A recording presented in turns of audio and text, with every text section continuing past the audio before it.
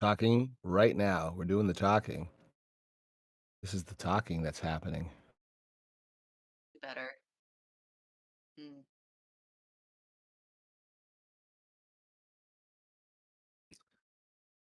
Okay. There you go. Okay, I just heard myself. I heard myself on the 20-second delay, and I'm not hearing any crackles. Yay.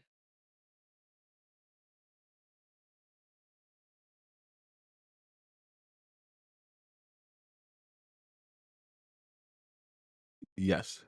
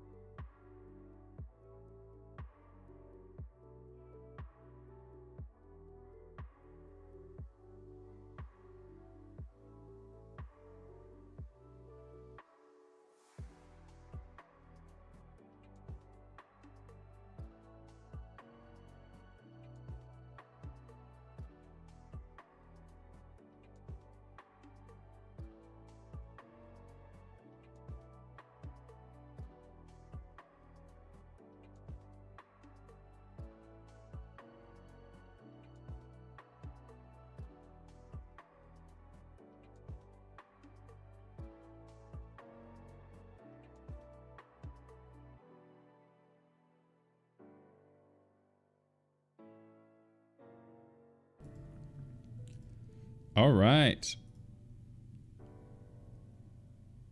We're live for realsies this time, and you guys should all be able to hear me. So, hello and welcome to the Tumor Talk 3-day live stream to support F Cancer. F Cancer, of course, an amazing charity that helps patients on all parts of their cancer journey from diagnosis through treatment and even life after cancer. They fund some amazing programs for caregivers and education for family members, as well as cancer prevention programs like HPV vaccines, which are absolutely amazing in preventing cancer, cervical cancer, head and neck cancers, penile cancers, anal cancers. Highly recommend getting your HPV vaccine if you haven't. It's FDA approved to age 45. Talk to your GP if that's right for you. And this morning we are going to be starting with just some coffee and some chats. I've got my F Cancer mug here. It's like a left-handed mug. Logo out, as you can see here, people.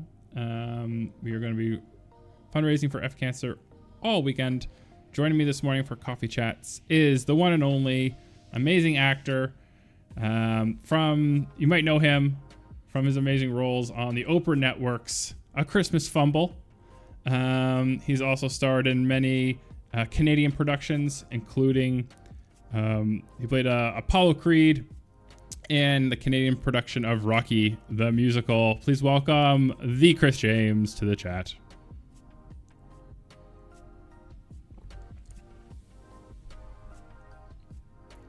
You are very welcome. I just noticed though that your audio might not be live. Can you speak again for me, Chris?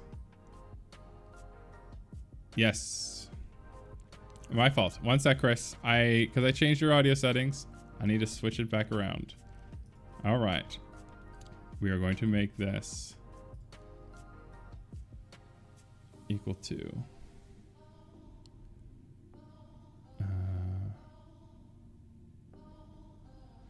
actually, I think you're on the same. No, yeah, you're on B3. All right, 1 second. I was going to move you to B3.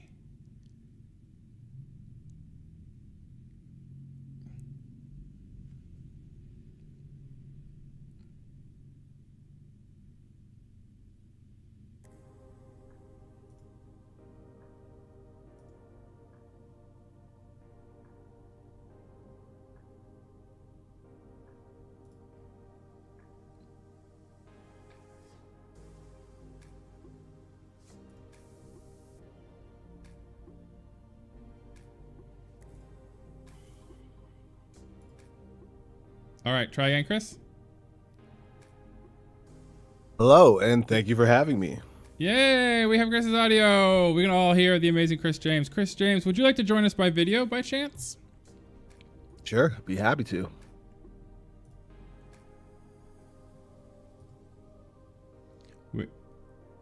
I will change your little lower third, of course.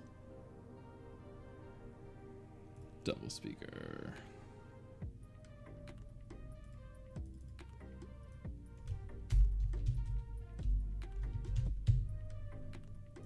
Welcome, welcome. Thank you for having me again. So what is life like this morning up in the T-Dot? Well, in Toronto, it's a beautiful day. Lots of construction, as always. And yeah, I'm just happy to be part of this live stream. I got my Tumor Talk shirt ready to go. Oh, I like that. I like that Tumor Talk, sporting those shirts.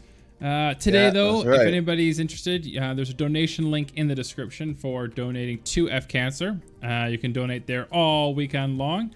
We do sell these shirts, and while I am giving all proceeds from these shirts to F Cancer for the month of September, more money will go to the cancer donation. If you just click the donate button, that button will get more of your money to the charity. But if you do want a cool Tumor Talk shirt, there is a link to the store also in the description. I am sporting my F Cancer shirt today, and this nice blue matches my eyes. Just saying. It's true, it does. You jest, but it does match your eyes. So what's going on in the world of medicine down there?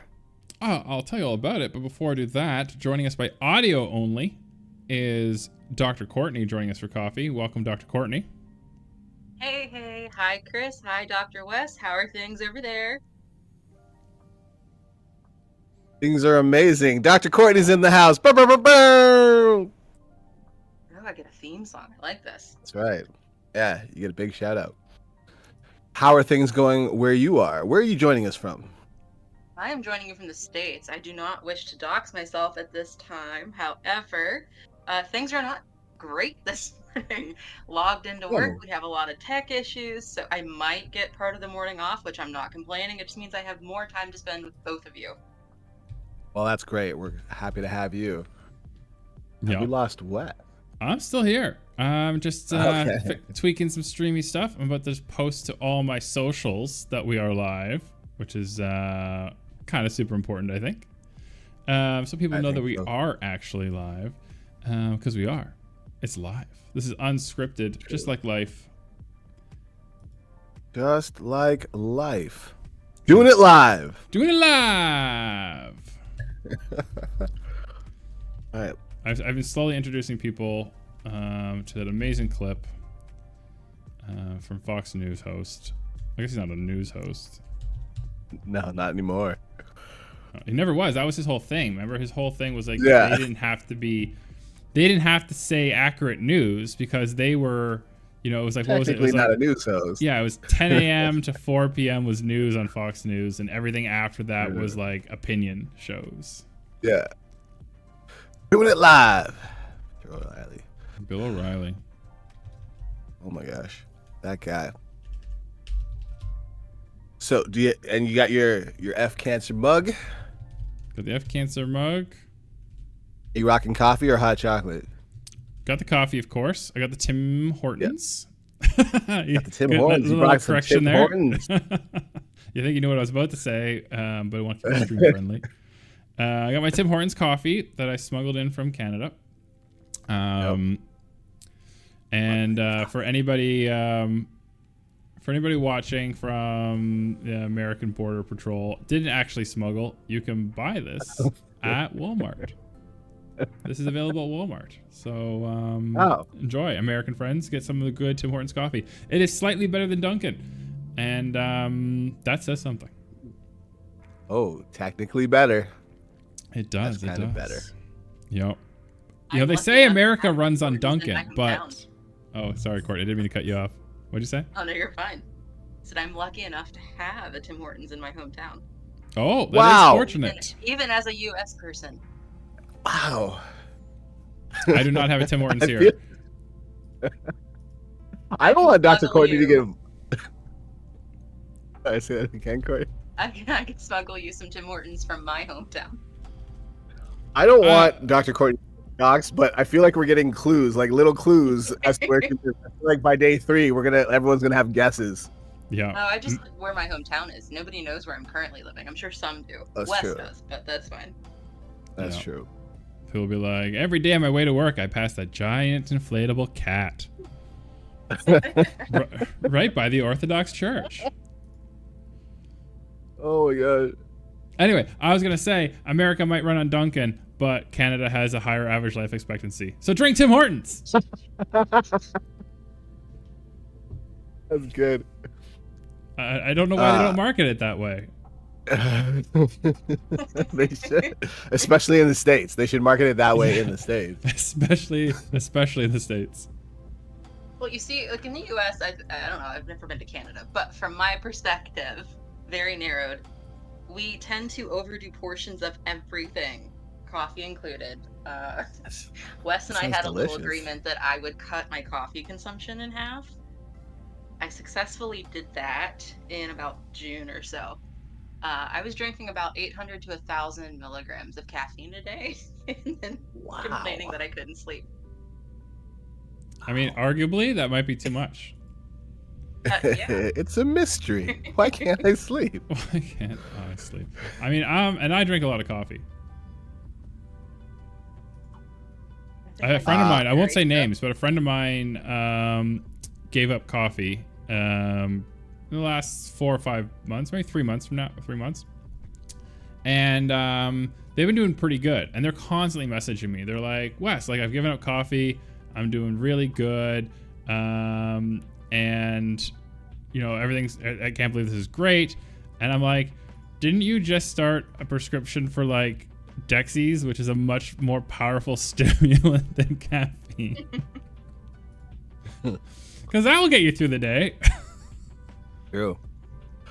I have never. I'm not medication shaming, guys. ADHD, real thing. Mental health, real thing. Get medicated. This is just the joke here is not that they are on medication for a mental thing. The joke is that they found it easy to quit a stimulant when they were put onto a greater stimulant. It's true.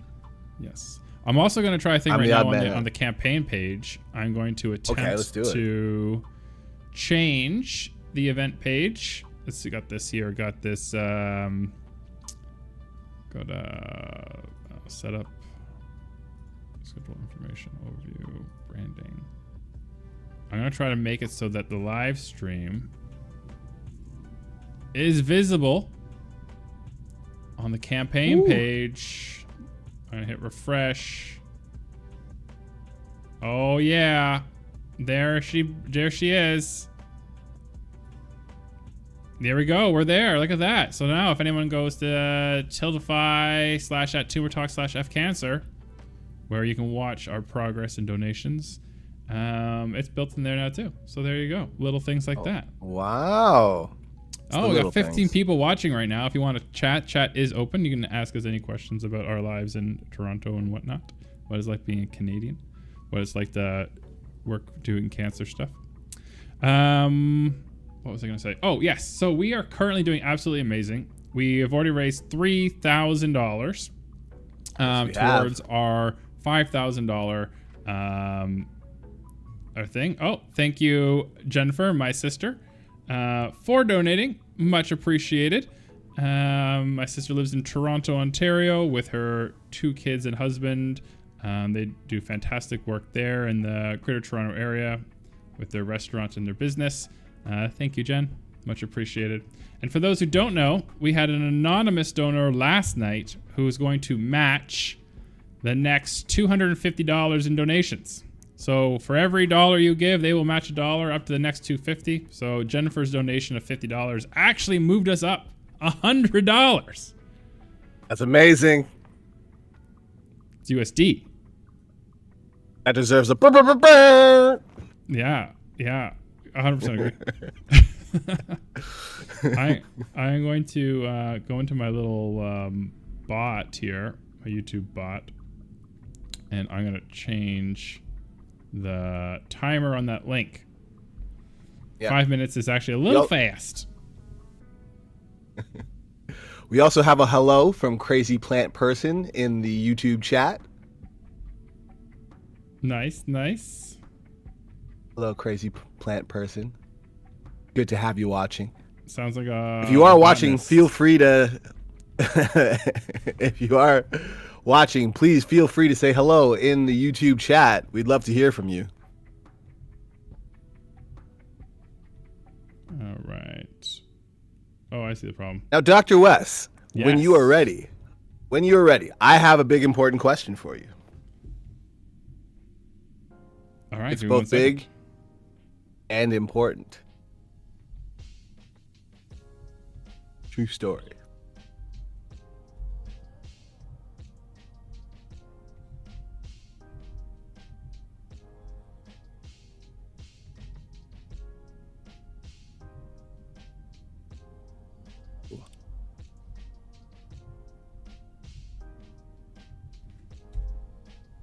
Just want to give a shout out to all the people living in the southern states. If you are experiencing the tropical storm that's currently being upgraded, we are hoping and praying that you are staying safe. Please be safe. That storm is no joke.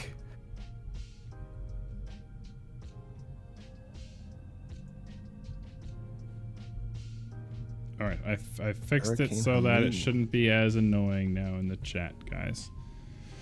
Cool. All right, what is your big important question, Chris James? Dr. Wes, my big important question for you is, why are we doing these this weekend of the F Cancer fundraiser? What spurred us to do this? Fantastic question. So for those who don't know, my name is Dr. Wes Wilson. I'm a tumor immunologist and cancer researcher at Penn Medicine. And one of the reasons I do what I do, and I've dedicated my life and sacrificed what I've sacrificed for crippling student debt, is because 1 in 3 people will get cancer in their lifetime here in the United States and Canada. That means if not you and me, then someone we know and love. And so this is a disease that impacts all of us. And this year, F Cancer reached out to me and said they're doing a series of fundraisers, different months with streaming, and they thought we might be a good fit since we already do our Sunday night Tumor Talk series every Sunday night, 8 p.m. EST on x.com/Wesley Wilson, x.com/Tumor Talk. And so we thought, yeah, this would be great. Every year we do pick a charity to help. In the past, we've done the American Cancer Society. The year before that, we did the Cancer Research Institute. We picked different charities. Sometimes our goals are more focused towards cancer research. Sometimes they're more focused towards patient care. And we try to divvy up where we support and where we do our charity work. We do always investigate the charities, so you know that money is being well spent. Because, of course, there's lots of charities out there that are collecting money, and not all the money always goes to where it says it's going to go, or it's loosely connected. I can tell you a story about a different charity that loosely connected some cancer money once, if you want. Yeah. All right. These are my interesting stories. So again, F Cancer is a good charity. Donate to F Cancer. Here's an example of a charity that not so good. So first, I'm not going to name them. This is not a name and shame situation.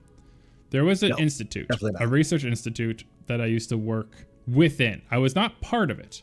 People need to know that different research institutes, sometimes they're their own things and they have their own labs, and sometimes research institutes have their own things and own labs, but they have like different floors in their their building of labs, and other people can come and rent those floors. And if you're renting a lab in that space, you don't count as one of their labs. You're just a tenant. You're just paying money and rent. Okay. So I was working for a university at the time, and they were renting 2 floors of this 10-floor research institute. So we were not part of them. But the institute was putting on a fundraiser for cancer, and they were raising all this money, and they ended up raising about $2 million. And they bought some machines for this money that can be used for cancer research. Although the institute itself, not a cancer research institute. In fact, the majority of their work is on other important diseases. This is not a whataboutism about different diseases. They do things like transplants. They do lots of eye and ocular research and eye health.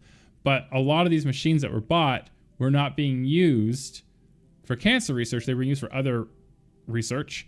And which is fine, except when you have all these cancer patients and all these cancer families doing these fundraisers, think they're raising money for cancer research when that's not what's happening, that's a little misleading. And the biggest thing this group ever did was they had a researcher. She was very, very talented. And she ended up not getting one of the grants that she was trying to apply for. So she was going to move from this cancer research institute to a different cancer research institute across the country where she could be employed, right? Because she didn't have the money to stay where she was. Right. And we just got a nice donation, $25 from Anonymous. Thank you so much. Legend. Yeah. Do you think it's the Anonymous? It could be the Anonymous. Oh my god. It could be. I'm like blushing right I'd now. be a little Watching? starstruck. Is Anonymous watching? Oh my god. Not in front of Anonymous. Oh my god. Oh my god. And again, that $25 was just matched with another $25. That's $50. Remember, we still have another $175 left of matching to go. So if any donations you guys make will be matched up until the next $200. So please do remember that. Your money's going even farther right now. So anyway, back to my story. So she was going to leave. She was going to go to another cancer research institute across the country. And so what this institute did is, of the $2 million they raised, donated again by cancer patients, by cancer patient families, they ended up taking $1 million of that, and they gave it to that cancer researcher. And so, which is fine, $1 million that you're supporting cancer research in that regard. There's nothing wrong with that inherently. But the way they brag about it is a little weird because, one, some of that money goes back to them because they're charging that researcher rent, right? So like they've taken this $1 million, they've given it to the researcher. The researcher is using that, pay their salary, their staff salary, but also pay the rent. So the money goes back to the institute, which is now making money directly off those donations. Ooh. But here's the thing. They justify it by saying that we invested $1 million into her, and then she won a big government grant for $5 million for cancer research. So we turned $1 million into $5 million. And that's how they said it on a podium in front of patients and donors, people who donated in front of them. They said this. The problem is, of course, is that $5 million grant from the government was always going to cancer research. It was never not going to cancer research. Wow. And so whether she won it at their institute or she won it where she was going to move to, that was always going to happen. So what they spent $1 million on was the basically bragging rights to say that they got a $5 million grant from the government. But that $5 million was always going to cancer research. Anyway, so that long story to say, not all charities are created equally, and we do research our charities, and F-Cancer is one of the good ones. So please do think about donating and helping patients around America with this. It's a really good cause. Wow. Yeah, very important to do the research to find out which charities are the good ones, or which charities are going to use your money the most responsibly and not at all shady. Right? Oh my God. Oh my goodness. Well, as I always like to say, there are 4 directions on this map, but you're only going one way. Is it due south? And it's due south. It's due south. And that brings us back to the States. And for those of you who don't know, I'm currently joining from Toronto, so I am currently north of where Dr. Wes is and Dr. Courtney. I am a little bit further north. I'm coming back down south, and I want to know what's going on in your neck of the woods. Dr. Wes, what's going on with you today? Today I'm doing a stream. I'm just doing this stream. For the next 3 days, we'll be right here raising money for F-Cancer. That's what I'm doing. Things in the city itself. I live in Philadelphia, Pennsylvania, and work at Penn Medicine, the Abramson Cancer Center. The election stuff's getting kind of cray. Oh, it is getting kind of gray. Before we get into that, I want to ask. Swing state. I want to ask. Well, yeah, the swing state. I want to ask, what can we expect from the rest of the stream? Oh, we got some great stuff. So today alone, we have 2 amazing special guests coming up. So do stick around. 1:30 p.m. We'll be talking with Dr. Bruce Levine, who was one of the first physicians ever to treat a patient with cellular therapy, CAR T-cell therapy, the cutting edge immunotherapy developed here in Philadelphia at Penn Medicine. At 3 p.m., for all you tech nuts and people into technology, we'll be joined by the one and only Amber Mack. She is a Sirius XM radio host and host of several Canadian TV shows and podcasts.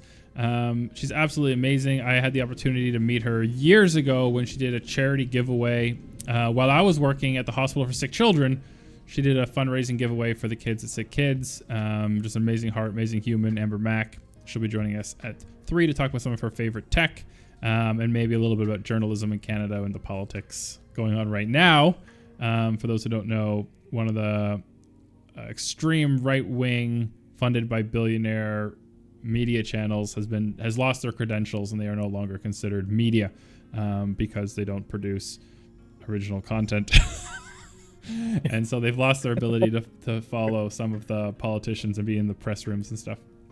So Amber Mack is a journalist in her own regard, so she's been following those stories as well.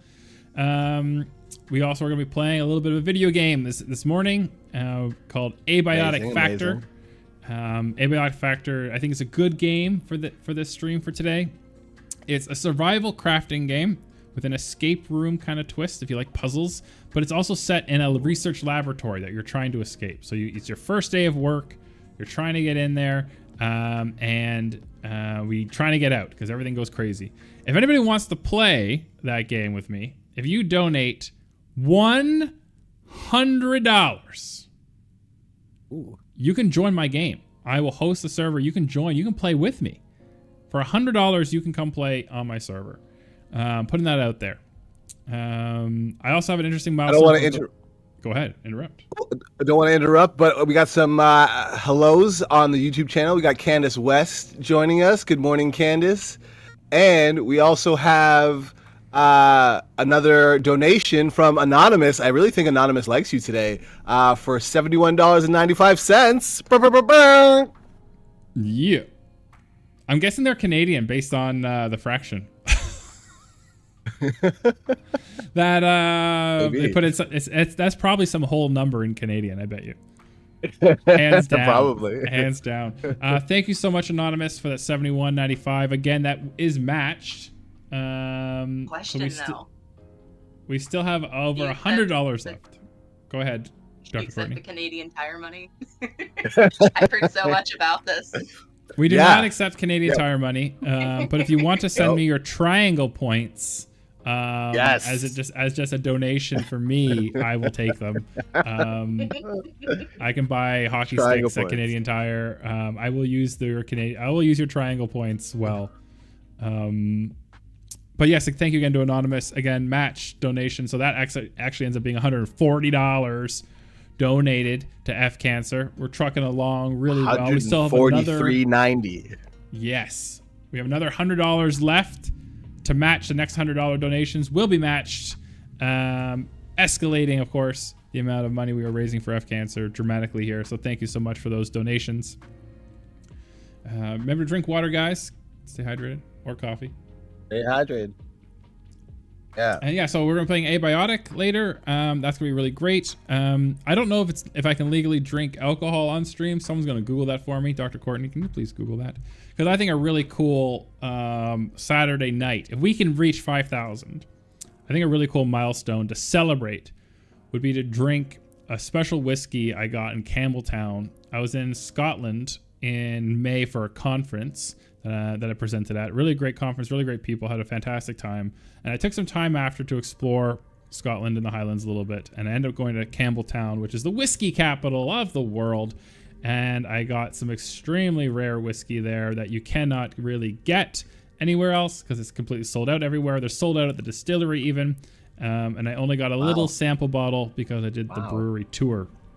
You couldn't even buy a bottle in the gift shop. They just can't keep it in stock.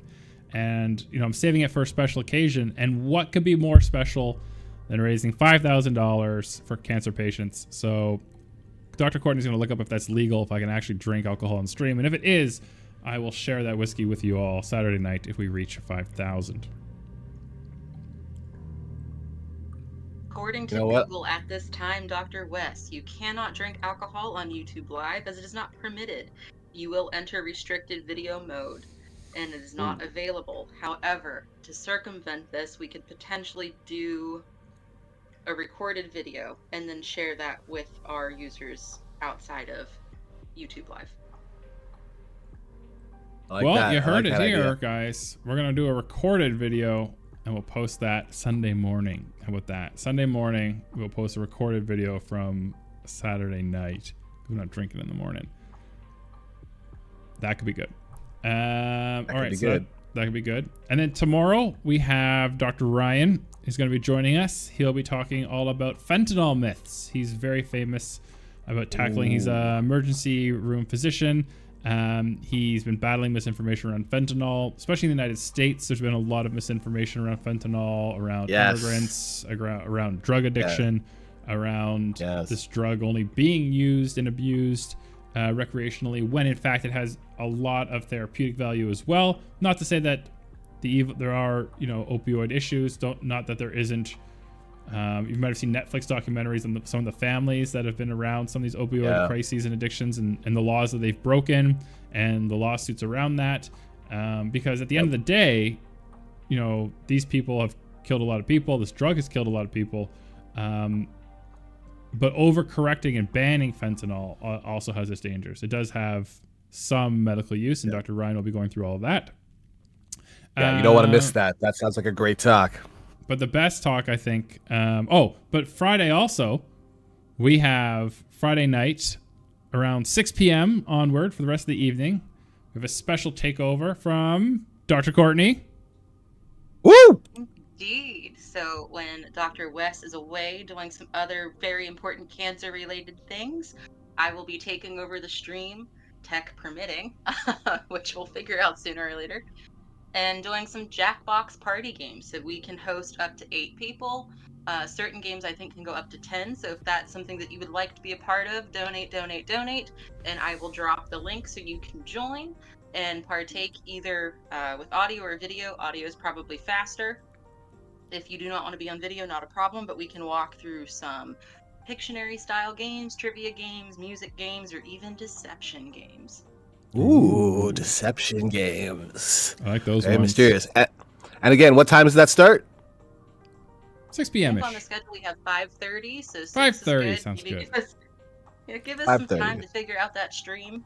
Yeah, And, we're gonna be doing a we'll get it going. handoff relay style. Like I'm gonna hand my stream key to Courtney, and she's just gonna like pick it up and then Yeah.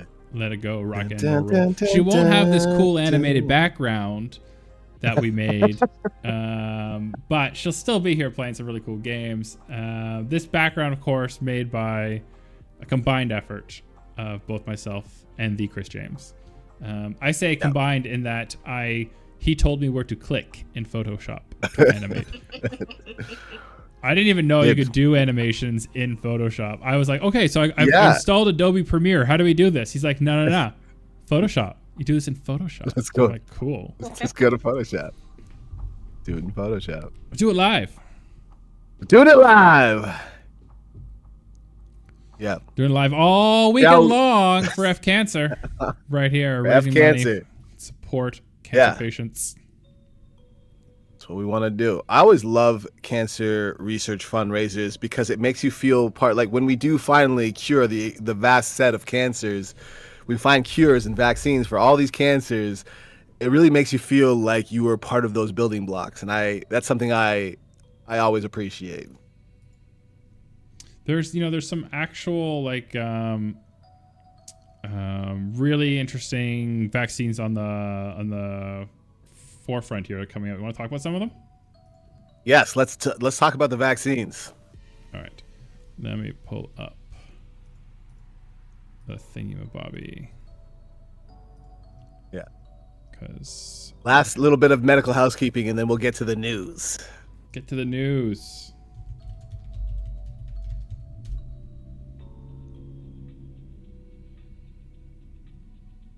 To the news. And we'll do it live. Doing it live. Guys, Candace just donated again. Thank you, Candace, for $100. Woo! Thank you, Candace. We appreciate you. Thank you so much. What a legend. What a legend. Legendary. I have coded this bot to be like, if anyone donates over this amount, call them a legend. And everyone's donating over $5. You're all legends this morning. We got a lot of legends. We got legends. The Tumor Talk Legends. That's what the team name's going to be, guys. We are the Tumor Talk Legends. And you're all legends. I don't know if that's a word used in America, but it's definitely a thing that's in Australia that I picked up while studying in Australia. Absolute legend. Absolute legend. We make the tagline, Tumor Talk, Legends Only. There you go. Oh, like the Legends that. Only podcast. Yes. Yeah. Thank you so much, Candace. We appreciate you. All right. Dr. West, we're almost at the $250 mark now. Oh, we're getting there. We're at $246.95. We're a couple dollars away from reaching that $250 goal that is going to be matched 2 times. So your $250 will be matched with $250, and it will make a total of $500. I wonder who it's going to be to put us over the edge. I'm very excited. This is exciting. It's exciting. Someone's asking something on Twitter, and I'm just sending them to how they can get an answer to their question by coming and chatting. Come and chat. Join Come and us. chat. I'll answer your question live. Is this on the Tumor Talk Twitter? My personal Twitter. Oh, okay. So I'm just going to that. Yeah. Or we're just calling it Twitter, right? We've all just agreed that nobody's calling this thing X, right? Well, for now, for this generation, until the next generation comes and doesn't know that Twitter existed. Sure. All right, so here's what we got, guys. I know, right? I agree with you, Chris. I think it's similar to the Rogers Center versus the Sky Dome. I think if you were an adult, if you were plus 18, and you lived in the Greater Toronto area, it'll be the Sky Dome for you. I think for anyone who is under 18 or outside of the Greater Toronto area, it's the Rogers Center. Yeah, absolutely, 100%. And so I got to read some of these I got to read some of these comments, though, from the live donations because we have not been fully giving it our attention. Some of these donations came with some really fun comments. So the second anonymous for $10 says, sooner or later, karma's going to track you down, Cancer, but in the meantime, F off. Nice. That's a good one. Yeah.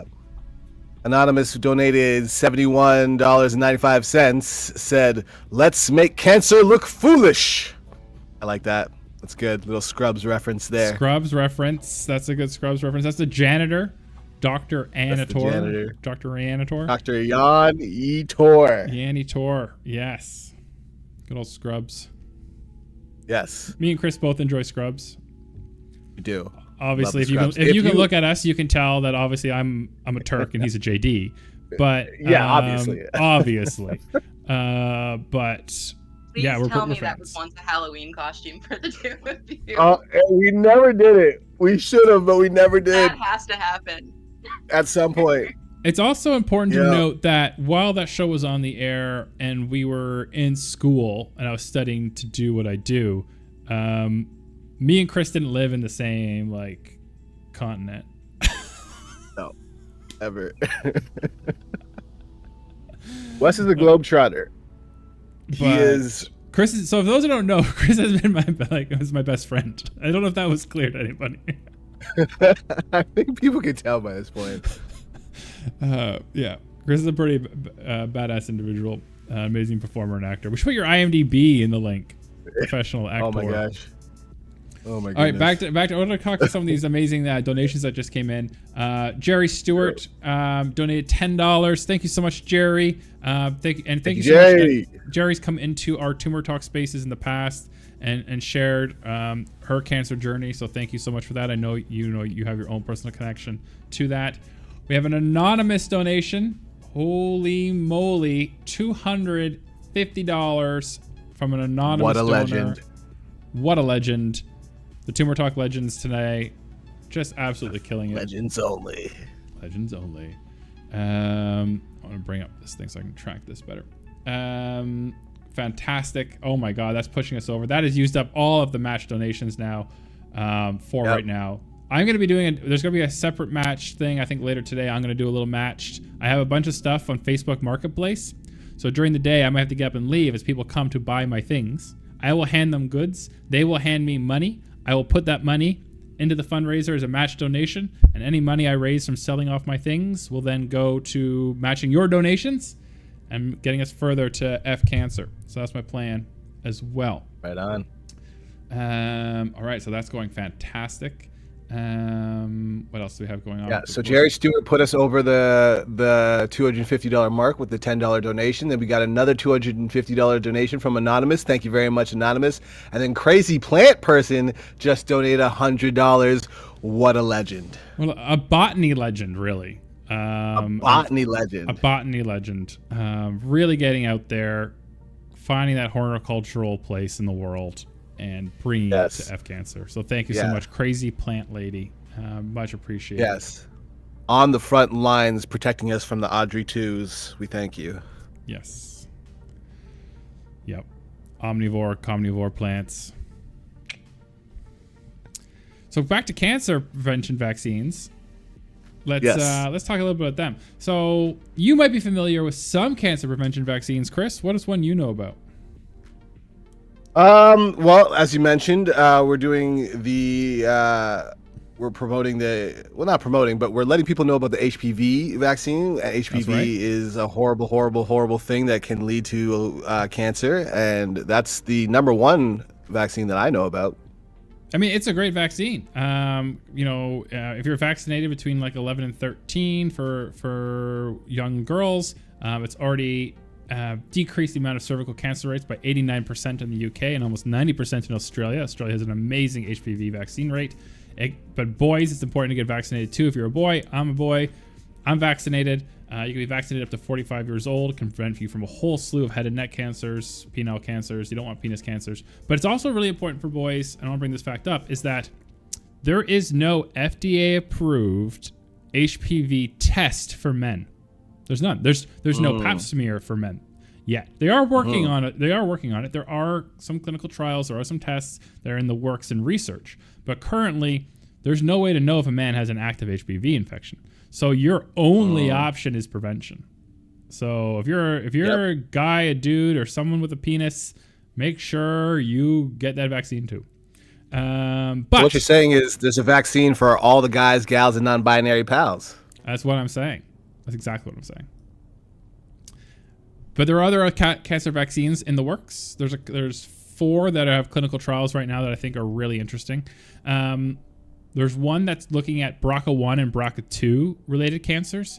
So people think BRCA1, they think, oh, that's breast cancer, right? So this is a breast cancer vaccine. And to that I tell you, no. BRCA1, BRCA2 does not always just increase your risk of breast cancer. It also increases your risk of ovarian and prostate cancer. So this vaccine will prevent breast cancer, well, BRCA1, BRCA2 mediated breast cancer, ovarian cancer, and prostate cancer. So that means if you have those mutations, man or woman, you can be in this clinical trial for this vaccine to prevent those 3 cancers. There's another vaccine in the works. Go ahead, Chris. Well, before you go on to the next one, yeah. You know what's great about that one is because there is a stigma. I know there's a stigma around breast cancer in cisgendered men that is often hard to talk about because of the stigma. And that's something that I've seen talked about in the cancer community, and having that vaccine is really going to help open up the conversation about that stigma. It definitely will. And it'll also help us pick up, if we vaccinate for that, especially in people at risk with BRCA1, BRCA2, it'll help pick up the gap of what we're currently lacking. So breast cancer in cis men is about, as an incidence level, is about 100 times less prevalent than in women. And that's in cis women. And that's because cis women, for one, have more breast tissue, right? More tissue is going to give you more chance of developing cancer. That's one component. There's other hormone-related things. There is certain hormones that can drive some of these cancers, but we won't get into that. But one of the reasons, which is interesting that I think people forget, is while it's only like 5% of all breast cancers are men, I have the 5 in the wrong spot. While it's less likely in men, they are 5 times more dangerous and deadly. And one of those reasons is all cancers, we're better at treating them if we catch them early, right? Your prognosis is always better the earlier you catch it. And for men are not taught to do self-breast exams. Men are not taught to look for those signs and symptoms like women are. And also because the pectoris muscle and less breast tissue to notice, and if it's just a hard muscle, we might not find it. So we end up finding it in men later when it's already metastasized. And so a vaccine to prevent it would help cover that knowledge gap in self-exams, screening, and in the difficulty in detecting and diagnosing breast cancer in men. And that would certainly save a lot of lives. But of course, bringing it back to women, breast cancer is the #1 cause of cancer in women globally.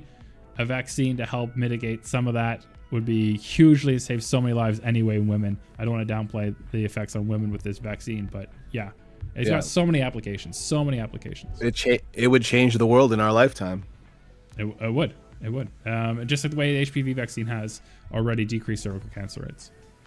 The second cancer vaccine is one for breast cancer again, but this is for triple negative breast cancer. Triple negative breast cancer is one of the most deadly breast cancers because the negative component to it, the triple negative, the HER negative, the estrogen negative, those are things we can target, right? We have drugs like Gleevec and Herceptin. These are targeted therapies to attack breast cancer. But if your cancer doesn't have those targets, then can't work, can it? And I'm just gonna put a little thing in the chat. Most legendary audio levels. I'm gonna take this time to shout out Jerry Stewart. We missed her comment in their comment in the chat. F cancer. You sign. I like that. Nice. Jerry Stewart. Thank you, Jerry Stewart. Whoever you are.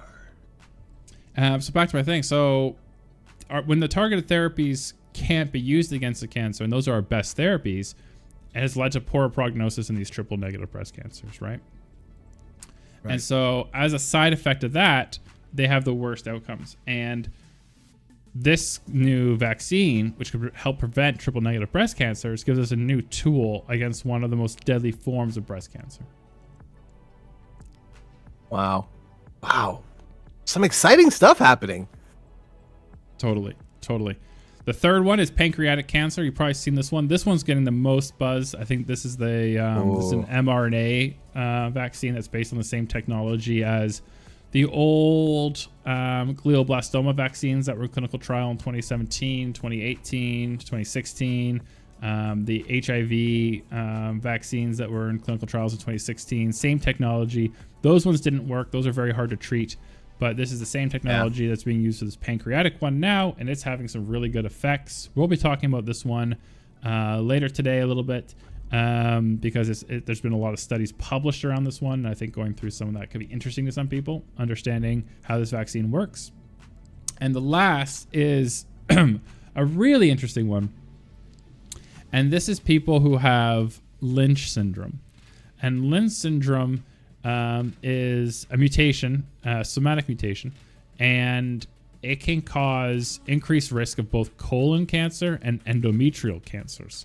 So this vaccine, which would be very beneficial to people with Lynch syndrome, could prevent them their whole lives from preventing these cancers. Because right now, these people have to be on steady treatments to maintain. They're always on the lookout, and they're always, having to maintain this stuff with medications and stuff. And now a vaccine could remove that. So a vaccine that could keep this in check would be a cure. This is not like, how people are like, big pharma only sells us Advil to maintain our symptoms and never attacks the root cause. This would be attacking the root cause. This would be getting the immune system to attack the root cause of this disease and essentially cure these patients. So it's massively exciting work on the ground. And we'll be talking about that one on Saturday. So tune in Saturday if you want to hear all about the Lynch syndrome vaccine to treat colon and endometrial cancers. That's amazing. It's going to be really good. Just taking a look at the chatty chats. Everything's looking good over there. Everything's looking great over there. Yeah. So I just want to shout out we're within $1,000 of our final goal. Thank you so much to everyone who has donated. We are at $4,041.95. It's really that 95 cents that's the important part. That currency conversion, I don't know. Yes, we are less than $1,000 away. So please keep donating, and also share the stream. Share the stream with your friends and family. You never know who this could help. Yep. Cancer impacts us all. Retweet it, post it on Facebook, post it on X, post it on Insta, post it on TikTok. Yeah. Dr. West, we have a question on the YouTube stream from Crazy Plant Person. How far away are we from a widespread rollout of some of these vaccines similar to that for the HPV vaccine? Fantastic question. I think for pancreatic, we could be within 2 to 3 years from kind of rollout to other countries outside of the United States, Canada, Australia, and the UK, and getting them further out. I think we could be within 2 to 3 years of the pancreatic cancer. For the colon and endometrial Lynch syndrome one, this would be a vaccine that would not be like the HPV vaccine, because the HPV vaccine, stops a specific virus, which is universally everywhere. I think there's over 250 strains of HPV. 44-ish are associated with cancer. And basically every healthy, I think it's 90% of every healthy adult in their lifetime will get one of the HPV viruses at some point. So universal rollout for HPV vaccines is super important. But for the Lynch syndrome one, you'd have to be diagnosed with Lynch syndrome to even think this would probably have any benefit. So that wouldn't be rolled out like HPV. It wouldn't be given to everybody in school. But hopefully something like that in the next 4 years could be available to everybody with Lynch syndrome. I think one of the interesting parts about this now is because Lynch syndrome is not nearly as common as getting the cold, the flu, or even HPV. So the clinical trials for Lynch syndrome, a lot of people who already have Lynch syndrome are getting into these trials. So that's kind of nice. At least in the United States, there's a lot of patients with Lynch syndrome that are able to get the vaccine already because they're part of the clinical trials. So that's really good. We talk about car therapy a lot, and like car therapy is very expensive, and I only deal with patients who are getting it through clinical trials where it's free. And so there's a lot of trials. So there's, a lot of patients are helped by clinical trials. The great question, crazy. And we'll be talking a little bit more about CAR later today with Dr. Bruce, correct? Dr. Bruce. So we'll be talking all about CAR, the history of cars, and all that good jazz. I want to say thank you to Candace because she's talking about her triangle rewards points. She used them to buy a coffee maker. And then instead of using cash to buy her coffee maker, she was able to give that cash as a donation to F Cancer. That's smart use of triangle points right there. Strategic. There you go. Strategic. She's seeing it from all the angles. Yes. Like a triangle angle is what I'm going with there. Thank you. Thank you so much for that. Okay, so before you get into some abiotic, because I know you got that coming up, shall we touch on the news? Let's touch on the news. What news would you like to touch on first? Let's touch on the news. Well, I mean, we can start with the big news, the most popular news, the 49 days away news, the elections coming up for everyone in the States, for everyone's listening in the States. So everyone's probably got a team by now. Hopefully everyone's got a team picked. You're either Team Trump or Team Kamala Harris. And I'm Team Edward. You know what astounds me is I think I'm just going to take this back to the debate. The debate was masterful for me. The way that Kamala Harris handled herself, she was strategic, she was poised, she was chopping up the conversation with nothing but facts. And every time Donald Trump tried to go away from, policy and substance, she said, let's turn the page. Let's stop attacking each other and turn the page and get back to substantively what we're going to do for the country. And I thought that was amazing. And I've been looking at some of her plans, and I really do believe that things could get better under Kamala Harris presidency. I think they could. I mean, I think a lot of people, the criticism. Listen, there's a lot of terrible racism criticism against Kamala right now, and I'm going to call her Harris because we call Trump Trump. We don't call him Don, right? So I'm going to call her Harris and call Trump Trump. Call her Harris. Call her Harris. We'll call her Harris. And so I think what policies we've seen from Harris look really interesting. I think they'll definitely move America into the right direction. I think there's always the understanding that working within the American government system and having three branches of checks and balances means that the president can't just unilaterally do a thing. And I think we saw that with Obama and the Affordable Care Act. The version of the Affordable Care Act that we got was a grossly butchered up version of the original policy. So a lot of the failures of that system ended up being other people chopping it up and adding weird things to it. And so I think Harris, I think some of the policies look good. I don't know how much of them they're going to be able to pull off if they don't control the House and the Senate. True. But I'm inspired by that bit, especially against Trump, who hasn't really shown any policies that make any sense. And then the policies he has shown have been... No, he has concepts of a plan. He has concepts of a plan. The concepts of a plan. But like the policies he's put out have been, people, experts in those fields have said that'll be bad for the economy. That's not how immigration works. There's no way to fund that. He was going to, his tariff thing. His whole concept of tariffs makes no sense. He doesn't understand how tariffs work. He's talking about putting on tariffs. No. He doesn't get that these tariffs are going to be paid for by the American people. That these companies selling these products that are not, there's no American version of them. They have to be imported. The company doesn't pay for that. The other country doesn't pay for that. The American consumer pays for that. And so that's just going to jack up the price for everything for Americans who are already struggling. And so that's a real pain in the ass. But I think you touched on something very important too, that a lot of people seem to forget, that it's not, the president isn't someone that has unilateral power to just make change in an instant. It's not like waving a magic wand and saying, I'm deciding that this problem will be over with this plan. It's got to go through policy. It's got to go through the House. It's got to go through the Senate. There's so many checks and balances and so many procedural things that, an idea has to go through. And I think that's important to remember, not only the person in charge, but the systems in place to bring about change. I think you touched on, and that was a really smart thing to remember. Yeah, and one thing which, again, ignoring all the racism around Harris for a second, a lot of the claims that are garbage, because I don't think there's any point in talking about all the garbage that some of the GOP and Republicans and right-wingers are saying about her, because there's no point in debunking garbage. But one thing people say is, oh, if Harris believes in all these things and she wants to do all these things, how come Harris hasn't done them? She's been in power for 4 years.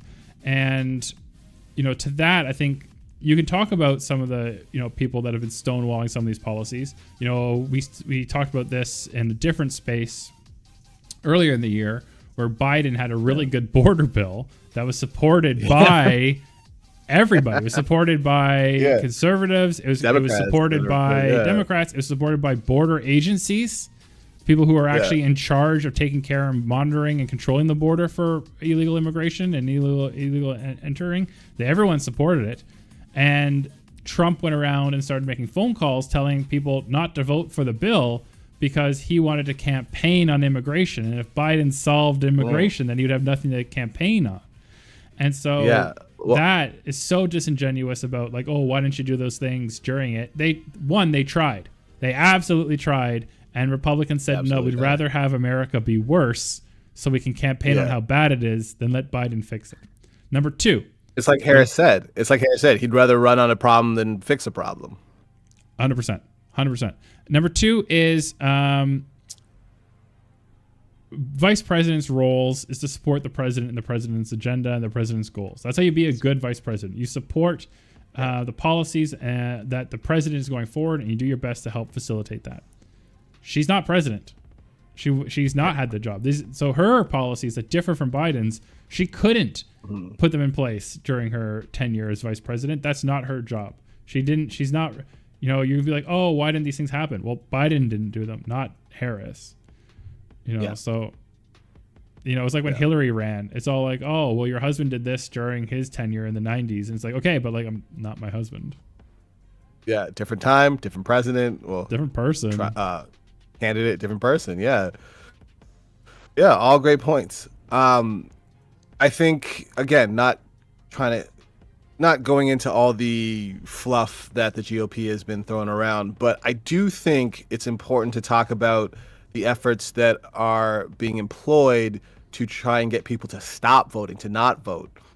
And that's very scary right now. All the last minute ditch efforts to get people to get people to only be able to vote if they have a certain kind of ID. Redlining is still last minute redlining. I think in Georgia right now, there's this push. I don't know if it was Georgia or I'm pretty sure it was Georgia, that there was this Republican representative that is now refusing to certify results, and they're testing this out in different places. A couple of Republicans are testing this out in different places, refusing to certify results to cause confusion, and to say that our election results aren't really reliable, and trying to pave the way for that kind of confusion when it comes to the presidential election, to cause that confusion, to say our results aren't reliable. And if conservatives don't like the result, they have this thing to point at. They're putting in built-in obsolescence into the elections. Georgia just passed the bill, and it's getting a lot of pushback that they're going to have to hand count the votes, and we're talking about 11 million votes. That's not something you can do on election night. No, there's a lot of. I saw that. Yeah, I don't understand, and there's a lot of pushback, and hopefully it can get undone before the election. But honestly, I don't understand how you can get that passed in the first place. I don't understand how that you can think that this is a good idea to put in some built-in obsolescence into the counting and voting process, and everyone's seeing it in real time and everyone's saying this is a horrible idea and try and stick to your guns all the way up into election time. That is really scary to me. It's, it's one of those things where this alternate reality, some people just aren't living in observable reality. And the idea that elections have to be decided that night, the same day and night of election day, that's just never really been the case, right? Like in the past, before we had fast internet speeds, when we're still doing letters, people had to carry ballots and mail things across, taking mules across the states. It took days, it took months to finally figure out who officially won these things. And it always took days before, even before that. And sometimes what ends up happening, where things get decided on the election night and whatnot, it's because the amount of people will declare and call states because the amount of votes that haven't been counted aren't enough to switch the verdict, right? We know that military people who serve in the military overseas, their ballots are all mailed in. They're not counted until they don't start counted to the day of, until after, and every vote counts, right? So you got to count those votes, and that takes time. But again, some states can be called early if the first 5 million votes in all vote for one person and there's only 1 million votes left, and even if all 1 million are voted for the other person, doesn't change anything, then you can call it. Also, nominees for president can what's the word I'm looking for, Chris, where they just not give up, but they concede. And then we saw that with Bush v. Gore, right? We never even finished that count. Florida, we don't really even know what the recount in Florida, nothing ever really got settled with that. But, to bring the country together, Gore conceded the election before all the votes were counted. And so that can happen too, and you get a verdict. So that's always a thing. But people have been recently, in the last 5 years, have seen more and more legislation in Canada and the United States that is both at odds with how the reality of the world works, and or does nothing. Like people signing laws that ban a thing that was never allowed anyway. And it's all theater. And recently we saw laws in the United States passed banning the use of masks, respirators, in public areas. And under the guise that protesters are wearing masks to disguise their identity and making it hard to find out who these protesters are. But the reality is that immunocompromised individuals need to wear masks in public places to protect themselves from respiratory infections. Cancer patients are immunocompromised. They're twice as likely to get SARS-2 than the regular population. They're statistically more likely to have complications like hospitalization and death. You need to get off this. Are you talking to your cat, Courtney? Yeah, he unmuted everything. Awesome. Cats are great. Sorry, guys. And that's Dr. Courtney and her cat, everybody, for those just joining in. Yep. And so these people need to wear masks. And not only that, in the States, a lot of people were told to wear masks in public because of last year's summer with the Canadian wildfires blowing very hazardous ash and smoke into the cities. The skies in New York City were red. It was like a post-apocalyptic. New York. Yeah, sorry. We just smoke up here, I guess. It's a smoking room. And what were they telling people to do? To wear respirators, wear masks. But now there's areas where that would be illegal to protect yourself and your lungs. And that is so removed from reality and evidence and so dumb. And a lot of these laws around voter suppression and stuff like that also make no sense. They're not based in reality. And that's a shame. Yeah. A lot of people. I think I look at the voting system for United States, and I look at the voting system for Canada. I mean, we have early voting. In Canada, when we vote, I've never spent more than 7 minutes voting. I go to my local polling place. I'm waiting in line for about 5 minutes. I take 2 minutes to vote, and then I'm out. And when I hear about the full day lines in America, we have to wait in line for 6, 7, 8 hours just to vote. It's astounding to me. It's astounding. It's culture shock. It's a bit of culture shock. Have you seen one of those lineups? I have. Philadelphia, is very prides itself on its voting. It was Pennsylvania was a swing state in the Biden versus Trump election, and Philadelphia went blue. No, I keep the colors mixed up because in Canada, red is liberal. In America, red is Republican. All right, Yes. It went Democratic. Pennsylvania went Democratic because of Philadelphia. A lot of the rural communities are Trump supporters. If you go, it doesn't take long out of Philadelphia to see the Trump signs, and so a lot of the state is blue. But obviously, population matters because there's more people in the cities, and so things like Pittsburgh and Philly matter. And Philly, really kind of won it for Biden, and swung the state, and the state swung the election, and so that I did see the lines. People were very motivated to vote in the last election because after 4 years of Trump, things were getting really, really bad, and I think people forget how bad things were getting, and they risked. They're out there in the lines. They're wearing their masks. They're trying to vote, and I think it was very, very interesting to watch. In Canada, I've never had to wait more than 25 minutes to vote. Sometimes I've been as fast as Chris. I've shown up. There's a school near where my parents live, and they do voting out of the gymnasium. And I've just rocked up. I was like, walked in, walked out 5 minutes, maybe, if that, 2 or 3 minutes. And I think one time Depends if you go on the early day. If you go on the early day, it's really quick. If you go on, I went on the day of once. I went on the day of once. It's 5 minutes. 5 minutes, easy. And then one year I went, and I think I waited like 20 minutes in line, and then 5 minutes to actually vote. But that's the longest I've ever done, and I only ever vote on the day of because my schedules are always so crazy. I forget.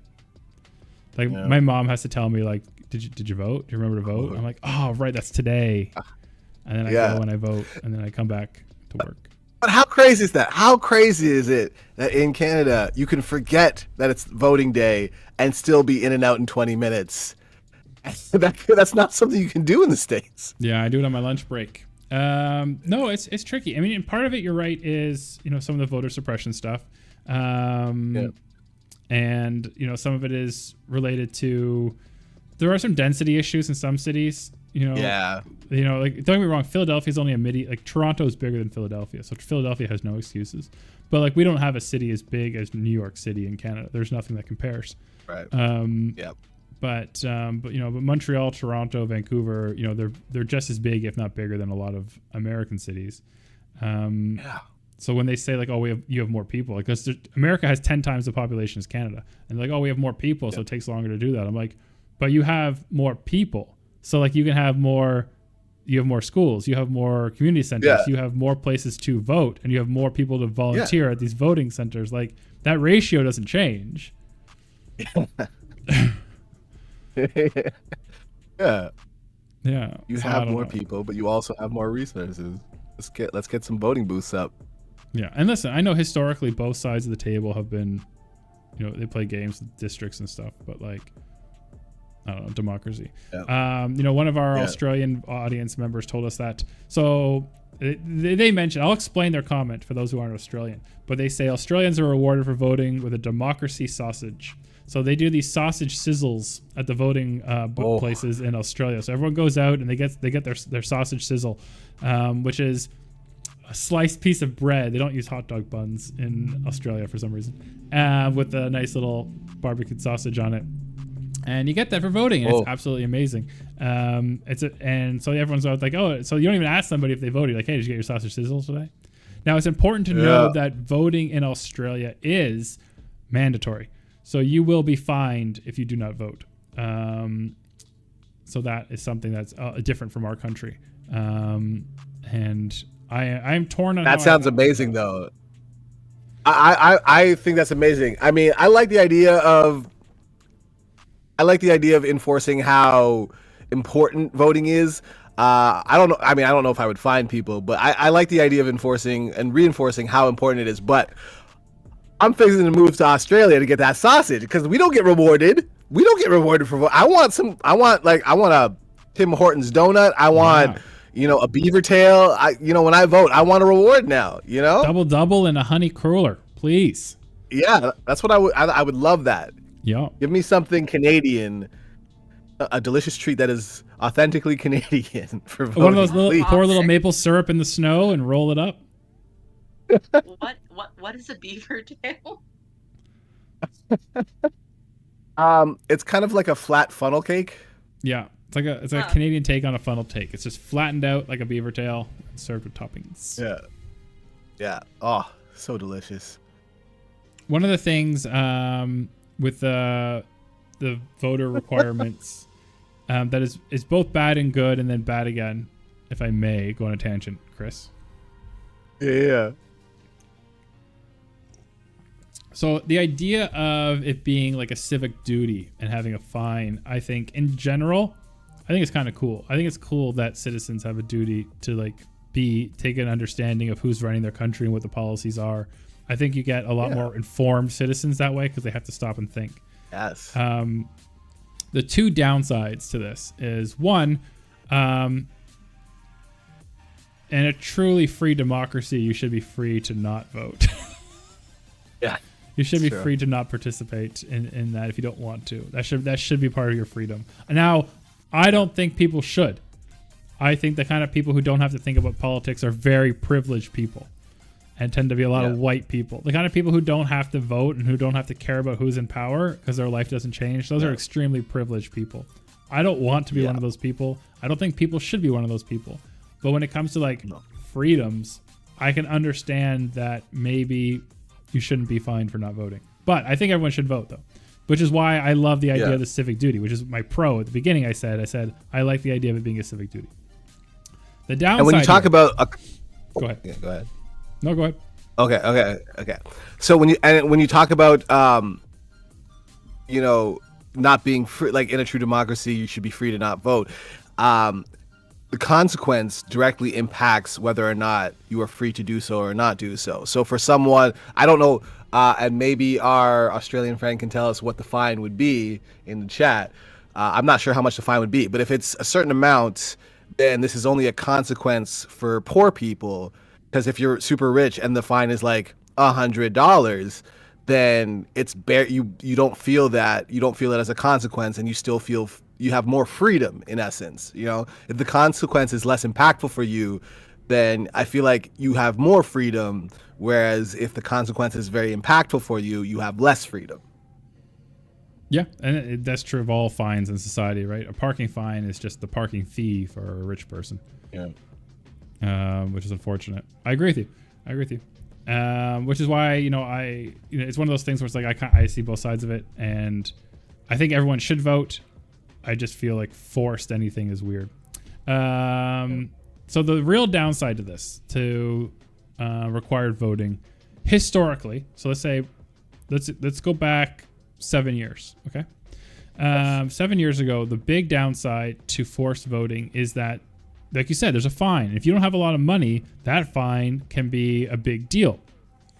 You do not get fined, and you are not required to vote under the law until you register to vote. But once you're registered essentially for life. So that means when young Australians turn age of voting, let's say it's 18. I can't remember what it is in Australia. In Canada, it's 18. I assume it's 18 in Australia. When you turn 18, if you don't register, then if you don't vote, you don't get fined because you're not registered. Crazy Plant Lady says the fines range from $20 to $160-ish. That's a big range. Yeah. So from state to state.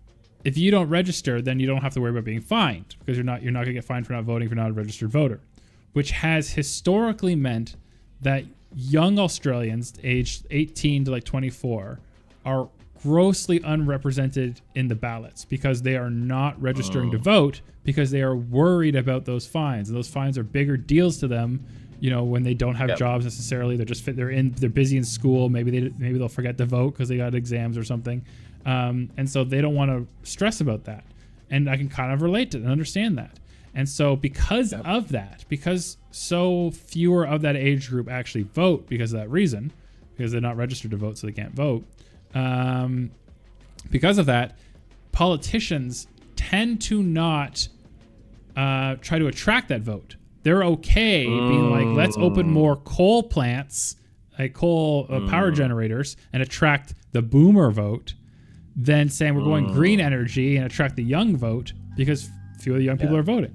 Now, this horribly backfired for their government a couple of years ago So around 2016, 2017, I can't remember the exact year, the Australian government ran a Plusable to decide on gay marriage. Basically, even though 89% of Australians supported gay marriage, no politician wanted to vote for it because they were worried that their right-wing constituents might vote them out of power. So they said, you know what?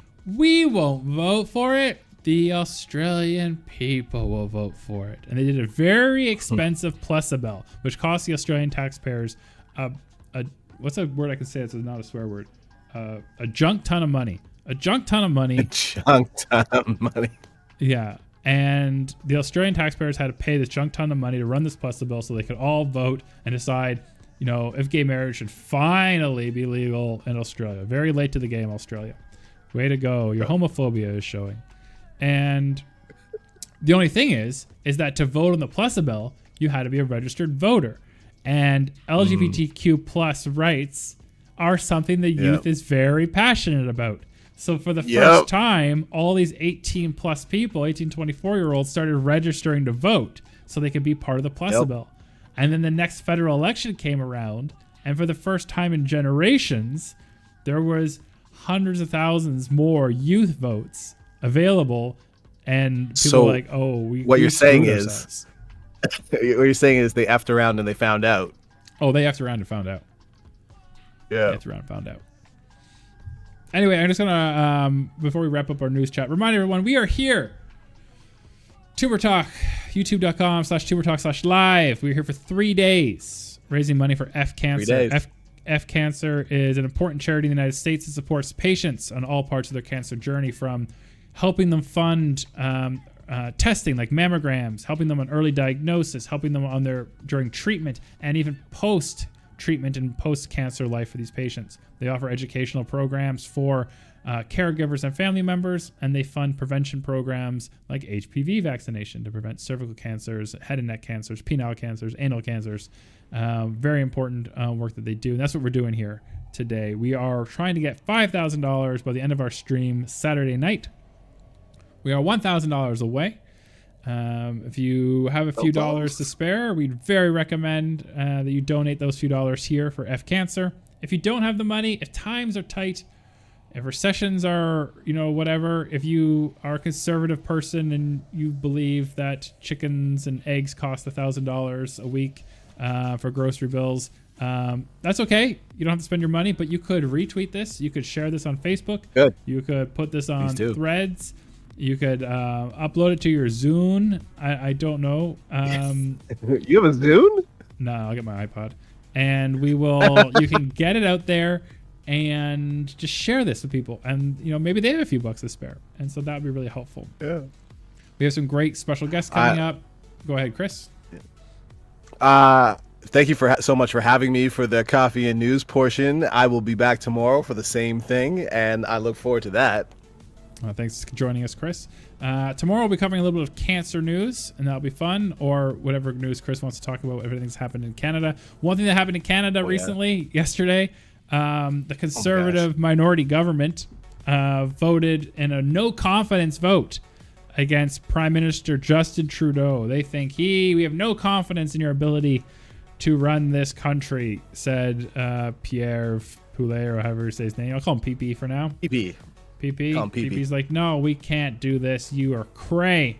And they put it to a vote. And the Canadian politicians of all political parties, the Green Party, the Bloc Québécois, the NDP, and of course Justin Trudeau's Liberals, they all voted their thoughts on, is Justin still a capable leader, or should we change leadership? And they all voted, we're good with Justin. Justin's doing a good job. Yeah. Every it's party. Trudeau. It's Trudeau. It's Trudeau. And the Conservatives are now all whining that all the Canadians of the country are holding back progress, forgetting that they are Canadians and that these are the voices of Canadians, and these are democratically elected people, and they all voted in a democratic process, and they are upset with the outcomes, and they think it's all terrible and that we are tearing Canada apart, when in fact these parties actually voted to actually keep things together. But cool story, bro. I think it was the Colbert appearance that helped them. I don't know if it helped him, but it certainly, I don't think it hurt him. I saw I somebody don't think on I one of heard those, what's that big one called? Truth, not Rebel Media, like Truth Canada Global Media. I don't know, the one that's funded by that. It's funded by a company who the owner of that company has a different media company that PP is actually directly hired to do media consulting. Like the whole thing's super corrupt. Anyway, they had a guy in Ottawa on the street just shouting at Trudeau. They follow Trudeau around, they shout at him, and then they film it and they say like, "Look, Canadians can't stand Trudeau," and it's just their guy shouting at Trudeau. Anyway, so they posted this video on Twitter being like, "Look, Trudeau can't go anywhere without Canadians telling him that like they hate him," and so it's like their guy shouting on a megaphone about Trudeau and saying a bunch of weird stuff that makes no sense. No sense at all, some of the claims, but they sound nice. And while they're filming him, you know, and the caption says like Trudeau can't go anywhere without being hated, Trudeau's walking down the street with his son. A family comes up to him, asks for a photo. They pose, they take a photo. It's all in the video. It's like your caption says nobody can stand Trudeau, and your video is showing fans of Trudeau asking for a photo. Yeah. Like it's like, oh, I'm not saying he's Just don't pay attention. I'm not saying he's overwhelmingly loved or anything. Like there's lots of Trudeau policies I disagree with. I disagree with Trudeau's oil pipeline things. I don't agree with Trudeau and everything. But like, I voted NDP in the past. Like I haven't always voted Liberal. But like, yeah, it's just funny that their own video evidence is wrong. I pointed this out in the tweet, and somebody said that of course they love him. Because they're immigrants and that's why. And I'm all like, first of all, your racism showing, because We gotta tuck it back in. Just gotta tuck it back in. Yeah, there's no way to know those are immigrants in that video. Did you go up to them and be like, "Hey, where were you born?" Like, I looked at the video; they looked like they were natural-born Canadians to me. But I don't know. What does an immigrant look like to you? What does that look like? What do they look like? It's because they weren't wearing their long form birth certificate on their sleeve. That's why. Yeah, you have listen, guys. You have to always know where your long form birth certificate is. I don't know if you know this, but clearly the Conservative Party wants to make us like Germany and show us your papers. And you have to get some of those clingy, clangy ones. You make them out of jam and tin cans for the counterfeits. A little clingy, a little clangy, but they'll do. Yeah, a little bit. Yeah. A little bit. All right, Siege, so I need to let you go do your job and do your work. I got to go do my work and my jobs. Have fun with Abiotic, and I will see you tomorrow. See you tomorrow. Thanks again for joining us, Chris. No problem. Hi, Chris. All right, Dr. Courtney, how are you looking for your day? Are you still with us? Do you want to do some chats? I am still with you until 11. I have a meeting. That should only take about 15, and then I can come back until 1. Nice, nice. So we can chat for a bit, or I can start switching to some Abiotic Factor and play some video games, which I don't mind spending my day. I do need to refill my coffee cup. A little bit. Yeah, I can hold down the fort. They won't see me, but hi everyone. They won't Good morning. I'll switch to our BRB screen while I refill my coffee. I just want to make sure the audio for you is going to be on. Speak first, Courtney. Hello, hello. There you go. All right. So your audio's on. They will be able to hear you. I, though, will be going to get coffee. I'll BRB. Perfect.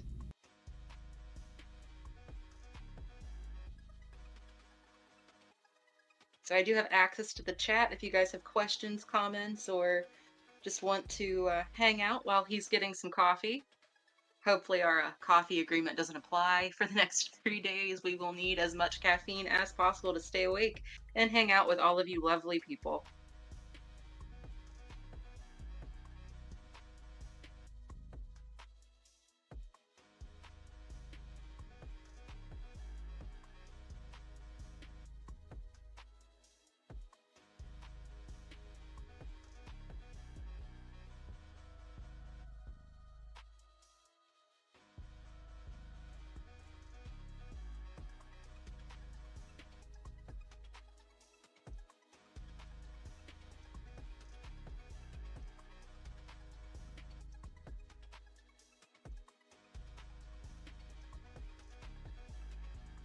For the 6 of you still watching, are there any news topics that you care to touch upon tomorrow? I will drop that note for Chris for those topics at that time.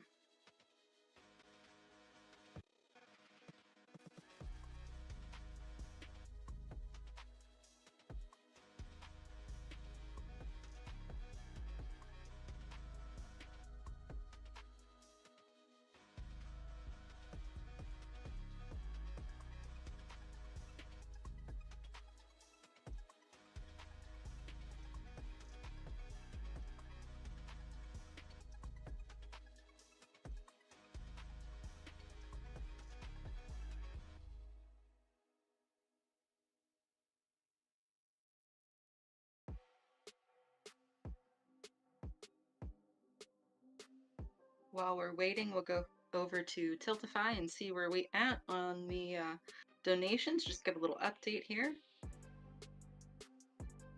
Yep, and we're still holding steady at $4,041.95. So thank you all who have donated this morning, and we'll continue to keep a lookout.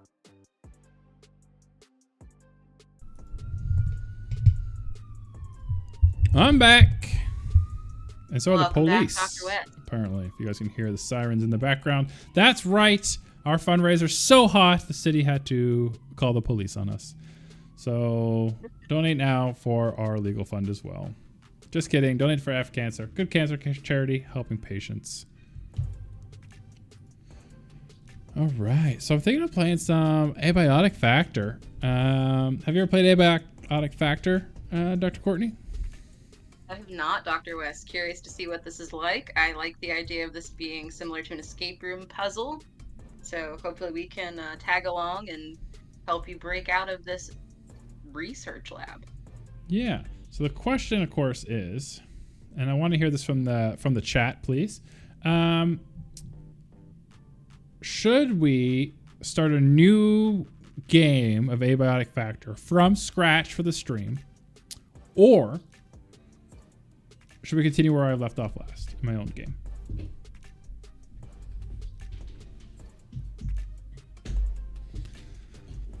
Let's see what you're saying, chat. Let's see what we got. Whoopsies.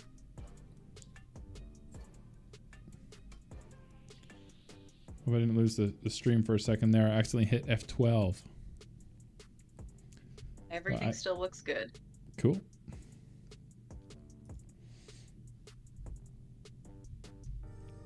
All right. Switch to live chat. Apparently chat has no preference about what I do. Courtney, what do you think? I mean, I'm partial just to start from the beginning. I'd like to see the setup, but whatever is faster for you, we can always... Oh, hey, we do have someone, Crazy Plant Person, still with us, and they prefer a new game as well. Well, I mean, they did make a nice donation, so I think that means I think it's new game then. Awesome. All right, new game it is. Open up the Steam. Play.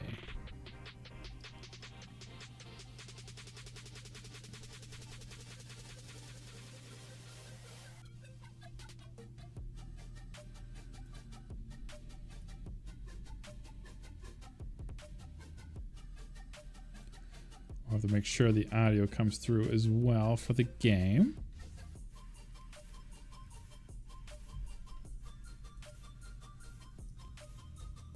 And by the way, all the music that'll be played and listened to on the stream today is either royalty free from our Stream Beats partner or friends and family who've made and released music over the years. We have Sandra Boza's music, sandraboza.com. You can check her out.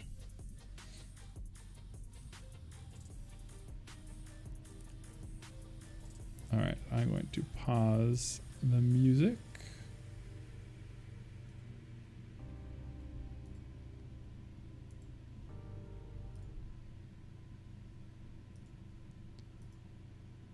All right. And we are going to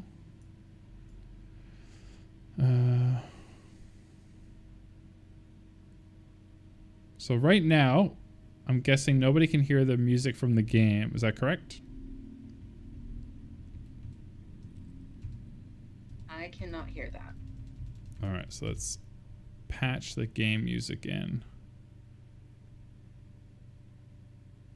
Abiotic Factor. All right, so let's patch this through to where the music was. That was B1.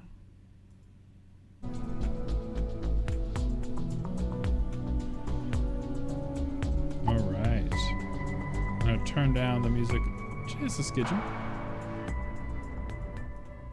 so you guys can Actually, I'll turn down here.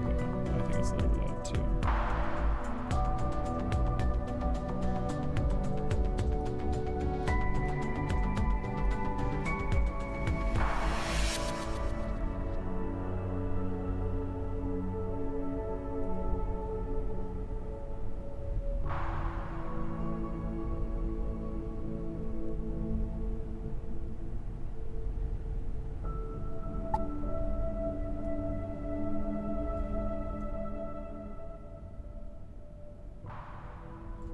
All right, how's that, everybody? Can you guys hear me and the game all right?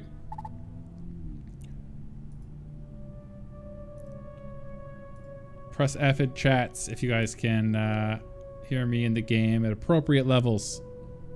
If the game's too loud or too quiet.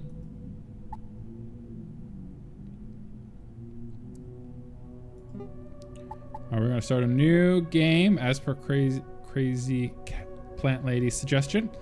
All right, we're gonna call this F Cancer exclamation point. We can't do exclamation points. That's developers changed that. This is feedback for your early access game. If I'm really excited about a game, I want to be able to do that. We will not do single player only. For $100 US, you can join the game. Max player 6. I will set a password. I'm going to switch my screen so you can't see the password.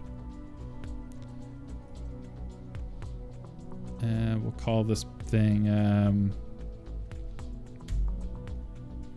what's a good name that no one will guess? Surely no one will guess that.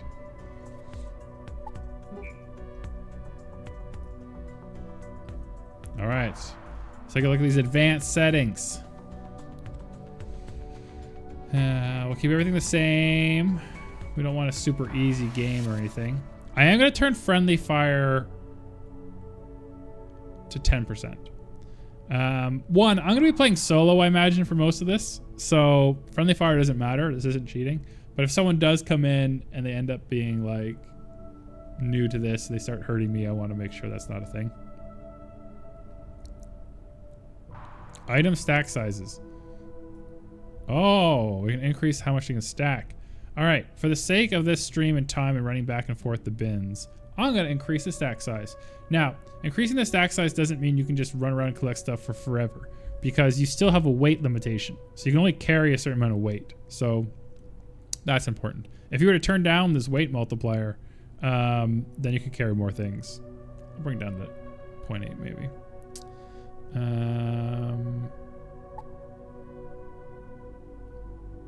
Cool. All right. Simple loot respawning. Resources will spontaneously respawn around the facility.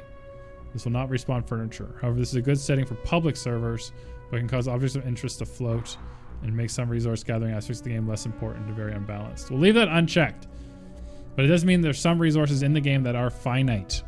There's only a certain amount of them. All right. Difficulty normal, I think, is fine. Oh, apocalyptic. No, normal. It's important to know I've never gotten past... I have played this game before, but I've never gotten past essentially the second room. I've solved the first thing where you have to craft like a power converter to get out of the first area. I have never gotten past that. All right, we're going to go... So there's all these different jobs that are available. Lab assistant. One sec, my camera's gonna fail for a second, guys, but it'll come back. Lab assistant, epimedical bioanatomist, transkinetic researcher, and they come with different things. So you can see this person starts with more blunt melee, strength, sprinting, and you get some points to start with. And depending on how much bonuses you get, you kind of can, you have less or more starting points to put to other things, other skills. Cooking is an interesting one. So this is your somatic gastroenterologist. You can't start cooking stews and soups until you have +3 cooking. So that's something to keep in mind. But one of the things is that all of these skills, like throwing things, crafting, sneaking, reloading, you gain points in these just by doing them in the game. So from that perspective, I am not going to take any of them. I'm going to be a summer intern, and I'm going to have more points to start with. And with more points to start with, I can pick traits that are not XP points that you can't get in the game. And one of them that I'm going to take is Fanny Pack. This gives me an extra 2 slots of things to hold. And as you'll see, especially in the early game, this is going to be really important. So I'm going to grab that. What else do I want to get? We got Decathlon. There's XP gain. Working at night. Cooking faster. Sneaking. Thick-skinned.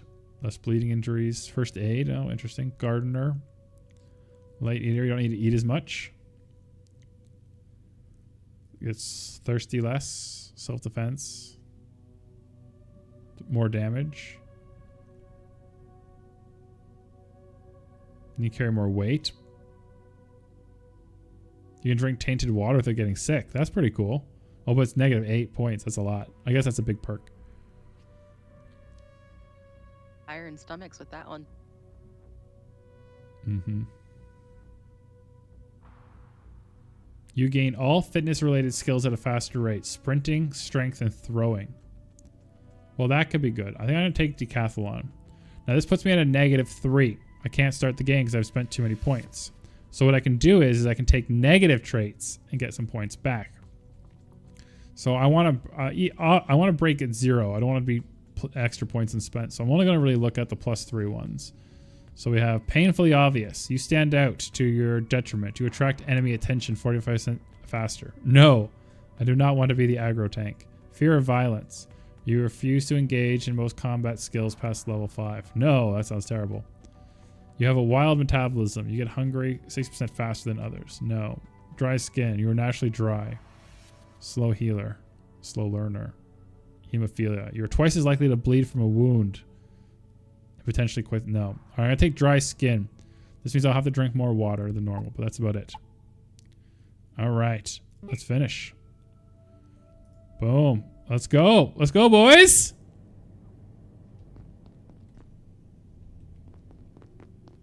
I don't think we've...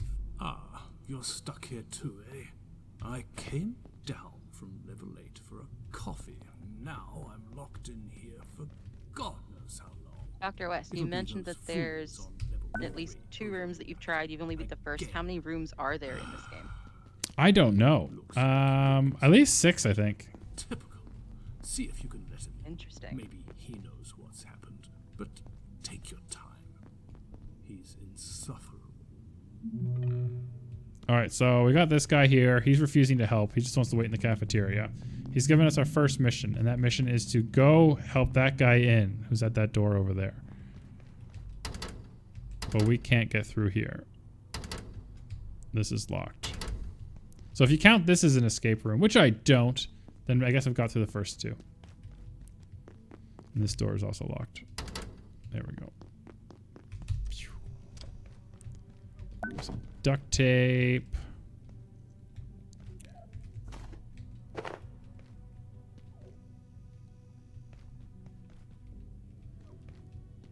Oh, calculator. Some metal. All right, so I know that I need to crafty some stuffies.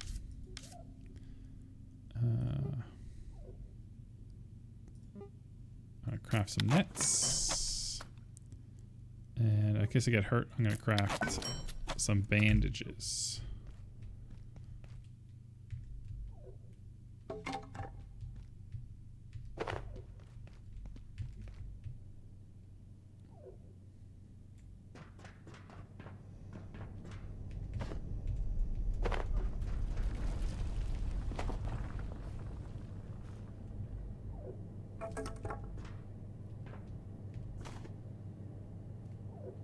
I'm going to craft another net. There we go.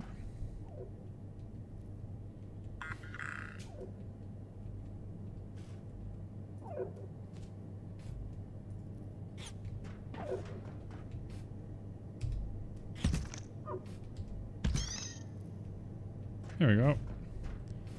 I will not collect that right now because that's radioactive. And so you might see this. If I pick this up, let's see if you can see this on my screen. You see how there's little dots, everybody? See how there's like little speckles? That means I'm being exposed to small amounts of radiation. The more speckles on the screen, the more radiation I'm exposed to. You don't want to be exposed to too much radiation. This item I've just picked up is actually a pretty cool item. However, I can't use it right now. So I'm just going to go back here and I'm going to store it in a garbage can so I don't have to worry about the radiation of an item that I don't want to get rid of. So we're going to just grab that, put it in there for now. And also in this game, it's important is that containers don't protect you from the radiation. So there's a radioactive object in that trash can right now. If I stand near it, I'm being irradiated. So it's not safe in there. It's just not near me right now.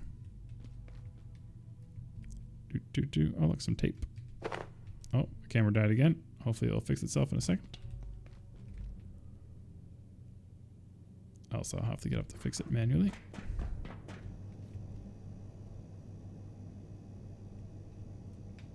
Which I might have to do.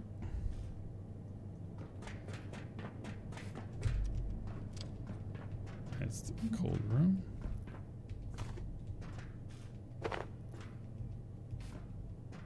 Alright guys, I'm going to pause and I'll be right back and try to fix my camera.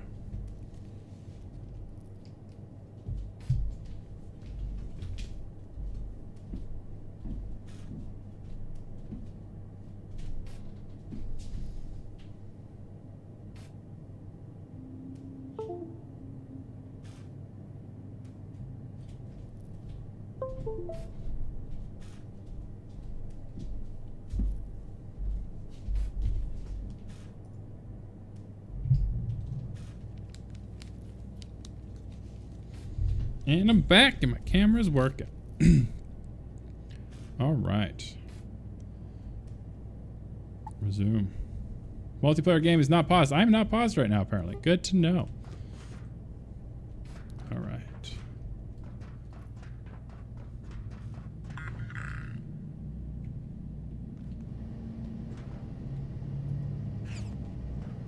These other guys are kind of a pain in the ass.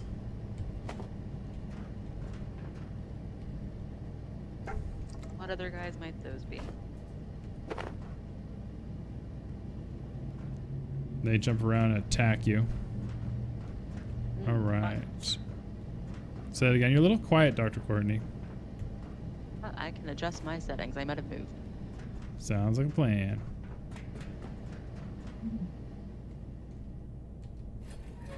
All right. Screwdriver. Very important for crafting things in this game.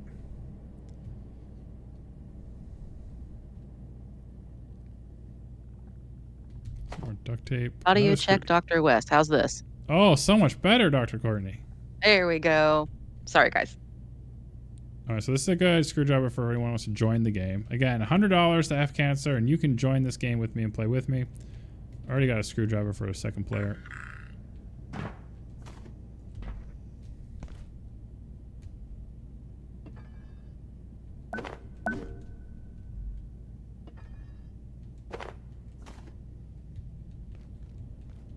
So we got some pipies.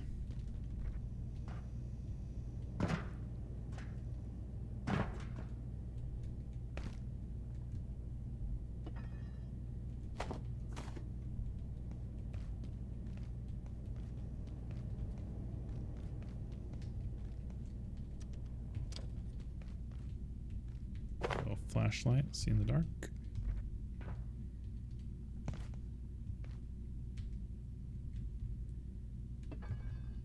More pipes.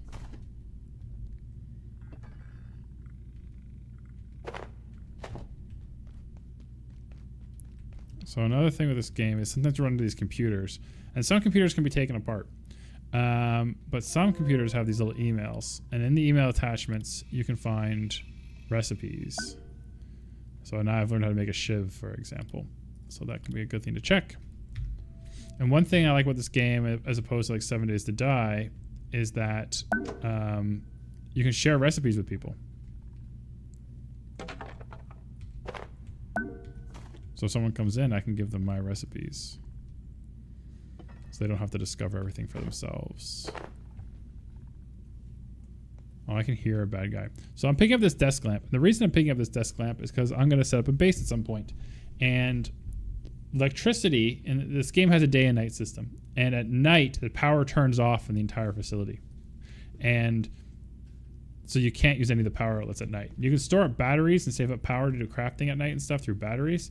But one easy way to have light early on is just use these desk lamps, because these desk lamps apparently don't require any power, which is kind of cool.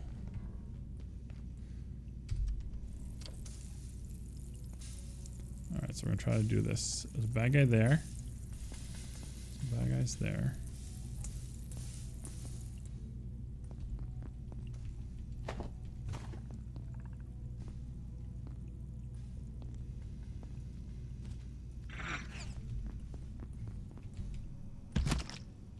Grab him.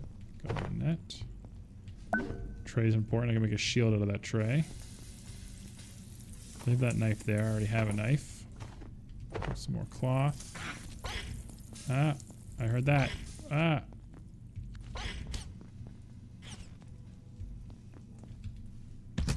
Oof. The jump scares, man. The jump scares. All right, what's my... Hopefully someone meets the donation to join you. I do have to pop off for a meeting, but I will be back momentarily, everyone. Take your time. So if you're just joining us, if you're one of the viewers currently, please feel free to say hello in the chat. We are raising money for F Cancer, a great charity. Ooh, lots of frying pans around here. That helps support cancer care at all stages of patients during early diagnosis to cancer treatment and even life after cancer. They have educational programs for caregivers and family members of those with cancer as well. And they also have, they do run prevention cancer programs to help prevent cancer, which is really important, allowing for HPV vaccinations and some other stuff. Have a problem. Temperature is also a thing in this game. You can overheat. You can get too cold. This room is clearly chilled. It's the freezer. Not nearly as much stuff in here as I'd hope. Frozen food wise. I'm going to dismantle this desk. Get some wood. Get a club. That's a good melee weapon.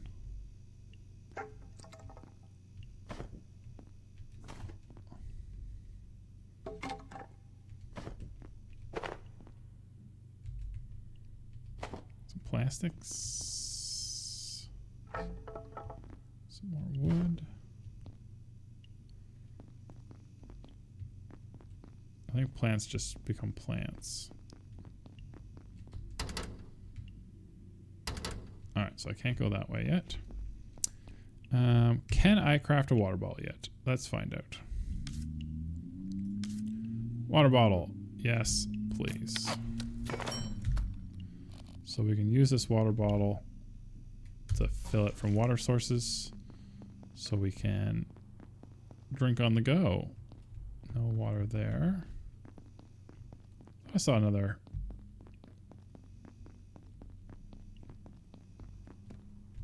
I don't know why I thought I saw a second source of water somewhere. Huh, maybe I'm blind. Cool. Well, I have one sip of water. Cool. All right, so let's make a few more nets. Guess I'm doing pretty good with the net stuff right now. Especially since I have no armor yet. Don't really want to get to hand-to-hand combat. Hello? Over here.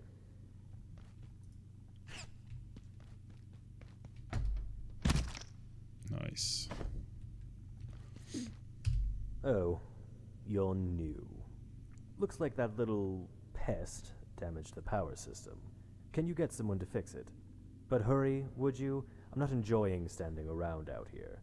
It was hours last time, and I don't feel safe at all.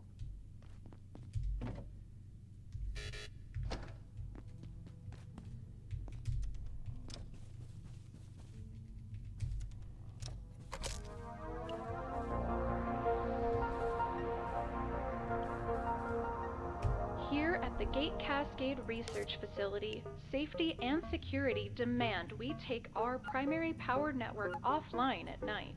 All major power outlets are shut down, as well as most pathway lighting. However, if your research or study requires a source of energy during nocturnal hours, protocols permit the use of approved battery and electrical storage systems to power your projects when the lights go out. If you do plan on working late, please request a night pass from your supervisor. The facility is dark at night, and your safety depends on it. Now rest up. Every day is a new opportunity for science.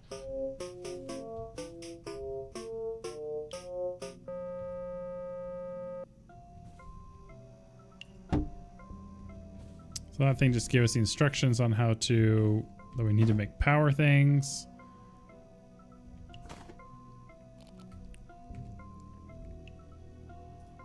Drop some items. So I can pick up some items. I'm gonna turn off this TV. So I have to keep hearing that over and over again. Alright, so let's make ourselves a crafting bench.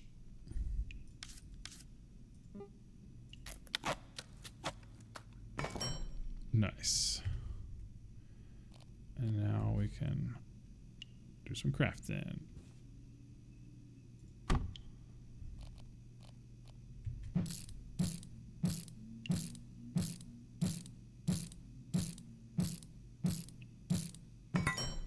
Boom.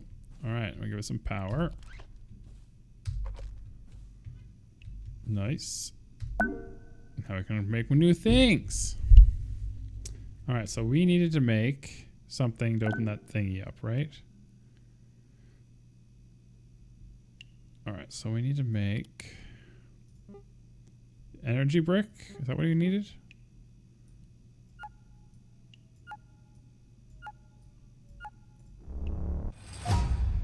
Nice. So we gotta make that. Cool.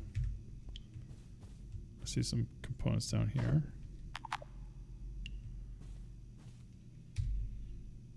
I want to make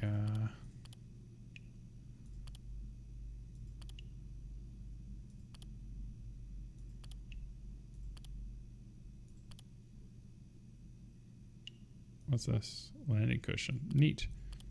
All right, so we got repair desks, storage crates, chef's counter.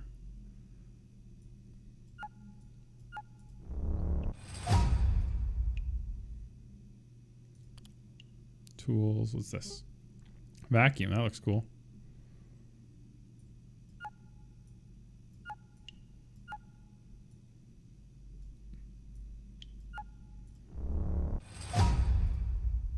I was going to require more stuff. Lights and power. We want to make a battery eventually. I'm guessing one of these. Guessing one of those. Guessing this. Alright, so we will need that eventually, but we don't have any coils yet. Yes, plastic shield. We want this. Duct tape. I'm hoping it's cloth. Nice. Alright, let's craft one of these bad boys.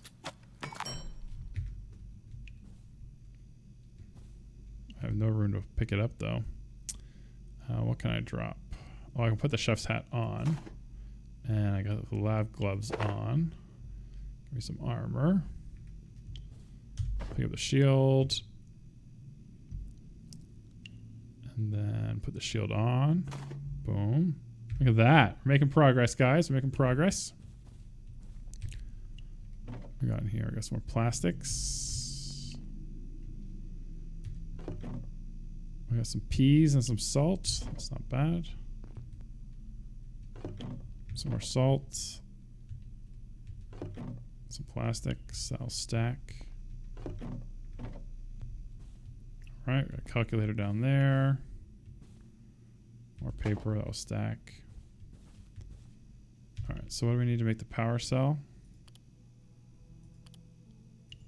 That's the battery. Energy brick requires fans. Alright, I have fans. I just don't have any place to put the fans. Alright, so I will drop this bio scrap. because I don't know what to do with that yet.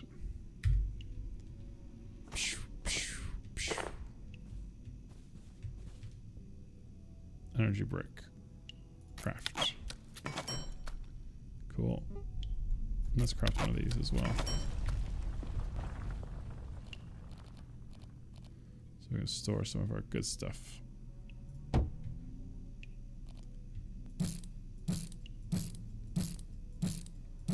Nicely done, guys. Nicely done. The chef's hat, crazy plant lady. The chef's hat does not give any armor, I don't think. Let's take a look at the gloves. Gloves give me armor 1. The hat increases my corpse cutting speed, so I can chop up the corpses to get meat faster. So it's like a bonus to some other skill, but it doesn't give me any armor. And the shield you have to actually block with. It doesn't give you any passive armor, which is kind of a fun part of the game, but it makes the game a little bit more sweaty, I'll admit. All right, so let's store some stuff. I'll need that later. Chef's apron. Prevents the buildup of blood and other liquids on the wearer. Cool. Didn't even know I had that. Put these pressure gauges here.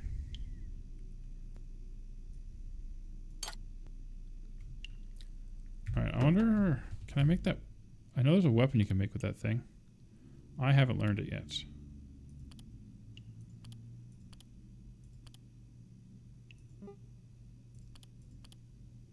I do know there's a weapon you can eventually make. Oh, a backpack. Cloth and pipe. Backpack. Yeah. I can hold more stuff. Get that backpack. Awesome. That's really helpful. Alright, let's store this computer chippies. And these pressure thingies. And I'll split the stack. Split stack. Basically what I'm doing here, guys, for those who haven't played these kind of games before, there's like weight, right? You can only have so many things that cause weight. But there's some things that I know I'm going to pick up in the wild that I want. So I know I'm going to want to collect wood. So I want to keep a spot for wood, but it'll just auto stack right there. For example. And I'll keep that there. I got a little bit of food. This is my melee weapon. Got my water bottle. All right. So we'll grab this, put it there. We'll use that to open up the next room. Tech scrap. So one thing I don't know about this game is how long things last on the ground before despawning. Like I don't know how long these legs are going to last. Because of that, I'm actually going to pick them up. So you can't actually repair stuff until you get a repair bench. And to get a repair bench, you need an anvil. And you can't craft an anvil per se. Here's another flashlight if anyone wants to come join. $100. You need to open the door. Just gonna put this stuff away real quick.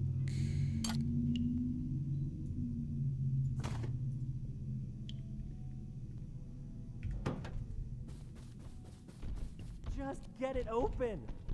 Oh, this guy, right? Oh, Oh, big boy.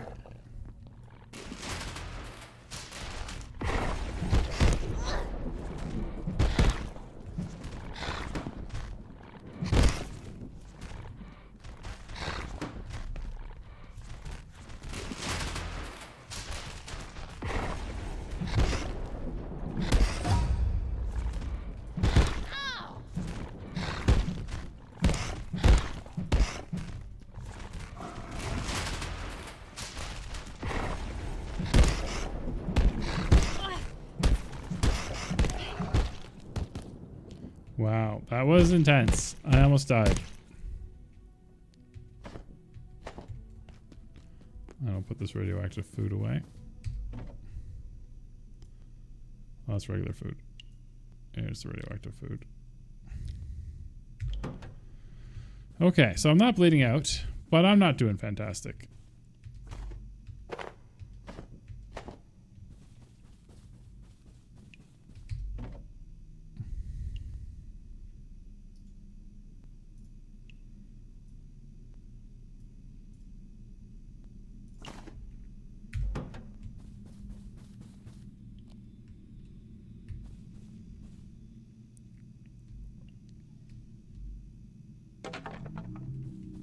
Yeah, a little more duct tape. Cool. Anything out here I can break? These are all metal. Can't break the metal. Oh, this guy, right. Let this guy out. Oh my god. What happened to Jaeger? He didn't deserve that. I mean, not really. I mean, voice acting aside, it is an alpha game.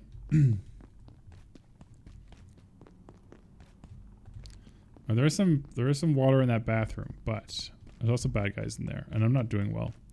So I have to like conserve my energy a little bit here. Attention. Enhanced security protocols are now in effect. Please locate security personnel and follow evacuation procedures.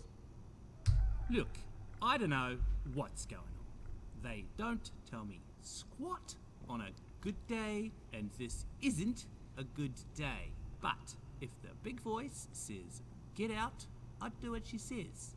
Elevators are dead, so head for the main tunnel in manufacturing on level 2. There's maps over there. But me, I'm staying right here.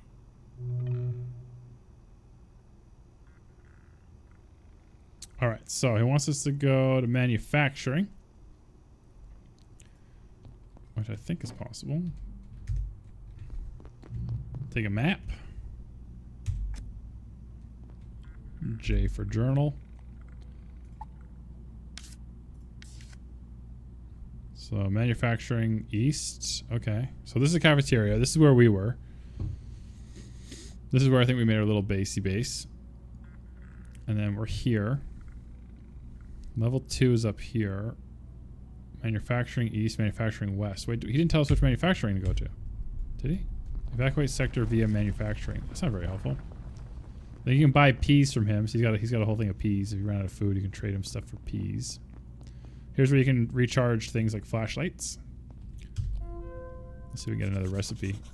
This one has no attachments. Sockets are on a timer. So this is telling us that we can look at our watch to know the time. So it's currently 7:50 a.m. in-game time.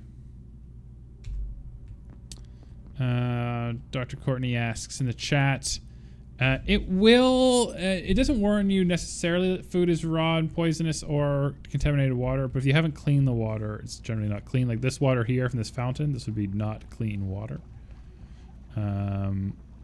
Drink tainted water. There you go. So he tells you it's tainted.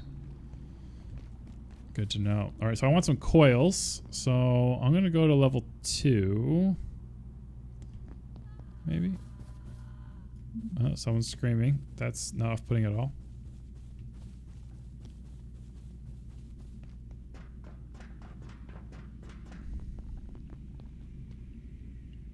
Not off-putting at all.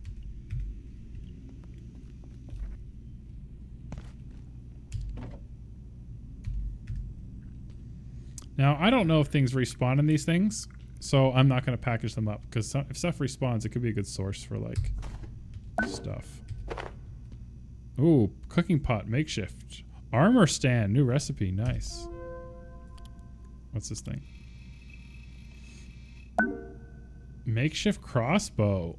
Oh, that's kind of cool. Go ranged. Maybe that's for maybe it's best I do that at some point. I almost died in that first creature that spawned in the crazy tutorial. Fishing rod. Interesting. I guess that implies that I can fish at some point.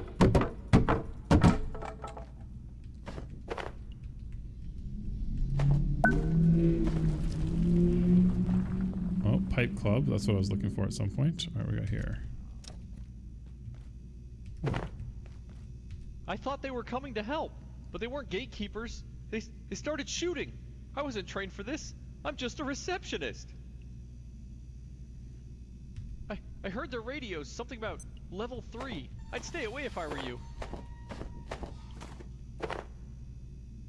Oh, look at that. Basic backpack. That's better than my makeshift backpack. Look at that. Look at all that more storage. I'll just drop this item here. Because I don't know how to, like, use anything else. So some paper. Don't steal office supplies from work, people.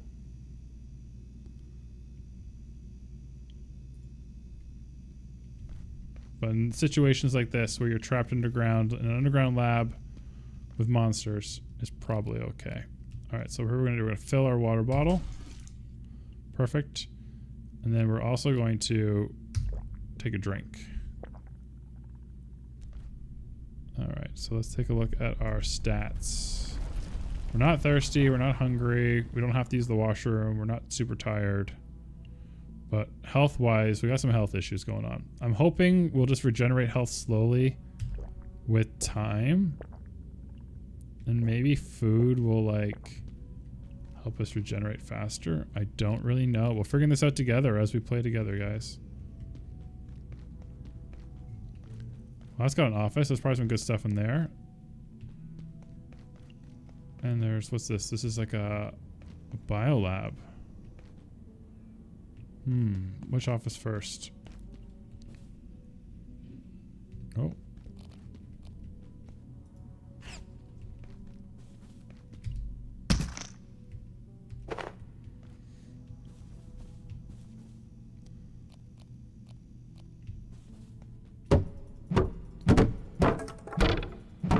So those just joining us, thanks for joining. We are playing Abiotic Factor, raising some money for F Cancer. F Cancer.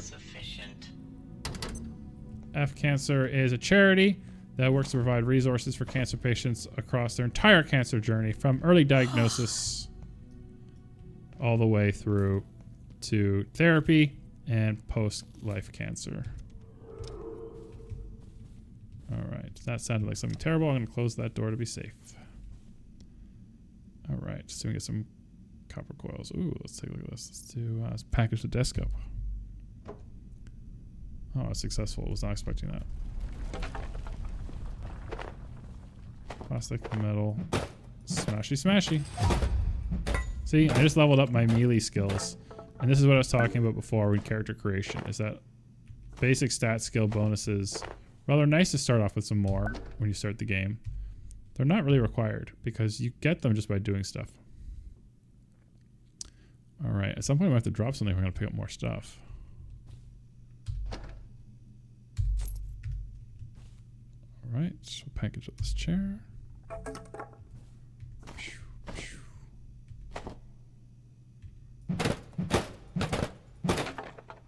We want those coils. Those coils are important.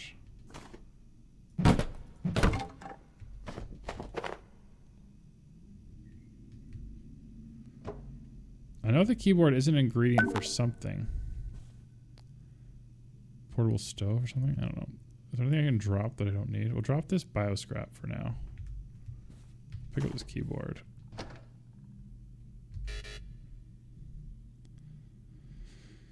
My weapon's almost depleted. I can drop that and grab this.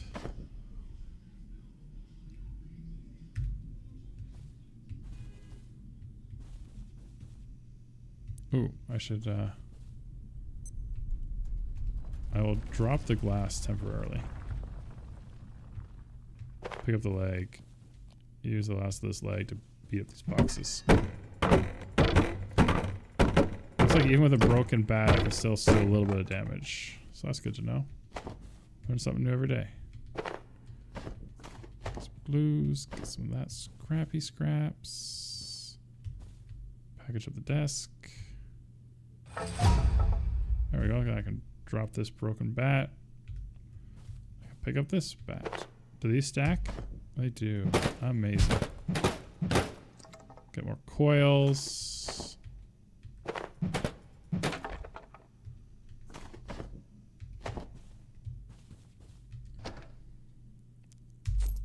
Nice. Get some money. So the money can be used from the vending machines. The vending machines have a limited supply of food and water in them, and they can be useful in that regard.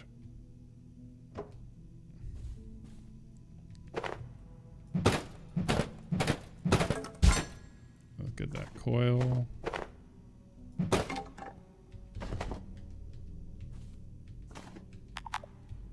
Can't pick up the glass.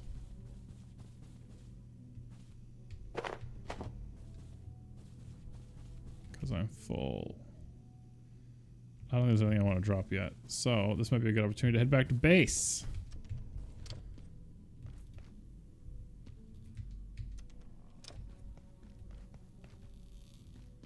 Get some more wood. That'll be good.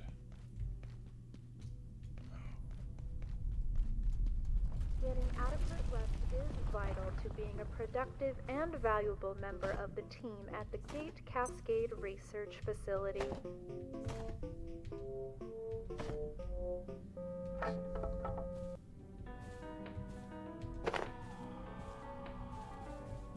More screams. Clearance insufficient. So this needs a power cell, looks like.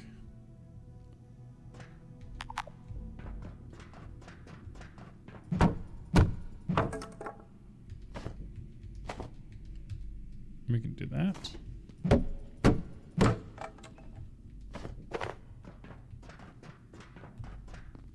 Oh, first aid. Yes, please. Some bandages. So this is important. These iodine tablets are important because they help you with radiation poisoning and stuff. I don't have room for them. So I think I'm going to consume this piece of meat. And then I'll have a space for the pills. There we go. Energy boost you need to get through your day while resting in any form.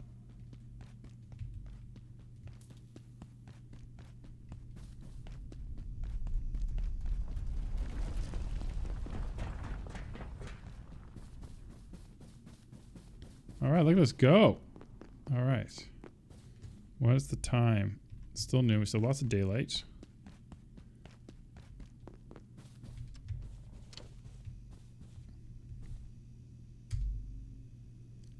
All right, what's this? Chest plate requires some stuff. Filing cabinet.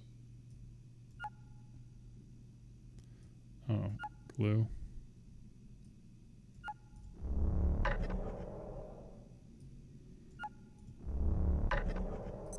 Tape. Cool. We can make chest plate armor now. That's pretty cool.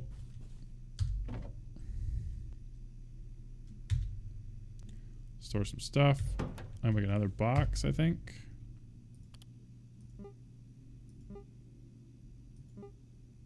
Oh, I've just put away all my wood.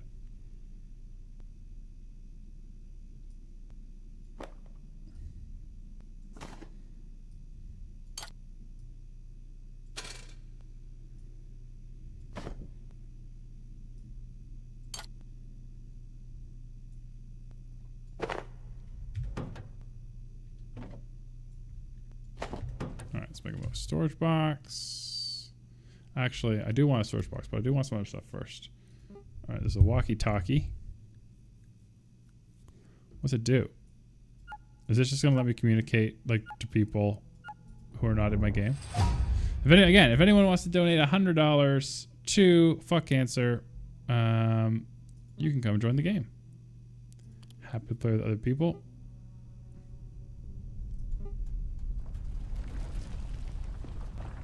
All right, so we want to make a thingy. We need some circuit boards and some fans.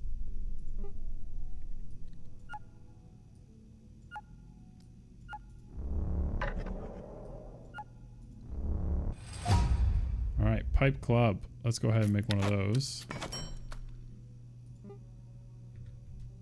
So where'd my fans go? Here are my fans.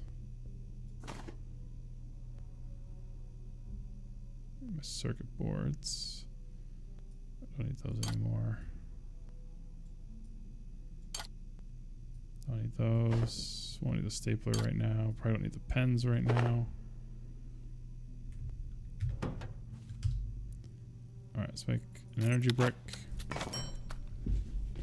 Cool, cool, cool. Alright, we got the energy brick. And we'll make a battery.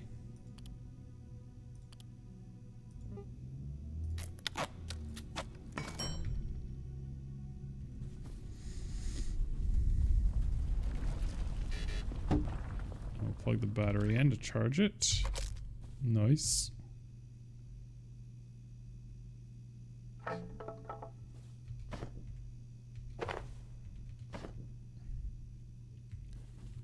Cool, cool. How's our food doing? Is it going stale? Still got some time on it.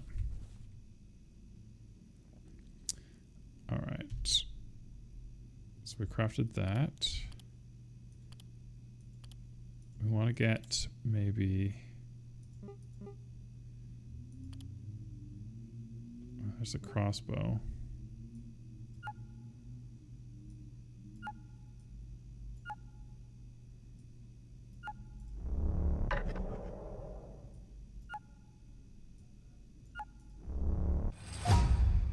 That's kind of neat.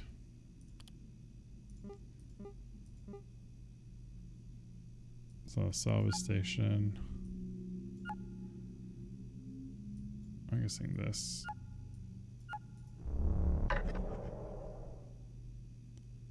Pipe. So we do want to make one of these, but anvils are hard to find. But that is going to be one of our goals, to try to get this repair station so we can get like our resources reused better. Otherwise, you have to keep crafting stuff when they break. This helmet looks interesting. I'm all about helmets. Armor 2. I like that. We saw those. We can get that pretty easily. Food and cooking. Portable stove. Farming.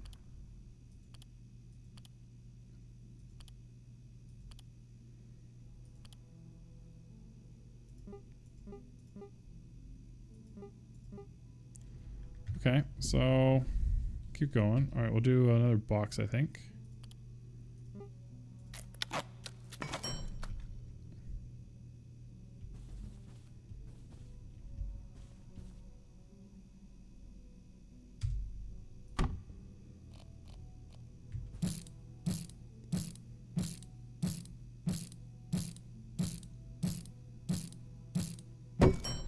Nice.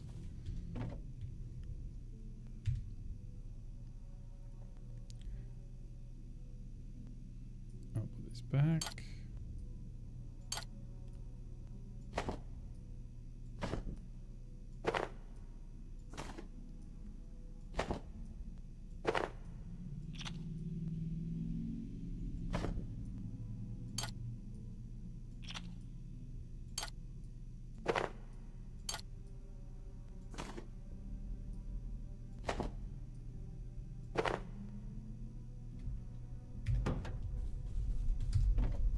So it looks like eating that food did help a little bit.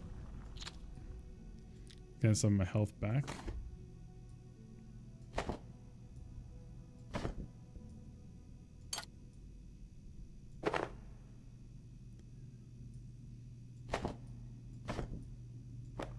Alright, all emptied out. Cool.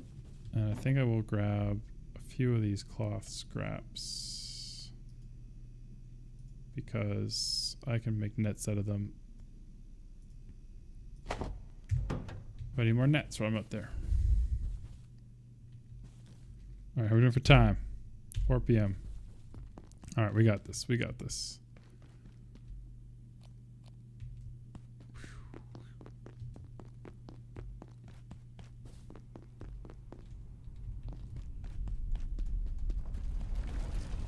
We're going to go back the way we were. Alright, we'll go back the way we were.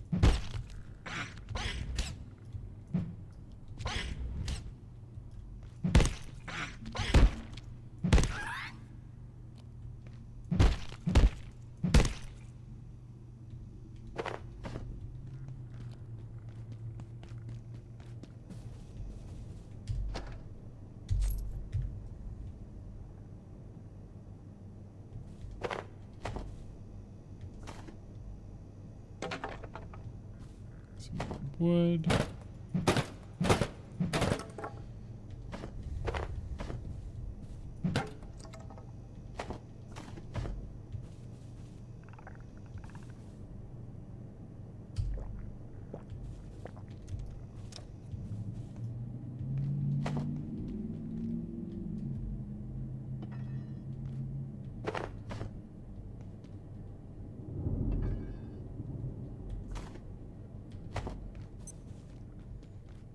Oh, so we can net this guy. There we go. Look at that. No damage. That's how we go. You know, I have no idea what to do with those bioscraps. Look, I'm making a soup bowl now. And a glow stick. That's cool. Some oil. Here's some fertilizer. Can't pick that up. Inventory full. Wow. That filled up really fast.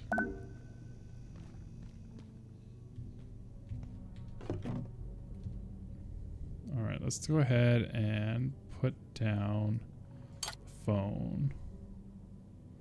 Don't think I need to do that. And let's store this food here for now so I'm not getting radioactive while I'm running around.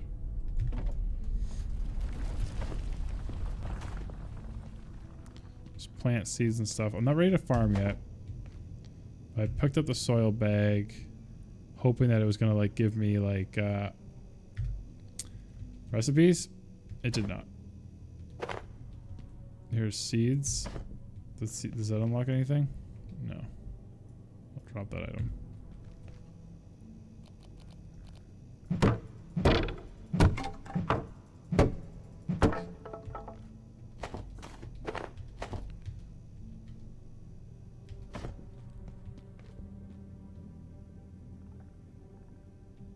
Exactly. Matt Damon style. Here's some more salt. Don't know what salt is for.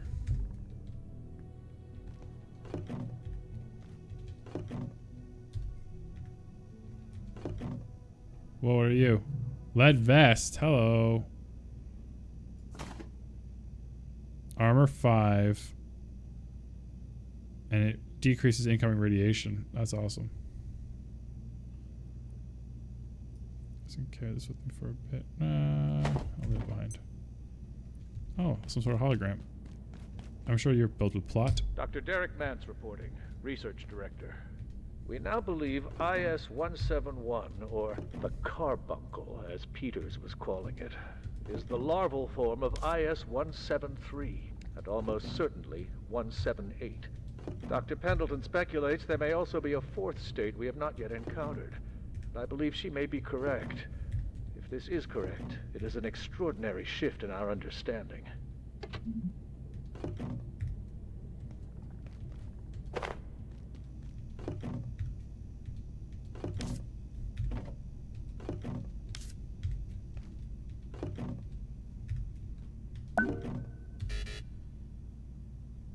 Can't take any hoses. What to drop? What to drop? What to drop? I think I have like a lot of those. And they may respawn in my base, so I'll take that. And I'm going to do the same thing for circuit boards. No, circuit boards I kind of want. Case fans.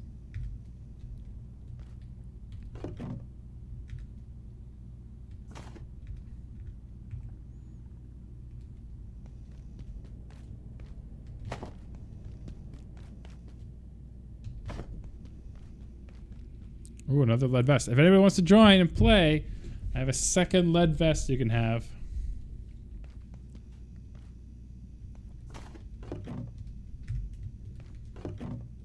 We got screwdrivers and lead vests for you.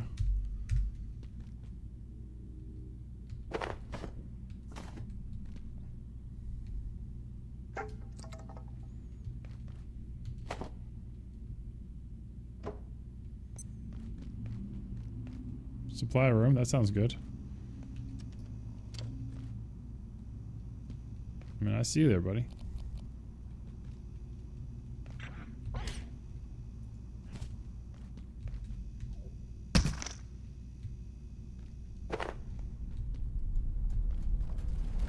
More fertilizer, some test tubes.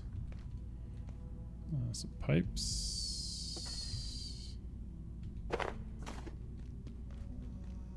Some more oil, test tubes. I don't know what test tubes are for, but there's a lot of them, so I'm gonna grab them. They might be important later. Don't need another screwdriver. The screwdrivers appear to be indestructible.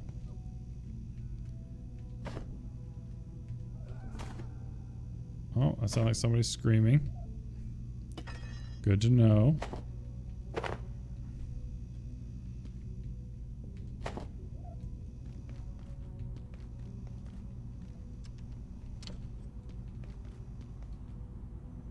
That looks bad.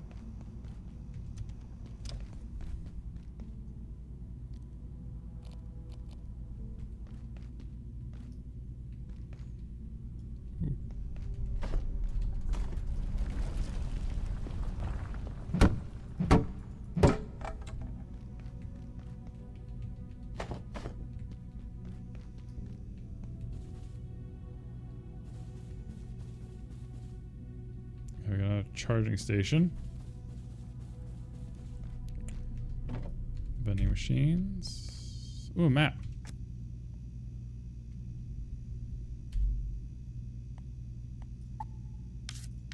Oh, it's a level 2 map. All right.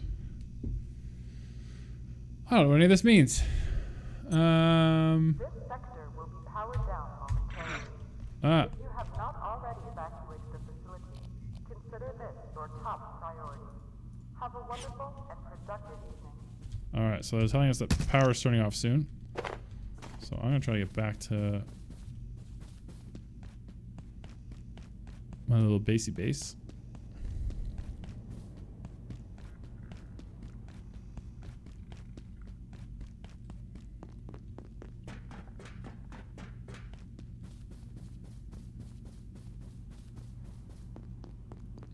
Do do do do do.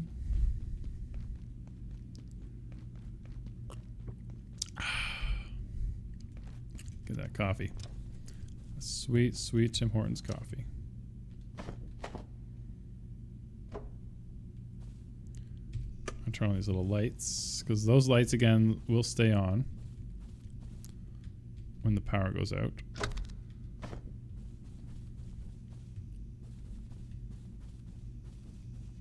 Thought I placed another lamp somewhere. Oh, there it is. Turn that light on.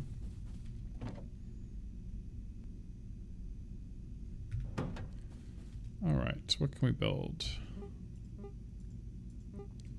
A heater. All right, so at some point, I guess we're gonna get cold. We'll need a heater at some point. All right, platform cart. That's what I'm talking about.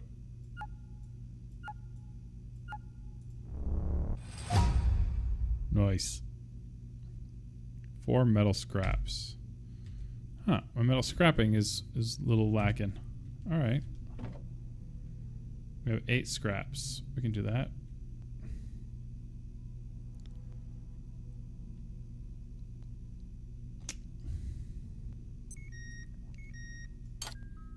That power's going out for the night. All my doors are closed. Cool, cool. All right, so let's go ahead and grab our battery.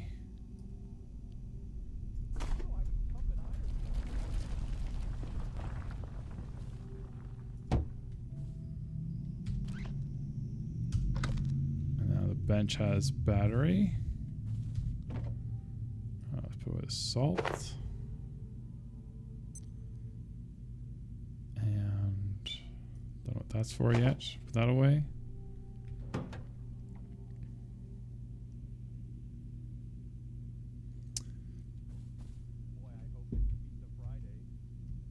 Thank you, Dr. Cindy. Dr. Cindy in the chat, representing. As we raise money for F Cancer, supporting patient work. I want to thank all of our donors, especially some of our big leaders. Dr. Jan Kirsch, Dr. Mike, Dr. Nice, Anonymous, Deanna Delgado, Candace, Jeffrey Johnson, Vicky Crab, Crazy Plant Person. And thank you to whoever anonymous donor did the matching 250 because that allowed us to raise $500 this morning from the 250 donations that came in, matched. All vacant perforations will be resetting in 3, 2, 1. Didn't even get a rest in. Reset complete. All right, how are we doing for rest? Do we need rest? We're pretty tired. We actually do need a rest. Let's go ahead and lie down and play the mini game. We're all sleeping. Get that mini game where we raise money for F cancer. They also have educational programs for caregivers and family members. And they run cancer prevention programs and help fund HPV vaccines. Because HPV vaccines in America are very expensive. It can cost like $340. So that's something. So how did that help us with our energy levels? Look at that, not tired, full up on that little nappy naps we had. Loving that. All right, so let's get some metal here. Let's make ourselves a little sled. This will let us bring more stuff back.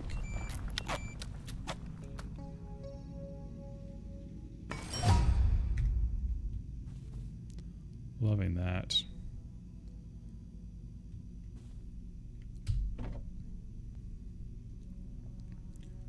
All right, what's our shield strength is good. That's good. Could make a helmet, I guess.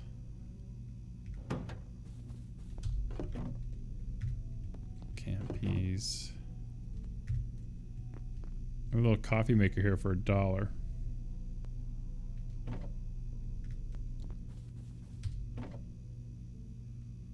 But put some of this stuff away. Again, I don't know what the bioscrap is used for per se yet.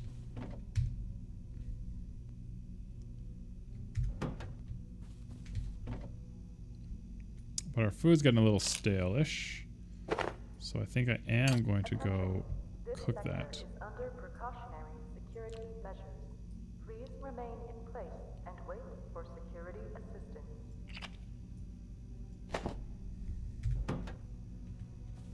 Alright, so we will disconnect the battery. Reconnect that. Package the battery. Pick up our battery.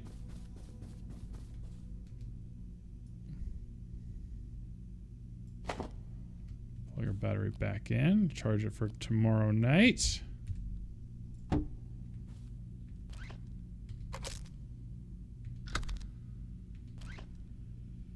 There we go.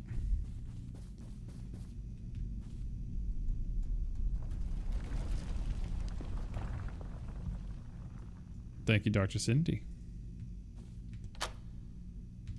I'll unlock that door. Oh yeah, we got some stuff in here. Nice little knee brace. Alright, shield back up. Let's see what we're doing. Alright, so let's cook some of our radioactive food. Alright, apparently I have to place the pan down myself. We can do that. Cook up our monster meat. I mean, I do Candace. I find it relaxing.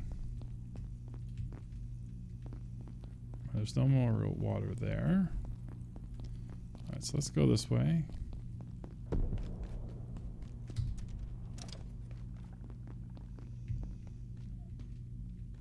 Alright, we got some water here. That'll help us a little bit. How are we doing with water? Hydrated? Good. We're a little bit hungry. Oh. There we go. Got him.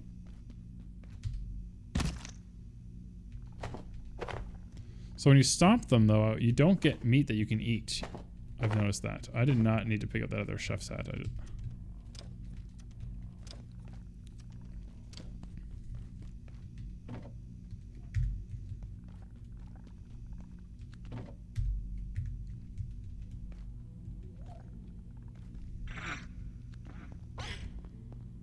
Oh, Christ. Alright, so what you got, buddy?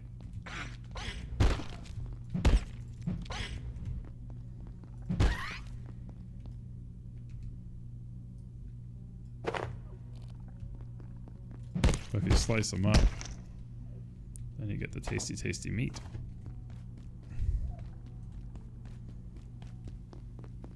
Let's see if this is... Did I leave it too long? Is it burnt? Nope. It's perfect. Cook that drumstick. And I will consume that right away. My character is hungry. Now I wonder if that carbuncle's here. Thank you kindly, and thank you for your donation, crazy plant person. Much appreciated.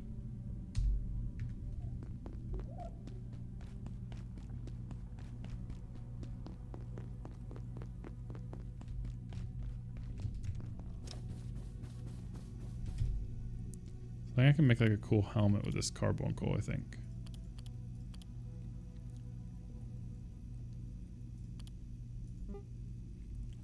Tape and plastic. Tape, plastic.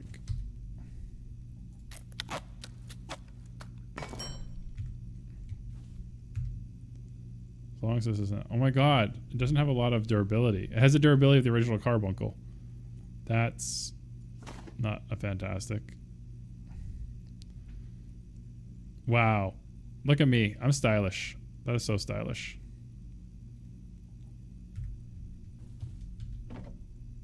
Alright, let's put this back.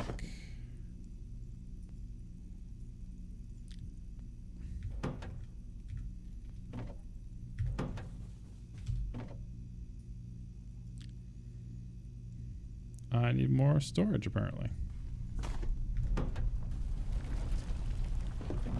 I wonder if I can store stuff in here. I wonder if it stops stuff from respawning here, though, if you do it. You use those things. I know some games like that. Alright. How are we doing food over here? Look at that. Look at that big drumstick.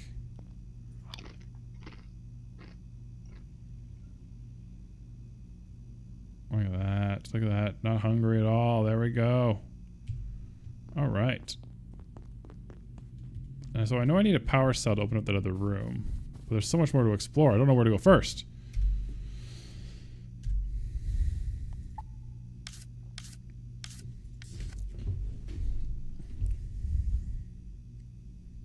So I know that power cell will open up that door.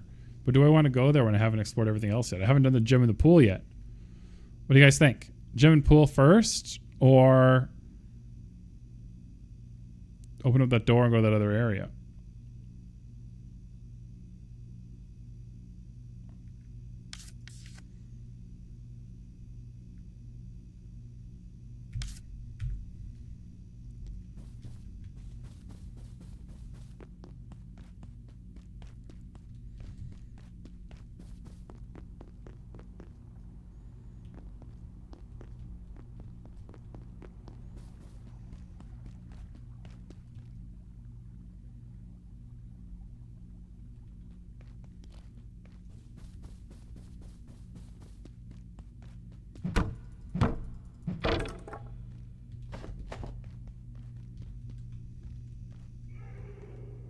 Ooh, that sounds bad.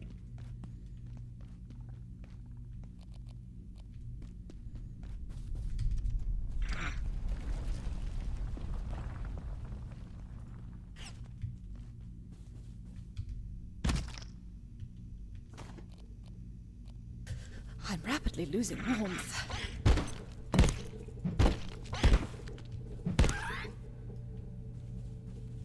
This is Dr. Derek Mance. Today, I discovered that Dr. Stern's latest software experiment was simulating the entire facility. A microcosm of Cascade, and every staff member within it. Even myself, I gather. When I asked about it, he claimed to be trying to find a way to accelerate our research. I inquired about the ethical considerations, and he just looked at me blankly. The man is a genius, but more dangerous to this facility than most of its subjects. I'm sure of it. An exceptional scientist, all the same.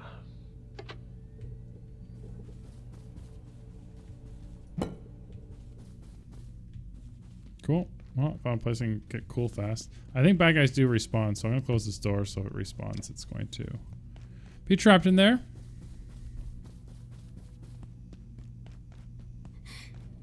Oh, person. I have seen death. I locked it in there, along with everyone else. We can't go this way. You don't want to. It's pretty ominous. There must be another way out. Manufacturing? I can't remember. I'll follow you soon. Through manufacturing? Or was it? I don't think she's gonna follow.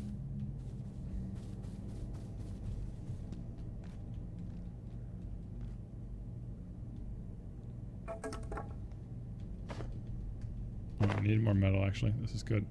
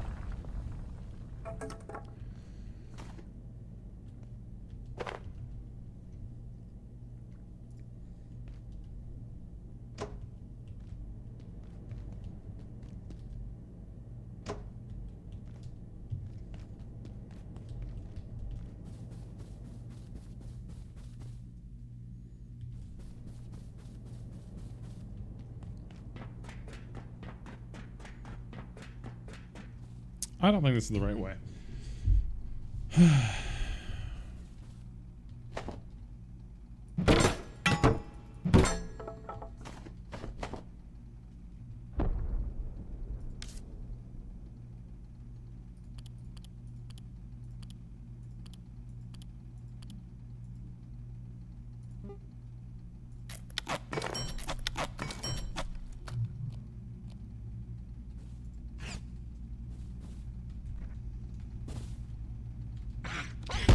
Oh. It's defending itself somehow.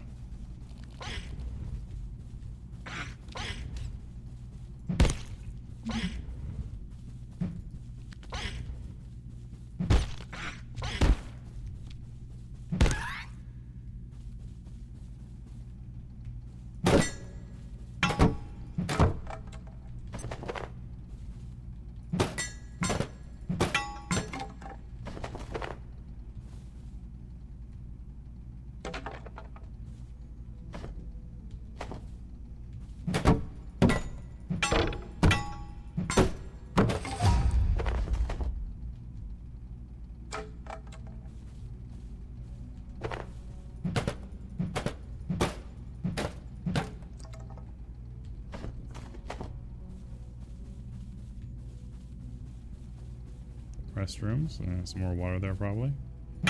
Printers. Damn, it feels good to be a gangster, right, guys? Breaking up these printers. PC load letter. What does that mean?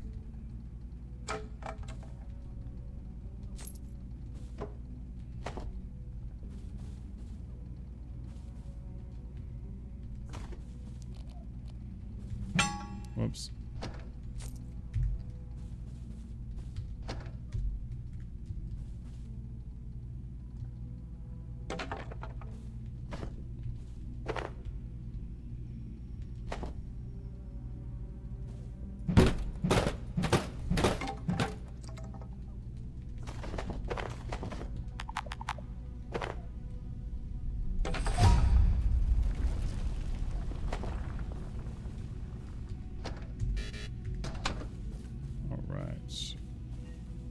This looks interesting.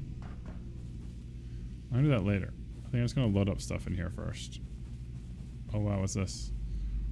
Security bot is hibernating. I come out at night. Alright, what time is it? I got time. Alright, so let's go ahead and deploy our little thingamabobby.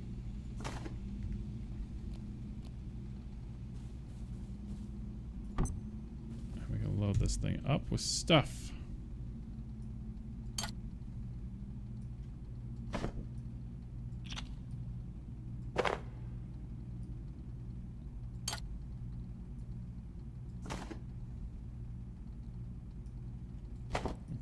More of those things, so let those things stack.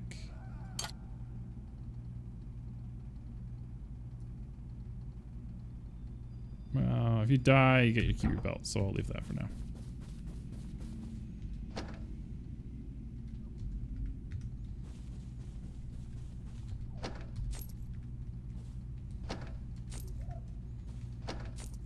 Oh, yeah, I'm getting rich, guys. Who needs overtime? You can just loot the filing cabinets.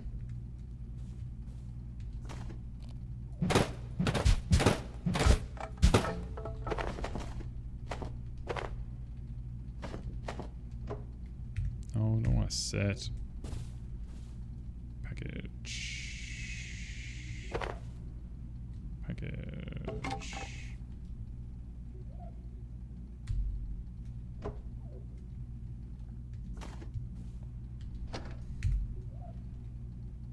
All those.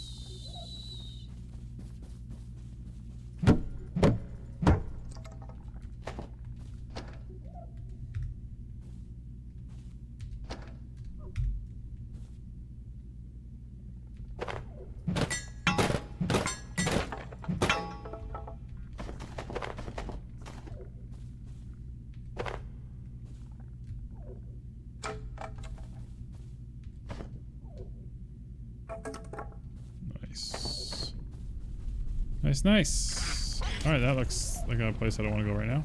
Oh, big boy. Alright, last time this thing almost killed me.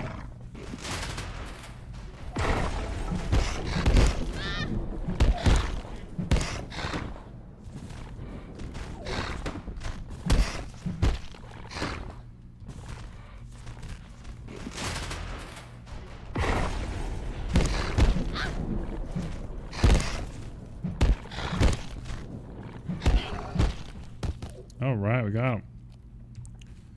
Oh my god, look at my health, guys. Oh, I need that skull. The skull's important for stuff. I've seen it before. I've never gotten a skull, but I've seen them.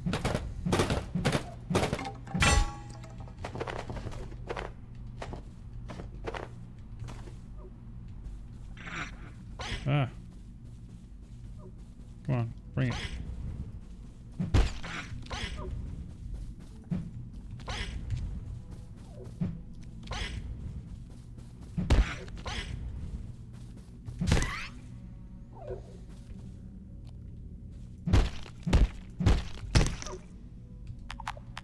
And then more room.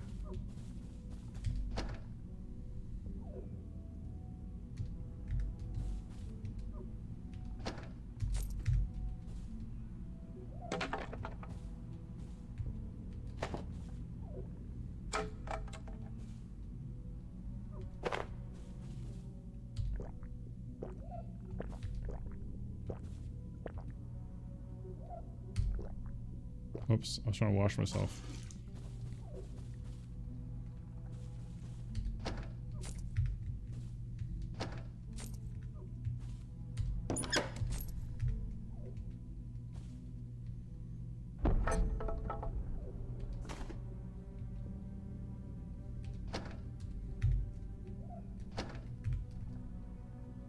Hey, I got one.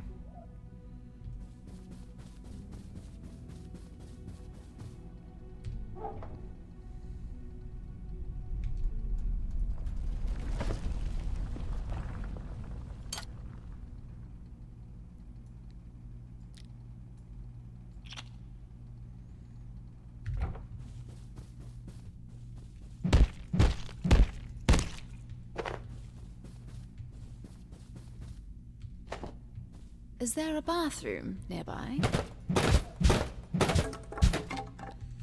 Oh, my character needs to go to the bathroom, apparently.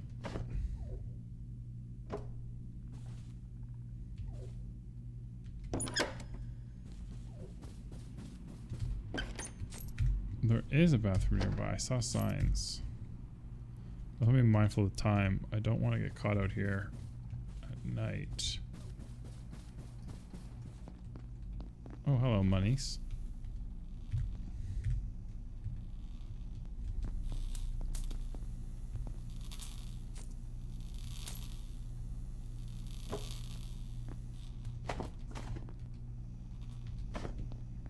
Ooh, that's encumbering for sure. Picnic table. Drop item. What's this? Potato!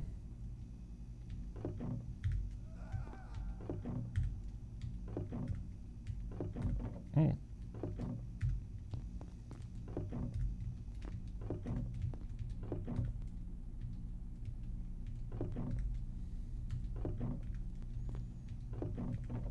Cool.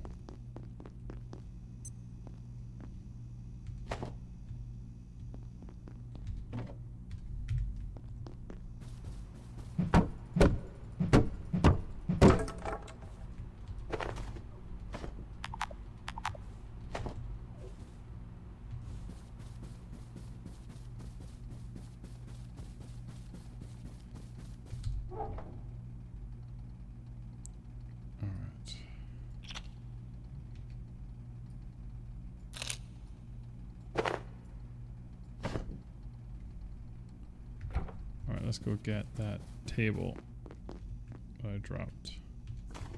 Because we can use that table to make like a barricade or something.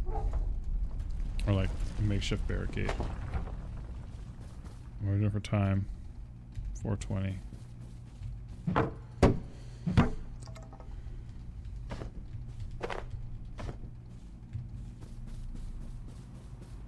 This is a very good haul. This is a very good trip out here. We've got a lot of stuff.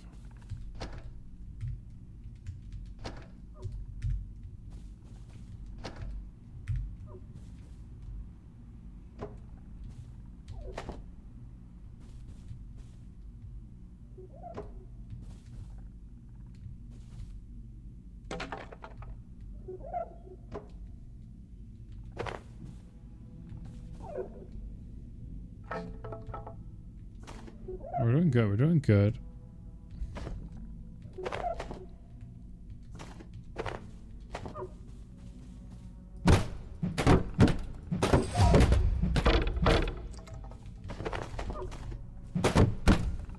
We're getting the photocopiers.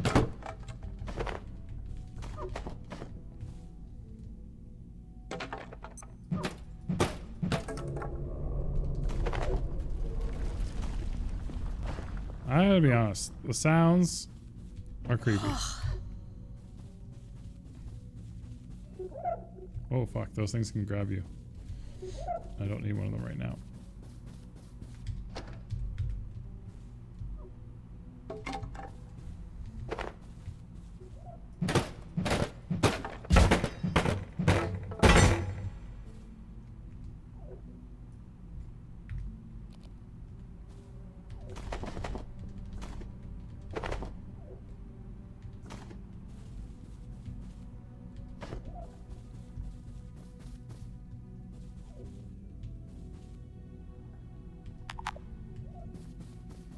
Alright, let's head back.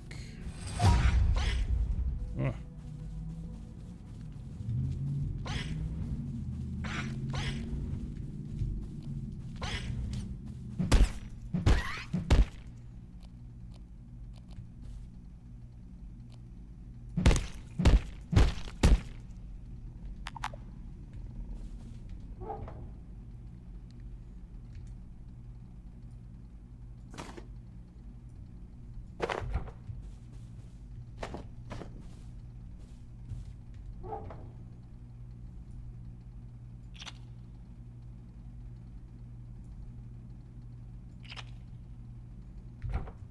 All right, steer.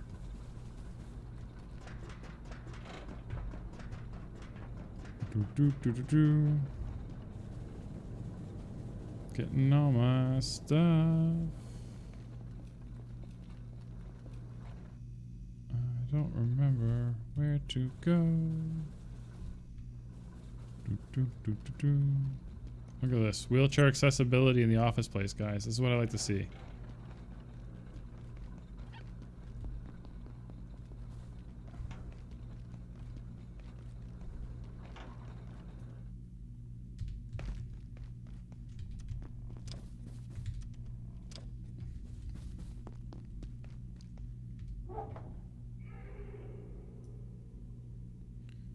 Alright, so I'm thinking if I place this here, it could act like a little choke point when things come through the door. A fight. I force them to come through here. Give me a little way to get around them. I can jump over the table. Maybe they have to run around it or something. Give me a little extra room to play.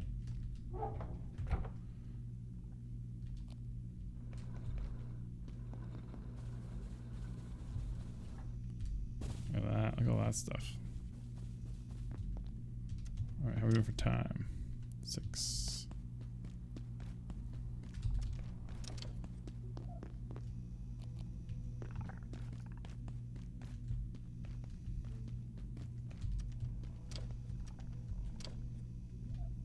Now we play the mini game for pooping.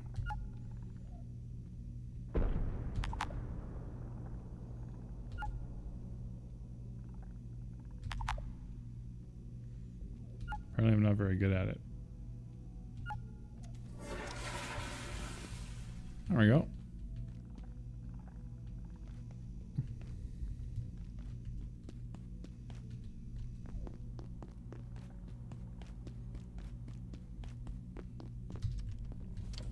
Alright, so I want to get that anvil tonight. That's been one of my goals. I'm gonna play for another 20 minutes-ish, I think.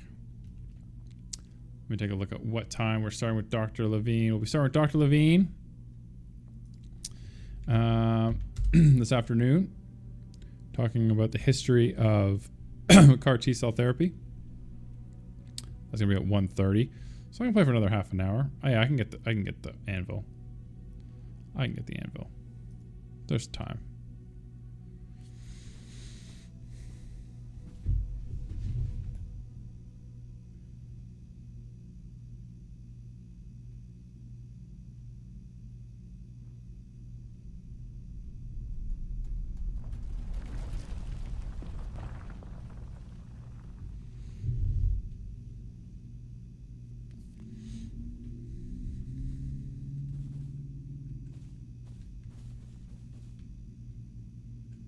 Alright, we got this. Alright, so what do you want to make?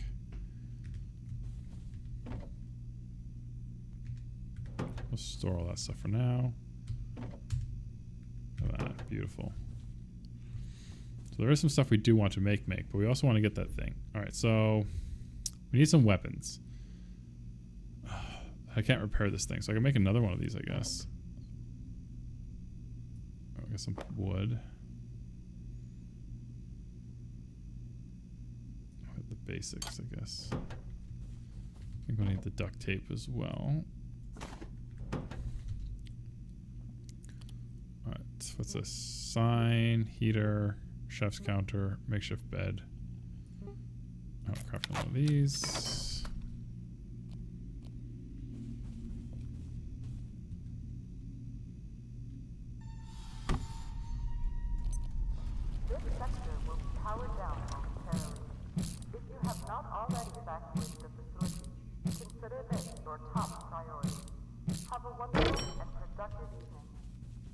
So there's not a lot of time. I want to maximize my time with the night times. So let's just go ahead and do that. And I have this thing. So it should be all right.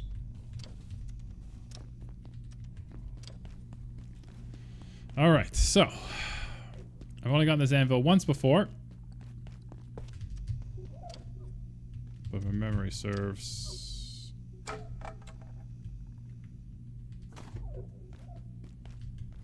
It's this way. And essentially we go this way this time.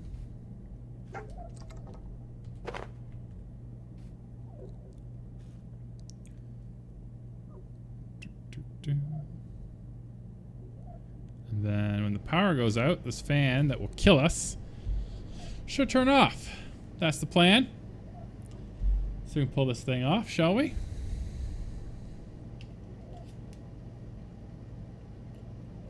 I could definitely eat something. Is my character hungry? They're peckish and tired. Alright, well I got food I can cook after I get this thing. If you're just joining us, welcome to the stream. We're doing a 3-day live stream to raise money for F Cancer. F Cancer is a charity that helps cancer patients all along their cancer journey, as well as has resources for caregivers and family members. They also help fund cancer prevention programs as well, which are really important. Here we go. I am playing Abiotic Factor, which I think is fitting because this game takes place in a... I'm a cancer researcher, for those who don't know. Hello, my name is Dr. Wes Wilson, tumor immunologist, cancer researcher at Penn Medicine. And this game takes place in a lab. So I think I'm missing. I think I have to drop down somewhere. Take a panel. Here we go. Dismantle.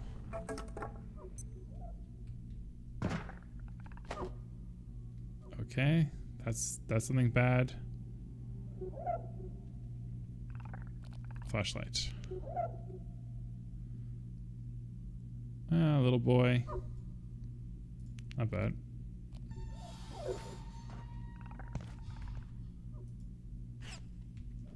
Did I get it? Hey. Oh, no.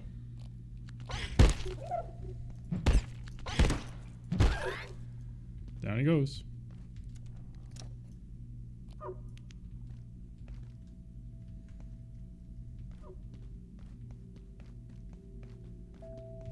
Ooh, thingy.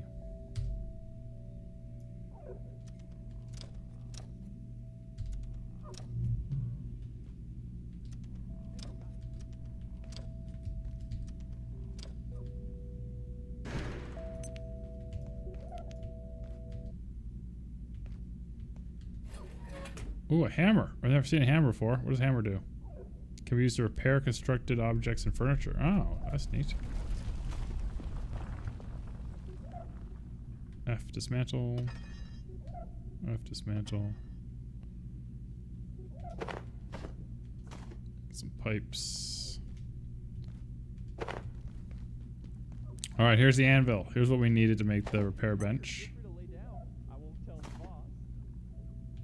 Here's some more stuff. If anyone wants to join, you can join this game with a donation. Donate to F Cancer using the link in the chat or in the description. And I will give you the password to come join and play with me if you want. Not creepy at all. I can feed him? Wow, that's not creepy at all.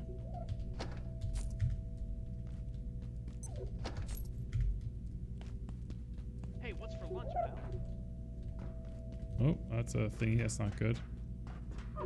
What's this? Oh, bullets. Kind of cool. Oh, fuck. It's attacking him.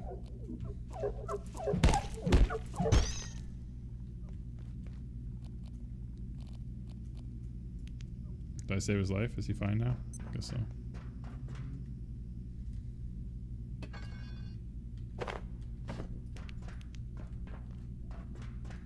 Say, how about a few brewskis after work?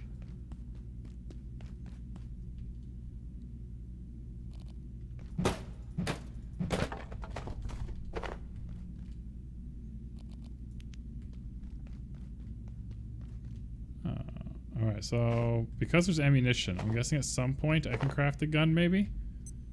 I don't know.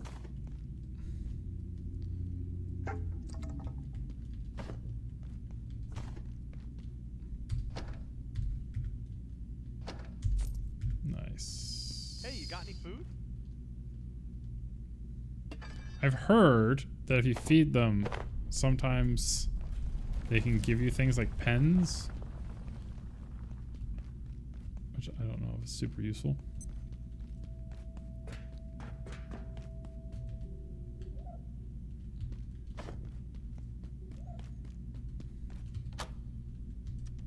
So now we can get back in there without having to crawl through. We've opened up that door.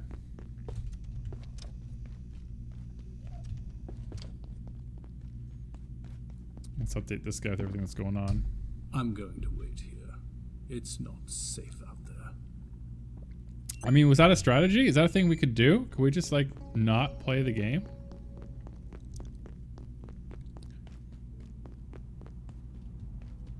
Yes, Dr. Cindy. Peckish avatars, for sure. Alright, so let's do some crafting and some cooking. Alright. So, first, let's go ahead and grab some meatsies. Once we're at level 3 cooking skill, we can make some better stuff, I hear. I've never gotten that far, so I don't know. Alright. Cooking away. Let's do that.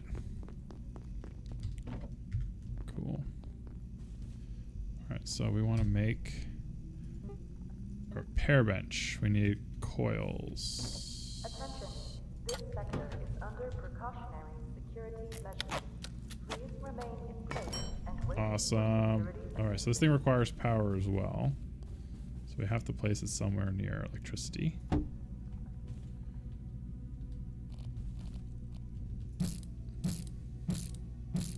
Let's go. Nice. Disconnect. You only plug one thing in at a time to these things. But since I wasn't here last night to use the battery, should be okay. Oh, look, we can scrap items too. This is pretty good because I got a lot of stuff I don't need too. All right, so let's use the repair item. Let's repair the shield.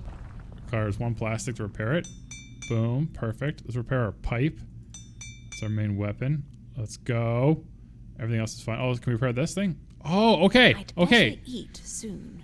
We just learned what that biomatter stuff is for. It repairs these like organic thingies. All right, we have some of those. We don't have a ton of them because I didn't know what they're for, so I wasn't really picking them up. But now we know. All right, remove that food.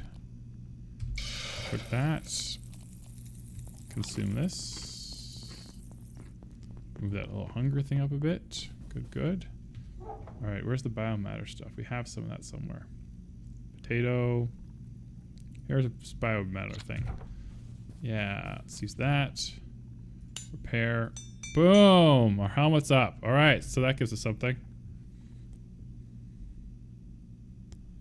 I thought that helmet was supposed to give us armor. It does. Okay, armor 2, armor 1, armor 5.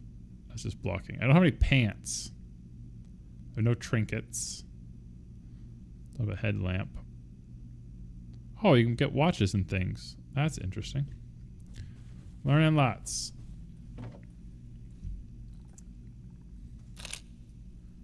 All right. Move this stuff over here, because whatnot. We don't know what to do with the ammo yet. We'll leave it here. Oopsies. Oh, didn't mean to steer this.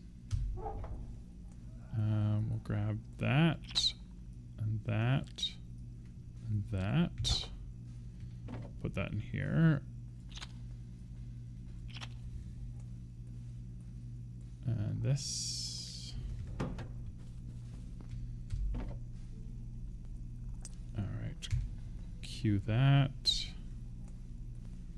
We're going to bio scrap. That's cool. Stack the metal. Cooking sounds like it's done. Remove food. Consume the food. Nicely done, guys.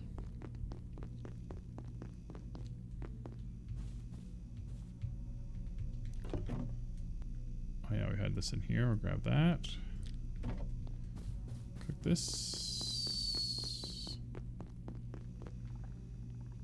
This has clearly been set up as a good starter base area because you don't need to build a stove. There's like, because you can use the kitchen and the cafeteria. But I do know we will have to move the base eventually as we get further in through the escape rooms. That much I know. But alright, so that's fine. So we want to make some energy cells. Hey, we can make screws now. Oh, we can make test tubes. What's this? Glow sticks? That's kind of cool. A lever. We can make the lever. Pull the lever. Wrong lever. Why do we have that lever? Alright, so this will let you plug in more than one thing in a room. Some base stuff. I don't know why I need that yet. Probably later in the game. Ooh, look at this club. This looks interesting.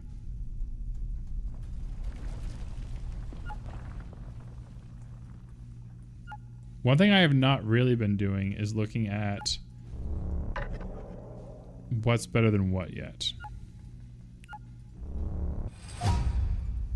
So this club, damage 40, damage 8. Oh man, that club is awesome.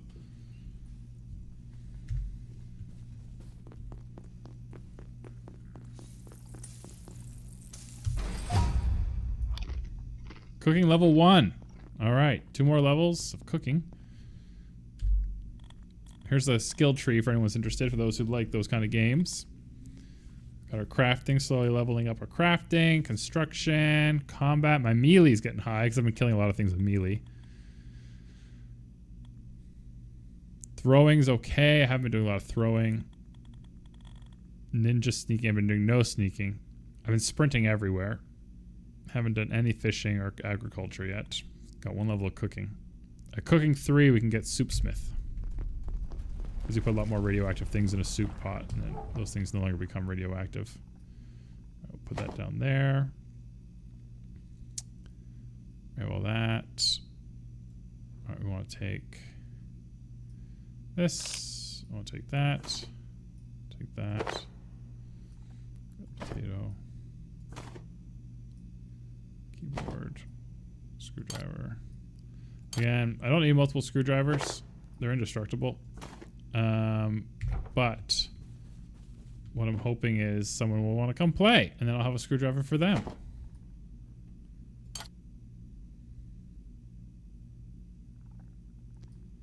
So that could be fun.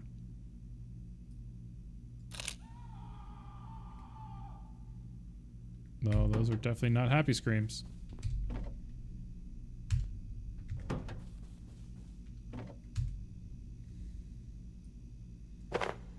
Alright, I don't need all these desk legs anymore, and now that I have a bench, I can maybe deconstruct them for wood. Could be interesting. This thing's rotting, so it might be worth just cooking it. How are we doing for food? Food's not great still. I'm gonna drink some water.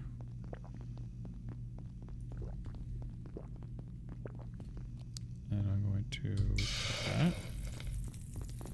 There we go.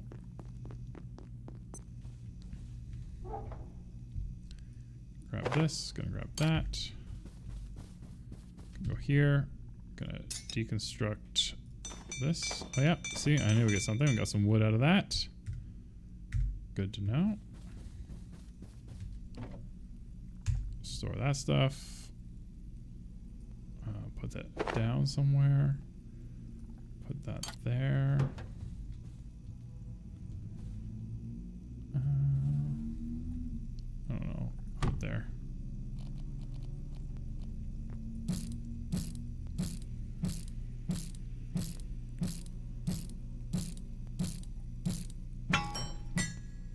Cool. All right. It's wanting me to look at something. The facility powers go night. Wait. Security. Perhaps that's the best. Something is there in the secret living daylights of her. There's no way through the side.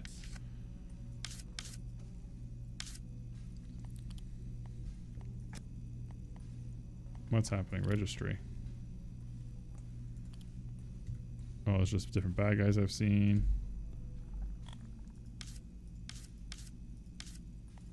What else is going on here? Entities, locations, theories, people.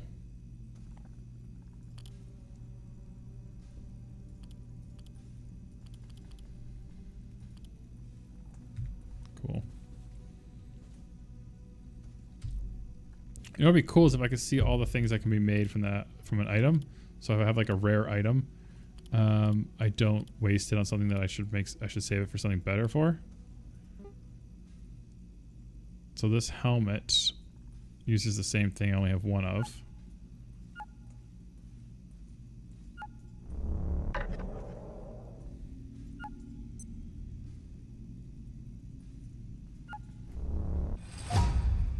This helmet is armor 3.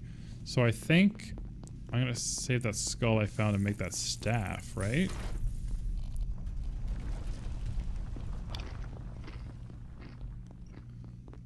I think that's the right choice here. Alright, so let's make that weapon. I think it was, what was it, pipes?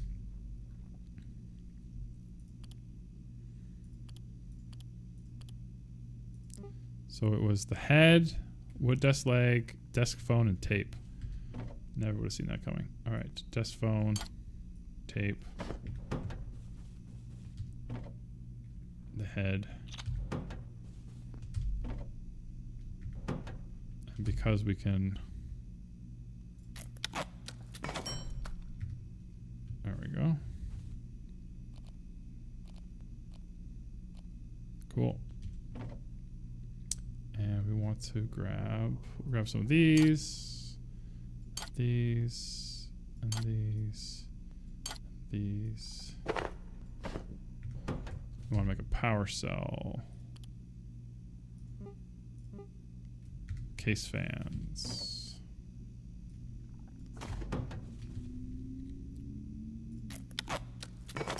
So let's make 2 of these. Package this up. Let's put away these books. And having a backup weapon isn't a bad idea. And we'll put away this fan. Glass. Like that. And I'll put away tape, phones, plastic, and metal. All right.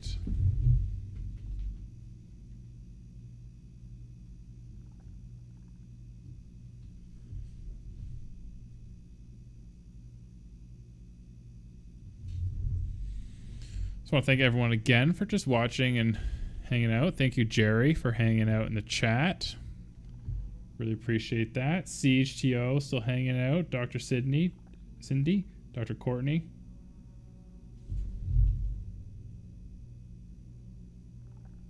And Candace. Thank you, Candace. I'm going to move stuff around later, so I have to keep looking down to see what's going on on that side. Alright, so we have the repair bench. The claw weapon. Alright, let's go. Oh! It does more damage, but it's slow as hell. And you can't block with it. I need to lie down. Oh, my character's very tired. Looks like I'm gonna nap before venturing. Oh my god, look, their eyes are closing. Do you guys see that? That's an interesting touch.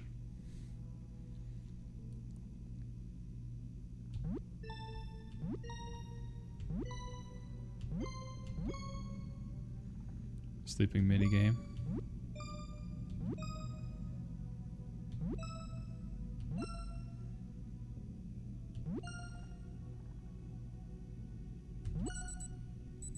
So this is as far as I've ever made it, guys. I've never made it this far in this game. We've now made it farther than ever.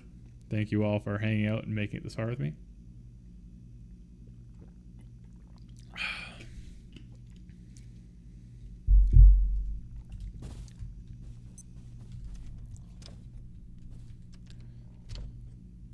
A few hours left. Light.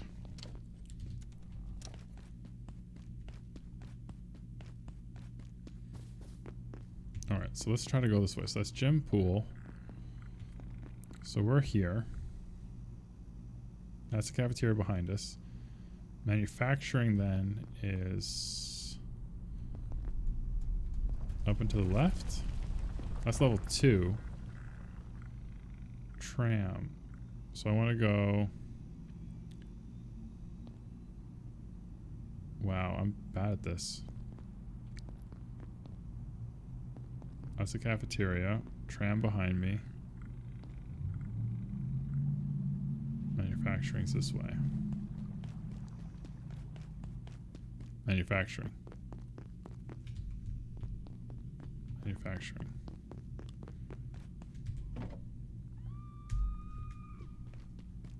Doesn't sound good.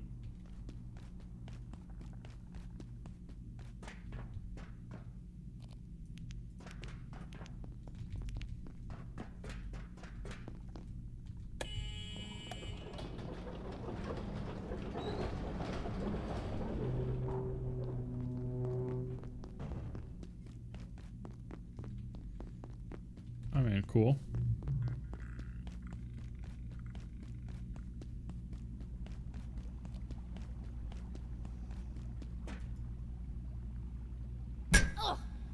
Nope, can't break that.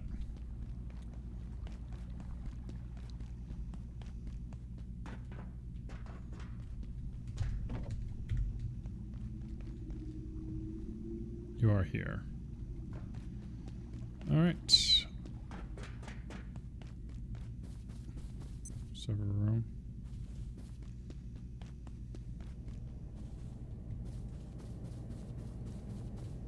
Kitchen, data farm.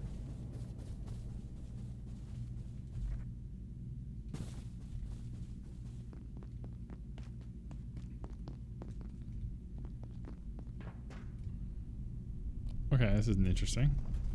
Looks like I found a good source of water.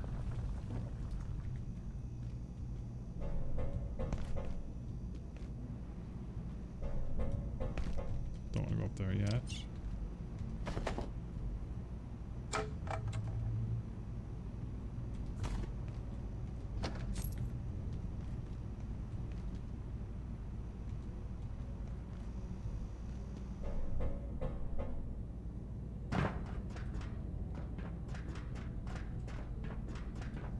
Well,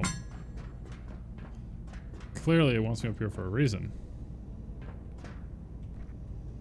Whoopsies. Alright. Falling in the water, no damage. That's good.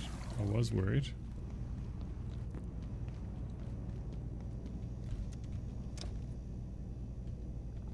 Another screwdriver. A little ladder. Okay, okay. Oh, look at that. There's like a gym room there. I wonder if I can, like, make that jump. You can see me live when you access through the Twitter link, though. Just a pink. Alright, Dr. Cindy. So what link is not working right now for live? Let me know. Is the YouTube one? Is youtube.com/tumortalk/live working? And if not, let me know. And if the Twitter one's working, let me know. And I don't know about the one on the page. I think the one that looks on my screen, the one on the campaign page also works. All right. So breathing's the thing. Missed that jump. Let's try that again.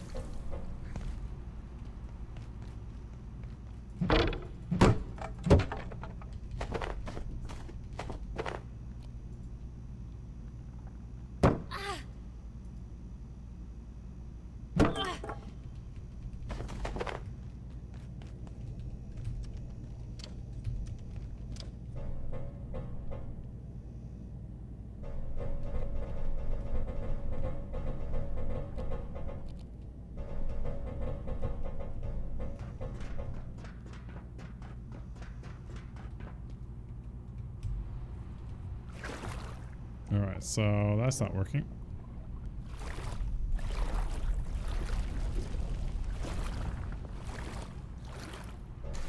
One more time. One more time.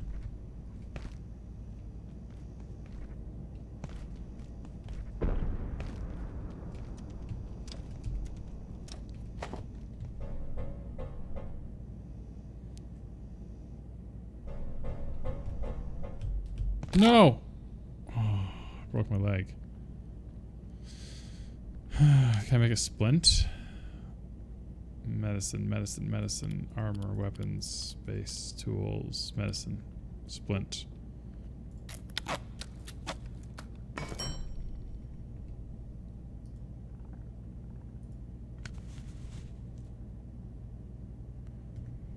Alright, your limb is supported by healing, but it'll take some time.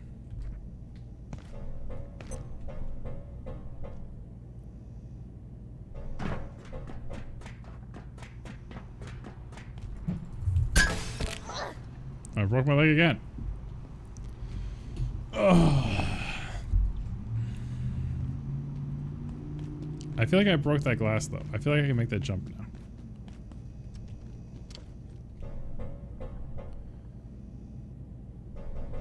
If the monsters don't kill me and I die from like falling, I'm pretty embarrassed. That window still looks like it's there. But there's broken glass there. Huh. Alright, so let's get a running start. Yep, okay, I'm gonna stop doing that. And see if I can just go around.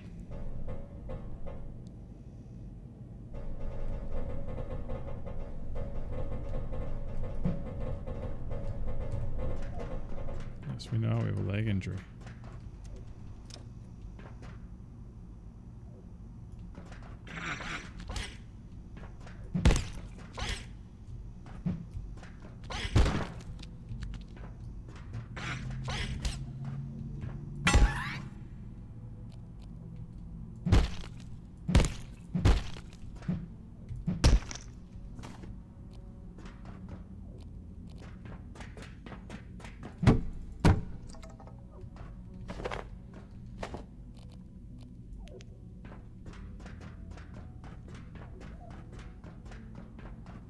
Toolbox.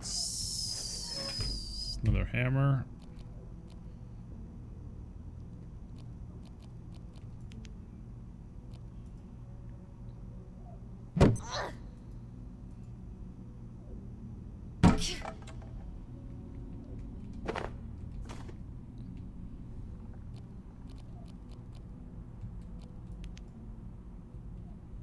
Huh. Alright, that might be interesting. But before I go that way, it looks like a one-way trip. Let's take a look over here.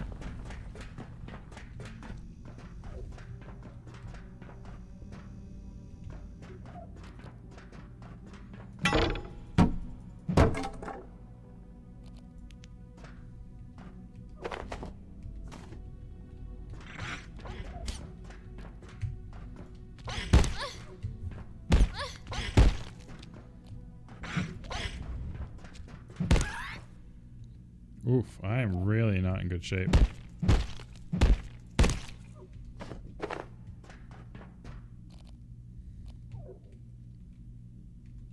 Alright, I'll explore for a little bit more. I'll go back to the base and try to heal myself.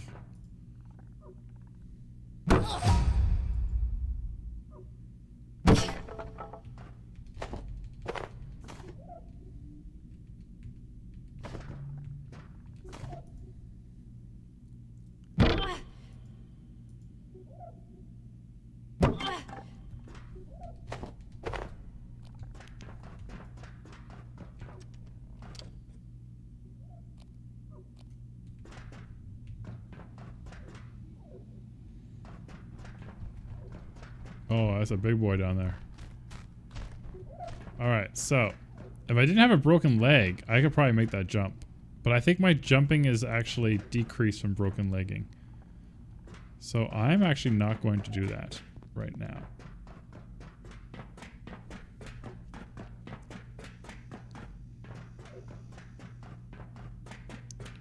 Instead, I'm going to try this one-way drop into here.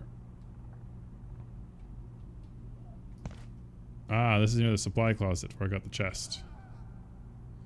I know where I am at least.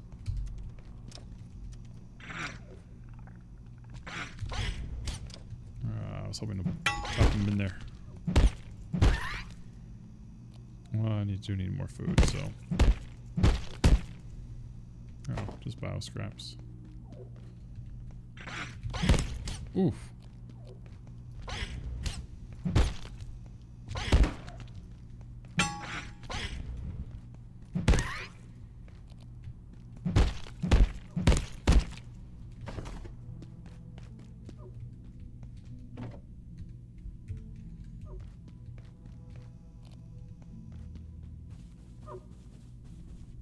Oh, big boy. Manufacturing is that way, though. Alright, so we know where to come back to after we heal up a little bit.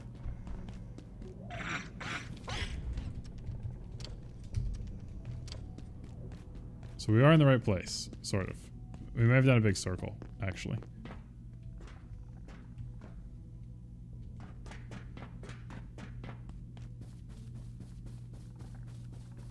It's possible, Dr. Cindy, that you've accidentally rewound the live stream back to when we started.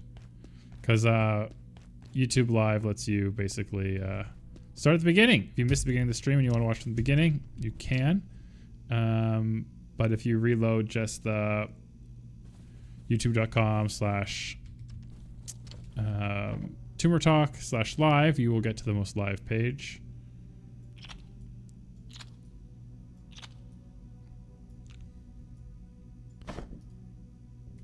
Consume this. Your bones are fine. Cool, my bones are fine apparently. Other games, splints have to be reapplied for every bone time you break your bone. Apparently not in this game, which is kind of cool.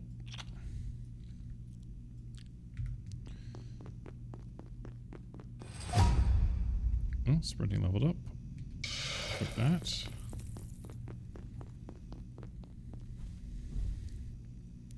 I'm going to store this extra water bottle if anyone wants to come join later.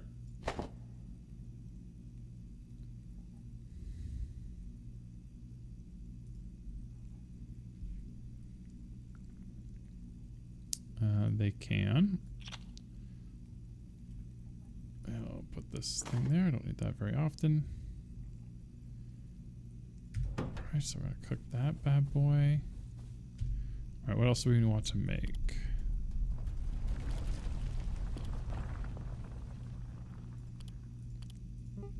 I've heard this vacuum can be very helpful. It does make sense, Dr. Cindy. Thanks for joining.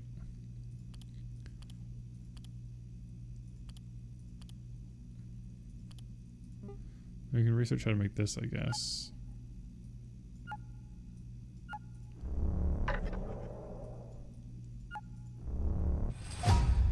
The problem is you can't get this antiverse wheat till much later in the game, so it's not super helpful to me right now. Cloth rope. Haven't found a need for that yet. I guess we'll just unlock this puzzle thing too. Test tube.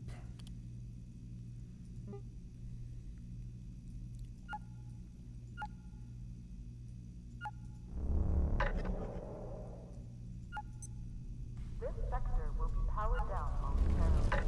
If you have not already evacuated the facility, consider this your top priority. Have a wonderful and productive evening. So I'm hoping this food will give me a little bit of a health recovery boost as well. Yeah, it does. Okay. You've been exposed to radiation and feel a bit nauseous. So this is technically a radiated food, even though I'm cooking it, and doesn't come off as a radiation? Or is it because I'm carrying this other food? It's not clear to me. X. Radiation tingle. You've been exposed to radiation and feel a bit nauseous. I'll take a radiation pill. Does that help? There we go. Rad resistant. Incoming radiation is being reduced by half. Oh, okay. So because I am wearing that helmet, the carbuncles won't attack me. Oh, that explains a lot, actually. I was like, because remember when that other guy got attacked and I didn't?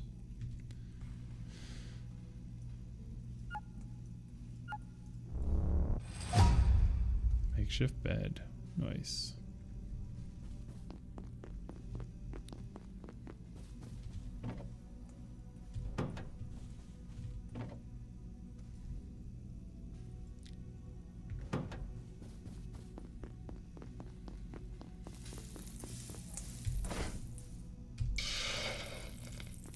Consume. I thought cooking the food was making it safe. It's not. That's not great. Good to know, though. What else we got going on? We're still not great. Temperature-wise, we're very comfortable. Oh, there goes the lights. That door's closed. We'll just close this door to be safe.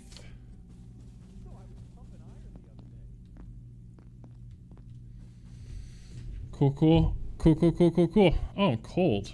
It gets cold at night, I guess. That makes sense.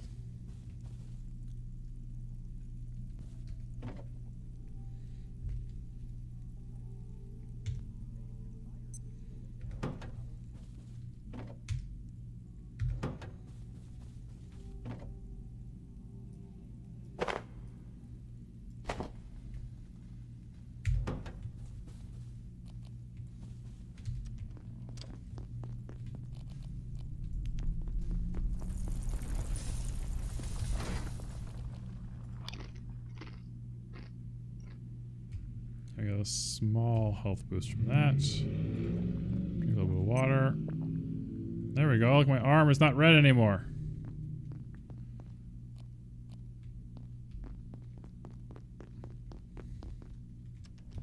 And how are we for energy? We're not tired, but a little nappy won't hurt.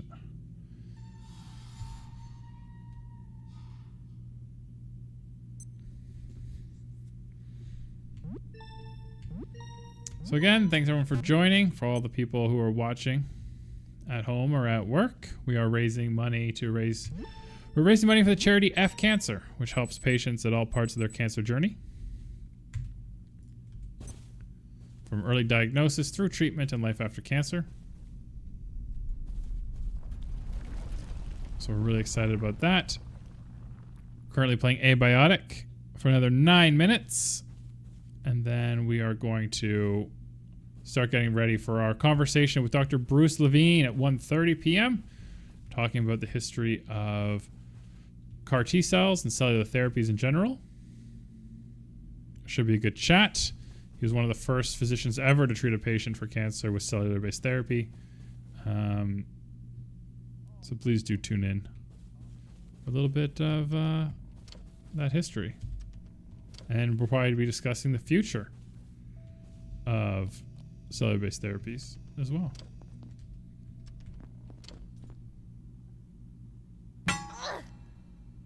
I didn't think I could break these, but I thought with a heavier weapon, we might as well try.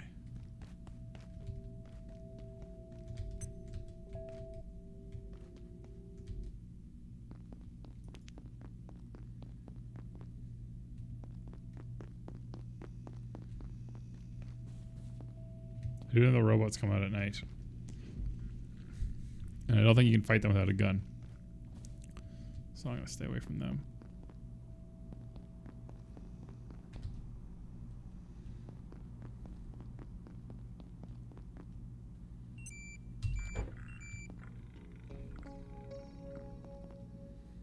Alright, so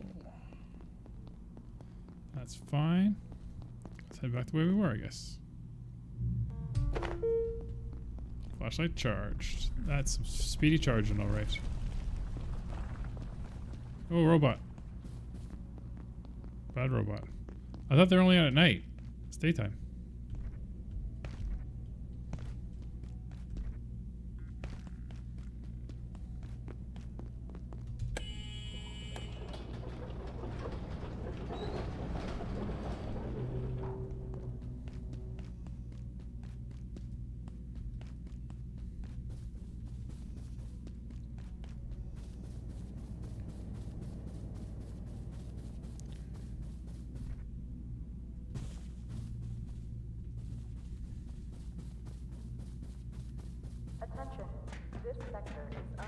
precautionary security measures. Please remain in place and wait for security assistance.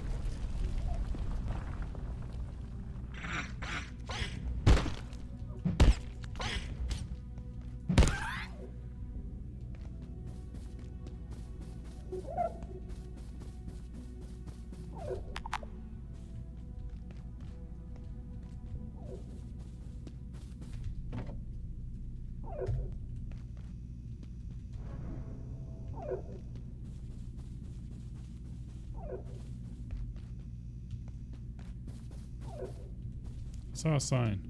Ooh, big boy.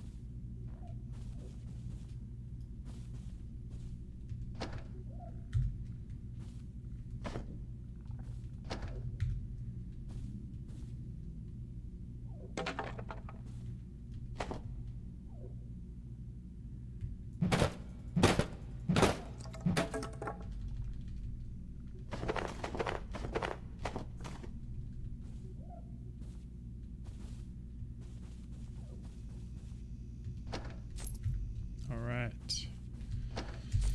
So I might have made a small wrong turn, but that's okay.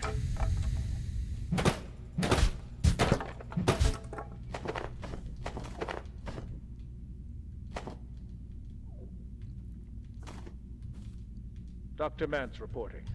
IS-178, the Peccary, as it was so ineptly dubbed by one of my puero co-workers, is more intelligent than it first seemed. In fact, it grows smarter and more capable over the course of its life cycle, before morphing into the later life cycle phase. Dr. Manbanco even managed to teach it a few simple tricks, with only minor burns, I believe.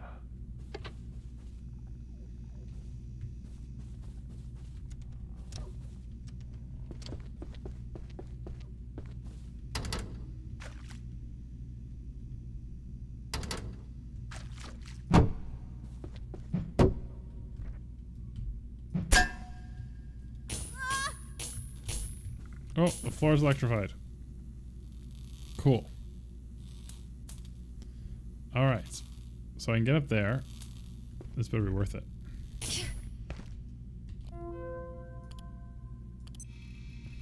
What recipe is this going to give me? Oh, it gives me some logs and some information. That is definitely not worth it.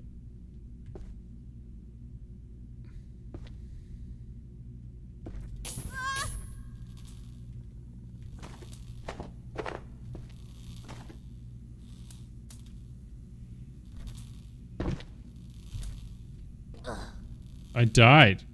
Wow.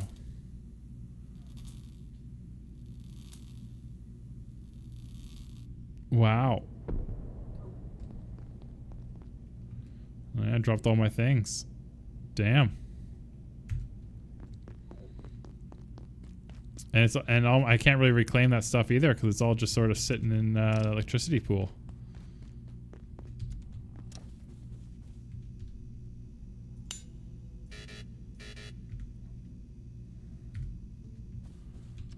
Wow. I had my little batteries on me that open up the doors and stuff. That's not great.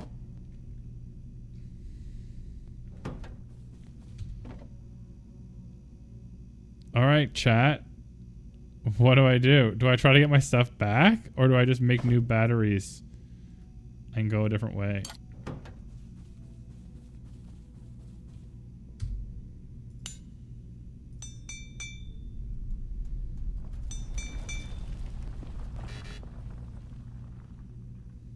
Oh, the only way to repair this bad boy is with another one of those heads that are really hard to get. All right, I'm going to put this down and not take it with me. It doesn't seem to have much to benefit right now.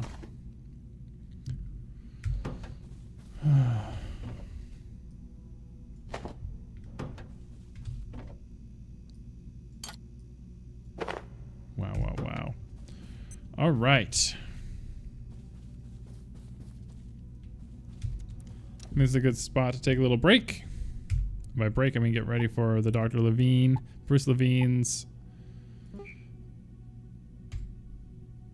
event. We'll take a quick 10-minute break, guys. We'll be right back. Get yourself some water, walk around, stay hydrated. Donate link in the description. Donate links in the description and in the chat bar. We'll be right back in a little bit, and we'll see you soon.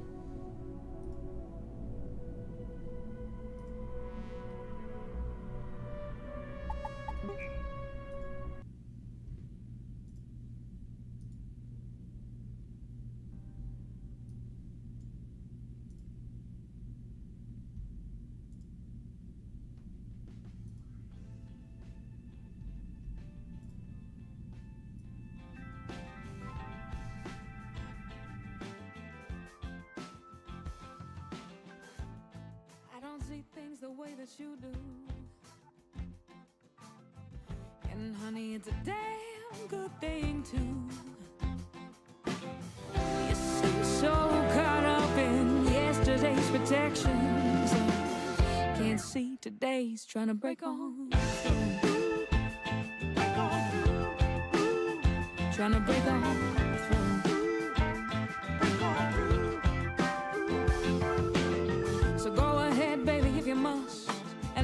Behind the bottle, me it's no fine line, just a clear mind, so I gotta stand by what I do. And I thought we had fun, but if you're too scared, then I must be gone. Got too much to do, trying to break on. Trying to break on.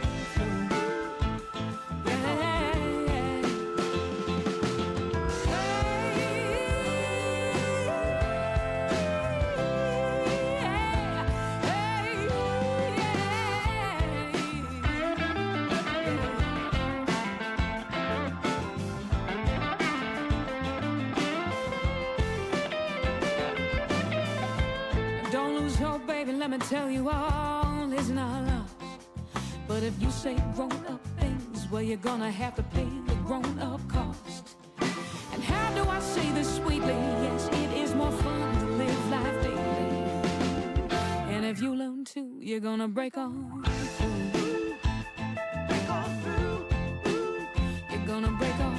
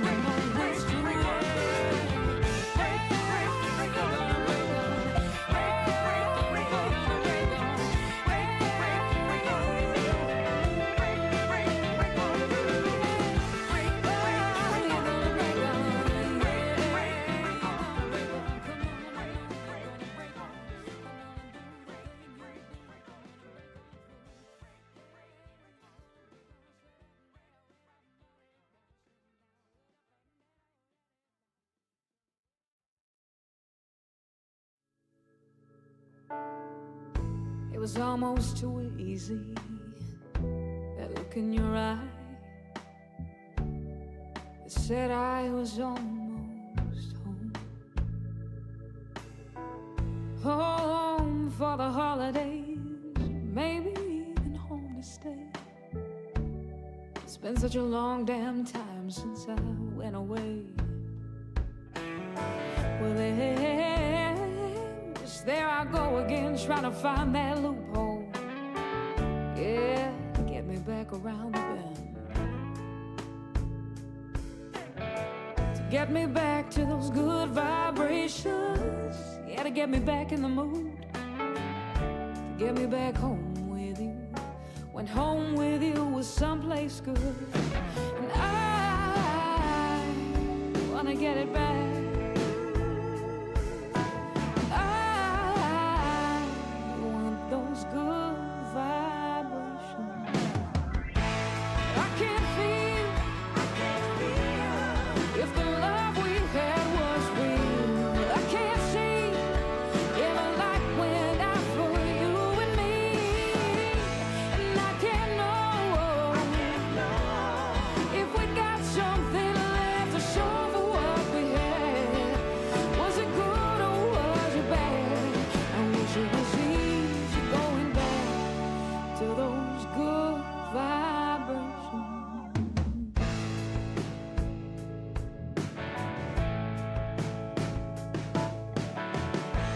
cut me some slack, babe. You know I always had a hard time letting go, especially when that home was someplace that I've never really known. Well, it couldn't happen all at once. No, bit by bit we just seem to fade. Now it's 3 years down the road, and tell me why the hell are you sitting so far away? Yes, well, I always was a bit of a fixer, trying to get my own shit together for the better of another chance.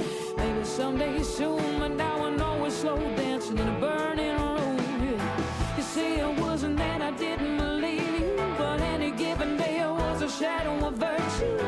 And I was building you a castle out of flesh and setting myself on fire again and again. And I just want to get it back. And I want those good vibrations. I can't feel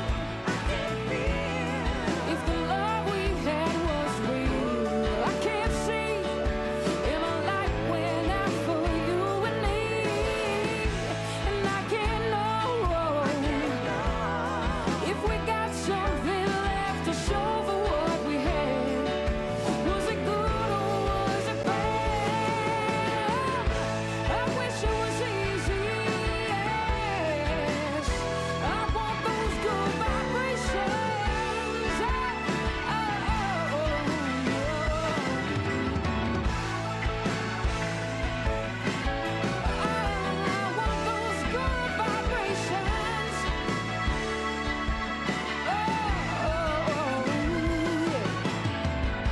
And I can't know if we got something left to show for what we had. Was it good or was it bad? I wish it was easy going back to those good vibrations.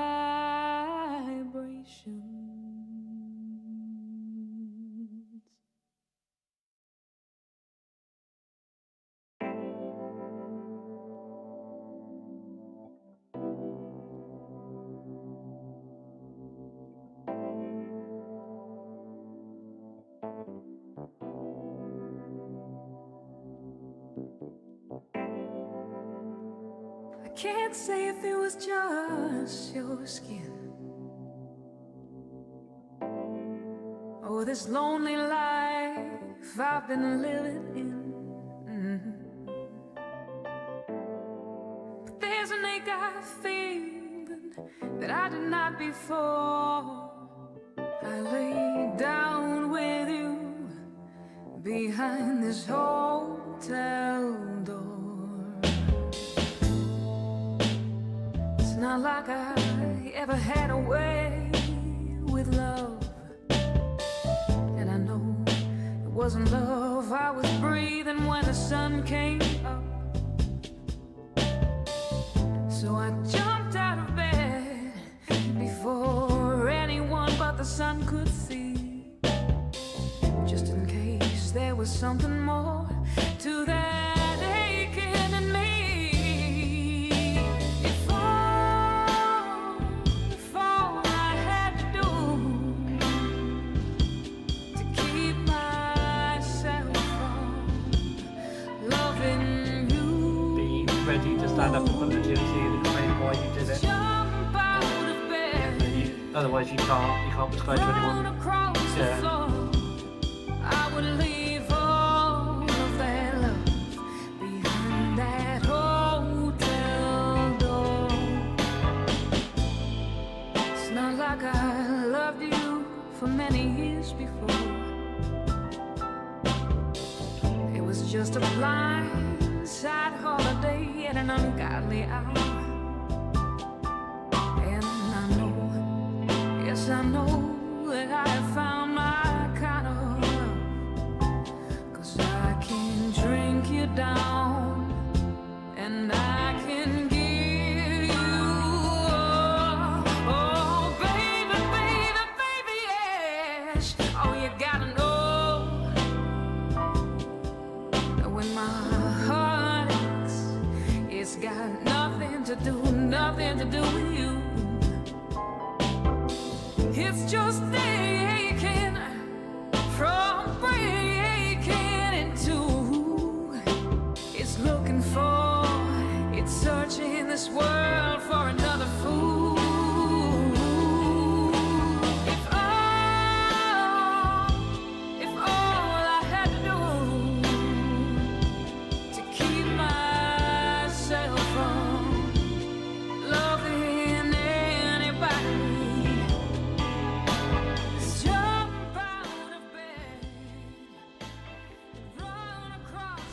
And we're back.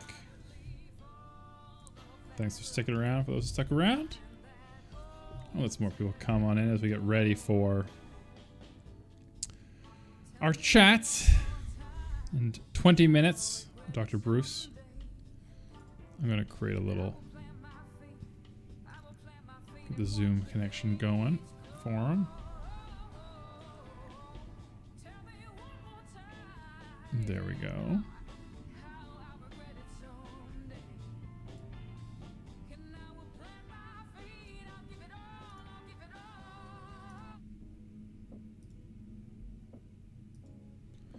There we go.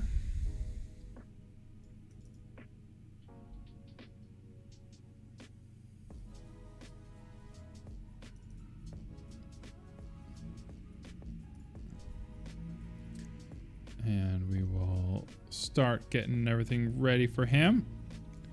Set up all the microphones.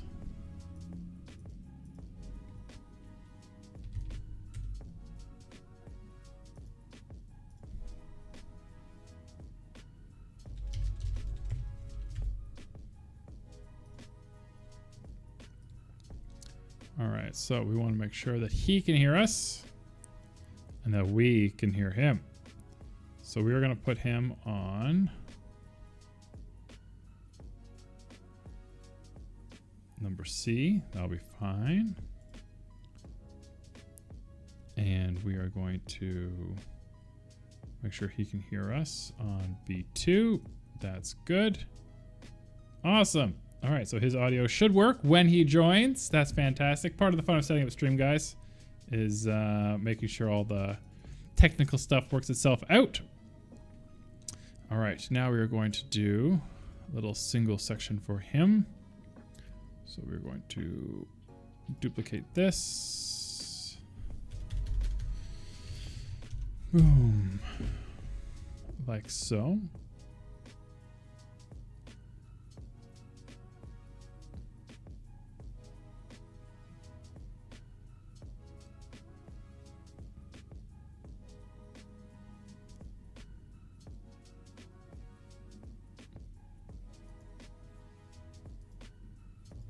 And we're going to do a little thing.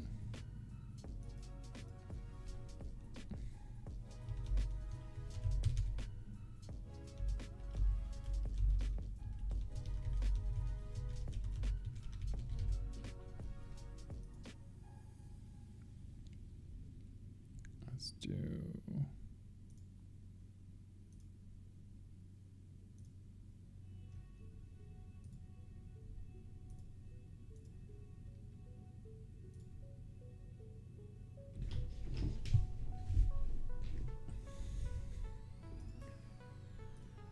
Cool. And then I think if we temporarily do that, that should be fine too.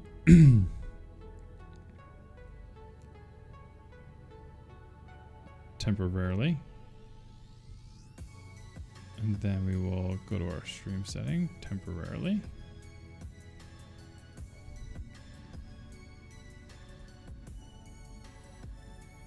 There we go. Perfect. Perfect. All right.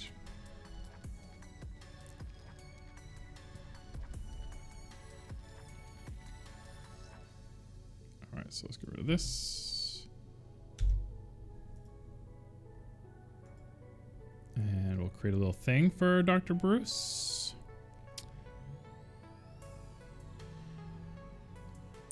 We want it to be existing scene.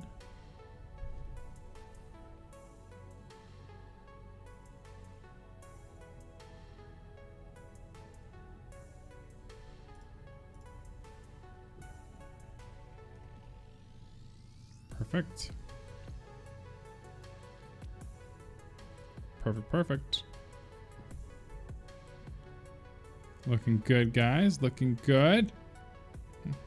15 minutes till Dr. Bruce.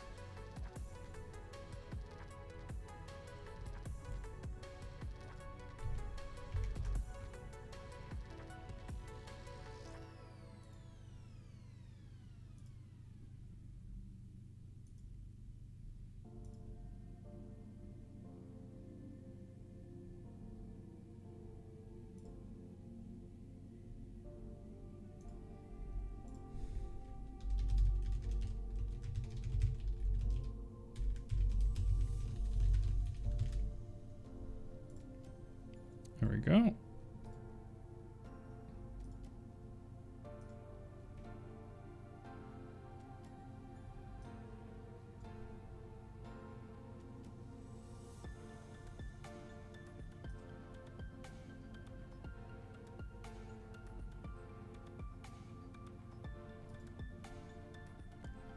All right. Put a link to the stream.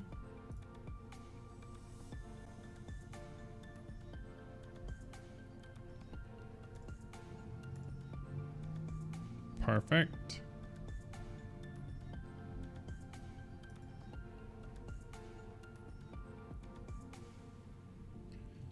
All right, so that should be fine.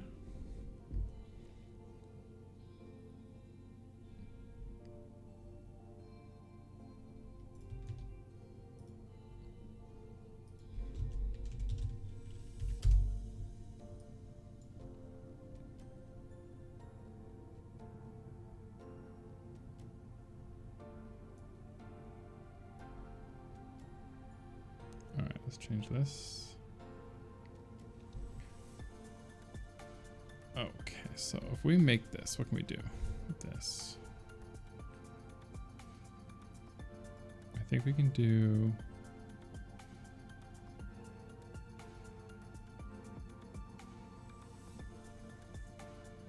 I think we can do that. Cool. That might work. It might not. We'll find out very shortly.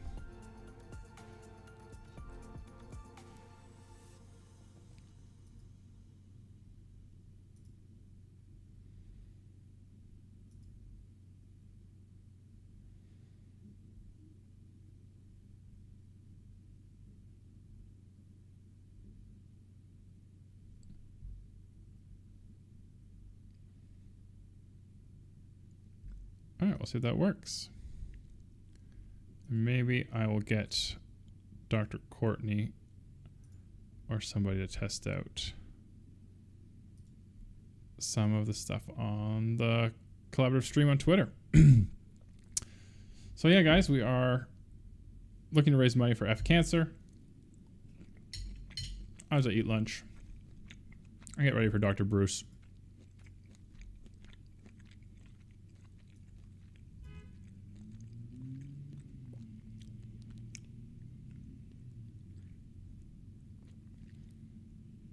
All right, so I think that might be a little much.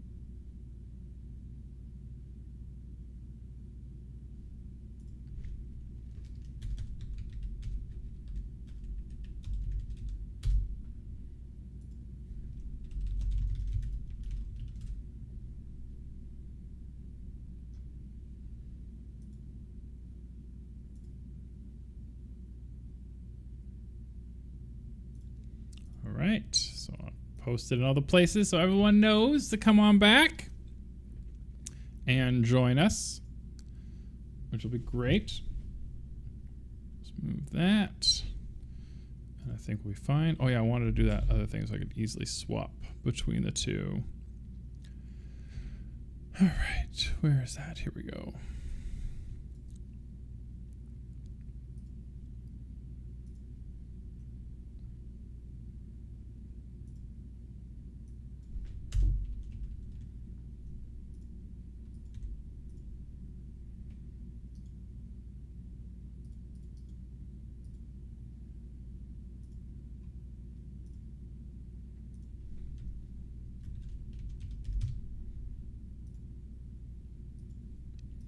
All right, so this should be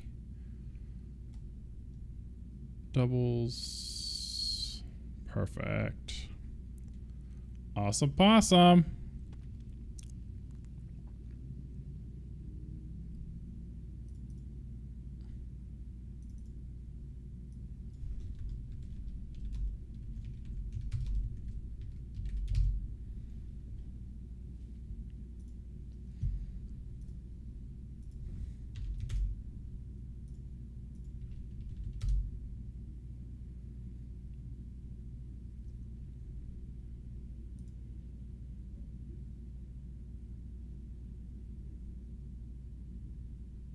Hey everybody, if you're joining, listening on Twitter, you'll get a much better experience if you pop over to youtube.com/tumortalk/live and watch the video in about 9 minutes. We're going live with Dr. Bruce Levine and going over the history of CAR T-cell therapy for cancer as we try to raise money for the charity F Cancer that works with patients at all levels of their cancer journey, from early diagnosis through treatment to life after cancer. Please do join us over on YouTube. If you can't join us on YouTube, you can hang out there where you are. That's fine. Link up above. If you guys can give me a little thumbs up, though, let me know if you can hear me on Twitter so I know that this isn't sounding like shit. That would be great also.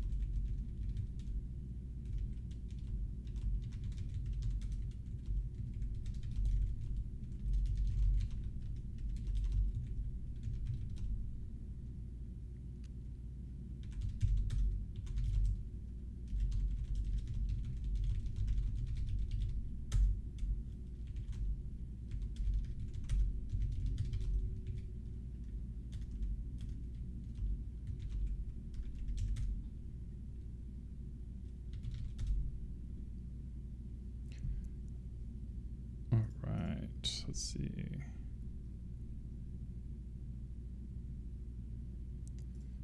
Do.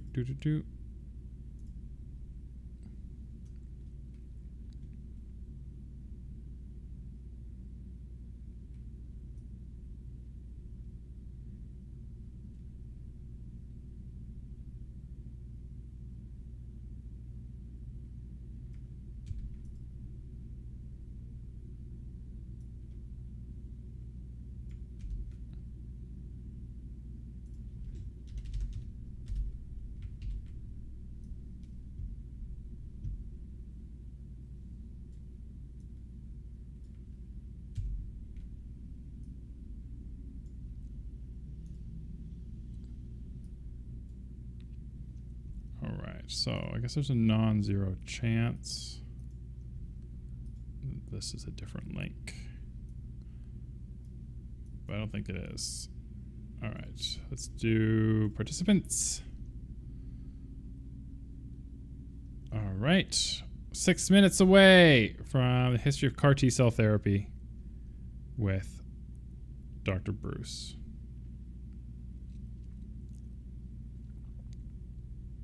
We are getting there.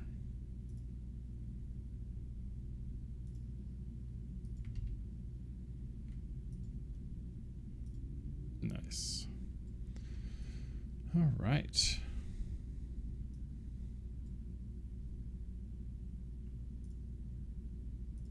As I'm checking my emails, make sure nothing crazy's going on.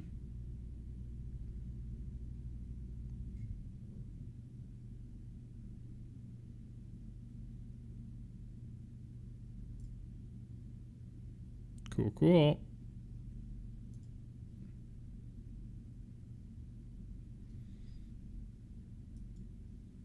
I'll give a little bit more time for him to join.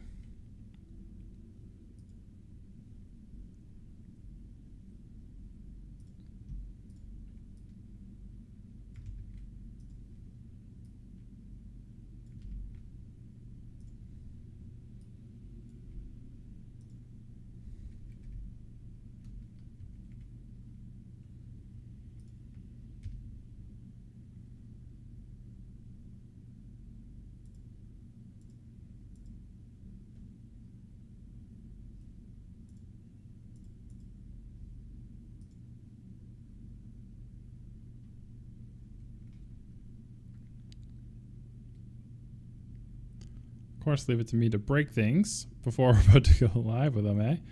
All right, let's see if I can fix this really quickly.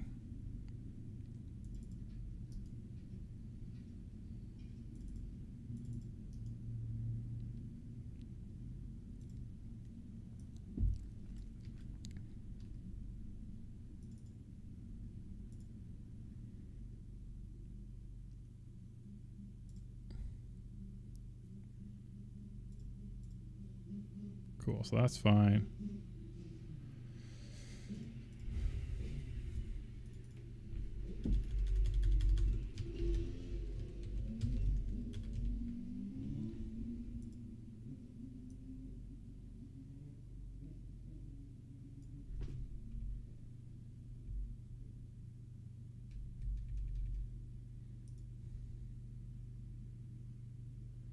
All right, let's just fix that real quick, like.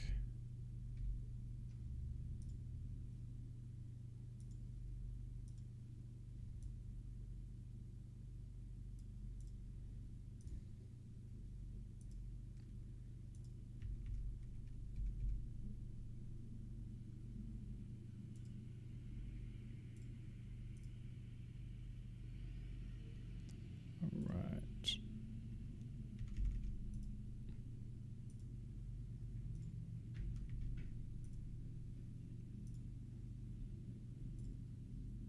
Nice.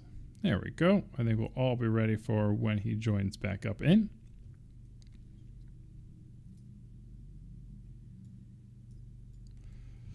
Two minutes away.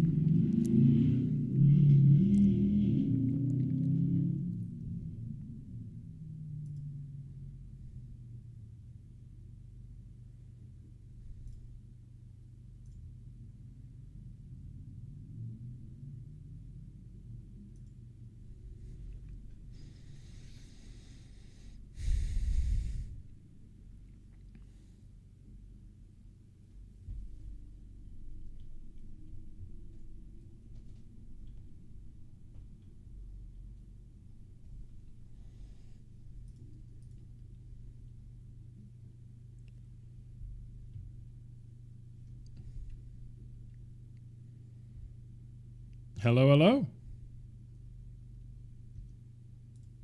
Quite well, thank you. How are you doing today? I'm really glad to hear that. I'm just going to sort out a little audio thing, and then we can jump right in.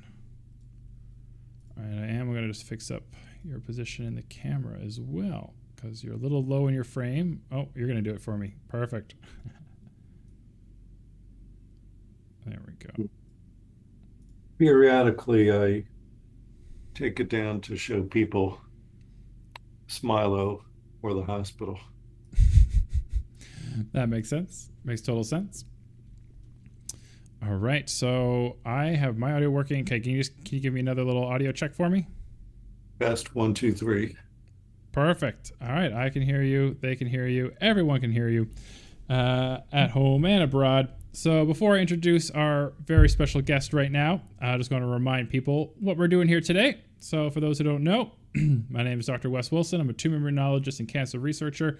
And this weekend we are raising money for F Cancer. F Cancer supports patients along their entire cancer journey, from both early diagnosis through treatment and life after cancer. They also do educational programs for caregivers and family members, and they help fund preventional cancer programs like HPV vaccination, which here in the United States, the HPV vaccine can be very expensive, almost $300 USD, and the HPV vaccine has been proven to prevent a slew of cancers, from head and neck cancers, penile cancers, anal cancers, cervical cancers, of which, if you are vaccinated between 11 and 13 years of age, data from the United Kingdom has shown it to decrease cervical cancer rates by 89%. Very effective vaccine for cancer prevention.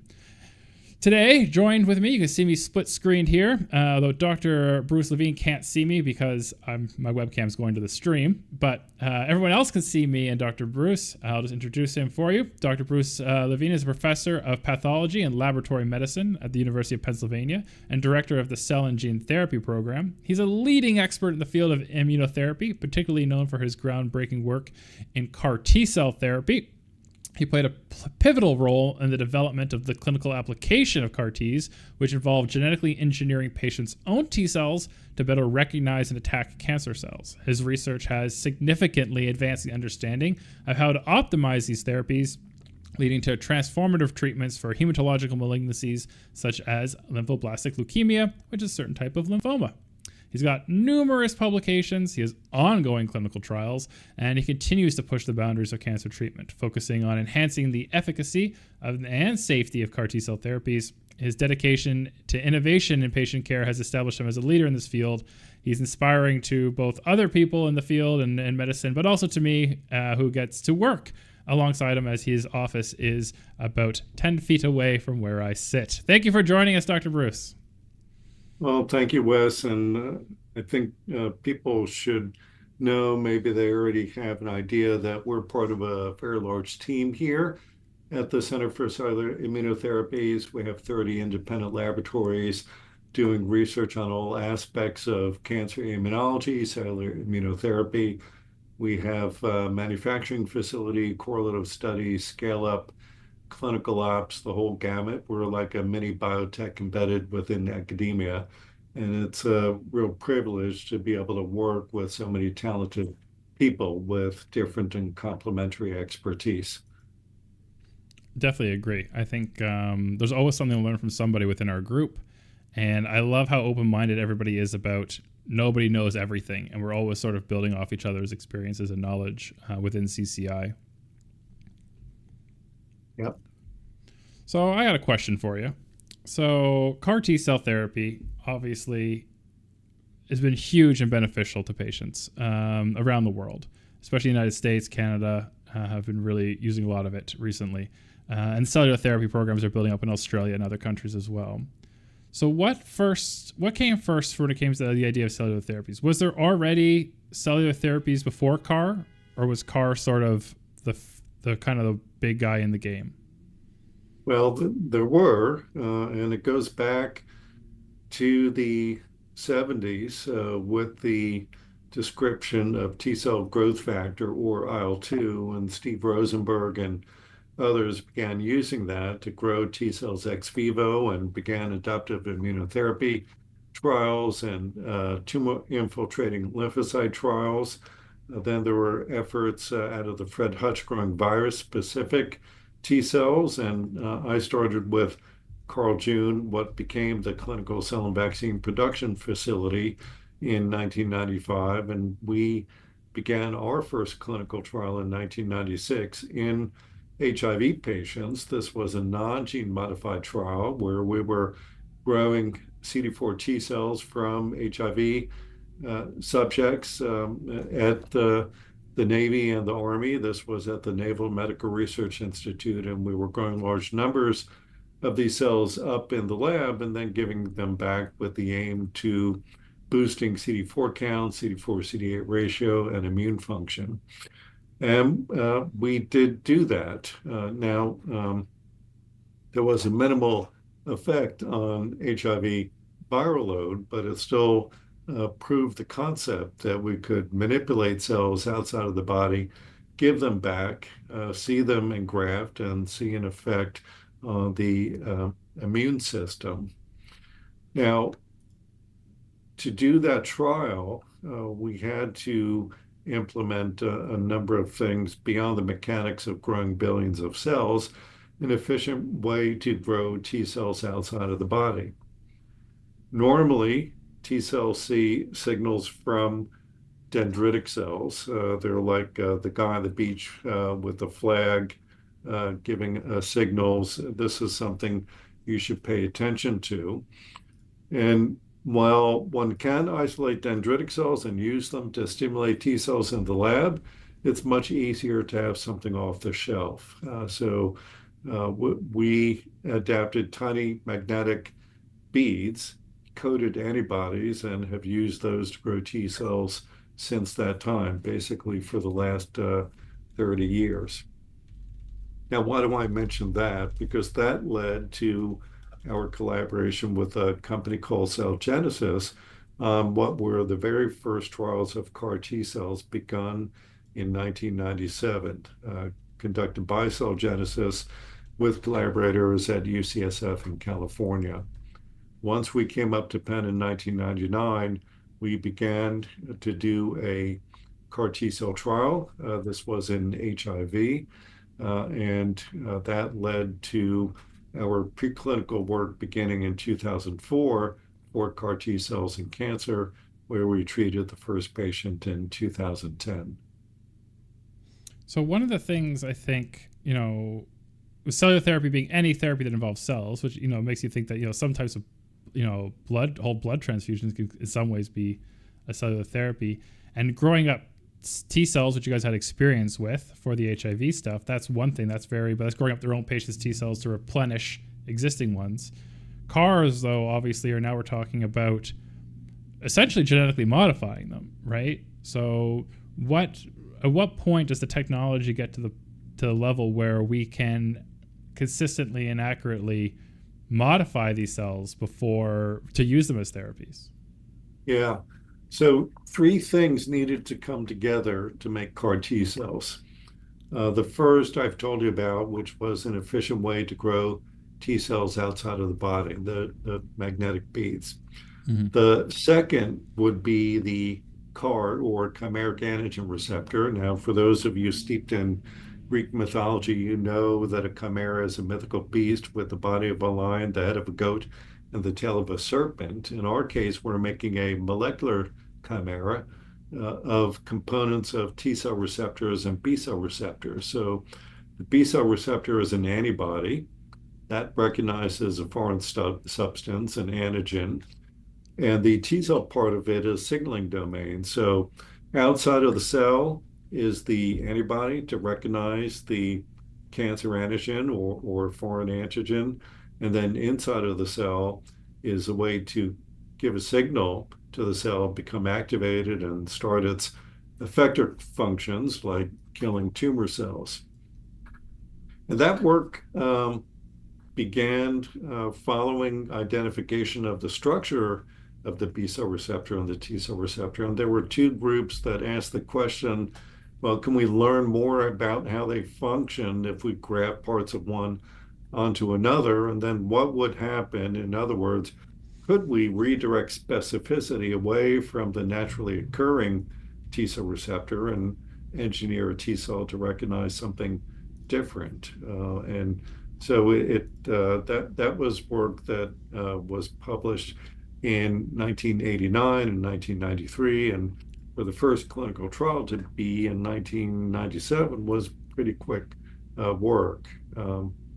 But then in the early 2000s, there was a roller coaster ride in gene therapy, and Cell Genesis went out of business, and it was some time to look at what was happening in terms of the CARs and how they could be engineered better in cancer. And another element, I'll get to the third, besides the gene for the CAR, is a way to deliver it. Now, the first gene therapy studies used a mouse retrovirus, murine leukemia virus, and that works, but cells have to be activated. But the third element that we used was to actually use a engineered HIV virus that's totally disabled. Its only function is to deliver the gene for the CAR. And then that CAR's gene, that's actually RNA, it's reverse transcribed into DNA, permanently integrates into the genome. So another part of the beauty of CAR T cells is that when you permanently integrate the CAR gene, that T cell and all of its daughter cells carries the gene for that CAR. So it's not only redirected, it's not only a living drug, it's a force multiplier because you have every daughter cell and granddaughter cell now expressing the CAR. So those are the three key elements: ways to grow the cell, the design of the CAR, and the way to deliver the gene. Yeah, and then obviously there's newer methods, which I want to get into later. I don't want to jump the shark, but we've gotten so many more advanced ways of editing cells now, from CRISPR to other approaches with new molecular biology tools. I think one of the things I'd like to kind of dive into that I think people really care about knowing about the history of this is, before we got these first CARs for some of these leukemias, what was like standard of care and life expectancy for them before we got CARs? Well, for the patients for which there are approved indications, let's just talk about acute lymphoid leukemia. The first approval was in pediatric acute lymphoid leukemia. And before CARs, people will say, well, that's the good kind of leukemia because it's 85% curable with standard therapy. But that standard therapy is a 2.5-year long regimen of chemotherapy that has both short and long-term side effects that are significant. But what about that 15% that don't respond? And there the outlook was quite bleak, especially in second relapse ALL, which was the eligibility criteria for the early trials, and demonstrated at 1 month and 90% complete response rate, and at 2 years, 67 to 70% response rate. So that kind of response is, when you see the difference in the survival curves, it was just really, really striking. Now, that was the first approval in pediatric acute lymphoid leukemia, but actually the first 7 patients we treated had chronic lymphoid leukemia, which is a much more slowly growing leukemia. And we were enrolling a clinical trial of adults here at Penn and treated 3 patients. And those 3 patients had exhausted all options. They were not eligible for a stem cell transplant. And in the several weeks after infusion of their CAR T cells, between 2.5 pounds and almost 8 pounds of leukemia was obliterated by their CAR T cells. And we had 2 complete responses and a partial response. Now, again, CLL is slower growing than ALL, and maybe they weren't going to succumb to their disease in a few weeks like the pediatric ALL patients, but still their outlook was pretty bleak. And so we had 2 complete responses and 1 partial response. It turns out we got lucky in those first few patients because the response rate in chronic lymphoid leukemia is much lower than pediatric ALL. And to this day, we don't have an approved product in CLL, although there are companies, including BMS, that are conducting clinical trials in CLL. So hopefully we'll have an approval soon. That would be good. But, coming back to your question, these are patients for all of the approved indications in leukemia, lymphoma, and myeloma. These are patients. First approval was in multiply relapsed and refractory patients. And since the approvals, things have been moving to earlier line, where we're now have approvals for 2 products in second-line diffuse large B-cell lymphoma and third-line multiple myeloma. I think so. For other people who may not be aware, one, when we're treating relapse patients where the cancer has come back after a therapy, whether the therapy wasn't very durable, the response didn't last long, or failed therapy, these cancers tend to be seen as being harder to treat. They've escaped our conventional approaches. They tend to be more aggressive in some situations. But important for clinical trials is that when you have a new therapy, you generally don't want to put someone on a trial that's new where they might benefit from the old. So a lot of times new and advancing therapies that are very different tend to only be able to recruit from an ethics point of view, from an FDA approval and ethics, patients who've already failed conventional, traditional, already approved therapy.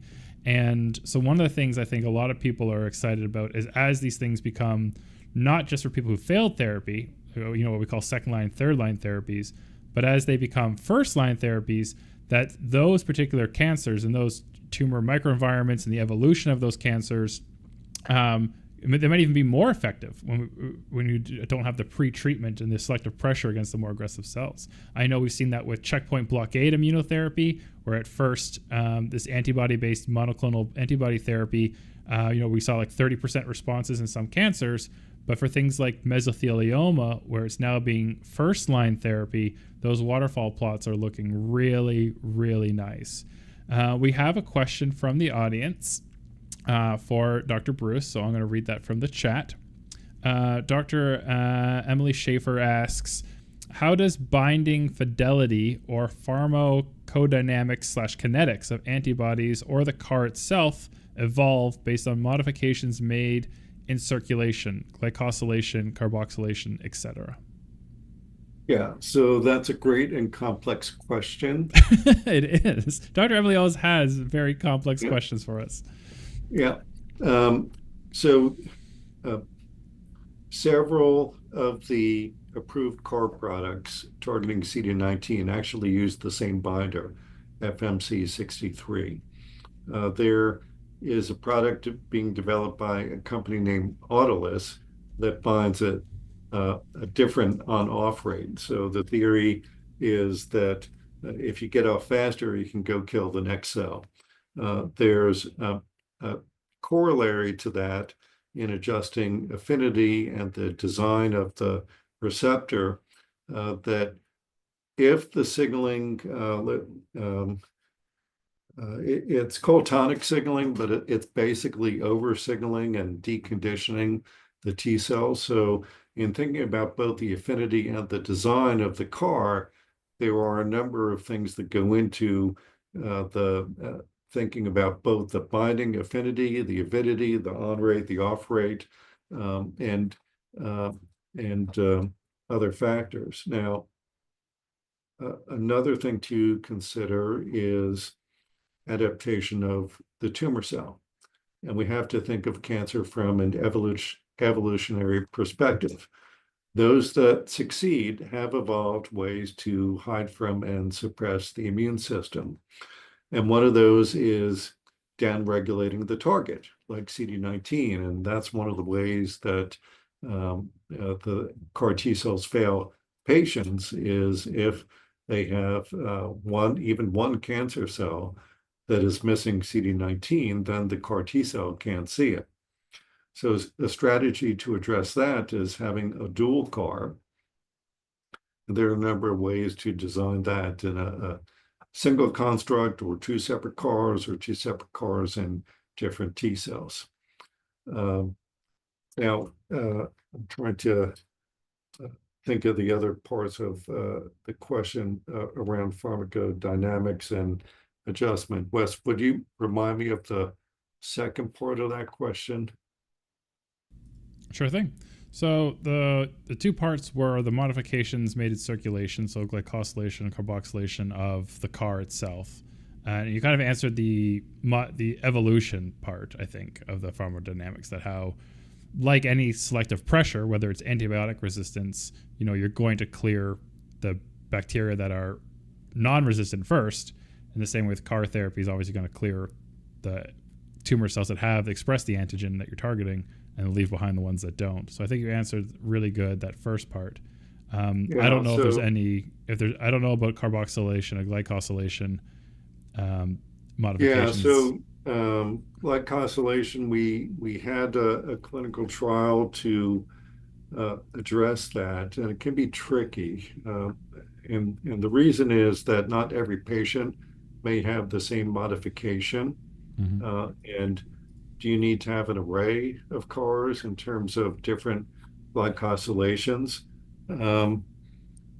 But there's another factor, which is some of these targets and where the CAR binds on the target. if the CAR binds at a distance, or maybe that target is shed, and then that either blocks the CAR T cell or the CAR T cell can't get in the right orientation to kill the tumor cell.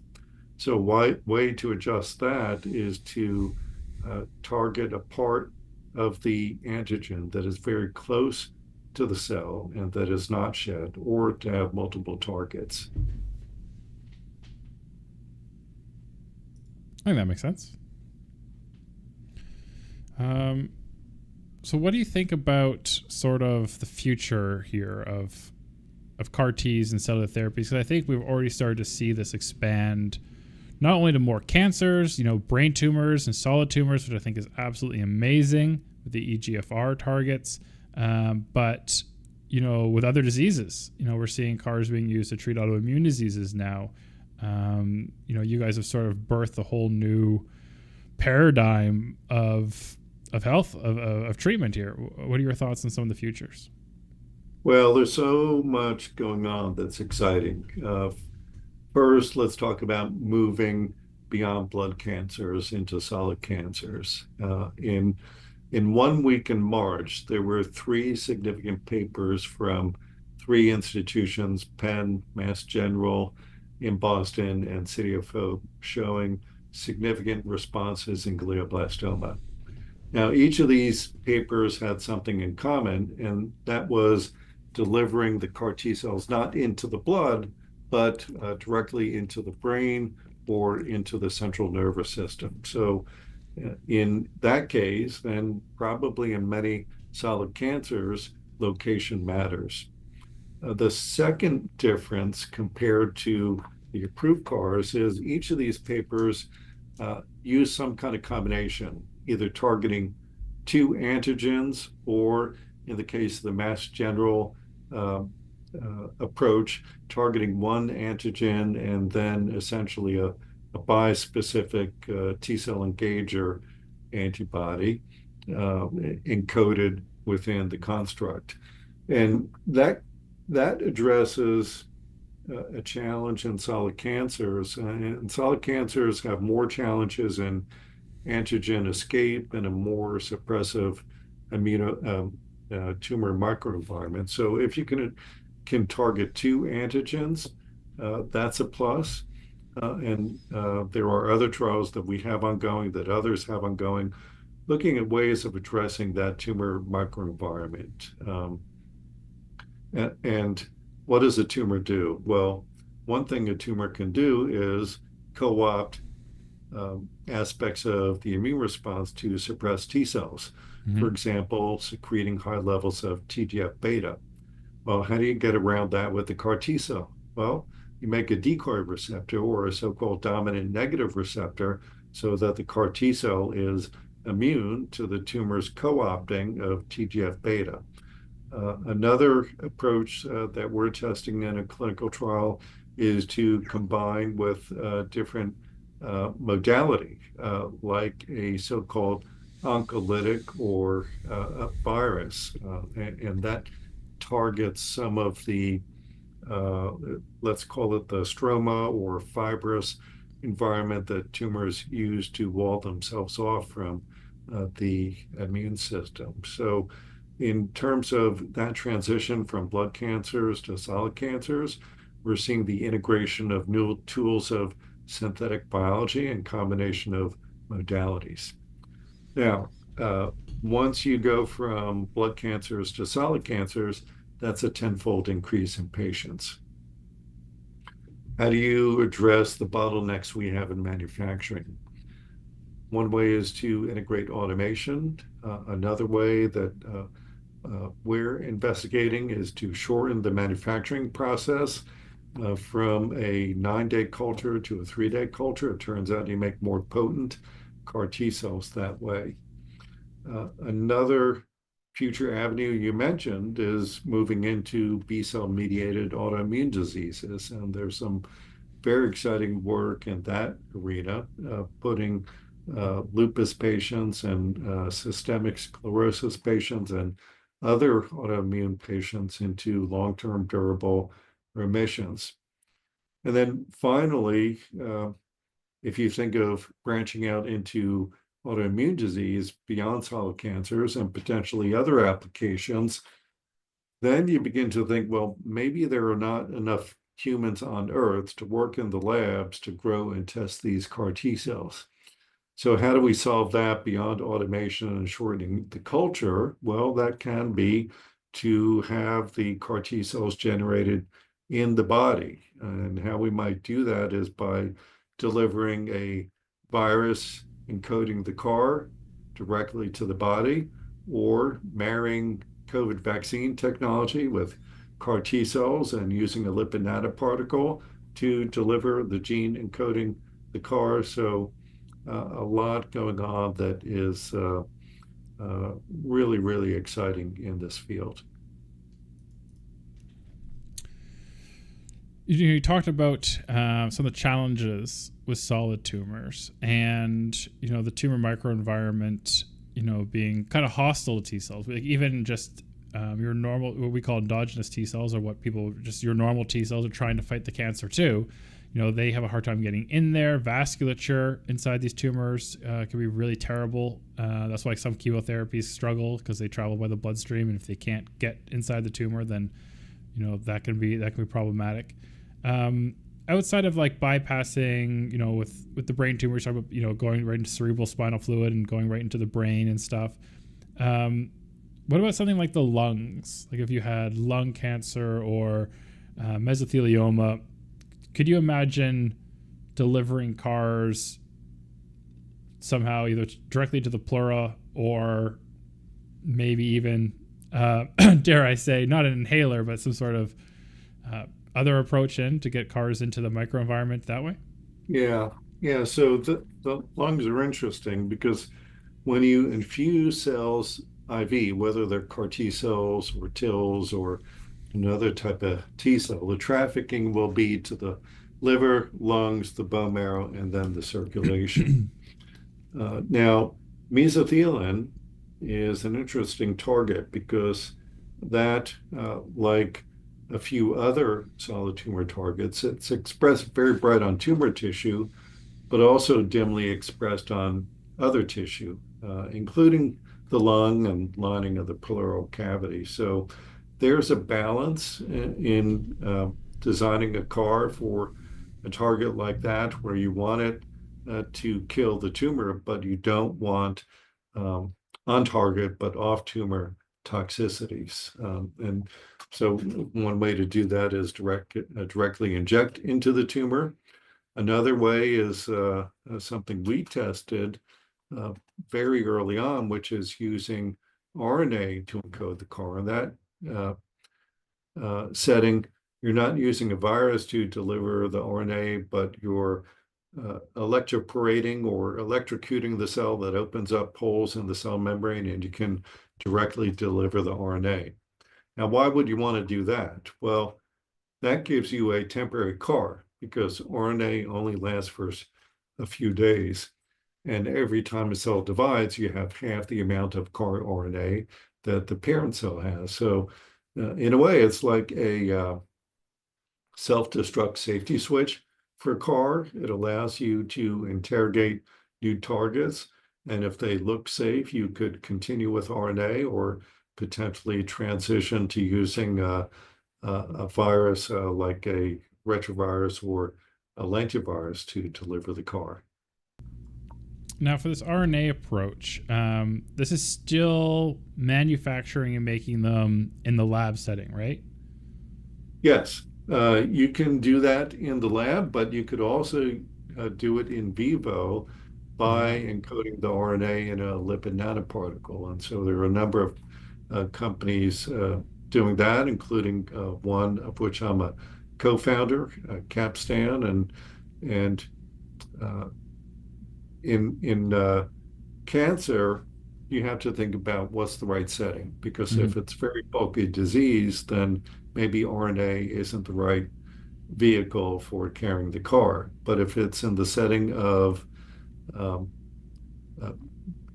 immeasurable or measurable residual disease, or if it's in the setting of autoimmunity where you just need a reset, or if it's in the setting of fibrosis where you don't want a card targeting fibroblast activation protein around forever because fibroblast activation protein is involved in wound healing. So RNA, I think we're going to see approved products of CARs using RNA in one of those settings.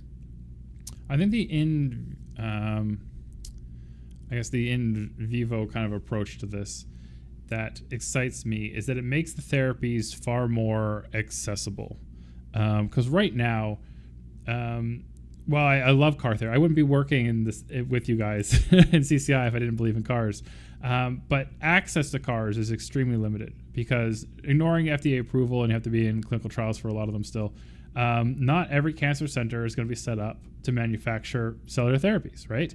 There's only certain facilities. Roswell Park Cancer Center in Buffalo is building up a new big one that's going to be massive, and that's great. But most cancer centers, don't. If you're not near Cleveland Cancer Center, if you're not near Penn Medicine, how do you do this? In Canada, the first CAR T cells in 2018, that was like the Canadian-made ones, like not the Novartis ones and the J&J ones, but the first Canadian-made ones took 3 universities, right? It took the patients came in Princess Margaret in Toronto, and their T cells were taken, and their T cells were shipped to BC Cancer with Robert Holt's group, right? And then John Bell's group in Ottawa, they were making all the viruses. He was making all the lentivirus. He was shipping the lentivirus over to Rob. Rob was making the cars in BC, shipping the product back to Toronto, where patients were being infused with the CD19, the fully humanized CD19 cars they were doing. And like, that's okay if you're in Toronto, I guess, but like, what if you're anywhere else? What if you're in Winnipeg? What if you're in Calgary? What if you're in Ithaca? Like, what do you do? Ithaca, New York. What if you're in all these other places that don't have access to these things? And the idea, I think, around having an in vitro approach where you just convert CARs in the patient, I think that means that these compounds could be stored in refrigerators and freezers, and you wouldn't need giant cellular therapy manufacturing GMP facilities in every cancer center. And so that's what really excites me about that stuff. Yeah. So a few things about centralized and distributed. So all of the commercial cars are centrally manufactured.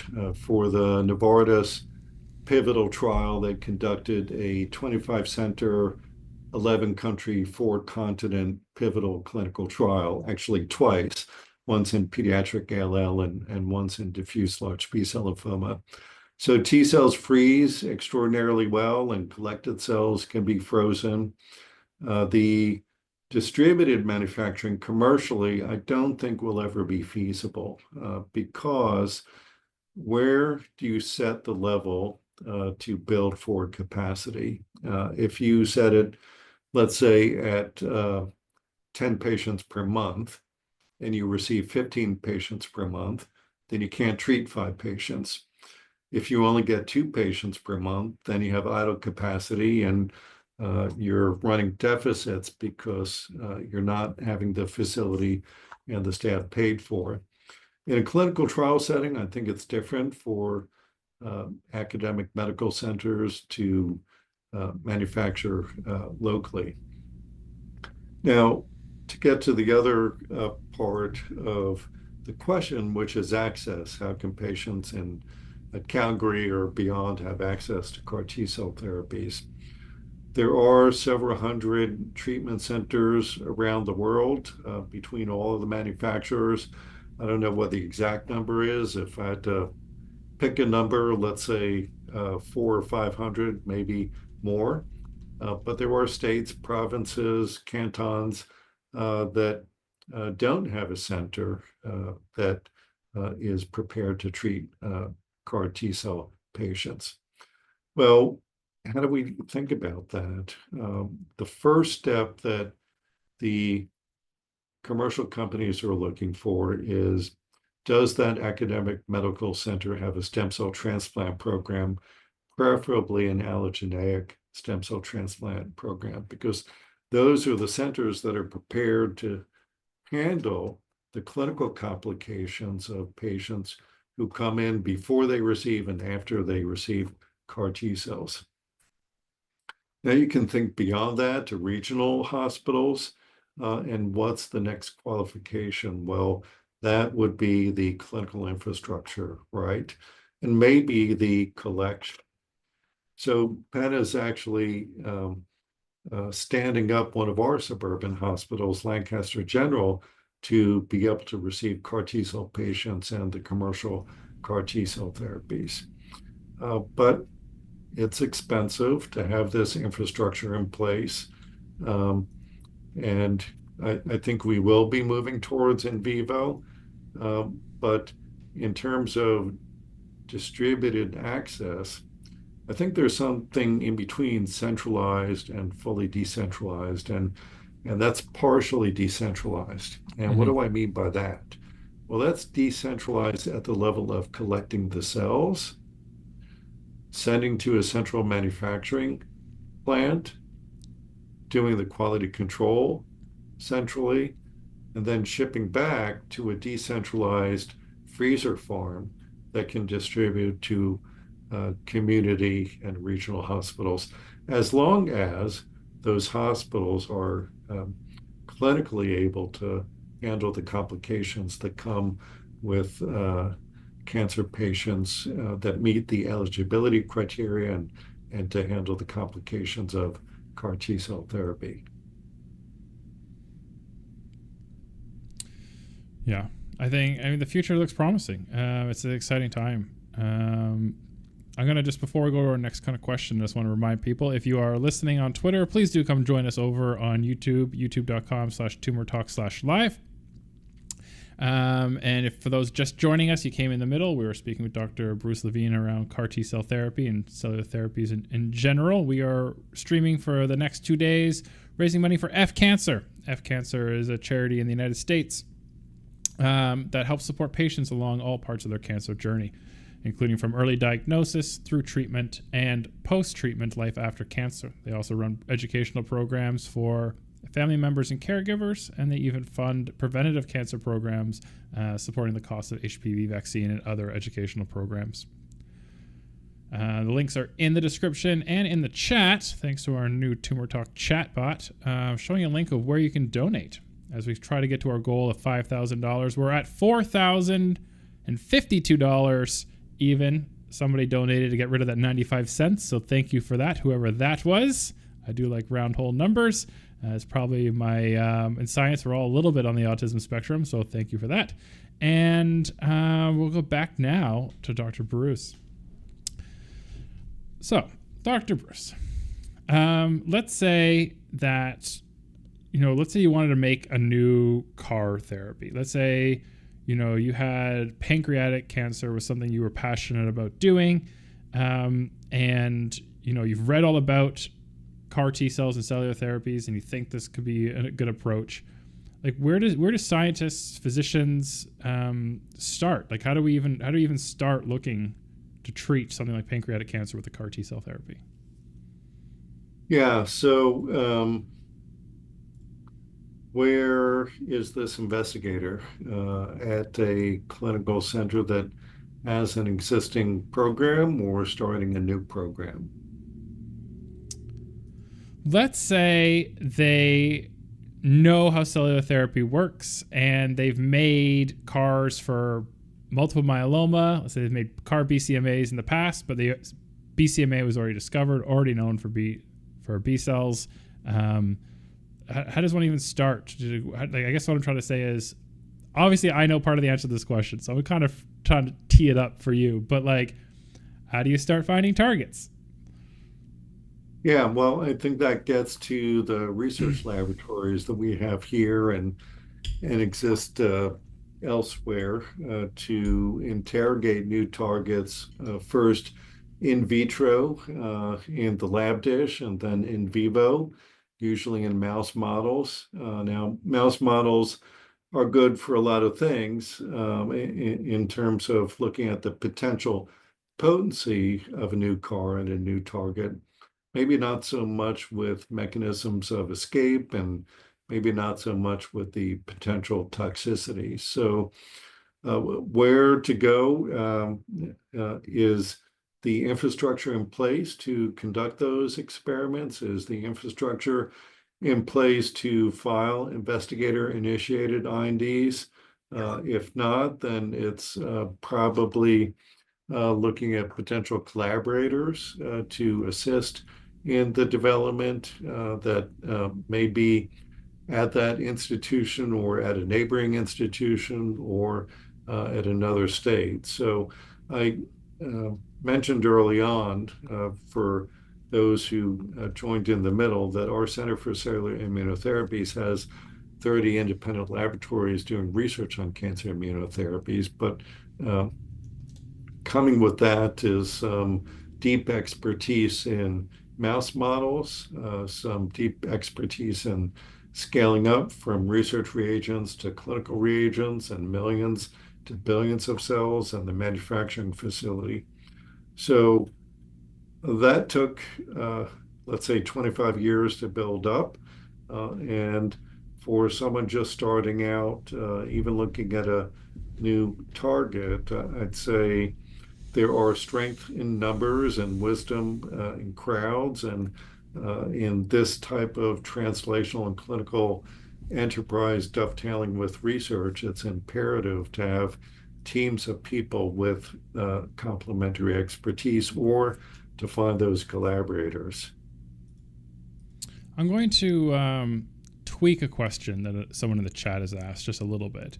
So a decade ago, we talked about the immunogenicity of tumors in very like hot and cold.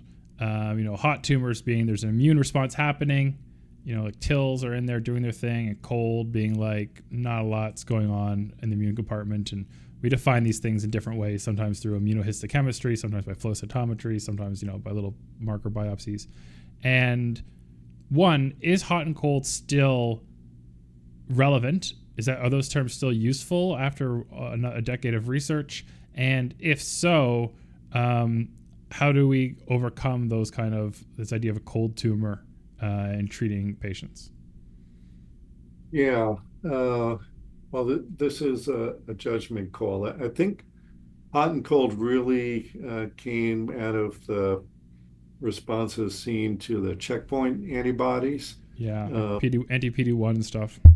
Yeah. Now it does apply to CAR T cells, but I would say it's more multidimensional than that single switch hot and cold.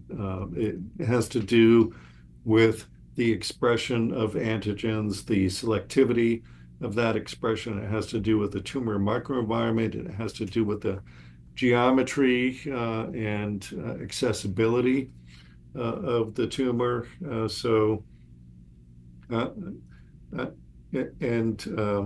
By geometry, just think about this. In a blood cancer, every leukemia cell and lymphoma, for the most part, it's a single cell suspension or accessible from multiple angles. And a solid cancer, it's a wall like the Death Star that you've got to penetrate and find the weak spot. I would like to think of a different term other than cold for the challenges with solid tumors, because it does reflect those multiple dimensions. Yeah. I mean, I think there are some things I think some people like to use that analogy for, coming from checkpoint immunotherapy to CAR in terms of those factors. But I think the immunosuppressive environment of some especially solid tumors, because you have tumor microenvironment for blood cancers, is usually the bone marrow.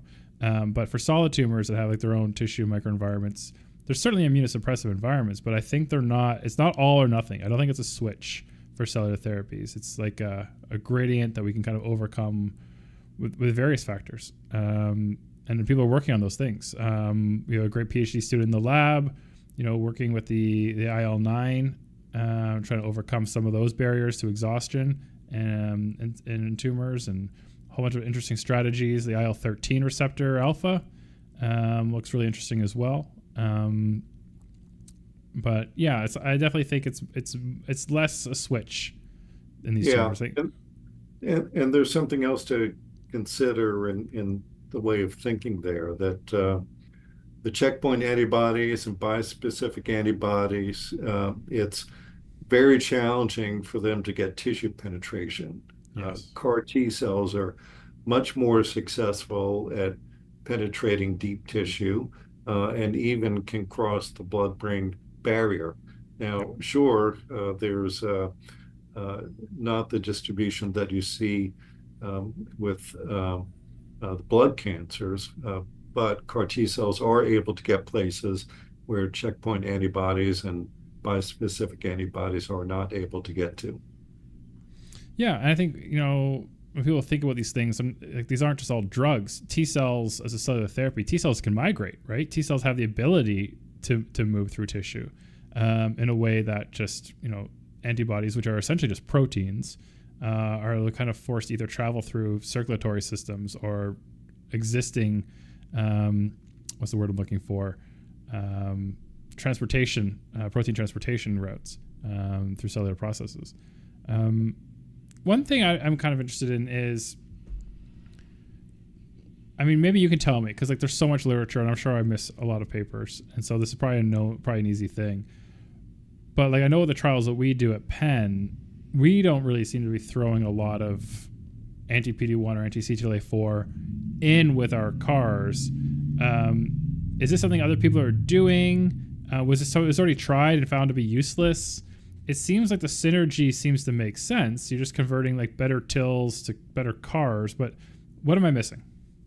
Yeah, so we have tried this in at least 2 separate clinical trials. One was in glioblastoma, targeting the tumor-specific antigen epidermal growth factor variant 3.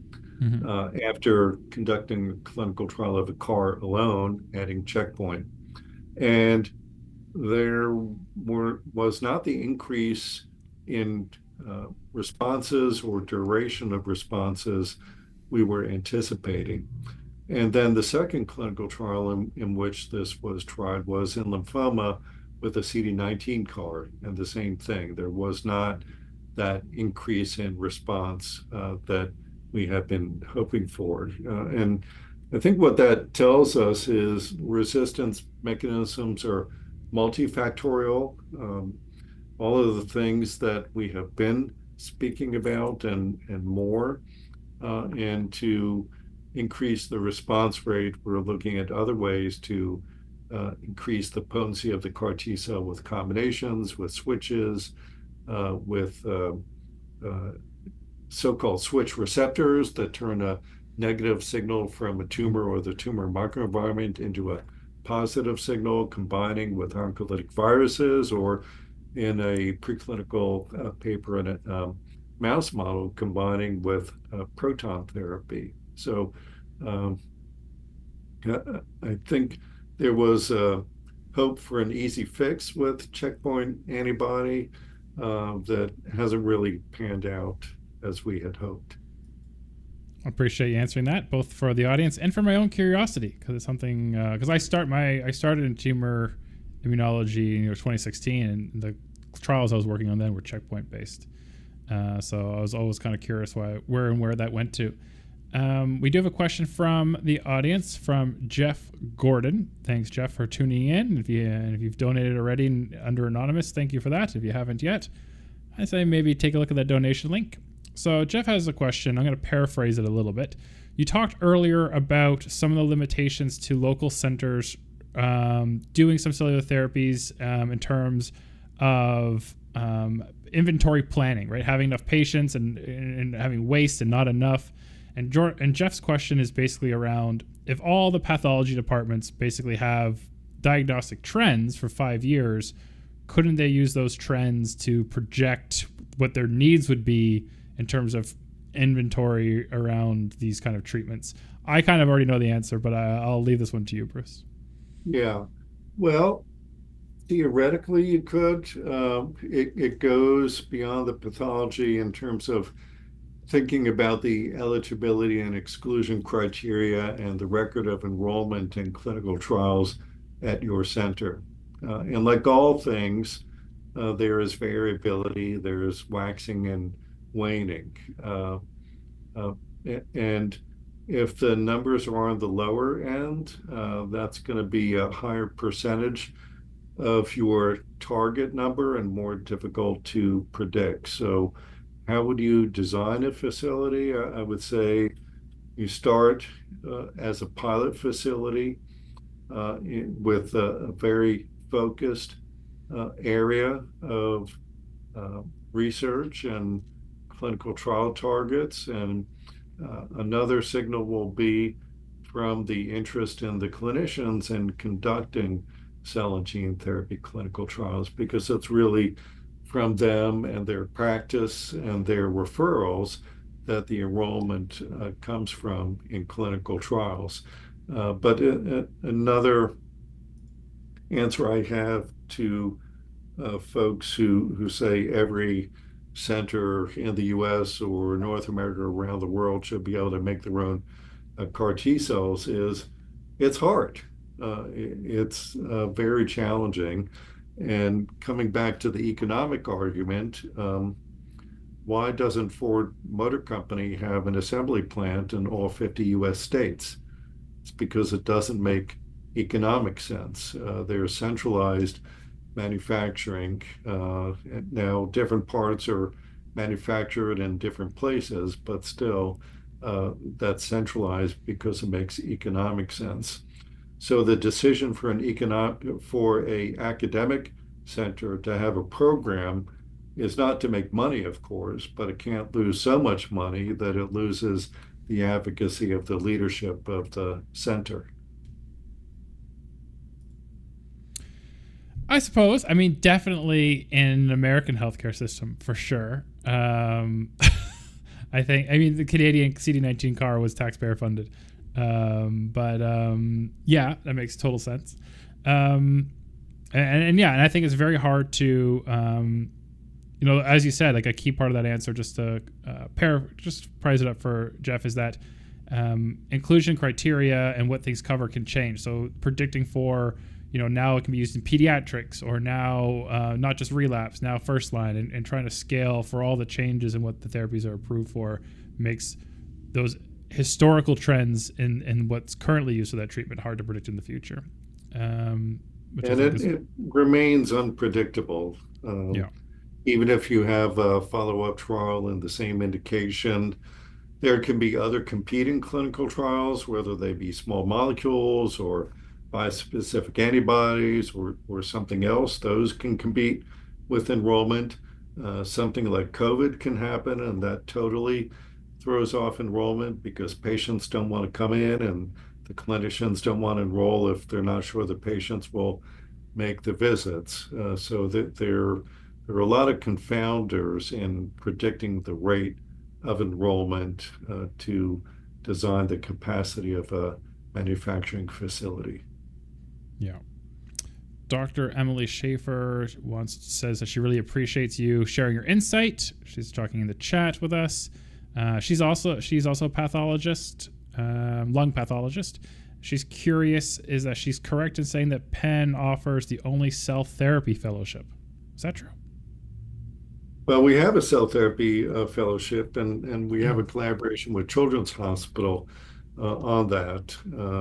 And I can't answer whether it's the only. I can't answer whether it's the first. I can only answer that we have one.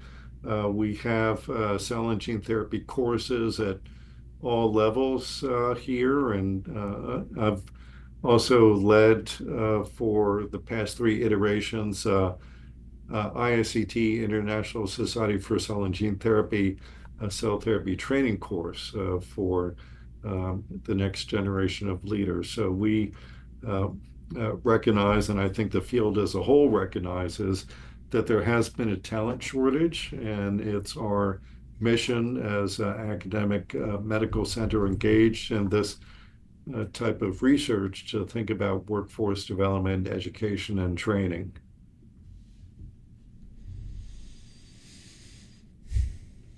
Well, I want to be cautious of your time, let you get back to work as we're rounding up to the hour. I want to thank you so much for joining us and for helping us raise funds for F Cancer. I think that was really helpful and interesting to hear about the history of stuff, because I definitely jumped into cell therapy not when it was newborn, but when it was almost a teenager in 2020. So thank you so much for that and all the hard work you've done, because you and Carl and others are, certainly have pioneered this landscape that now hundreds of other tumor immunologists are staking their claim in the Wild West, as it were. So thank you for that from a cancer perspective, and thank you for your time and helping us raise funds today. Thank you, Wes. Last I heard, you were $948 shy of 5,000. I hope we're surpassing that. Yeah, we're getting there. Every dollar counts. Thanks everyone for donating. Thanks again to Dr. Bruce. And Dr. Bruce, I'll say goodbye to you now on Zoom, and I'll join the chat for our next guest. Thanks, everybody. Thank you very much. Bye-bye.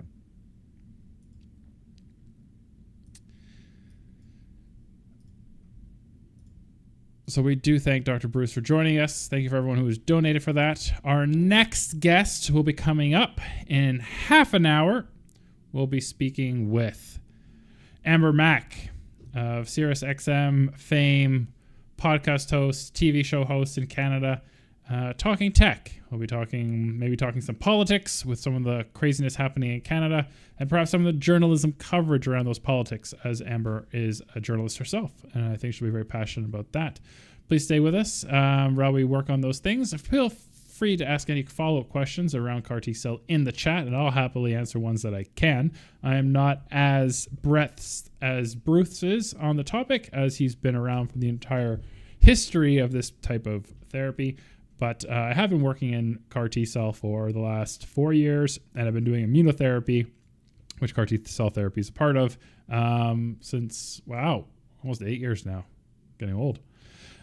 So feel free to ask those questions in the chat. I'm going to be working on creating Amber's little section so that her name shows up when it's her time to chat. One of the fun bits of hosting and being the producer of your own stream. But if you do have an opportunity to donate, please do. I think we're getting really close to reaching some of our goals. We are only $950 away from reaching our goal for the week. So please do donate if you can. F Cancer helps a lot of patients on all parts of their cancer journey, and we appreciate them by doing this fundraiser. If anyone has questions about F Cancer and the work they do, please feel free to ask as well. Happy to answer those questions about this charity and others. I'm just going to be playing around here. If you're on YouTube and watching the stream, I apologize for a bit. There's going to be a little tough transitions as I prepare Amber's lower third for when she joins in just a second.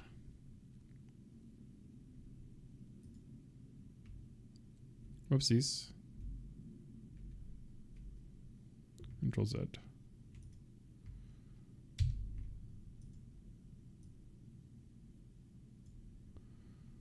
Okie dokie. Everyone loves a good Control Z.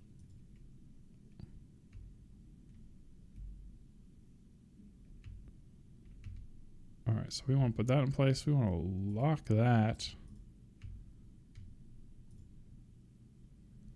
He'll transition that. Perfect. We're all ready for Amber when she comes in. Transition back to this. Perfect.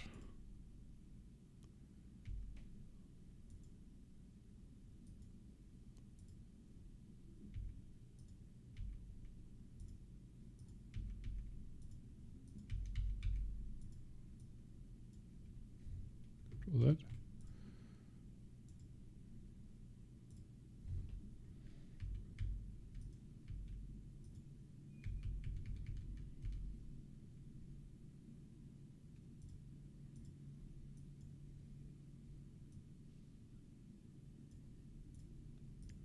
Boom. There we go. Looking pretty.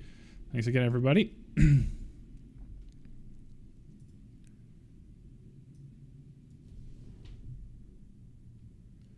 keep with that stuff going. So we will be talking with Amber in 30 minutes. We will then be having a great little cancer Q&A in the afternoon, sort of like an Ask Me Anything Cancer, any cancer questions you ever wanted. We're going to be doing minimum $1 donations for that Q&A. Every question comes with a $1 donation, and I think it's going to be really pretty good about that. You can ask anything from how does cancer form to... One second, I gotta clear my throat again. How does cancer form? How do we treat it? History of cancer. I can talk about the ancient Egyptians if you want. They were the first ones to discover cancer. All kinds of good stuff like that.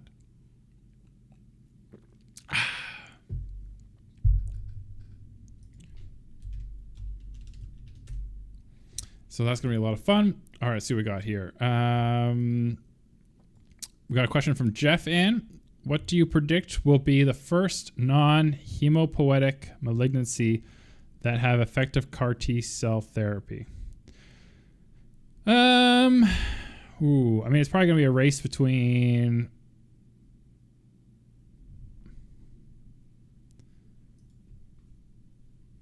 I think it's going to be a race between melanoma. Sorry, I'm getting a chat from one of our guests that just messaged me. Sorry for that pause. I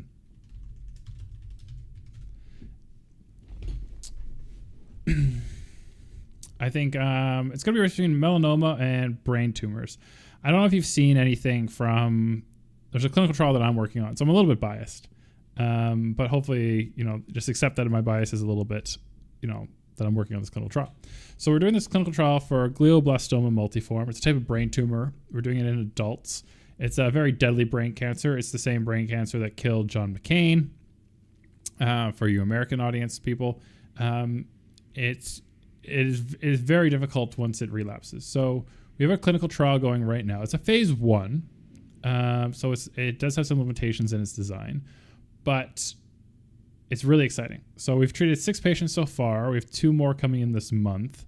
And it's an EGFR IL-13 CAR. So this construct has 2 things on it. So it's basically targeting 2 different things at the same time. And it is looking really promising.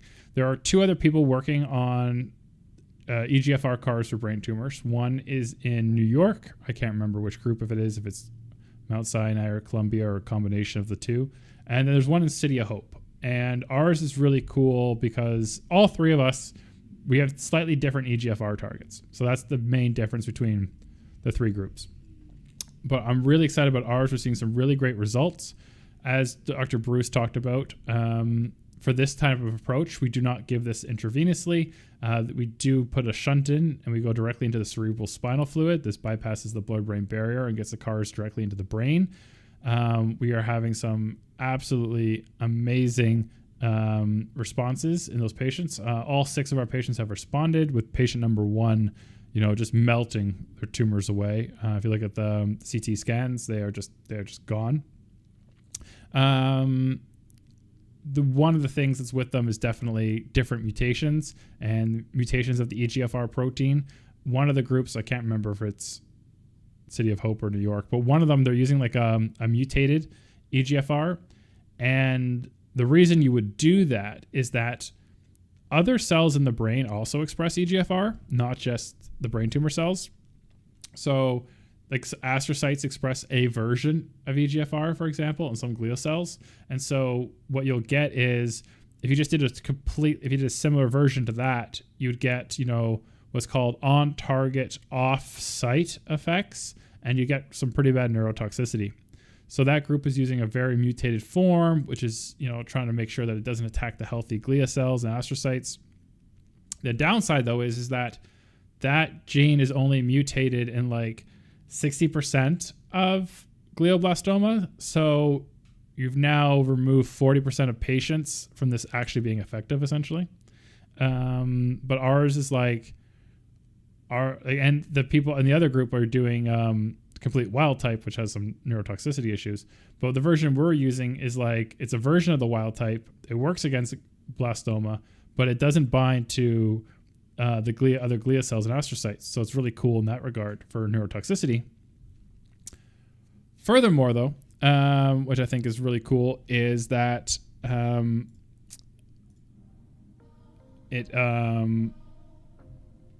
while there are other cells in your body that do produce this version, it's not unique.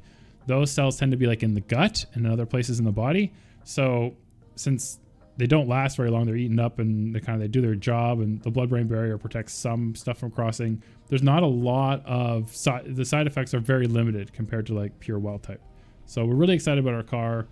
I think a phase 2B should start in 2025. I wouldn't be surprised. I think we'll wrap this trial up by December and write the whole thing up. And I think it looks really promising that I wouldn't be surprised if we can start a phase 2B with a lot more patients and look at efficacy in 2025. But it's looking really good. I know the lung cancer cars, they've been working on those for 10 years almost. They haven't really been working. So I don't see that anytime soon. I know some great scientists who've been working on it, some great physicians who've been working on it. Stephen Albelda, Dr. Stephen Albelda, he's a world-class physician and clinical researcher. And he's been working on lung and pulmonary oncology and meso, for his whole career, almost 40 years doing these pulmonary oncology. And he's been playing around with cars for this for the last decade, and just getting them to convert has been really tricky. So that'd be my bet. My bet would be melanoma or a brain, because melanoma you can attack both directly. You can attack the cancer cells themselves with a target, but also other studies have shown an inhibitory effect from B cells on other treatments like checkpoint and chemo and TIL, and therefore you could attack the B cells and get a benefit to your melanoma treatment as well. So that would be my take on that question. Oh, okay. All right, so we have all that. I'm just going to check all my other things. I'm going to create a little tweet to promote Amber's upcoming event.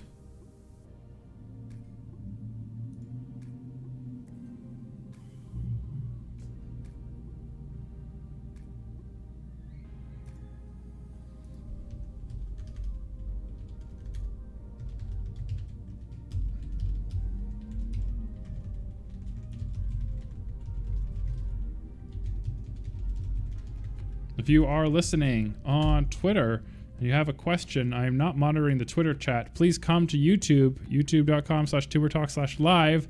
That's the only chat I am officially moderating. I just don't have the eyes to do hosting, producing, screens, recordings, and multiple chats. Please come to YouTube for the chat. If you can't, you're at work, you're listening on your phone, you don't want to be able to watch, and you don't pay for YouTube Premium, so you can't have your phone screen off while listening at the same time. I understand. Feel free to hang out on Twitter. You'll hear audio only. I won't know in real time if you ask a question. So that's kind of cool. But please do come find the donate links. The donate links are also on Twitter. They're on the YouTube.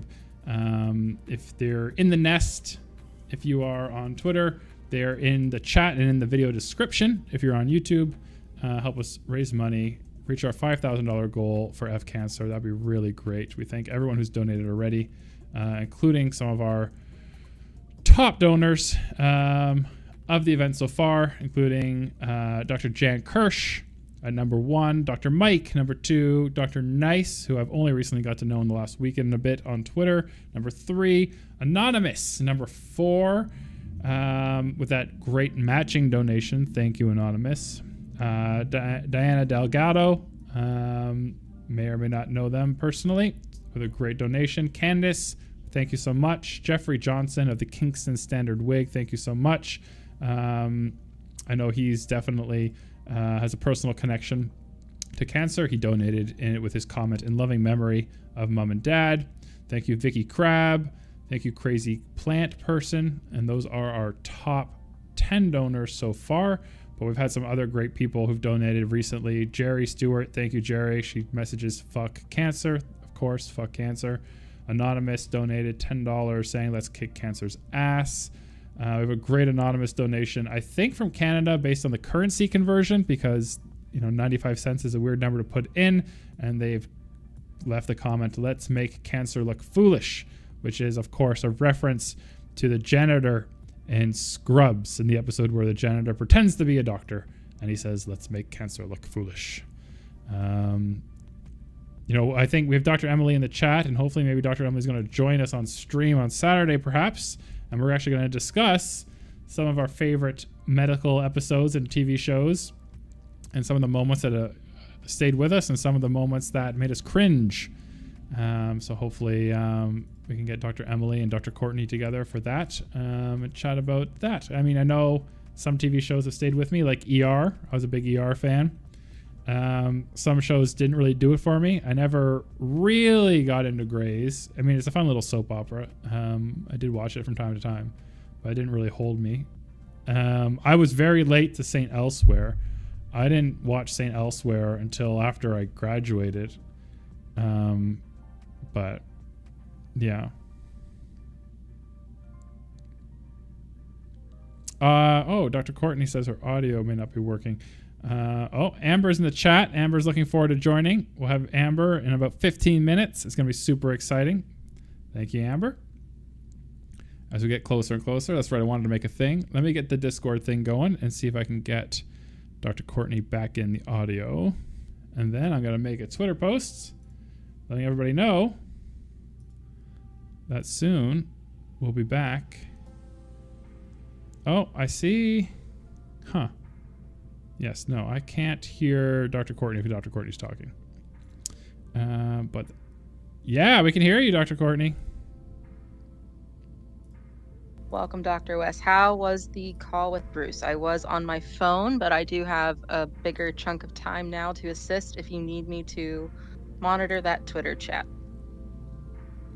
Appreciate it. Sure, if you'd like to jump on the Twitter chat and monitor that, that'd be fantastic. If not, do what you gotta do. I'm gonna try to make a quick little Twitter post promoting Amber.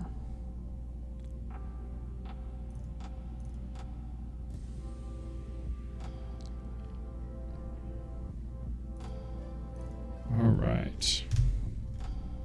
I'm gonna use that image you made for Instagram. Because I'm not going to make another custom image or anything. All right, where are you? Do. Do you need me to send it again? Nah, I downloaded it somewhere.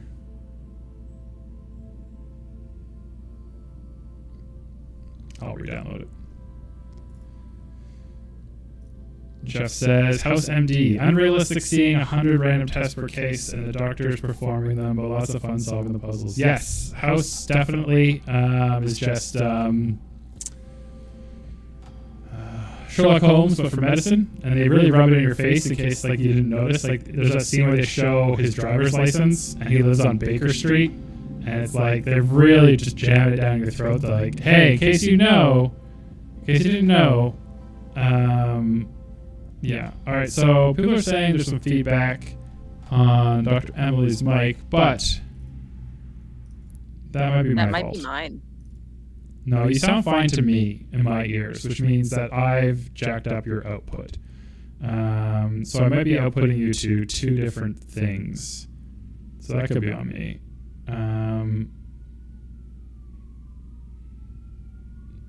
No, it should be fine because B3 is going to Twitter and B1 is separate. You should be fine. It should be fine. We'll find out. Dr. Emily, let me know if it got better or not. But anyway, yeah, House. Oh, police are after me again. Donate for F cancer, right? You can before they take me away. It's a good conspiracy thing, right? It's a charity they don't want you to donate to. That's how you get it going on Twitter, on X. Start a conspiracy theory.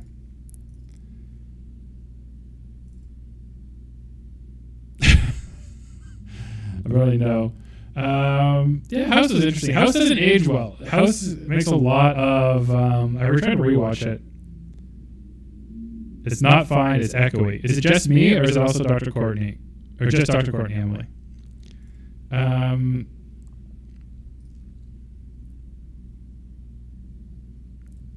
So I'll be clear that Dr. Courtney sounds fine in my ear, so it's not something on her end, but patching through multiple audio sources can sometimes play some fun games. So I'm going to turn off this and this and this. All right. Dr. Courtney, will you give me an audio test for Dr. Emily? I can. As somebody who loved House, that was top tier for me. And then you introduced me to ER, and House has since been dethroned. Yes. House has been fun in its own regard. It's yeah, I mean, I liked House when it was on. It just doesn't age well. There's a lot of fat phobic jokes. There's like trans jokes. There's a lot of jokes that fall flat now that I'm not a child. Like, oh, that's not really that funny. But it had some entertainment value. Very Monster of the Week. Very Xena Warrior Princess. Like, you could tune into that show and not have to have seen the previous episodes. You could just turn it on and kind of know exactly what's happening. That's weird. Thank you, Dr. Emily. She says the audio is fine on Twitter, which just makes sense. And then there's kind of an echoey hollow on... Oh, now she's saying it's much better. Oh, it's good. Good. All right. So I think Discord... there's a bit of a delay still, but I think we're good. Thank you, Emily. Thank you, Emily. But I think House had his place in history. And Hugh Laurie is just amazing. I love him. Did you ever hear him on Saturday Night Fry?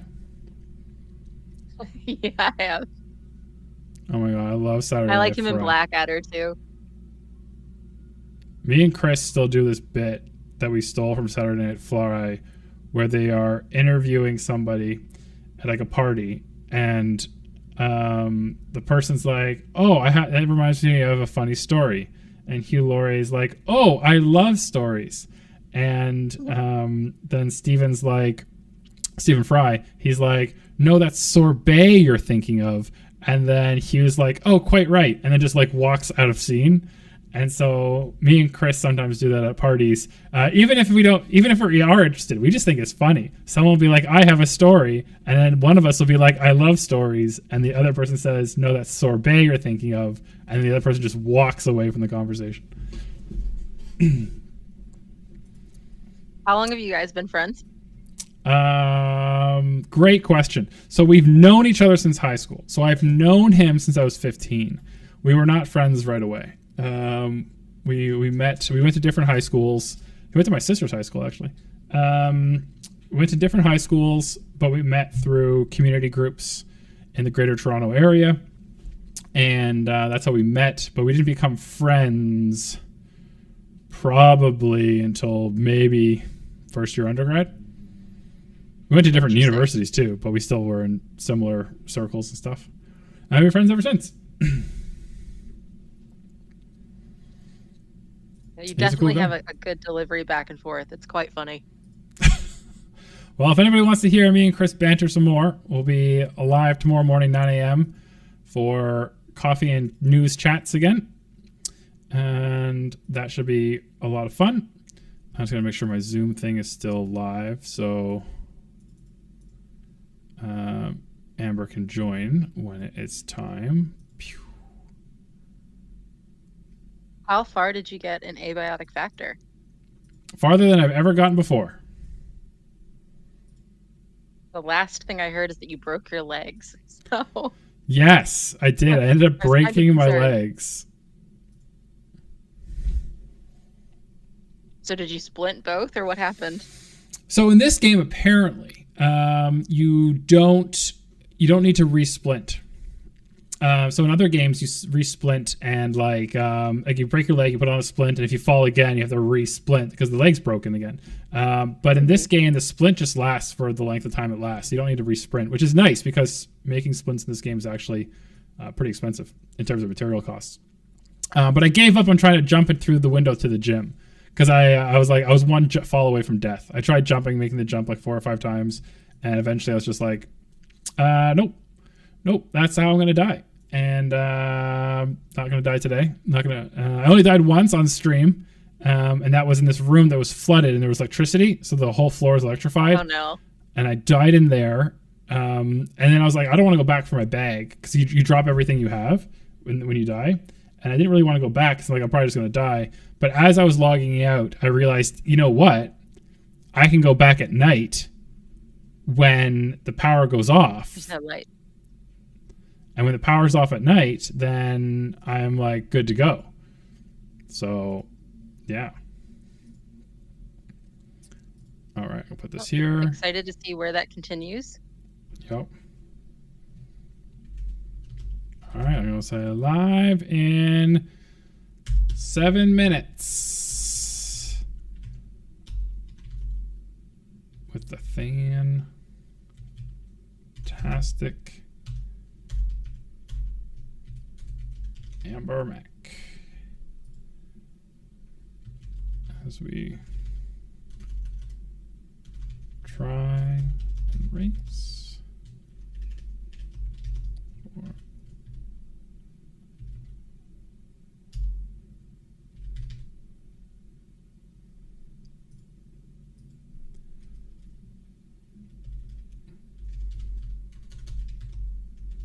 I'll put the link to the YouTube.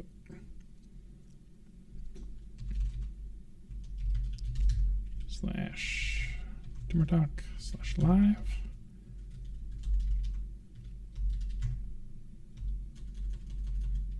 Donations.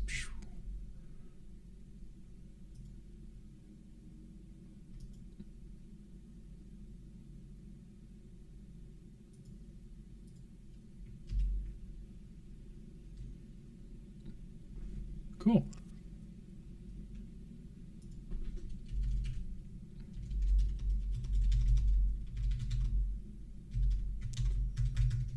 Awesome possum.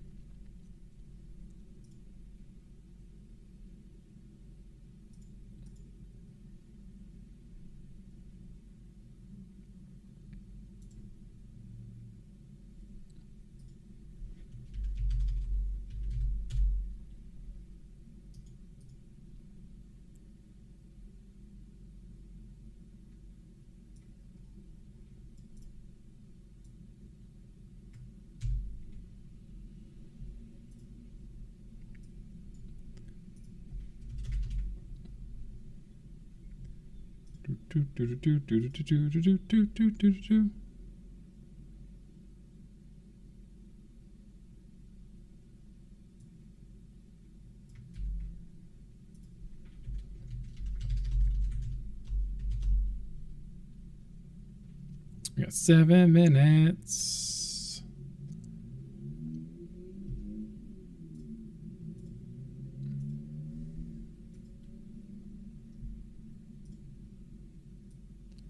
Seven minutes.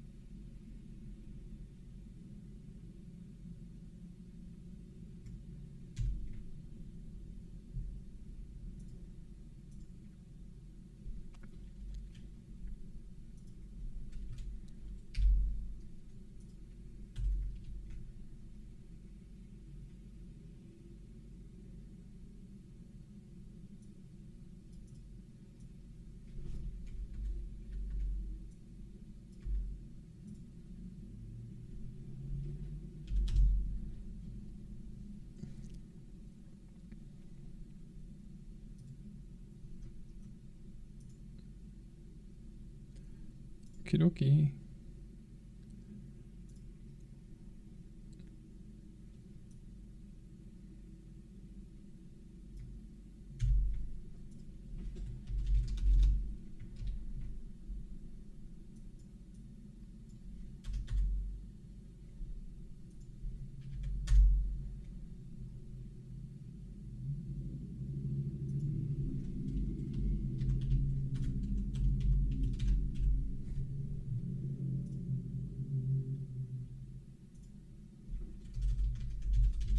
All right, I think that's good.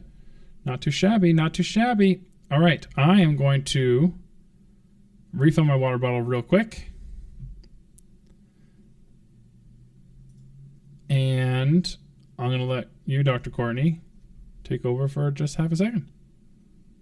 Oh wait, no, work. I can't. I can't let you do that because we just had a donation. Did we? Yeah, I Oh, can't. of $100. Oh my God. Jeff Jordan, thank you so much for your donation, for helping F Cancer support patients at all stages of their cancer journey. Also, thanks for your questions. Thanks for tuning in and asking questions to Dr. Bruce. We thank you for all your support. Yes, I just got a message from Amber saying she's good to go and when she has to leave because she has to prep for her radio show because she's a real broadcaster doing real stuff.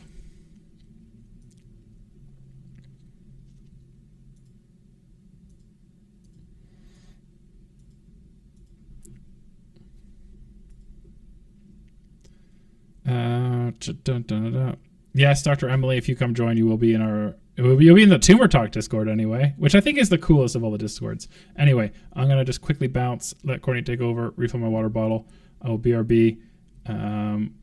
Catch you all back here in like 2 minutes because Amber's joining in 3. Awesome. Hi guys, I don't know who's left. It looks like we have 6 listeners. It might just be Emily, Jeff, and pop-up account for what all I know. Enjoying the house conversation. So yeah, I think if we get to do that Saturday, it'd be a lot of fun. Dr. Emily, if you're still listening, yes, you can join Discord. I can drop you that link once Dr. Wes is back.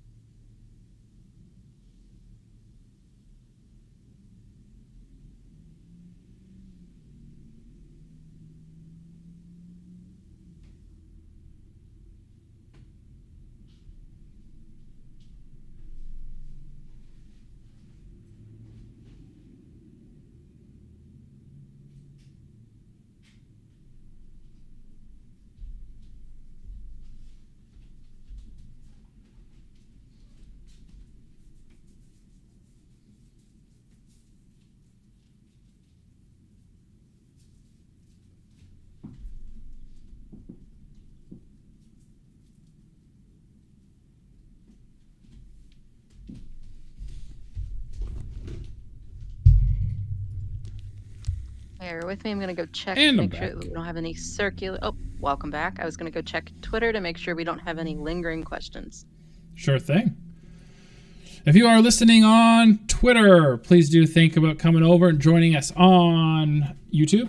The link is in the nest, youtube.com/tumortalk/live.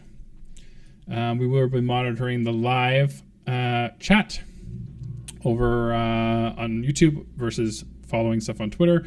If you can't follow on YouTube right now at work, please do feel free to listen along on Twitter, audio only. The donation box also in the nest if you are on Twitter. I don't know why I'm pointing upwards. You Twitter people can't see me, but that's okay. We are definitely getting there, making progress. Dun, dun, dun, dun, dun.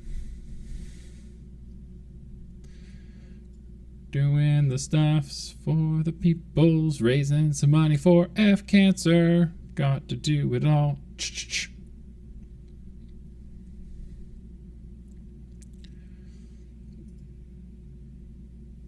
We are getting there. Almost time.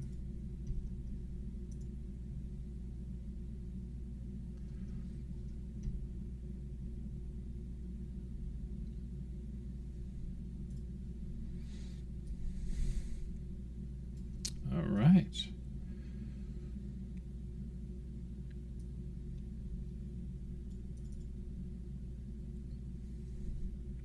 Do.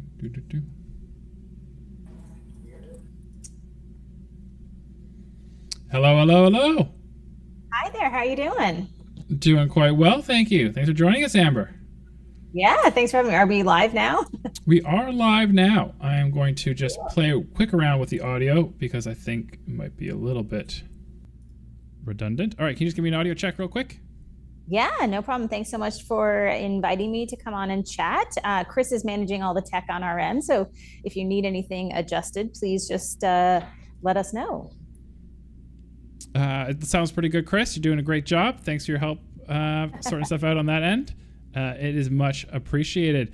So I'm just going to quickly give a quick introduction to Amber for those who don't know. Maybe we have some Americans in the audience who are less familiar with her awesomeness that the Canadians all know and love.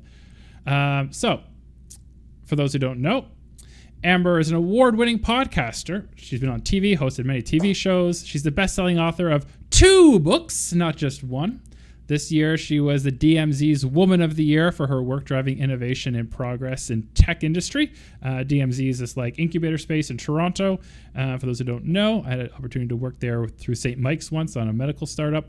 She was also the 2021 Street Bull Woman of the Year for her leadership in technology sector. She's the host of The Feed on SiriusXM. Thank you so much, Amber, for joining.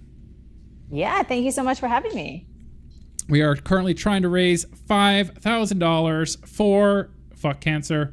Fuck Cancer is a charity that supports patients all along their cancer journey, from early diagnosis through therapy and then life after cancer, as well as supports education programs for caregivers, family members, and even funds prevention, cancer prevention through HPV vaccination, where in the States it can be very expensive for the HPV vaccine. In Canada, we have a lot more programs, but once you get over 30, you're kind of paying out of pocket as well in Canada. It can be about $350 Canadian for an HPV vaccine, which is unfortunate because they're so effective in preventing so many types of cancer, including cervical cancer, head and neck cancers, penile cancers, anal cancers. So, you know, it's a good program. I like the charity. Every year we pick a different charity. So thank you for joining for this one. You're the special guest. You have many interests. What would you like to chat about today? That is a great question. First of all, I want to say that you are pretty close to your fundraising goal, which is super exciting, at least last time I looked. So congratulations, you're getting up there. So hopefully people who are watching now can donate. That's what this is all about. So thank you so much for inviting me. I'll just give you a little bit more of a background in terms of maybe what I do now. I know you read that official bio, but I'll share what I do kind of day to day. Sure. Do a lot of keynote speaking, mostly on the topic of artificial intelligence and demystifying AI for the average person. I run a company in Toronto called Amber Mac Media, and I'm in my studio right now. So we do a lot from our studio. Chris is managing all the tech behind the scenes, and our dog Rusty is also here. So I just wanted to fully disclose that there is a pet on set as well. And we produce a lot of content for a variety of different companies, and do a lot in the social media space. So just looking forward to having a conversation with you about pretty much anything, and very open to any questions you may have. Awesome. Yeah, so we do, we use a lot of AI in my field in cancer research, both as instrumental tools like large language models to help us find targets for cancer therapies, but we also use a lot of it to understand and find meaning in some of the large data sets. So data in every field has gotten huge, right? Big data is everywhere. No difference in medicine. We have single cell transcriptomics where you have, you know, millions of cells and every cell has 20,000 genes, and then you have 10,000 patients and it's just 20,000 times a million times 20,000, and the data gets huge. And so, and that's just transcriptome. You add proteome, you add genomics, you add spatial information. And so we've been using a lot of machine learning to make insights about how cancer therapy works, how it doesn't work, and how we can turn non-responders into responders by adding things and changing things. So AI is something that we use a lot.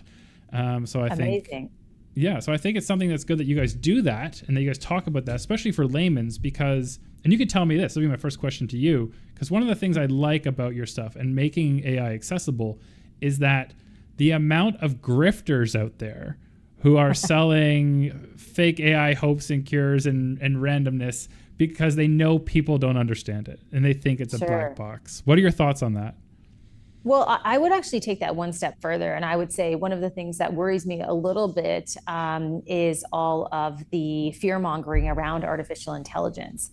Now, I certainly appreciate we have big issues when it comes to AI. I appreciate the fact that algorithms on social media are dividing us in directions I don't think we should be going necessarily. And there are potentially a lot of issues with artificial intelligence all the way through to AI warfare.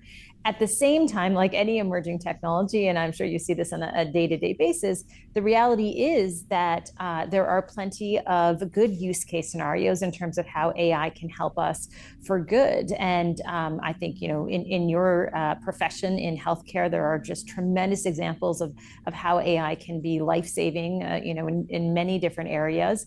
I think we see that in transportation, we see it in other industries. And so the thing that worries me the most right now is not necessarily just the fact that there's a lot of people trying to sell you on maybe AI things you don't even need, but also at the same time, there's a number of people who are making very lucrative careers off of making people very afraid of something that absolutely needs guardrails.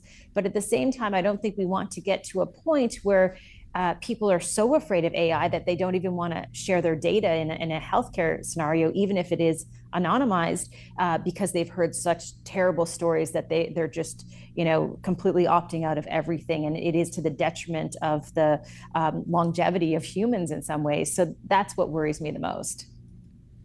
I think I see parallels there around fear and around technology, especially technology that's new and emerging that people don't quite understand, both also with like gene therapy and GMOs and stuff, where like it sounds scary. People are like, oh, we don't want GMOs. They're fake. They're artificial. They're dangerous. Whereas like from an agricultural perspective, all of our food is GMOs. We've been mixed breeding cows for thousands of years to make bigger cows. That's part of genetically modifying engineering. That's, and now it's gotten so complex, people can't understand it. It sounds scary.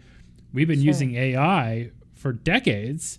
No one's been afraid of it until now, when it's gotten so complex that we can't quite really understand it. Although I definitely understand people not wanting their data used to train AI models that they haven't consented to. There's that consent, I think, is a big thing of it.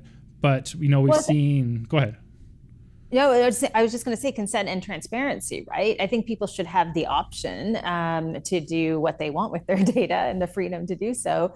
But there should be transparency around that. And there should also be literacy as well, right? I mean, that's one of the things we're actually talking about right now, is just in many ways, sort of a lack of digital literacy, as far as people not understanding exactly how their data could be used, how it could benefit people, how it could hurt them in certain scenarios, and just being able to navigate that world. I mean, I've lived in this space for many years now, and it is really complex. And people, I think, really struggle with these conversations around, okay, what should I do in this scenario? And sometimes I think we don't necessarily make the right choices because we're not necessarily well informed. No, that's true. And we see that in politics. We can't make informed decisions if we don't have that information. Getting the information, though, can be tricky. We learned, we had concepts around science communication and literacy for the past. We used to have this old model called like the knowledge deficit model, right? Where the idea was that if we just gave people the knowledge, then they could help make better informed decisions. We learned after the mad cow disease and prion outbreaks in the UK, when the public health policy adopted this approach, that failed. And now we know better approaches through, empathy, storytelling, connecting and stuff. How have you found your ability to reach people, and what strategies have you been using to like help people understand those things around AI literacy? Well, I think one of the good pieces of news is that there are more ways than ever to reach people. I mean, we're seeing right now in terms of live streaming, podcasting, which I know you do as well. Social media platforms are obviously a great way to reach people. So to me, it feels like there's an abundance of ways to really reach out to people. And I think you're exactly right. I think it really is, in many ways, it is storytelling. It is educating. I was just reading something recently that Ryan Reynolds was talking about in terms of storytelling, and saying the best storytellers are able to move at the speed of culture. And I think a lot about that. And I wonder, in many ways, if those people, including myself, who are out there trying to create content to sort of demystify certain things, even politicians, people in healthcare, I mean, are we always a little bit behind? And is that sort of hurting the messaging that we're trying to get across? So that's something I'm thinking about a lot, and maybe even trying to improve in terms of, staying relevant with the content that you are creating. And to me, that feels like the biggest opportunity for people is just to really be able to speak to the time that we are in right now. Not even 6 months ago, because 6 months ago, it is true to say that even that time was very different. Yeah. Speaking of, what we're dealing with now, with AI models, because AI is such a generic term, right? You have AI, you have machine learning, you have deep learning, all these things have branches. And I don't want to get too into semantics for the average person who doesn't maybe know all the differences. But right now, both Canada and the United States are in a very heated political climate. How do you see AI and specifically voters' knowledge about information and data and AI influencing this political climate currently? Well, I think that you're exactly right. I think the political climate that we're in right now, it is a hotbed, for lack of a better word, in terms of it being flooded with misinformation and disinformation. We've seen, especially over the past few weeks, so many examples of deep fake videos, deep fake audio, issues arising where people are going viral online for saying and doing things that they never said at all. So it is really a different world. And then layer on top of that the fact that you also have those paid influencers acting on behalf of state governments. That's also another terrifying layer in this age of elections, an historic age, with knowing so many countries are going to vote this year. So for me, I think one of the things that I think a lot about is, how do you break through? And I'm sure you've thought about this as well. As an individual, I think about it as an organization. I think about it in terms of our political leaders. Like, how do those progressive voices, how do the scientists, how do you break through when you are fighting against such fierce disinformation and misinformation? And then upon that, on top of that, you have people who are paid to spread that information, who have huge armies of people following them. I don't have a perfect answer for that, but I think it's something we need to spend a lot more time on. Yeah, I think it's definitely a situation where I can understand that legislation can't keep up with the emerging technologies. I feel for that. I get that there's not going to be a perfect solution. Do you think, because you're a journalist yourself, and many, you have a sense of integrity around the information you communicate. We are seeing more and more with both politicians in Canada and the United States, as well as some news outlets, sharing things that are just factually incorrect. Should there be some sort of consequence when you are a political figure to just lying to people, like blatantly about these things? Like, is there something we can do there, or what do you think? I would love it if the consequence for political figures who lie all the time is that they don't get voted in. But I think historically, if I look into the future, I fear that that's not the case. Lying in some ways has just been part of the strategy for some political leaders. And that's the unfortunate reality that we live in right now. I think when we speak about the consequences, again, I think this is a really difficult scenario, right? Because I want to believe, and I grew up believing, perhaps naively, that those of us who would speak truth to power, right? Those of us who would say, hey, that's a lie, here's the truth, that would travel further than the lies or the misinformation or disinformation. But then when we have these platforms that are driven by algorithms, and we know that the hateful stuff kind of rises to the top, then I think all of a sudden you get more people who are actually following along with that strategy in terms of lying and telling, being the purveyors of misinformation and disinformation. So to me, it feels like the consequences should be that you don't get elected. The consequences should be that people who maybe were on your side actually have the guts and the boldness and bravery to speak up. That's a human thing, though, right? Like, that's not a technology-driven answer in this environment. I think what we need more than anything in terms of those consequences are that people say, hey, enough is enough. Even though I support you, I know that going down this path of lies and misinformation, disinformation isn't going to bring our society in the right direction. It's going to be a threat to democracy. And I'm going to stand up, even if I align with some of the things that you believe. And we don't have enough of those people who are standing up and saying, hey, this is just blatantly wrong. Yeah, that's a good point. And also, I mean, first, thank you to our anonymous donor. Thank you for that $25. Really appreciate it. F Cancer thanks you. I would say, you know, when I'm a millennial, right? So like, I remember when internet first kind of became like ubiquitous. Like we didn't have a lot of money growing up, so my household was a late adopter to this technology. But we had it in like our elementary schools, I remember, before you had it at home.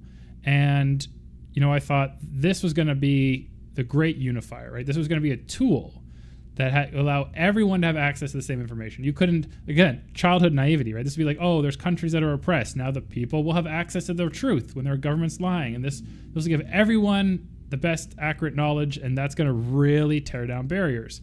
And what I could not foresee, and I now realize as an adult, is that, oh, that's just a tool, and those same actors who want to lie to us, who want to sell fake cancer cures on Instagram, who want to, you know, lie to us about AI and about our governments, they can use the tool too. And so this idea of like, for every podcast that is out there trying to like help patients in an evidence-based way, there are 10 others leading them down the wrong track and telling them they don't need glasses anymore because they can cure their vision with like wellness pills, and they, you know, and that cancer is not real. It's something else, and they're louder than us. They are louder than us, and I don't know how to solve that. Yeah, and I mean, just a question for you. I know you've been asking me most of the questions, but I'm just curious because there is this sentiment, and I know that you don't necessarily buy into this, but there is this sentiment of, okay, you know what, don't get involved in these conversations in politics. Don't get involved in, you know, any type of controversial topic, especially if you're a professional, like especially if you're a doctor, especially if you're a business owner. Just stay away from it all. What do you say to that? Because to me, it feels like I feel our future is too precious for everybody just to opt out. Yeah, I think I have two thoughts on that, if you don't mind me taking a little time to answer it. Yeah. You can tell you're a radio host. That was a great question. So I think there was a time and place where part of that sentiment made sense, right? Because you have people who had very alternative concepts that were like, it wasn't like a other side of the coin. It was like 1% fringe group had an idea, like some of the evolution battles, you know, and stuff of the early teens. And I get the concept of scientists like, hey, if I debate this person, if I put it out there to fight that, I am adding credibility. If I'm debating these people on a public stage, I am making them look like they're up there with my expertise and knowledge and experience, even though they just, you know, they saw some YouTube video. And so I understand that sentiment initially. I think now, however, you know, in the 2024s and the 2020s, I don't think that works anymore because one, their voices are very loud. People are buying into them.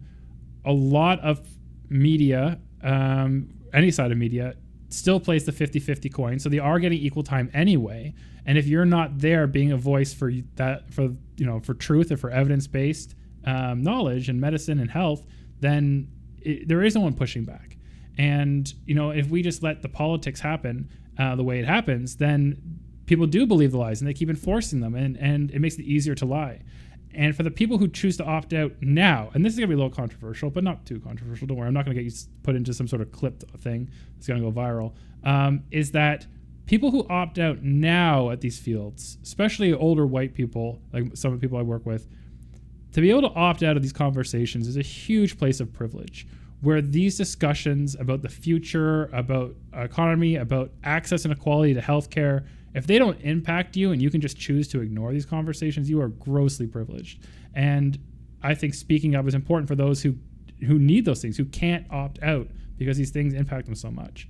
And sorry for that, you know, for getting a little passionate about that, but like I don't think it's a time to step aside anymore. But I do understand why, you know, in the past people like Bill Nye refused to like debate flat earthers and stuff. I understand those sentiments in those time periods. I think that time is over. Yeah, that's what I think too. I you know, listen, it's a different time, right? And I think all of us have to come to accept that, right? I think about this all the time. This is just a random example, but since I live here in Ontario, I think about the fact that our premier is, you know, spending an enormous amount of time doing photo ops with beer and alcohol in convenience stores, and like they're getting rid of the bread in some of the stores and moving the aisles, you know, so they can have more booze. And people are like, oh, well, they've done this in countries for many years, and they do it in Quebec and they do it in other places. You can get alcohol in convenience stores, but it's 2024, right? Mm-hmm. And if we're in a health crisis and we know the potential dangers of alcohol, not for everybody, but for some people, I'm not sure that that would be my priority in the time that we're in right now. And so it feels like it's we kind of should know a little bit better, and maybe, that not spend so much time or so much money doing that. So that's one of the things and the issues that I see happening right now, is just sort of pretending we're in a different time that we're not in. Right. And so, opting out of speaking up right now, this isn't just like, oh, well, who cares? Things are just going to be the same for the next few years. I don't think we have, to your point, that sort of privilege to say, hey, well, it doesn't matter because like things are stable, right? It doesn't feel like that on the climate front, on the political front, on the health front, whatever it might be. There's a lot at stake. Oh, for sure. But why do you think though? So I agree. When you look at things like climate change and Ontario's, what Doug Ford has done to Ontario's healthcare system and his plans that are going to continue to make it worse, how do people have that juxtaposition of him saying, oh, doing beer in the stores, we're spending money because they had to buy out with the beer store contract thing, right? They had to spend taxpayer money to do this. This is not free. And then we see the shots of, we don't have enough hospital rooms. We're seeing ambulance bays being converted to clinics because there's no space. And like you said, climate change. I always say to health because I'm a healthcare professional, so sorry if my analogies keep going back to health. But they see the photos, they can see the reality.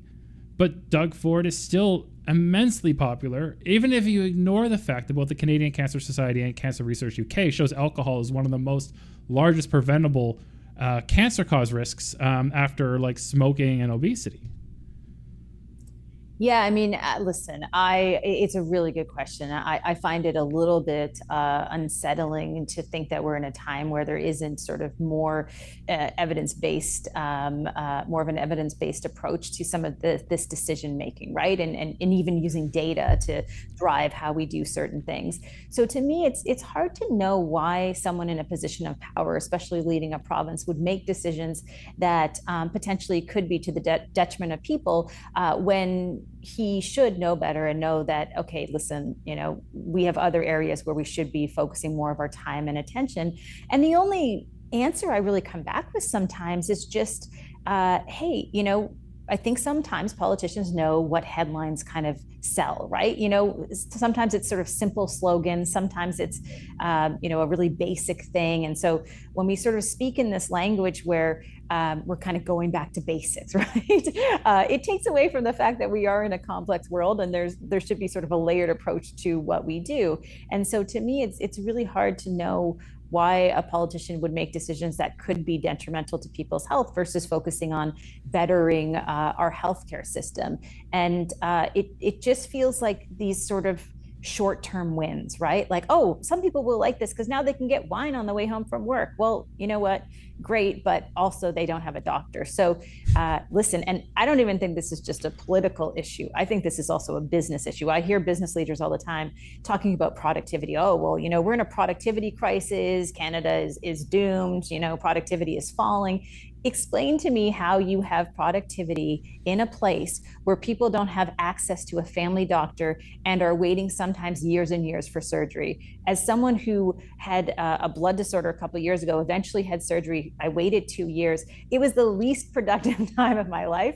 So I don't know how we can have these actual serious conversations about productivity without actually fixing one of the root causes of people not being productive, which is the stress and anxiety and just the weight of not having access to healthcare providers, when of course that is the foundation of being productive in the first place. So to me, I think we're just heading in the wrong direction.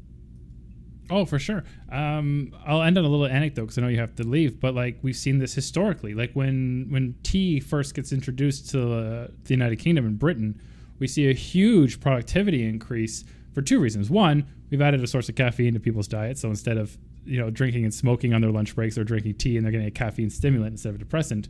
But two, tea requires you to boil the water. And by boiling the water at this point in time, and especially in London, the toilet water sewage system was going into the same thing as the fresh water system. And so there was horrible water contamination. And by boiling the water, by making everybody healthier, productivity skyrocketed. And the economic connections between the health of your population versus your economic outcomes has always been linked. I've never heard that story. So thank you for telling me that. That is, I'm going to have to look that one up a little bit. And also, I just want to say before we go, just if I can sort of share a personal story too, I just want to thank you for what you're doing. I've been public about this online, but my dad was diagnosed with leukemia at the end of April. He was, like the healthiest 78-year-old you could ever meet, exercised 3 hours a day. I mean, just nonstop. And he just started to feel unwell. He got diagnosed with leukemia, multiple infections. We almost lost him. He spent a month in the hospital, and we were able to get him out of the hospital, start chemo. I just got off the phone with him, and he was just out to a restaurant on the patio for the very first time in a safe environment. And it's just amazing to see what can be done in terms of access to care. And we were able to sort of get him great care here in Toronto. And, being someone who's going through this experience with someone who's living with a blood cancer right now, it's been like an absolute roller coaster. So I just want to put out, some good feelers to people who are watching right now and say, please donate. Every little bit counts. And I know there's all different types of cancer, but certainly we've all been impacted by it one way or another. Thank you so much, Amber. Thank you for taking the time. I know you got to go prepare for your radio show, but it's great to chat with you again. Amber does this kind of outreach stuff all the time, guys. Like, I first encountered Amber when I was at the Hospital for Sick Children in Toronto, and she was doing a Christmas drive, and she came to the hospital to give out little tech treats and stuff. It was absolutely amazing. Huge heart of Amber. Thank you so much again for joining us, and enjoy the rest of your day. Excellent. And thank you so much for what you're doing. Thank you so much, and good luck with the rest of the fundraising. Thank you. Okay, bye. Bye. That was Amber Mack joining us live for our cancer charity. We thank her for joining us, of course. And thank you for everyone who donated during Amber's segment. That was really amazing, getting us closer to our goal. We are now only $825 away from our $5,000 goal. So thank you guys so much for that.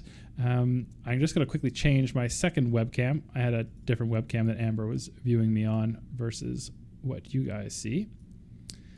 But now I'm back to you guys on camera one over here, if you'll join me over here. So thank you so much for that.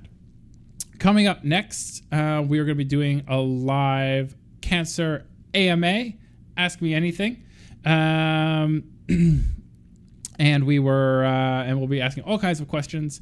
Back in the day, for anything cancer, we'll be talking. You want to have a question about how do tumors form? You can ask that. You want to know what the first cancer therapies? You can ask me that. You want to? Hey, do you want to know how radiotherapy works? That's kind of cool. We're just shooting photon beams at tumors. We could chat about that. Any question you want. All that we're asking is that you donate at least $1, or if you've already donated, that will count as well. And we will answer your question live on the stream. I don't know if Dr. Courtney's still in our Discord chat or not, but I will give her the opportunity. Okay, so I need to make a quick switch to the audio because right now there's going to be an echo.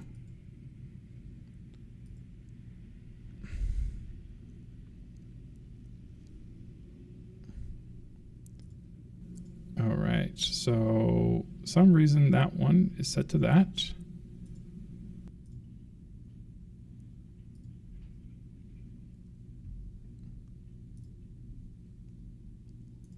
Voice, we will change you to what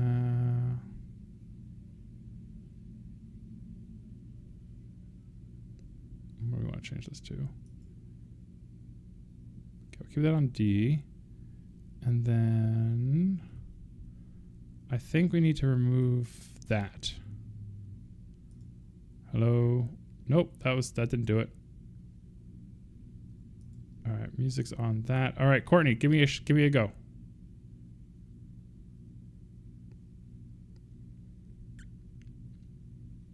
All right, I see the problem. I'm gonna fix it right now. I can't read.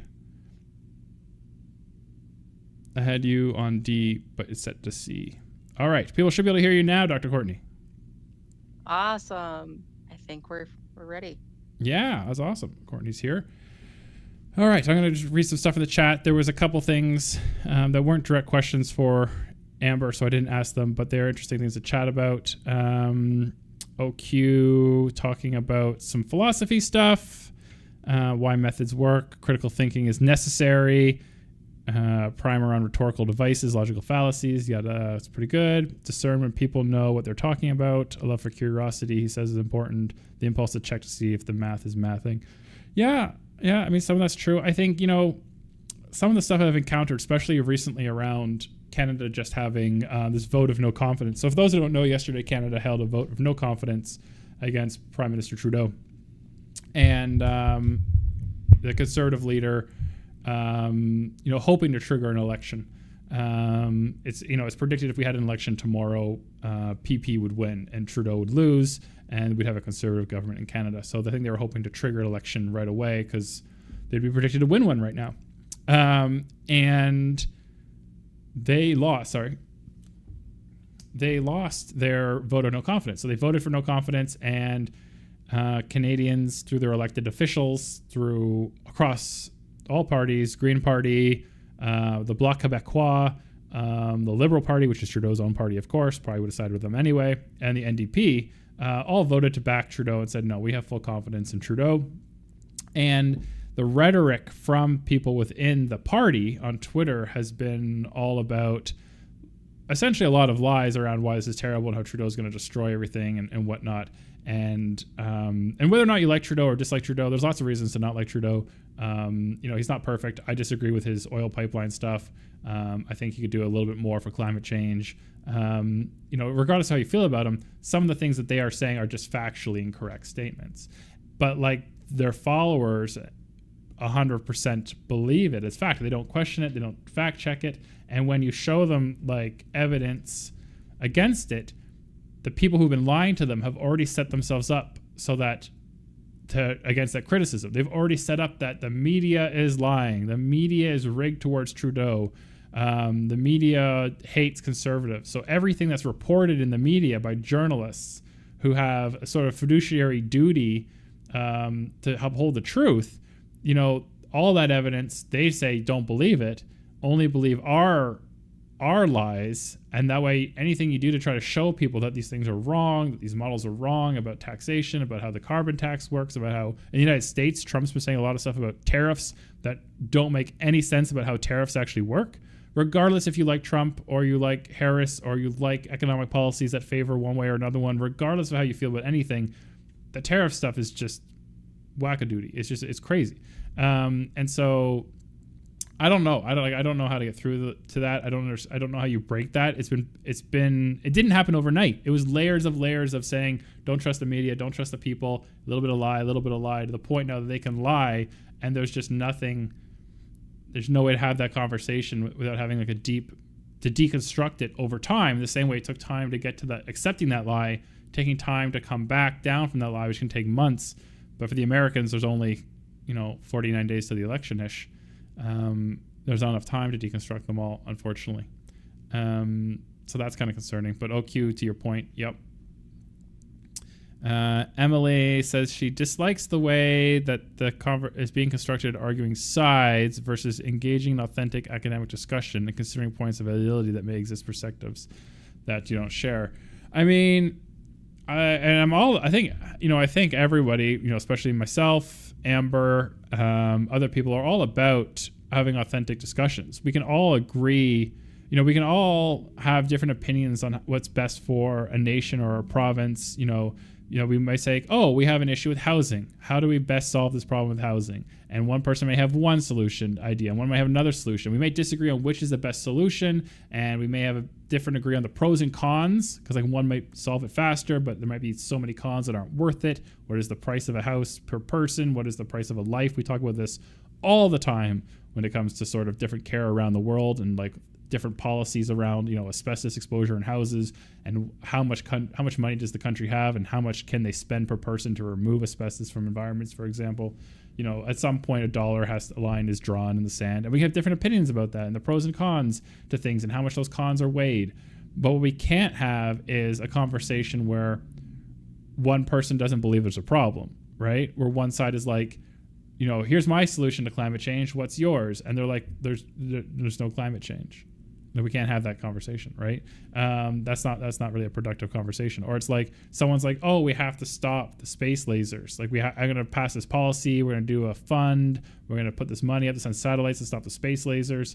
And then the other side's like, but there's no space lasers, right? Like sometimes there's like just made up issues too that don't exist. I mean, one politician they campaigned and promised they were going to stop the Bank of Canada. They're going to ban the Bank of Canada from doing a thing that the Bank of Canada doesn't do. Like I said, sure, you want to write it into law and stop them from doing a thing they don't do? Okay, you can do that, but like that doesn't help anybody. They invented an issue that they knew their people were concerned about that nobody was talking about doing. There was one study with Waterloo around using some technology to track bank ledgers, but like had nothing to do with what they're proposing. And it ends up just being this whole thing. I'm all about academic discussion with the people who disagree with me. I have those discussions all the time with people at work. But it's very hard to have conversations with people where there's not living in an observable reality. And how do we break that down? And that's what I think the conversation with Amber was really about, is talking about how hard and difficult it is to come through those layers when there isn't a way to meet each other in observable reality, to then have a discussion, even though we disagree on, fiscal conservatism versus more liberal altruism, or whatever you want to call it. Those things aren't diametrically opposed things. I don't know why I use them as examples, but you get the idea. Anyway, people says everyone knows the story of the cholera outbreak that was traced back to a single water pump removed, disease went down. I don't know the cholera outbreak traced to single. So that's an interesting one, Dr. Emily. If you want to tell us about that story, please do. I don't know. Maybe is that an American story? I'm not familiar with that one. But fewer people know is that the townspeople made such an uproar over the inconvenience caused by the removal of the water pump that it was reinstalled and the diseases went up. Oh my God. I believe it. I believe it, Dr. Emily. I believe that. Oh my. Yeah, it's definitely a thing. We've gotten a donation come through. I just want to talk about the donations that have come through. Oh my God. Amber Mack comments, thank you for what you're doing. Amber Mack donated $100. Thank you so much, Amber, for that donation. Really appreciate it. I've noticed my automated bot is no longer posting in chat the donations. So I'm going to take a second to work on that and fix that if I can. Dr. Courtney, if you're still in the chat, would you like to chat with me while I do that? I am. Okay, because it was working this morning. Really good interview. And I saw one, I don't know the timestamp, but it's below Emily's comment. So maybe you're not seeing that, but it did work. That's my the timer for the donation link is still working. I've set up like a timer thing, but I had a conditional thing that was actually the legends. Yeah, the legends, the Tumor Talk legends. Lost the legends. So let's see what's going on here in the Tumor Talk legends. And thanks to everyone who's currently in the chat, including Amber, Candace, Dr. Cindy, Dr. Courtney, of course, Crazy Plant Person, Dr. Emily, Jeff, Jerry, OQ, S. Bills. I don't know who you are, S. Bills, but thanks for joining. Sorry I didn't read your Hey Amber thing to her, but I said hello and welcome on behalf of everyone at Tumor Talk. So that included your comment, S. Bills, and Siege listening in while he's working away diligently. All right, so let's see what we got. Let's go here to events. Let's go here to Tilify. Let's go here. All right, let's take a test. I'm gonna send a test command message. This is not a real donation. This is just gonna be a fake donation. All right, so that works in terms of like it's coming through. Whoopsies. Delete. I'm glad that's not a real donation because I'd have to round it up to a whole number. That mystery donation to round it to a whole number was me because it was driving me crazy. That you were the mystery 5-cent donation? Yes. Well done. Well done. I think I donated $10.05, but I couldn't stare at a 95 any longer. All right, so I think what the legend should be back. We'll find out on the next donation. If anybody wants to donate $1 to test our bot, and $1 for technology testing, please, by all means. We're here for that. Tomorrow, I'm going to try to do more conditional stuff with different shoutouts for different dollar amounts. But right today, everyone's a legend. Yeah, that'd be fun. Legends. The legend unfolds. They're always beside you. Damn, I got the Critical Role song stuck in my head now. Roll, critical, roll, critical. All right, where is my coffee? There it is. Boom. All right. I gotta say the bot won't turn off now, but the question is, does the conditional donations work? We'll find out. I also love that because there's a 20-second delay with the live feed versus like what we're actually saying, the donation might pop up and we might be like, hey, there's a donation. And then people in the chat will see the donation, but they'll see us not respond to it until like 20 to 30 seconds later.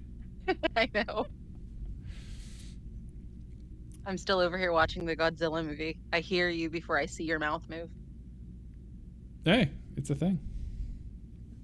Just put on captions. Let's see if I can make it. I'm leaving work an hour early. Started early to leave early. I have 18 more minutes.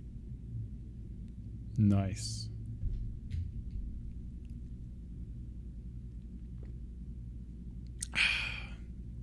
Awesome possum. All right. Let's see. You're paying pass to... I don't know. Let's put you on that. Hello. Bonjour. Whatever. People should be able to hear you on Twitter if they want to. Oh, hi, Twitter.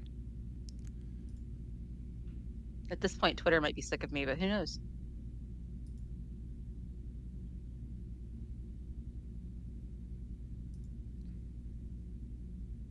The chosen one. Us is in Twitter. Oh, okay. So sorry. Okay. Thanks to everybody who's posting. Thanks, Jeff. There's people who are on Twitter who have different Twitter handles than their YouTube usernames, and now putting people together. I appreciate that, Jeff. Much appreciated.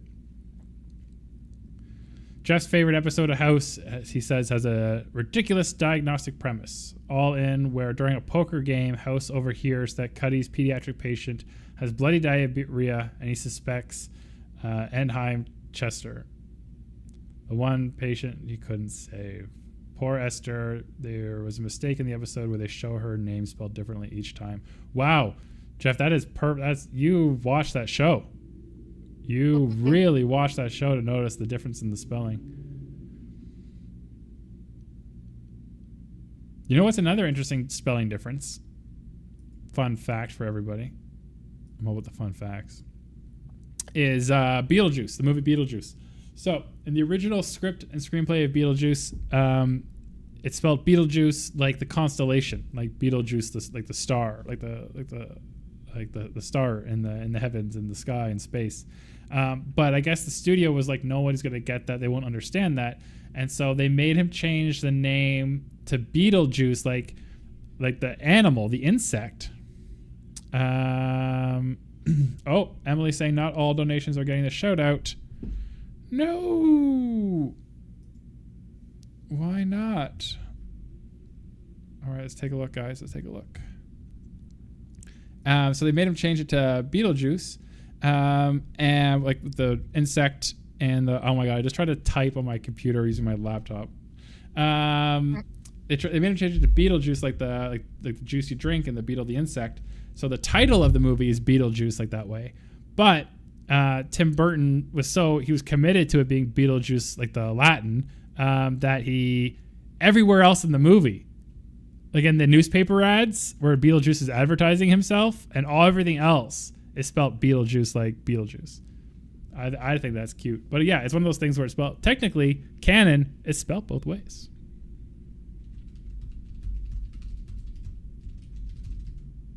I've not seen the new one yet.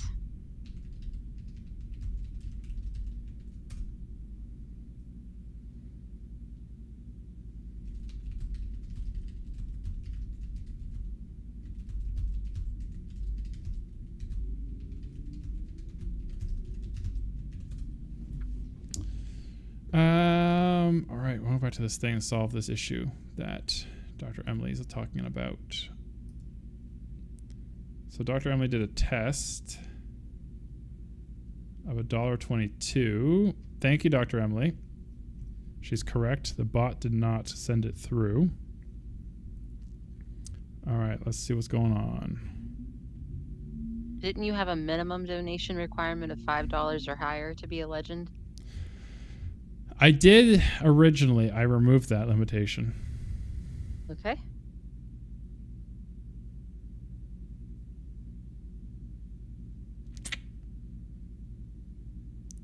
Weird. What's this do?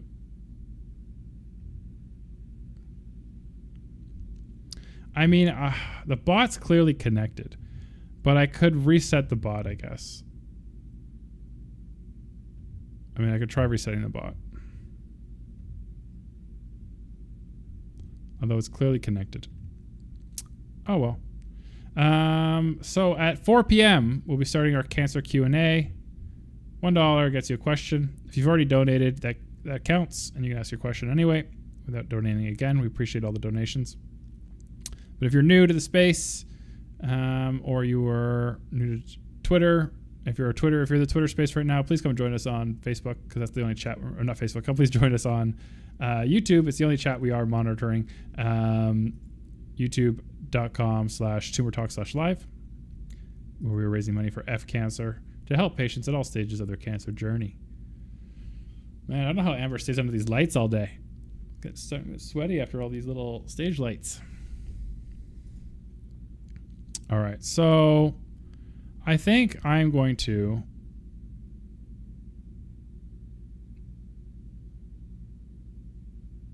reboot the bot. I'm going to close the bot. You sure you want to end it? Yes. Then I'm going to reboot it, and I'm going to donate $1. See if it works.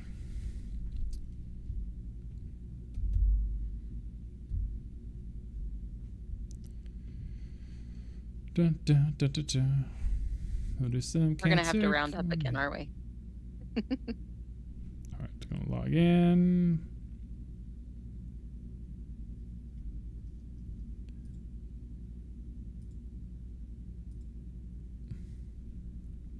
All right, so we'll test this out here. All right, so that's working. The bot can say things. And then we'll take a look at our events. We'll make sure that our donation thing is on. It is on. It is set. It is important. I don't know what this does. Cool. What do these buttons do? Doesn't tell me. Save. Okay. I'm going to donate $1. And let's see. All right.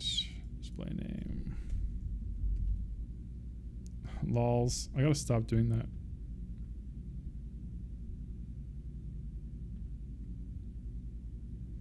All right.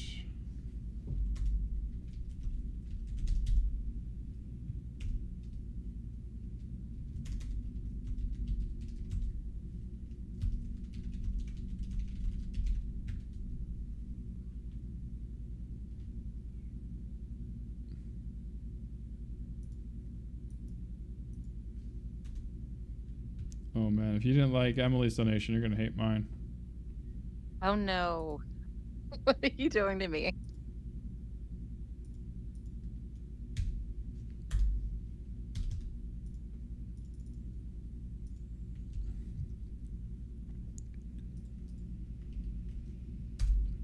Sorry, I was... All right. Oopsies.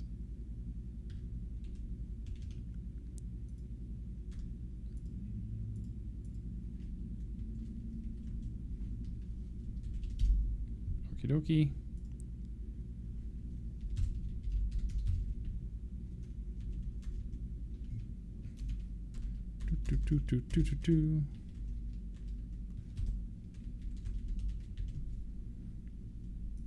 Private details. I mean, we could probably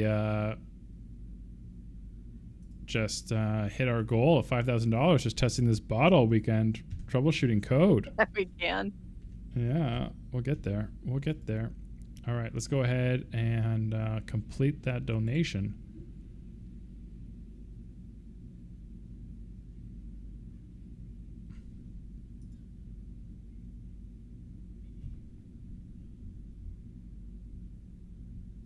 See if post delay you're a legend, Dr. West. Let's find out.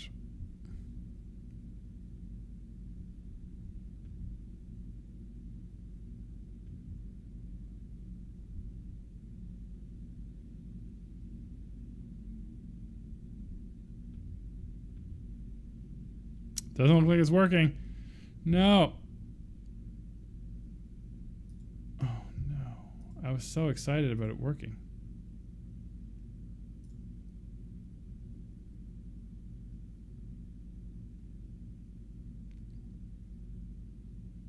Also, actually, wait, it didn't show up on the page. There it is. So it showed up on the page. Okay, so maybe it wasn't so bad that it didn't show up right away. Because... Hey! The bot's working! What a legend! What a legend that Wes Wilson is.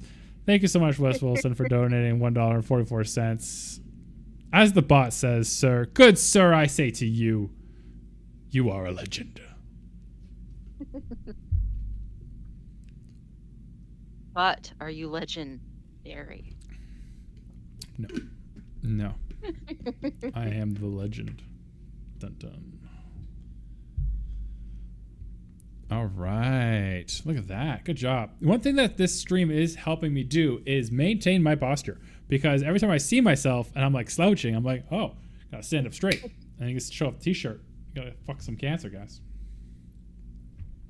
All right. So we'll see how long the bot lasts this time. Tomorrow I'll have that set up better. I'll have my laptop on a stand. I'm running the bot off my laptop so it doesn't eat up processing power for the stream on my desktop. 4 different devices running currently. So many devices. Hi, OQ and Pink Ribbon are both on Twitter. Guys, if you're on Twitter, you know what's even better? It's better over here on YouTube. Come over to YouTube, youtube.com. More stable. It's less glitchy. Less glitchy? Link up in the top. Donation links. Come on, guys. This thing's going to be off the rails. Is that a term? I don't know. I'm doing too many things at once to think. All right. We got 7 minutes. 7 minutes, and we will be doing live Q&A. Cancer, ask me anythings. $1 a question. It's going to be a thing. To be fair, okay, guys. So now that bit's over, that was really cool to interview Amber. I've been a fan of Amber's for a long time. She used to do some stuff with Leo Laporte back in his podcast network, back when like there was only a few podcast networks. And again, she's done a lot of stuff in Toronto, where I'm from. She's not from Toronto natively. She's actually from East Coast Canada, but she moved to Toronto, like a lot of people in showbiz do.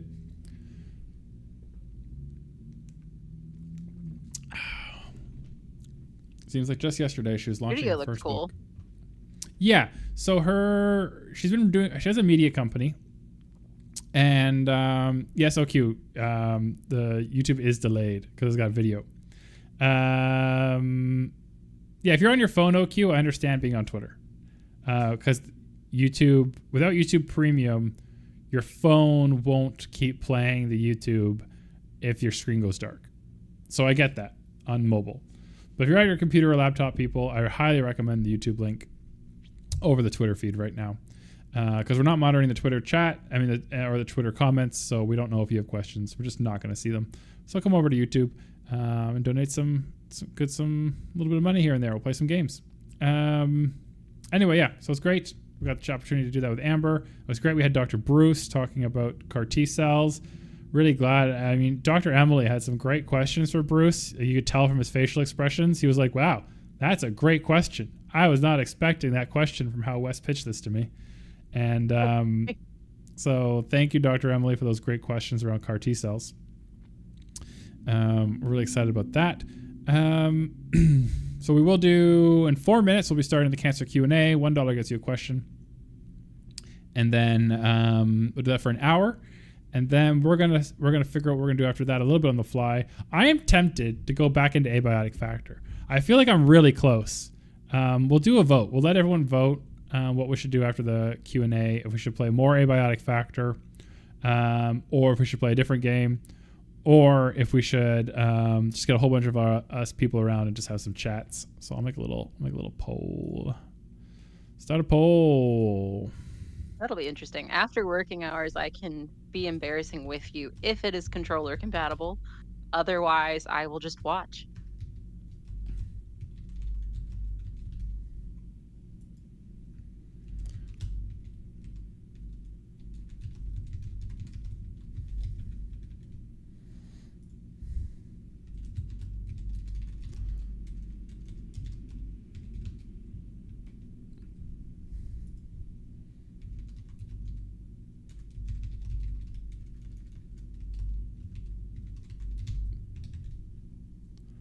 Start poll. Look at that.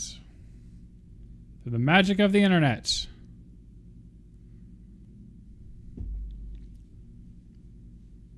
The poll is up. We'll let that run. All right, while we let that run, I'm gonna let I refill my water again, and I'm gonna let Dr. Courtney take over. You know what? I should make like a Dr. Courtney photo screen for when you take over. So people just don't have to look at the BRB screen that I made for when I walk away. I can join video after working hours. I was just kind of flying under the radar this morning. Yeah, of course. Of course. But that's all set up if you need me on camera.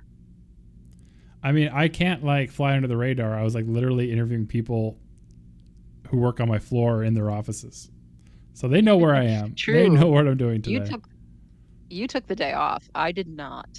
In hindsight, I probably should have, but it's fine. So I didn't really take the day off. What I did was I did 2 days worth of work over the last couple weekends. So okay. So this just counts as one of my weekend days. It's not. I didn't take a day off work at all. I just did my work for today on a different day. That wasn't a work day. That's how I did this. And worked a bunch of late nights to put those hours in. To get ahead, so I'm not falling behind on our manuscript, because we want to get a manuscript submitted in October, and we have to have a draft of that by next week, so we can get the revisions started. And so I've been writing this whole time. Well, fingers crossed that gets accepted. Mm-hmm. Currently in limbo on a manuscript myself. We're waiting for comments back, and we'll see. Awesome. All right, I'll right, BRB. Hydrate. I'll take over.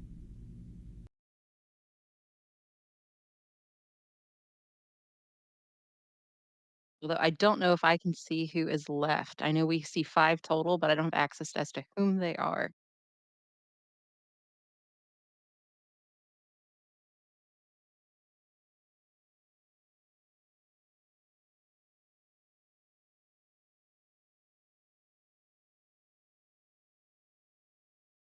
Quickly log out of work here at 4 p.m. and then you have my complete attention, those on the YouTube stream and listening on Twitter.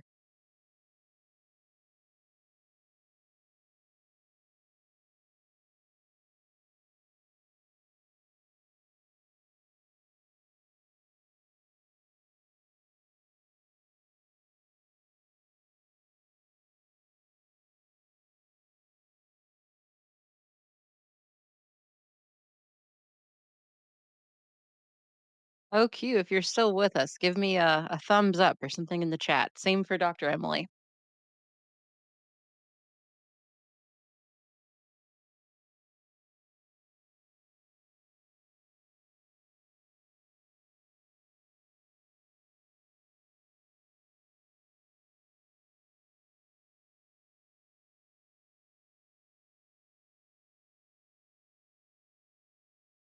All right, I see OQ's thumbs up. There is a bit of a delay, so understandably so. Hello, hello. How are you doing, sir?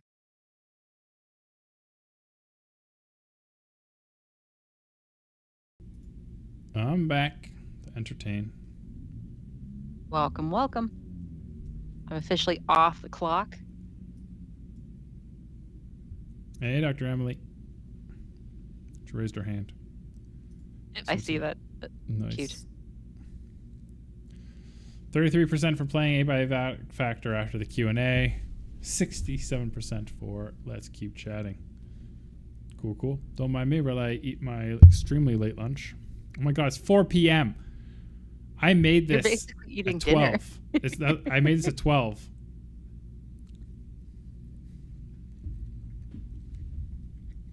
I'll roll away from the mic so you don't hear me chewing.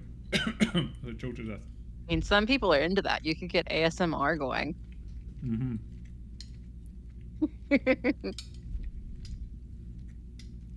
What is on your plate, Dr. West, when you are able to speak again? Chicken stir fry. Delicious.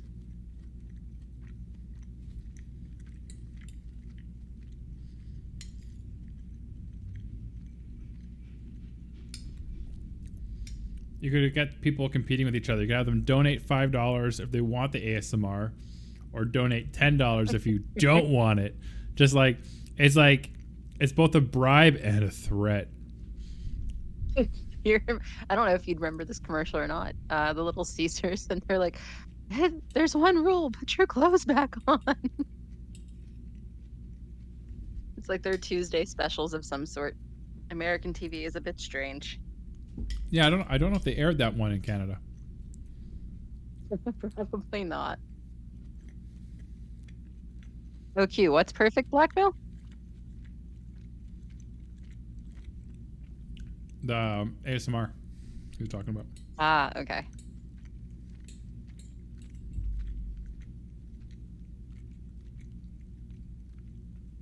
We had some good commercials in Canada, though. We had the Coffee Crisp commercials. You guys didn't get the Coffee Crisp commercials. I mean, I'm still stuck on Canadian snacks. I have no idea what all of these are. You have endless kinds of flavored Oreos, so it's wild to me. I have started to notice Canadian flavored chips in America, though. I was in a Walmart. As a person who doesn't like chips, what would those be? Like historically, ketchup flavored chips were only in Canada, but I started seeing them in it's not the same ketchup flavored chips, but it's a similar theme. I've seen them in Walmart for some brands now.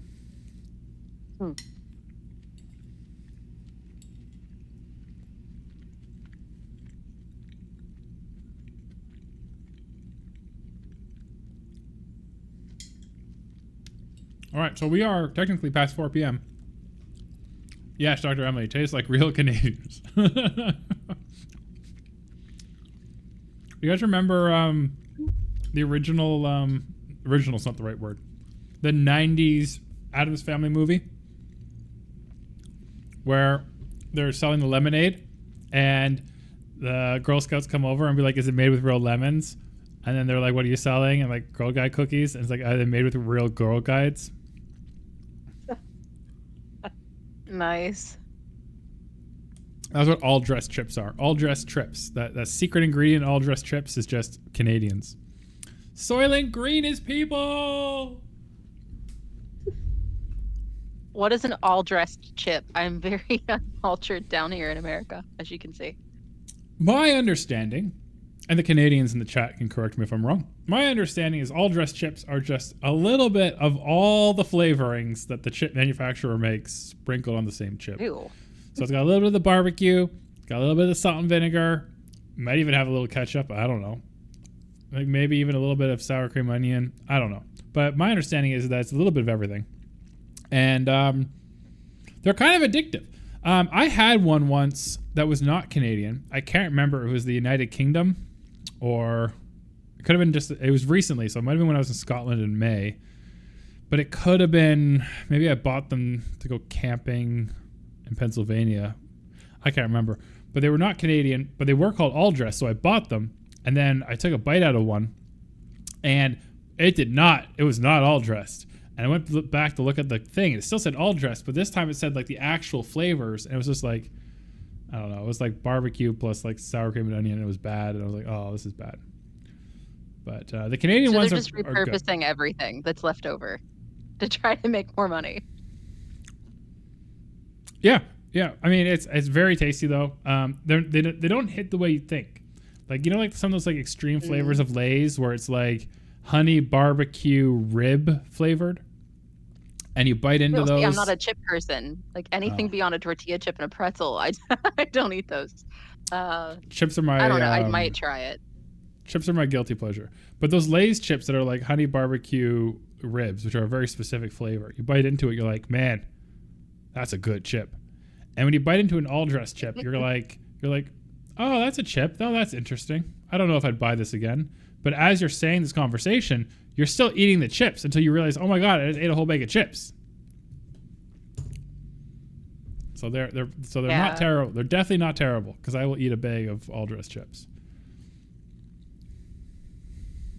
I'll stick with coffee as the vice. I'm going to break the rule. I am going to drink more because we have to be at this until midnight. Drink more, post more. Exactly. So I'm going to step away. You can take complete control and I'll be back. All right. Enjoy. All right, everybody. If you have any cancer questions at all, now's the time to post them. It can be, hey, why do these people get this kind of cancer? Or, hey, how does radiotherapy work? Hey, how does like a whole branch of chemotherapies work? What's checkpoint blockade immunotherapy? What is a CAR T cell? What's a TIL therapy? What's the difference between TIL therapies and CAR therapies? They're both cellular therapies that have T cells. Why aren't they the same thing? All these questions and more you could unlock and know the answers to. Gain some information. Be the next hit at your next dinner party with these fun facts with Wes. All you have to do is ask in the chat, youtube.com/tumortalk/live for those listening in other locations. All you have to do is donate $1, or if you've already donated, that will count, and I will answer your cancer questions. I'm going to just make a post, letting everyone know that's what I'm doing right now.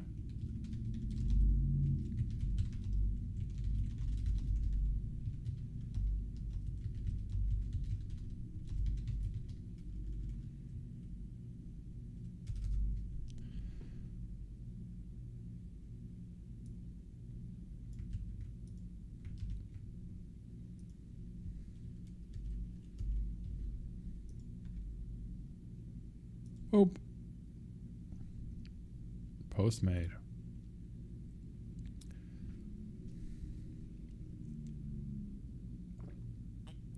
Ooh, someone else voted for play Abiotic Factor. All right, we're leaning towards that. I'm down for that. I'm down to make some progress. I'm down to open up some new rooms. It's hard alone. If anyone wants to play with me, I'm open. You can go buy Abiotic Factor on Steam. You can join my game. I think it's a game that's definitely a lot easier with more people. It supports up to 6-player co-op. There are some resources that are a little bit more limited with more people, like food and water. But I think fighting the creatures is way easier with more people. So please come help save me so we can go far. I don't know how long the game is. For all I know, I'm almost finished. For all I know, I'm not. We don't know. Come find out. Watch me play or come play with me. All right, what are we doing donation-wise? We're getting there, guys. We're getting there. We are only $720 away. $720 away from reaching our goal. Appreciate everyone who has already donated. Appreciate everyone who has shared, retweeted, posted on Facebook, shared on Instagram this adventure that we're on today. We're 7 hours in. We've been live streaming for 7 hours. Can you believe that? That's intense. Right. I'm going to send some people some invites to the channel. All right. How do I do that? One asks. Invite people. All right. Dr. Emily, if you want to join our Discord, DM be your Discord name.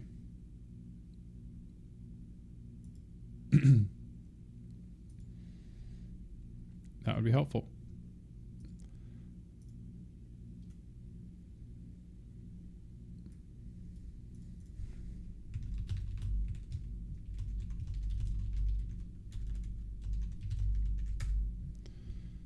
All right, I'm going to stop that. And I will start that.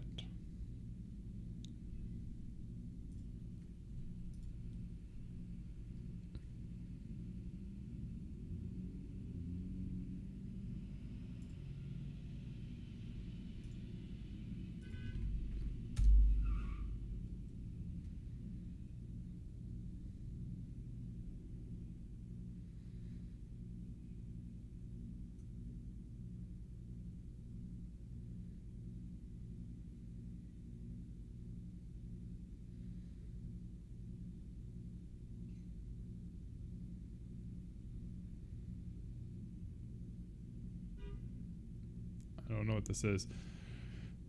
Somebody in my family sent me something and I was reading it, and like, you ever just, someone sends you a link and you click on it and you read like 4 paragraphs and you're like, I don't know what this is. That was my moment just now. That's what just happened.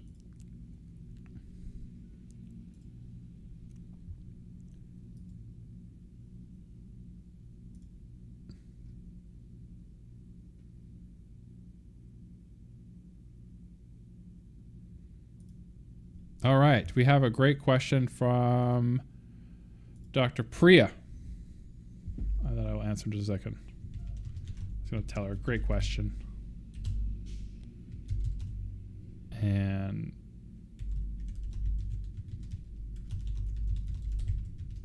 thought I'm answering it live now. Cool, cool. All right, so I know some people have joined the Discord who, oh, there we go.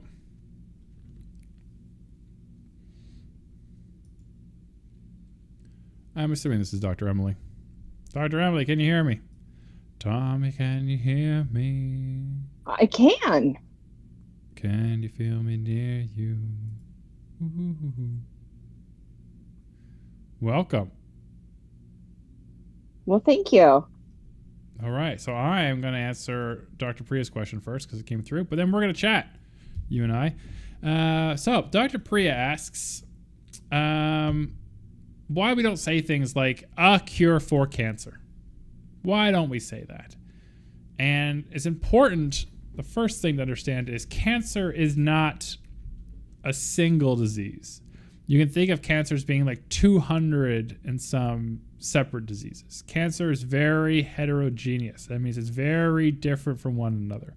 And we don't even just mean that between like, you know, liver cancer is different from like breast cancer.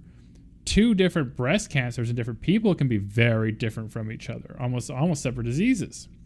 And so there's not going to be a cure for cancer.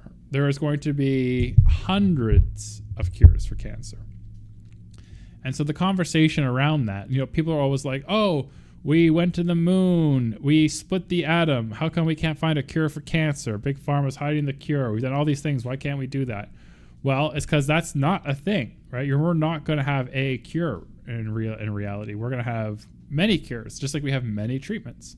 Just like for some versions of cancer, some treatments are almost cures, and some aren't. You know, Gleevec and Herceptin and CD19 CAR therapy have dynamically changed the game in the last 30, 40 years. I can't remember when Gleevec came out. If I say 30 years, I think that sounds safe.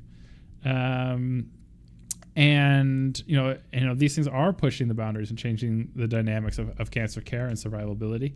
But we need at this point, we probably need a Gleevec for every cancer, unfortunately. And that's why we don't say that. That's why we don't say, you know, a cure for cancer, because cancer is a lot of things. Anyway, Dr. Emily, thanks for joining. Thanks for the invite, Dr. Wes. Welcome to the Tumor Talk Discord. I feel so very privileged. I was languishing a bit.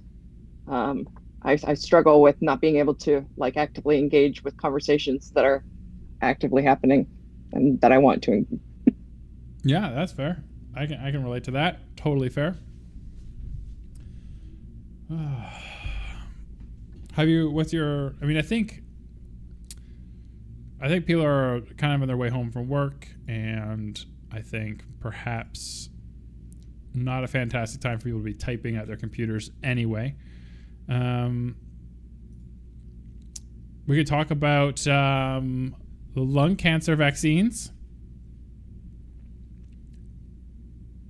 Not authoritatively. Well, I can discuss them, and you can tell me your thoughts as both a physician and as a person who knows lots of things. So for those who don't know, we have the world's first lung cancer vaccine trials. They've been launched across 7 countries. The first patient was treated in the UK, got a nice little dose. It's designed to kill most common forms of lung cancer, as well as stop the lung cancer from coming back. So this is an RNA-based lung cancer vaccine. It's been hailed as groundbreaking, could potentially save thousands of lives. Lung cancer, is the leading cause of death by cancer, around the world. It's about 1.8 million deaths every year from lung cancer. Survival rates in advanced forms of disease where tumors have spread are particularly poor. A lot of our therapies aren't fantastic at that stage of the disease. Obviously, lung cancer is mostly associated with smoking. And while smoking rates are coming down in the UK, for example, Cancer Research UK tracks that smoking is decreasing at about only 1% per year. So we're not making a huge dent in it, but it's important. So now we are experimenting here now with a vaccine that hunts down and kills cancer cells and prevents them from ever coming back, known as BNT116. And made by BioNTech. The vaccine is designed to treat non-small cell lung cancer, or NSCLC, which is the most common form of the disease. It's a phase 1 clinical trial, a first-in-human study, 34 research centers in 7 countries: the United Kingdom, the United States, Germany, Hungary, Poland, Spain, and Turkey. And most of these countries, again, obviously have a lot of centers in their countries. It won't just be a single one. It uses similar technology to the COVID-19 vaccines, which I think is super cool and interesting and useful for rapidly prototyping and rapidly making vaccines. I know right now there is a lot of misinformation around COVID vaccines. There's a lot of stigma around the pandemic in general. I wish newspapers and articles would maybe just say, would stop comparing these things to the COVID-19 vaccines. Not because it's not an accurate comparison. It is. I want to be clear about that. I just think it's going to make more people hesitant. There's the increase in vaccine hesitancy is already crazy. Treating these things as treatments and preventions for cancer, I think, is, it would be better for getting people optimistic about them. Anyway.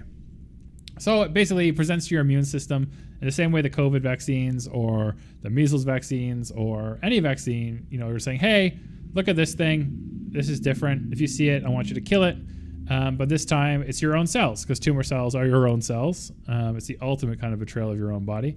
It's one of the reasons why cancer is a trickier disease than others, because unlike a virus or a bacteria or a fungus that's like not supposed to be there, your cells are supposed to be there. Your lung cells are supposed to be in your lungs. And so when you have a lung cancer, that makes clearing it a lot trickier. This basically boosts your immune response to the cancer and then leaves your healthy cells untouched, which, unlike many chemotherapies, lots of chemotherapies, not all, but a lot, they will damage not just the cancer cells, but also your healthy cells, which is why you get really bad side effects from chemotherapy like cisplatin, cyclophosphamide, what's the other one I'm thinking of? Carboplaxin? Sure. The other one that does the same thing. We're now, so, we're very excited about this kind of tech, and we're hoping we can deliver things and work on this towards more cancers in the future. But this is a really cool breakthrough. Again, non-small cell lung cancer, 7 countries. This is going to be an exciting vaccine to watch for. It's a phase 1 trial right now. We won't really have efficacy, for a couple of years, especially around a phase 2 trial that would be better powered. The vaccine's given for 6 consecutive weeks, so it's 6 consecutive injections, 5 minutes apart over 30 minutes. So we'll see how this goes. It's one of those things. And Dr. Emily, here's where I can get your opinion. Like, I'm gonna understand the hesitancy around people right now in terms of, like, not that I empathize with it in a way that, like, I understand it, but, like, in a way that, like, there is hesitancy around vaccines. There is hesitancy around cancer vaccines. For those who don't know, cancer vaccines, or a cancer vaccine, which we just talked about, you shouldn't really talk about that way, has been kind of the holy grail of cancer research for the last 50 years, right? So cancer vaccines are not new in terms of concepts and clinical trials and research. People have been trying to solve this thing for decades, right? Longer than I've been alive, people have been trying to make a cancer vaccine. But just like the mythical Holy Grail and the analogy, it was sort of thought like we couldn't really do it, right? Because one, cancers are so different. Your cancer cells evolve. So even the cancers in the center of your tumor versus the peripheral of your tumor might be very genetically different. How could you accomplish all these things? But we've come a long way in 50 years. And we're at this point now where we have these cancer vaccines that show a lot of promise. And so it'd be lovely to see this go into phase 2 and get some really good data. It'd be great to see a phase 3. And obviously, maybe by 2030, it'd be amazing to see this as standard of care for lung cancer patients, right? So, I mean, right now, there's no conversation about people being forced to have this in schools or baby vaccines. This is right now is mostly being taught as kind of a treatment vaccine for patients who have non-small cell lung cancer. But it's really, really cool work. And based on that very limited high level. Sorry, but what are they using? What's their specific targeting molecule for the lung cancer? Yeah, so we can look that up right now because off the top of my head, I can look it up. So it's BNT116 is the name of the study. So if we Google that study, I'm sure we will get the thing.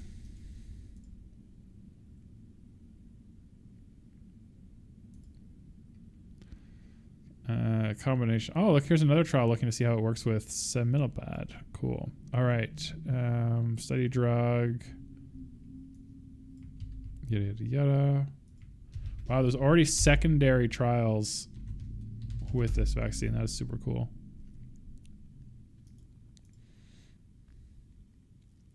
Okay, so it's got 6 RNAs.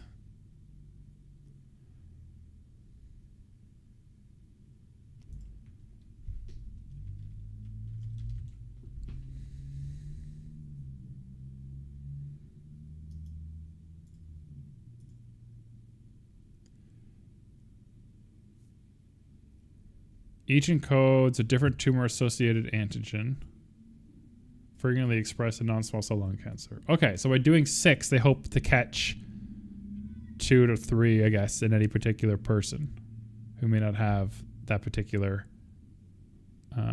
tumor-associated antigen. Huh. Okay. Yeah, so, I mean, there are certain applications where it could prove useful, but lung cancer in particular, so it's really undergone a revolution, let's say since the turn of the century, right? Like, yeah. Essentially since that time, there have been a couple of really important developments that have just completely reshaped everything about what we used to know in terms of how to approach and manage and treat and counsel patients with lung cancer. So I want to first off just kind of clarify a point that you had mentioned earlier. You had said like non-small cell carcinoma is the most common type of lung cancer. And that's kind of an obtuse statement because like that's kind of the first distinguisher, because small cell carcinoma we know to be a very high grade tumor. It tends to present with a very large bulky tumor, frequent metastases. It's one that we want to target with chemo instead of surgery. And non-small cell lung cancer, that's all of the other different types of cancer. And that's adenocarcinoma, which is a gland-forming tumor, and squamous cell carcinoma, and carcinoid-type tumors. And you know, any of the special funky tumors that I got to learn about in my thoracic pathology fellowship, right? Sure. So whenever you say like that's the most common, well, okay, but you're talking about literally like small cell and then everything else, right? Right. But that's what's great about this vaccine is that these tumor-associated antigens are expressed on. It's meant for all of them. It's not meant for one subtype. Hang on. So one of the big challenges with, well, let me kind of go back and run through my thing here, because I was talking about kind of the revolutionary changes that we've undergone. And one, like the first one is, you know, the development of immunotherapy and deployment of it. And that has been a real game changer for a lot of lung cancer patients. But kind of more importantly, maybe, certainly kind of more exciting to me, is the fact that we've identified some specific genetic drivers, specific mutations that are causing that tumor to escape and proliferate without, you know, kind of the normal restraints of the cell cycle. And we developed therapies that act on those specific mutations. And when we can get them to line up, they do so very effectively. Now, the problem is that when you treat these tumors, they evolve with you, right? It's like you don't just battle cancer as like a one and done kind of enemy. It's like fencing. Like you come at them with one move and they, you know, deflect with another, right? That tumor is always going to be evolving in the face of these different pressures, especially whenever you're giving drugs that are targeting their go-to mutation. All of this is to say that they're saying that there are 5 common, let's say, hats, right? These antigens, they're essentially 6, but yeah, tumor identifying hats that these cells are wearing in circulation. But I'm not sure that they're as useful in that regard, because not all of your tumors, like the tumors tend to be very heterogeneous, and it's very, very likely that the tumor is going to evolve. You know, if it recognizes that this hat is a liability, it's not going to wear the hat anymore. And then you've got a vaccine that's targeting a like an antigen that's no longer a valid indicator of what you were trying to target. Yeah, and I think one of the reasons, to address that point, because I don't want you to get 6 topics ahead and then have to go back 4 topics. So like on that point, I mean, this is something we've seen with CAR therapy, with B-cell lymphoma. We don't really see this with multiple myeloma, but with B-cell lymphoma, you can see what we call in this industry as antigen escape, right? The cells that the target on the cells is gone because you've killed all the cells that have it, and the ones that don't are free to replicate and proliferate and become the cancer cell that's dominant, and now you can't really attack it because the target's gone. But what I like about the 6 antigen approach here is that, let's say any given cancer only has 3 to 4 of them. This is more like treating with antiviral cocktails, because now you need to have an evolutionary event that in a single cell that evades all of them at the same time. Losing one or losing another at any given point in the evolutionary cycle of a cancer cell, sure. But all of them at the same event? Because if you lose one, that doesn't count as a step in the right direction, because that cell's still going to die. Some other cell would have to recreate that one again. And so you're now have to accumulating a much higher mutational burden to escape, 3 to 4 targets at the same time. And so I think that's kind of built in. It sounds to me like you're operating on a presumption that they are all wearing all 6 hats to begin with, or they're all wearing. Never once did I say all 6. I've never said that at all. I always said 3 to 4. Okay. The vaccine has 6. I've never said a tumor would have all 6. Okay. I apologize for missing. That's why I said that's how it was sounding to me. Gotcha. But, I was saying 3 to 4. The vaccine has 6, can target 6 things. But let's say that each one of those is an independent event, right? Yes. And there's a certain probability of it wearing a hat at all, for each of those things. And then you would have to kind of, I can't do the math on it because I don't have the probabilities for that event occurring in general. And then you would have to combine the probabilities, it's permutations. In order to. Yeah, that's why antiviral cocktails are so effective.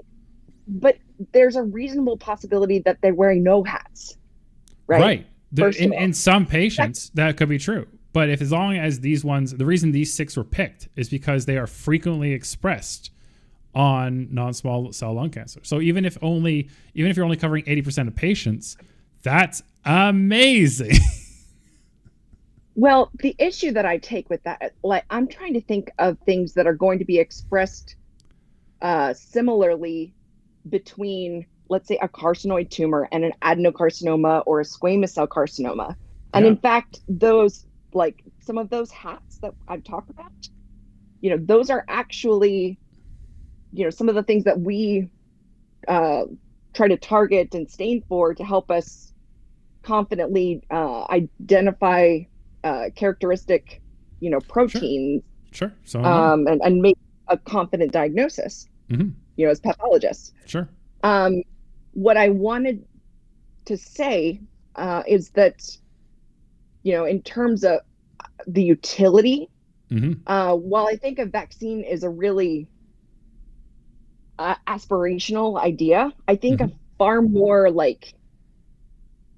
pragmatic and achievable kind of improvement to our standard of care is incorporating the use of liquid biopsies as part of screening and monitoring for recurrence as part of the regular standard of care. Liquid biopsies is essentially whenever you are shedding, if you have a tumor, you are shedding a certain amount of cell-free DNA into your circulation, that blood at any given time. Sure. And a liquid biopsy just takes a blood sample. I'm explaining for your crowd, right? But a liquid biopsy is just, a blood draw, and they can analyze that and look for some of these well-characterized sequences of genetic material that, are aligned with these mutations that we frequently see in different tumor types. And they're not specific to single tumor types either. There are some of these that, are kind of the frequently identified in all of these different tumors. Well, they're also frequently identified in kidney tumors and in bladder tumors. Yeah. That's true. But I don't think any of that takes away from vaccinating to prevent reoccurrence. But yeah, liquid biopsies are an important part of monitoring.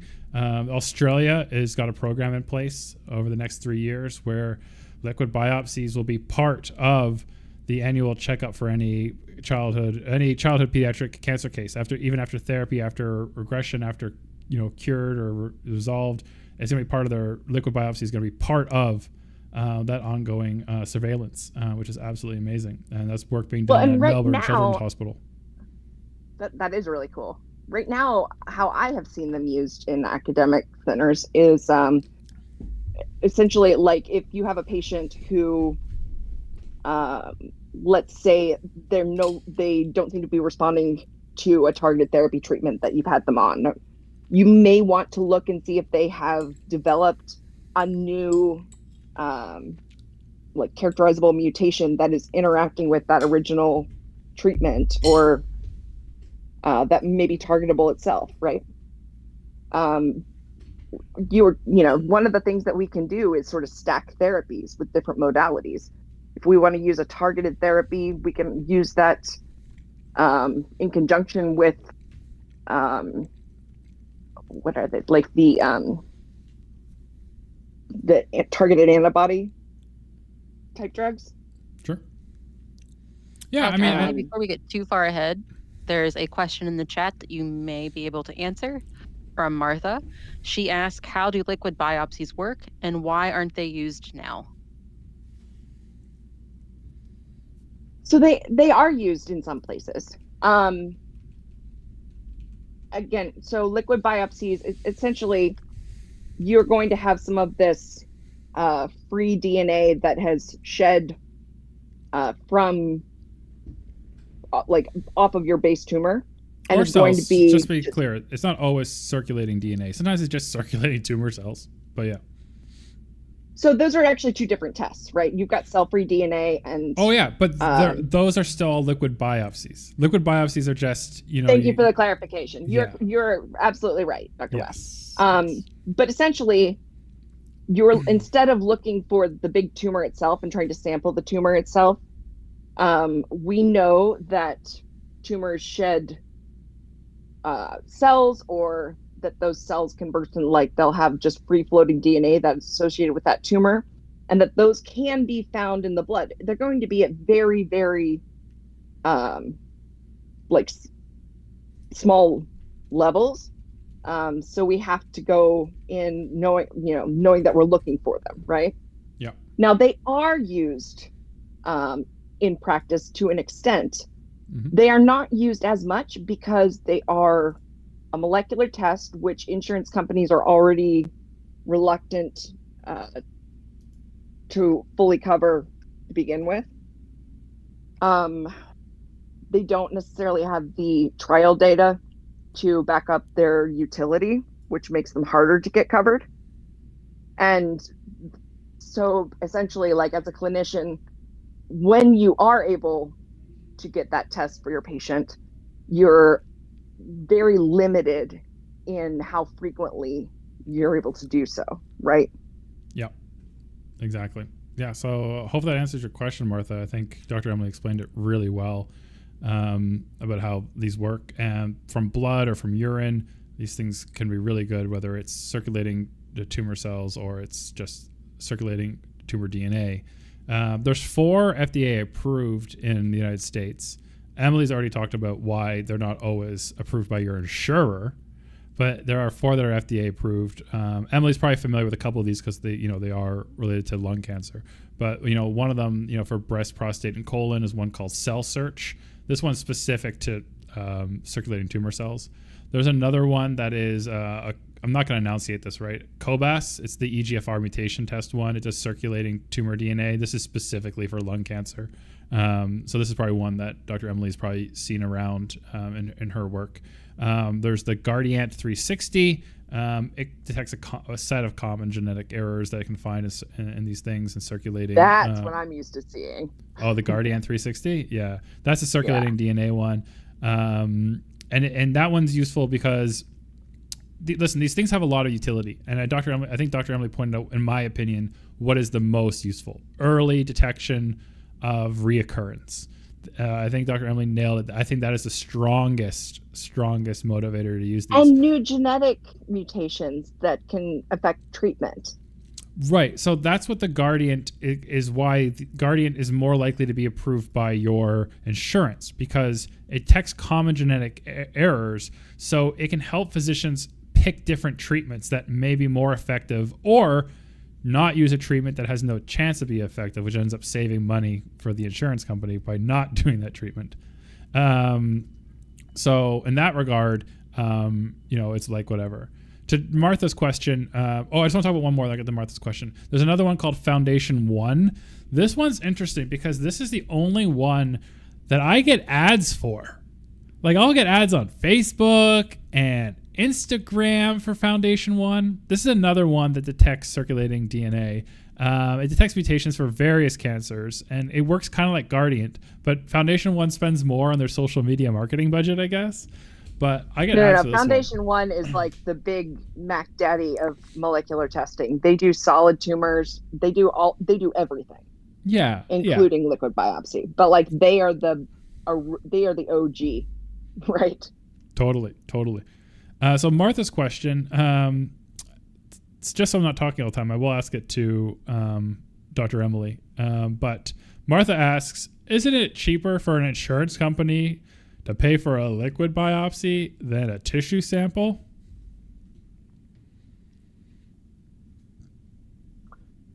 Sure.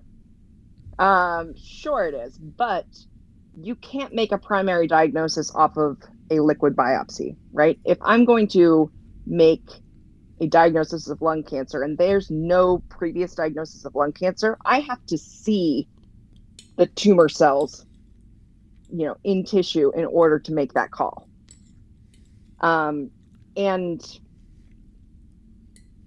theoretically, you could have circulating tumor cells that are not necessarily originating from the site that you think that they are.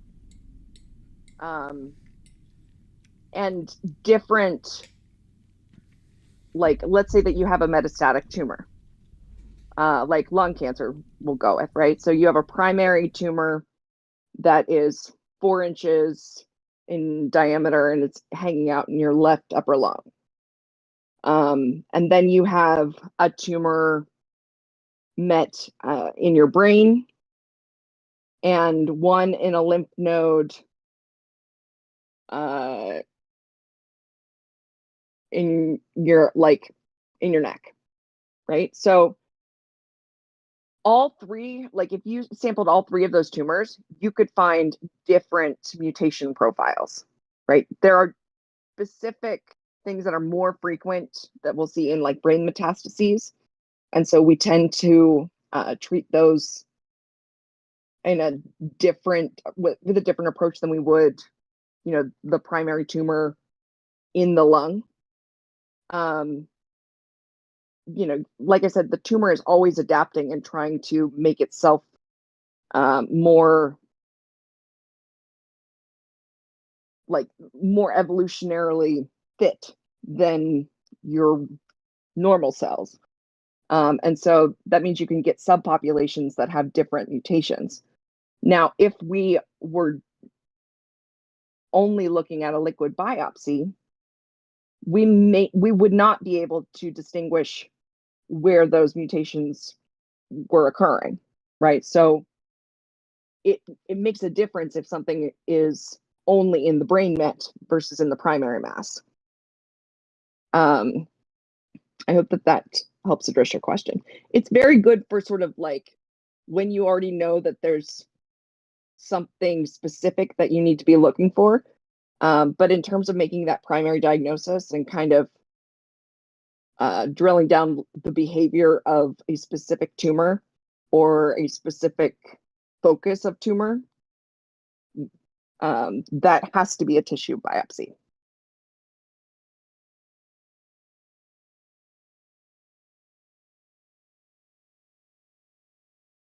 Sorry, I forgot I muted myself while I was chewing and finishing my extremely late lunch. I think that was a very comprehensive answer. Hopefully, Martha, that answers your question. I think also, just like with any surveillance type, approaches and tests, like mammograms or anything else, I think there's always gonna be money people who are like, are we overpaying for testing? Are we testing too much? for things they're not going to find anything of relevance, and how much money are we wasting. I think the bean counters are always going to be careful around that. Whereas the people who work with patients are like, no, I'd rather catch reoccurrence a lot faster so that my patient has a better chance of surviving. Thank you very much. I don't want to have to wait, because the great thing about liquid biopsies is, you know, especially when you're using them for monitoring of relapse for patients who've already had a previous diagnosis of cancer, is that like you can catch it long before you would you can catch it long before you feel a lump. You might catch circulating DNA or circulating tumor cells long before you would notice a bump or a lump or another symptom, which means you're catching it even earlier. And almost every cancer on the planet has a better prognosis the earlier you find it, the earlier you start treating. For those of you who are sending DMs via Twitter, I'm not checking my DMs on Twitter. I apologize. I've missed a bunch. All the stuff's being done here in the YouTube live chat. If you're on Twitter, you're listening on the Twitter stream, you know, and you can. I know some people are on their phones at work and they can't have their screens on, and unless you have YouTube Premium, your phone will stop talking if you turn it off the screen. But do join us over on YouTube, youtube.com/tumortalk/live. We are here today, tomorrow, and Saturday. We are raising money for F Cancer, a charity that works with patients, supporting them on all parts of their cancer journey, including early diagnosis, treatment, and life after cancer. They also have educational programs for caregivers and family members, and they also fund preventative programs like the HPV vaccine, which we're all big fans of for preventing cancer. There's a donation link in the description. There's a donation link put on my little makeshift bot in the chat. There is a donation link if you're on Twitter in the Nest. Please do think about supporting this amazing cause and the hard work and great work that they do. Thank you, Martha, for both your time, energy, donations, and your questions. I think, you know, it's things that people think about all the time around that. So that, you know, that's Can pretty I good. just make a quick comment that's on a related note? So the liquid biopsy kind of concept, it is very similar to kind of the idea of the Cologuard testing, right? Now, obviously, that's not a blood sample that you're sending in, but the idea is that, you know, the fecal material would have passed by and like caught some of that tumor cell content on the way, and that you would be able to identify it, you know, in the stool sample that you send in. But if you get a positive, like, it's still just a screening test, right? And every test has like a built-in false positive and a built-in false negative rate. And you're not going to make a definitive diagnosis of colon cancer based on a positive Cologuard test. That only means that there's a certain percent probability that, you know, this will, you know, be associated with an actual tumor, and that number is like 68 or something, 68% of the time it shows up. It's like good enough for catching most of the things most of the time. It won't catch everything, and it won't catch some things like some of the time, right? Like everything is kind of that built-in fallibility. And the way that we kind of minimize the negative impact of that is by first understanding, you know, the limits of a test when we order it, and like the utility of that test and how it applies to you specifically as a patient. But we also have to know like what we will do with that result. And let's say, you know, the reason that you might prefer to use a Cologuard test as your initial screening for colon cancer is probably going to be because you don't want to take time off of work, or you're not able to take time off of work plus the day to do the bowel prep, et cetera, et cetera. It's a pretty uncomfortable thing to sign on for to begin with. And if you're able to kind of minimize that awkward factor and the discomfort with it, all the better, right? And that's probably fine for most people most of the time, which is why it was approved by the FDA. However, like if you were a high-risk patient that would not, or you had a genetic predisposition to colon cancer, et cetera, like that would not still be an appropriate initial screening method for you. It would not be recommended that you do that in isolation. Now, if you got a positive Cologuard test result back, and you know that there's a possibility that it could be a false positive or it could be a true positive, then your physician will very likely recommend that you undergo at that time a full colonoscopy, because there's no surrogate for getting in there and looking for yourself. So I hope that that kind of adds a little bit of context to how like molecular tests can help as adjuncts with kind of the direct biopsy approach. I think it answers her question well. I think, yeah, I mean, the moral of the story is less evasive. So it's, it's easier on patients, but it doesn't replace all screening in all cases. If you have BRCA1, BRCA2, family history of breast cancer, it's not going to replace a mammogram. It's not going to replace PSA tests, history of prostate cancer. It's not going to replace regular colonoscopies if you have mutational burden like Lynch syndrome for colon cancer and stuff. So like that's, those things are still going to be regular parts of those tests, but for a lot of other patients, the PSA test is an interesting thing for you to bring up. Sure. It sure is. It's got its place. It's useful. Not all tests are as good as others, but it's got its place. So since we're not going to be biopsying prostates all day. Speak for yourself. I just signed on to biopsy or to look at prostate biopsies many days. Totally fair. I'm glad that's where you went with that. I was worried you're going somewhere else.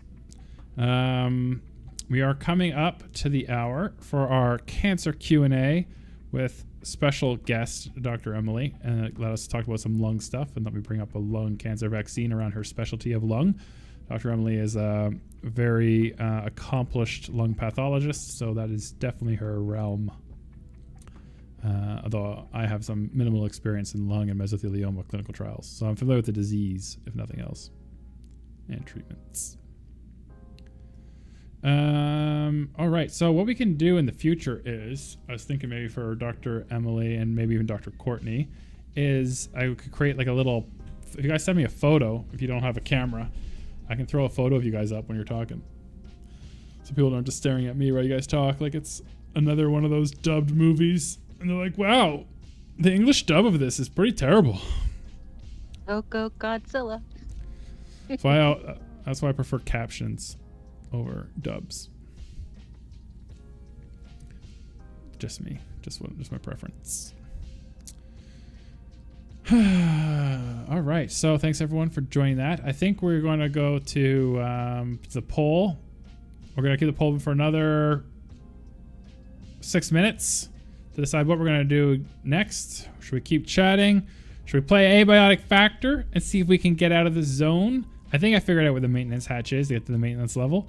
I'm going to have to recraft that stuff or go collect it at night when the electricity's off. But it could be cool. Another 3 minutes to vote, 5 minutes to vote. I thank you for that, Dr. Courtney. I'll put that up for you later when you're not, unless you switch your camera later. If anyone wants to play Abiotic Factor or any game with me, $100 donation gets you invited to my server, and you can come play a game. For $500 donation, I will play any game with you that you want. We can play Elder Scrolls Online. I will install Call of Duty. You have to wait for me to download that thing. It's 256 gigabytes now. but I will play any game you want to play with you for $500, or for $100, you can come play a game I want to play. Let's see, what do I got on Steam right now already installed? I got 7 Days to Die. I got Core Keeper. I got Don't Starve Together. Don't Starve Together, nice co-op game. I got Star Trek Online. I got A Way Out. I haven't finished A Way Out. A Way Out is kind of like It Takes Two, but like not as interesting is not the right word, but it's not as involved. There's usually only one way to do a thing in A Way Out. I haven't beaten A Way Out. I have beaten It Takes Two, which is why I didn't offer to play it again. I got Divinity Original Sin. I got a whole bunch of other games that I've never played. Escape from Zombie Town. I don't even know what that is. I got we play some Lotro. We could play a whole bunch of things.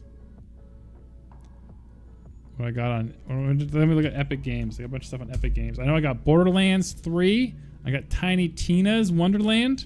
That's a fun one. Anybody want to play that?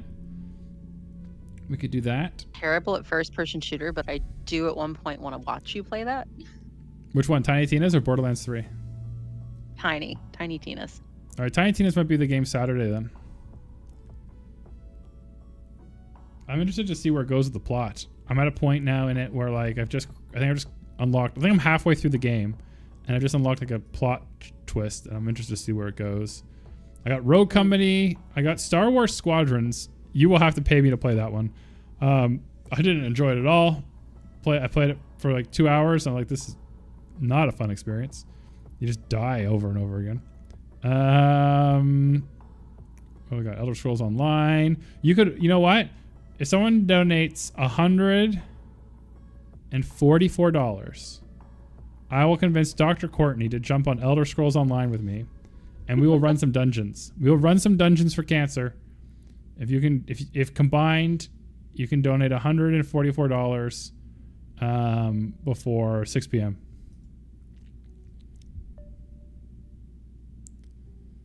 If you throw an extra 25, I'll switch my pocket mammoth to something else interesting. I'll run as my healer.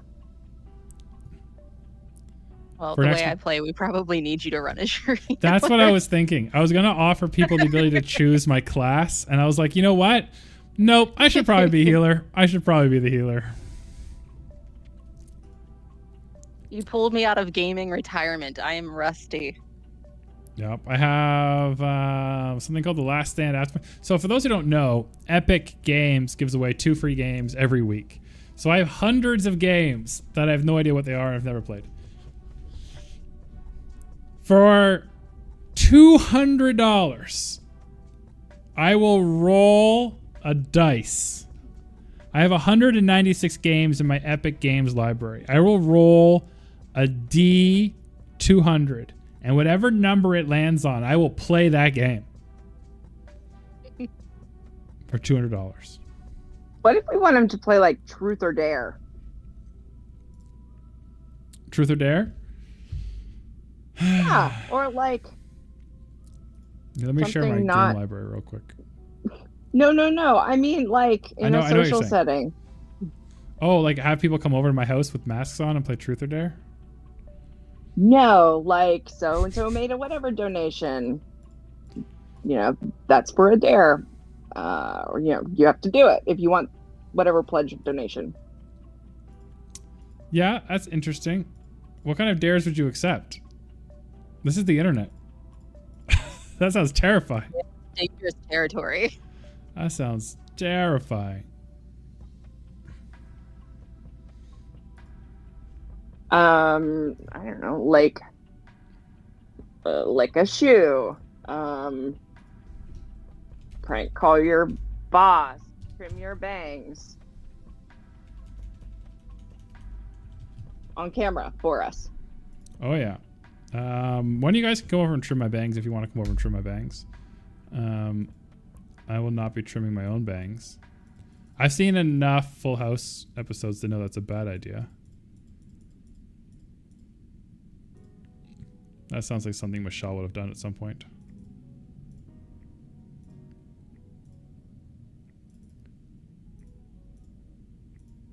bleach your hair. Frost my tips. That's not a sexual thing. There you go. Oh boy.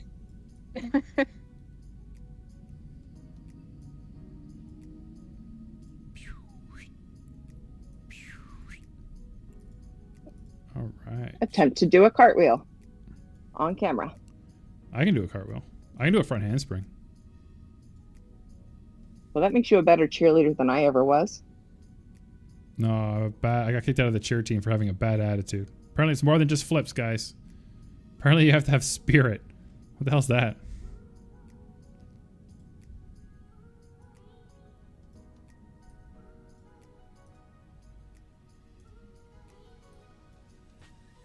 All right. So I think I am now showing my Epic Games library.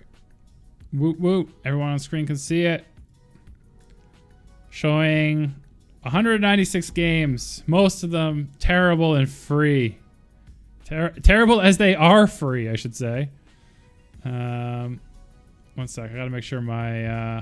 okay, good. I'll make sure my Epic Games ID isn't actually shown either so I don't get attacked online by people. We got Football Manager 2024. We got Trek to Yomi. That looks interesting.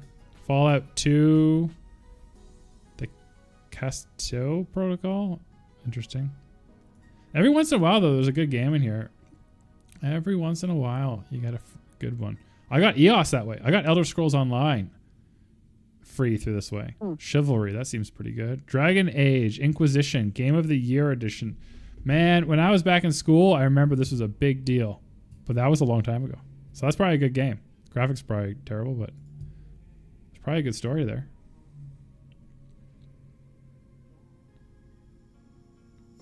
Electrician Simulator. Escape Academy. 20 Minutes to Dawn. A Plague's Tale. I've heard good things about A Plague's Tale, actually. It's single player, though.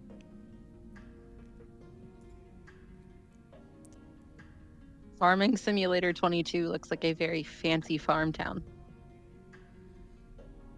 Probably is. Fallout 3 Game of the Year Edition. Did you guys watch the Fallout TV show? I have not. I did play the game, though, so I'd probably enjoy it. See, I haven't played the game, but I did watch I haven't the TV played show. the game, but I enjoyed the TV show. Yeah, I like the TV show. Surviving the Aftermath. Like, okay, so I haven't played the real Fallout games, but I have played like the side companion games to Fallout. Like I've played Fallout Shelter. Like I've played like the Android games and stuff. So like I know a little bit about the universe and like bottle caps and stuff. So I knew enough to enjoy the show. Surviving the Aftermath was a fun game. I enjoyed that one. It's kind of like an indie game from like a couple years ago. The Evil Within 2. Cube with a Q. Don't know what that is. 10th anniversary. Blazing Sails. Oh, I remember this one. It's like a PvP arena, like Sea of Thieves. 911 operator. Please tell me this is just us being a 911 operator. How do I go to the page for this game? That'd be fun. Go to store page. It sounds terrible.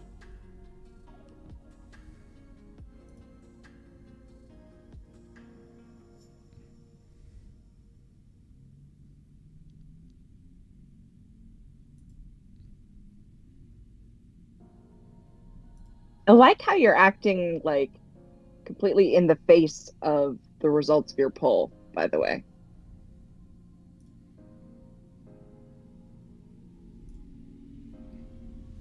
Are we literally just playing as dispatchers?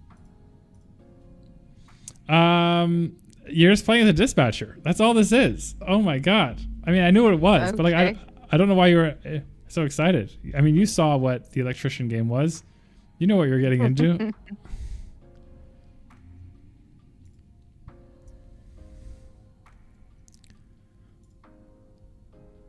Fallout New Vegas, Dying Light. Not really in the mood for that right now. Man, so many games.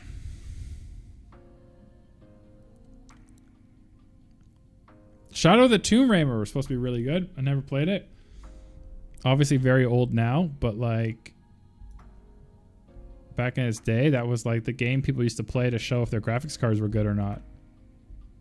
Base game still sells for $39.99. I got it as a free game. Release date. Okay, so the release date's probably the definitive edition version, but 2021.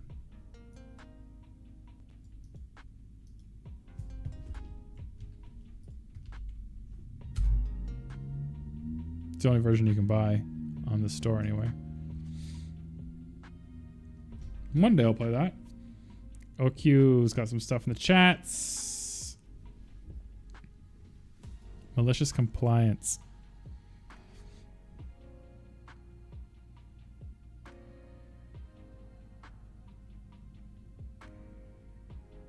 I don't know what OQ's saying. Can someone decipher what OQ's talking about in the chat? I'm trying, but I can't. I think it's in regards to various dares or things that you would do for money. Oh, yeah. No, I mean, it's not that kind of site, guys.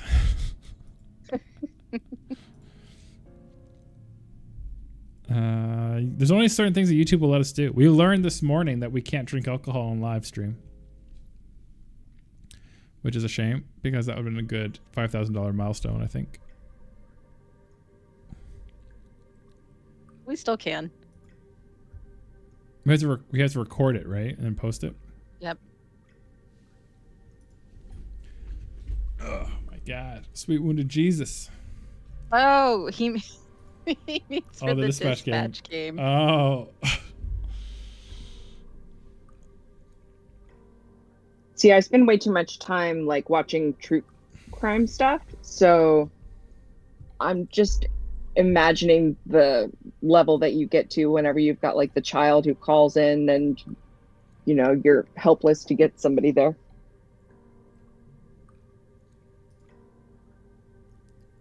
I'm not so much into true crime as I am torn straight from the headlines, and I want the introduction to end in a dun dun. And then that's my kind of entertainment. I do like Tony Goldwyn in the new DA role. I was very attached to Jack McCoy, but I like their new DA. I mean, it was time for Jack to leave. Well, they stopped writing any like life into his character a long time ago, so I agree. Sadly. Now it's like old school Scandal and old school Law and Order had a hybrid love child that is the current iteration of Law and Order. New season should be starting soon.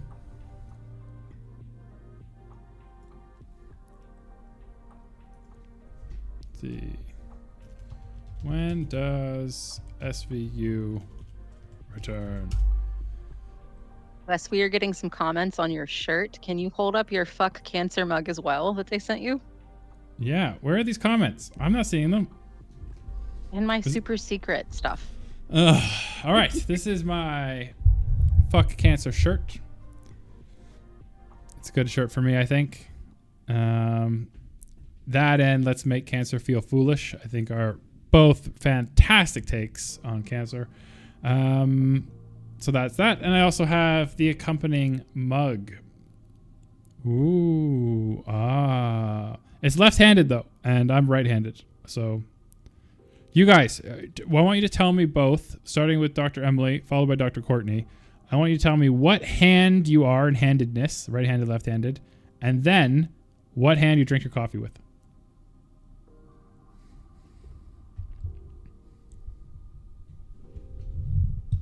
What? Did we lose Dr. Emily? I am even-handed, and I no longer drink coffee on the regular because it was going to eat a hole straight through my stomach, stoma style. That's unfortunate. I'm sorry that you can no longer drink coffee in that capacity. I am right-handed, and drink coffee right-handed. Me too. I use my dominant hand. Listen, right now you guys should be donating to F Cancer. But when this cancer fundraiser is over, you know what you could do? You could go to our store at store.tumortalkshow.com, and we sell mugs that are right and left-handed. You could use them with any hand and look cool doing it. But don't do that today. Today I want you donating to F Cancer. But in the future, when you're thinking about mugs, think about Tumor Talk. So is the other side of that mug just blank? Yes. They've made it media appropriate. So if you're on, a work call, you can hold it with your right hand and it doesn't say fuck cancer. But if you hold it with your left hand, it's going to say fuck cancer. I like the ones that say it's a like sneaky little insider rebellion that's just for you. I like the ones that say like UNT, like a university, but then the handle's also white, so it looks like a C. Clever. Yeah, and you hold that up, you take a sip in front of your boss. That's the way to do it. Or the ones at the bottom of the mug, with something derogatory underneath. Yeah. But you have to really, can't do that with a full cup. Like, oh man, this would be a perfect moment to show the bottom of my mug, but I just filled the coffee up. All right. So I do have a favorite coffee mug. They actually gave us these really beautiful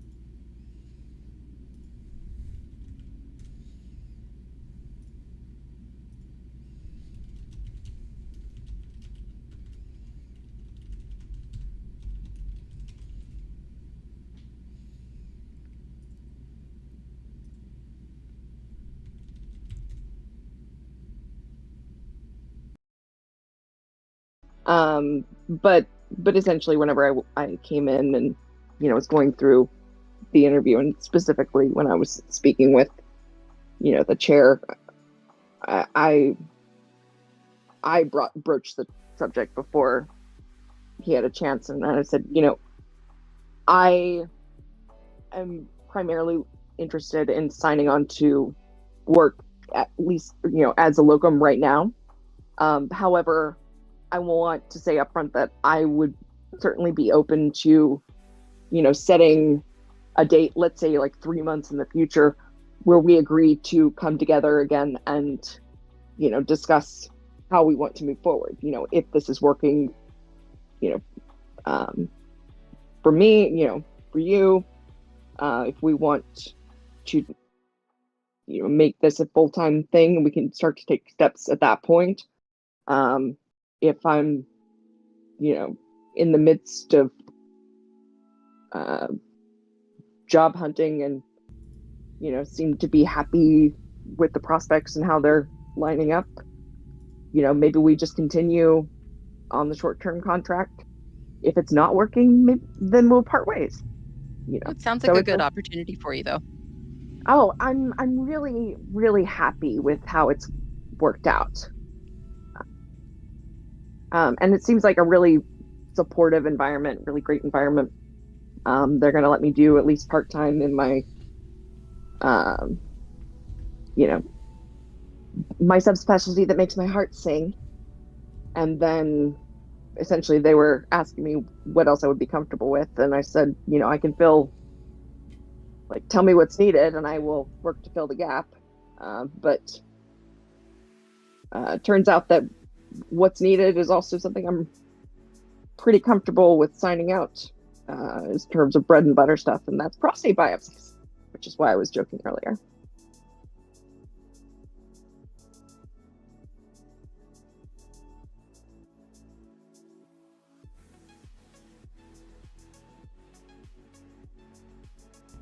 I got to meet some of the trainees too, which was kind of a nice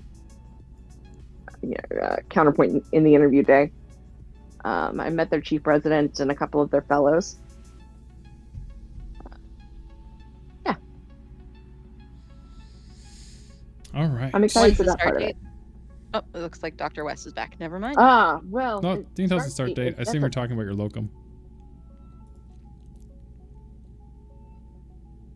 So start date wise, that is kind of the part that's still up in the air. You asked me if I was excited. I'm not excited yet. Right now, I am mostly in the ires of frustration and pulling my own hair out, trying to get everything pushed through for credentialing. The web portal wasn't allowing me to authenticate my account for several days straight, and turns out that my fatal flaw was not accessing it on a Windows computer. At which point, everything worked like butter. Smooth like butter. Like butter. All right. So, I think I'm going to take us to Abiotic. Good deal. Thank you. I think we're close to making some real progress there. I know some people have mentioned they enjoy watching it, and I enjoy the puzzles, and I enjoy you guys helping me solve the puzzles, so that's great. Fantastic.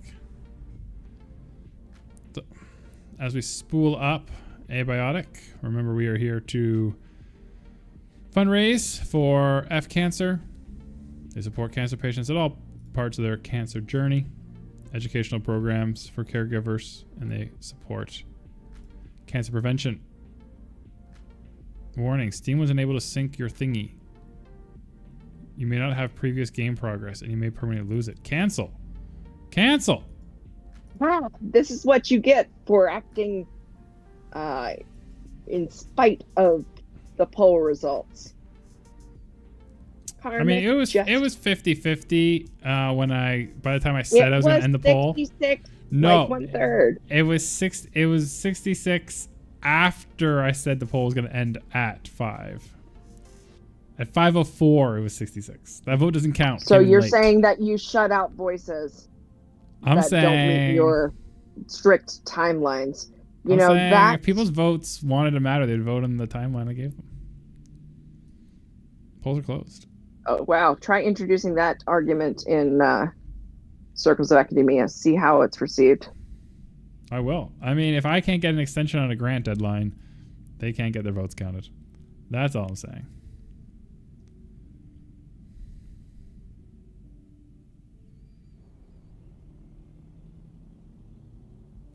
Sorry. What if they Saying donate something funny, DM. $5?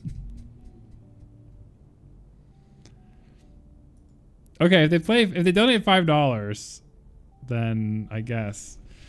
Steam was unable to sync your Abiotic saves with Steam Cloud. If you play now, you may not have previous game progress and you may permanently lose it. I don't want to permanently lose it. Just sync it, damn it.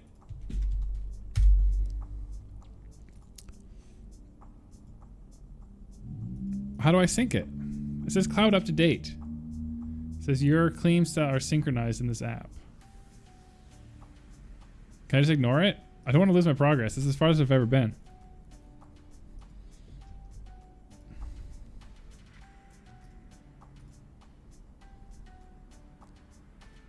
Close Zoom now. We don't have any more Zoom guests today. Unless one of you guys wants to jump on Zoom, in which case then I can reopen Zoom. I can after I go feed my parents' dog. So if you give me 30 minutes, I can be on Zoom. Oh, take your time. I'm playing some Abiotic if I can get it working. Cool.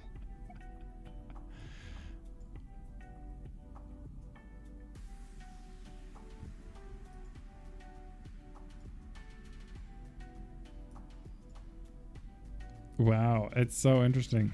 It's so interesting. All right, is our bot still working? Come on, legends. Don't let me down. All right. Library, home, Abiotic, play. There we go. There we go. No warning. We're good.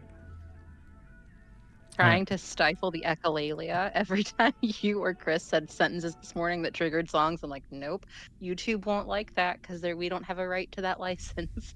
I think it's okay if you sing it. Like, I don't think it's like television. I think you can sing a few bars and no one's gonna care or know. We'll wait. Hey, look at that. The bot says somebody just donated $10. Hey, Anonymous donated $10. What a legend. What a legend. Fantastic, Anonymous. So, I guess to Martha's question, you know, what inspired chemotherapy?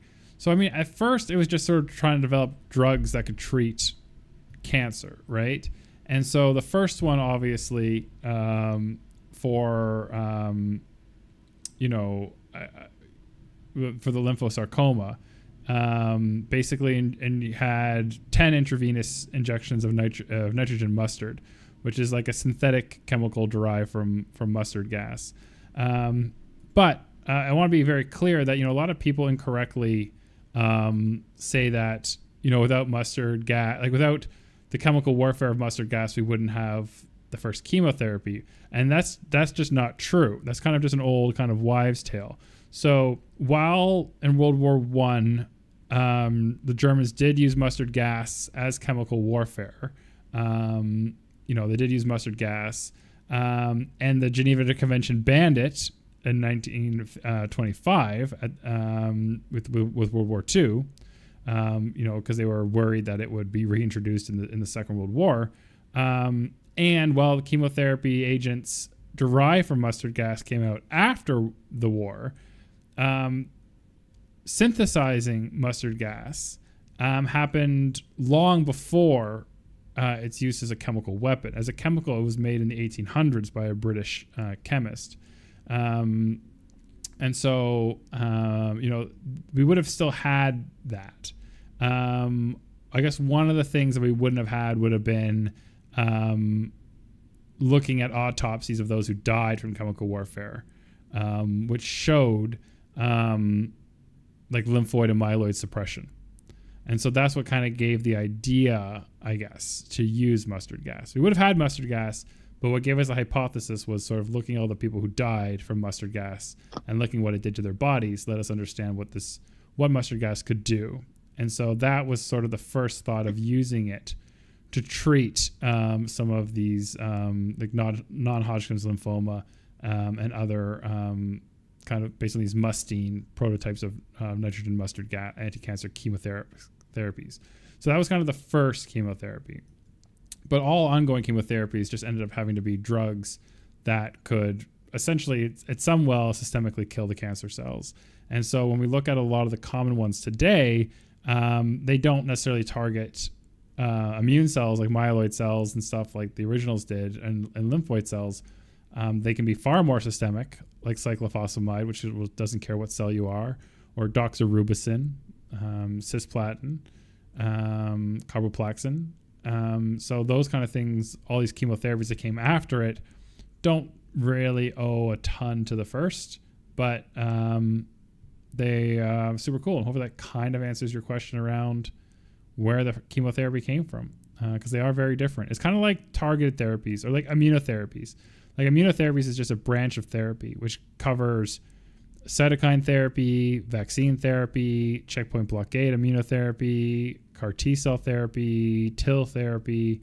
But like the relationships between CAR T cell therapy and cancer vaccines is like, it's a long branch back to find their origin. They don't really all always share a thing. And many chemotherapies are kind of like that too, where if you go back far enough, you'll find the connection, but they're not always directly linked. I don't mean to contradict you, because you may have some like valid points in there, Dr. West, but I read the Emperor of All Maladies, and I feel like the first chemo that they really talk about is not like cytotoxic chemo or cell-killing chemo, the way that we think about it today. But it was actually for like the promyelocytic leukemia, right? Where they ended up giving like vitamin A. But vitamin A is not a chemotherapy. I mean, they use bacterial conjugates to treat cancer in 1910.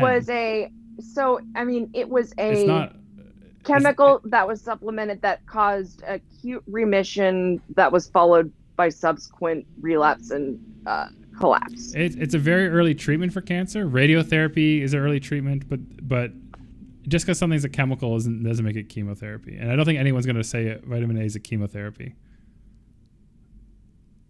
I'll push back on that. Even like the antifolates and stuff from that predate the, because folic acid, which is crucial for the DNA metabolism, although we didn't know that at the time, this was something that Lucy Willis was working on in 1937, right? Because it stimulated the proliferation of ALL cells. So it's rational drug design for sure, right? Because like Farber, like the original Farber, Sidney Farber, right? They were working with folate analogs, for their treatments of cancer, but that doesn't make them chemotherapies. So I'll stick with that. And strictly definition, I feel like technically it is a chemical. Like it was everything's a chemical. Water is a chemical. When I hydrate someone, I'm not giving them chemotherapy. I feel like you're just... You brought up that it's a chemical. Like, I just think that what your argument limiting the scope of the definition for chemotherapy wouldn't hold up in a court of law, American law. I think it would hold up in the oncology community, and that's kind of the only one that matters for that.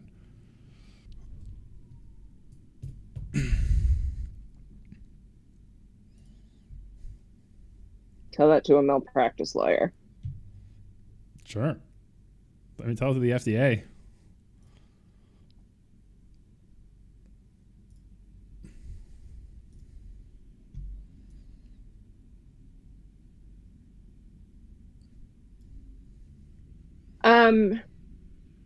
Actually, so speaking of FDA, yes, I haven't heard how things are kind of coming down the pike on this, but are you familiar with their like recent rulemaking regarding laboratory developed tests?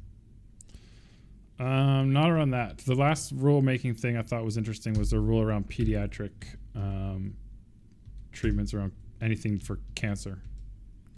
So this is actually a really big deal. You know, we in pathology have been freaking out about it ever since it was first put, you know, ever since they first put up a draft for, you know, public comment. Essentially, the FDA asserts that it has always had the authority to oversee and regulate laboratory developed tests. But up to now, it has chosen not to exercise that authority, deferring to the regulations under the CLIA law. They want to reverse 1 second, that I have to interrupt for a second. Thank you, Anonymous, for your donation. Much appreciated. All right, continue.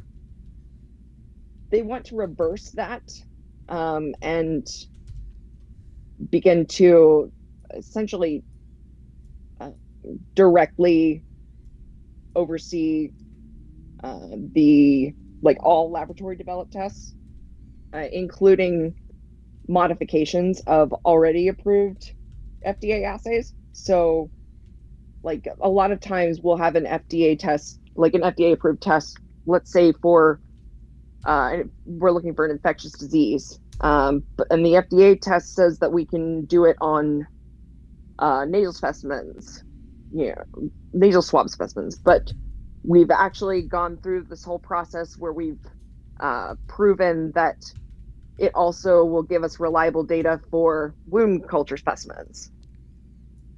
Essentially, we would have to apply for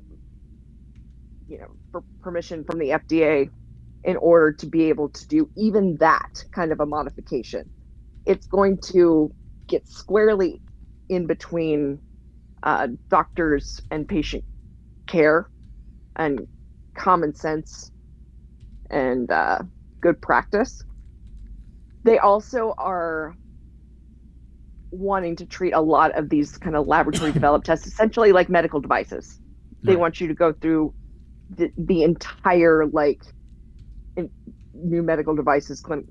It's ridiculous and a money grab, and a lot of these laboratory developed tests include things like, in pathology, our immunohistochemistry tests, right? And our biomarker tests, right? It's a big deal for us to be able to perform those in-house because that gives critical, clinically actionable information to oncologists and surgeons that's going to dictate, how they manage this patient, not a month from now, but, an hour from now, right? Can we start them on this therapy because they don't have this mutation? Oh, yeah. So I just didn't know if you were at all familiar with that or had any opinions. No, I hadn't heard of that, actually. I hadn't heard of that one. I guess we're a little spoiled with clinical trials and that we can do all kinds of tests. Not. If this all comes to be, it will impact everybody and everything. It will be a big deal. Pathologists are freaking out because we're the ones who, it falls under our purview and is directly tied to, our ability to generate, revenue from the lab.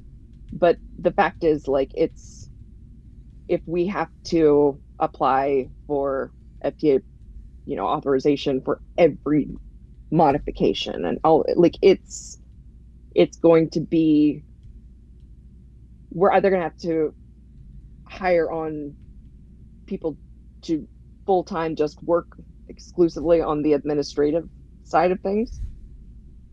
And then the whole disruption to patient care is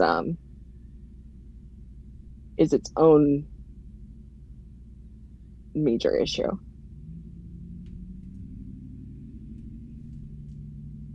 That will probably require a team to kind of unravel. Anyway, just happy thoughts for the day.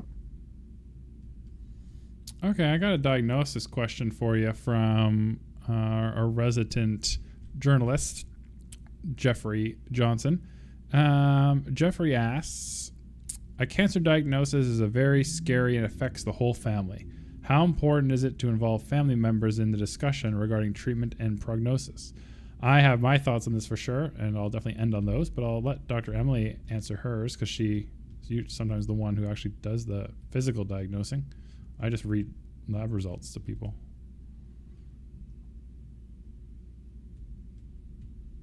So, I mean, to be very honest, as a pathologist, it's almost always outside of my purview to be the one to kind of break the news to patients and run through those initial options with them. More frequently, I'll be in direct contact and consultation with like the oncologist and or surgeon, like the clinical team, so that I can help inform them on everything that I know about the tumor, so that they can focus on counseling you, presenting the options, and making a plan moving forward.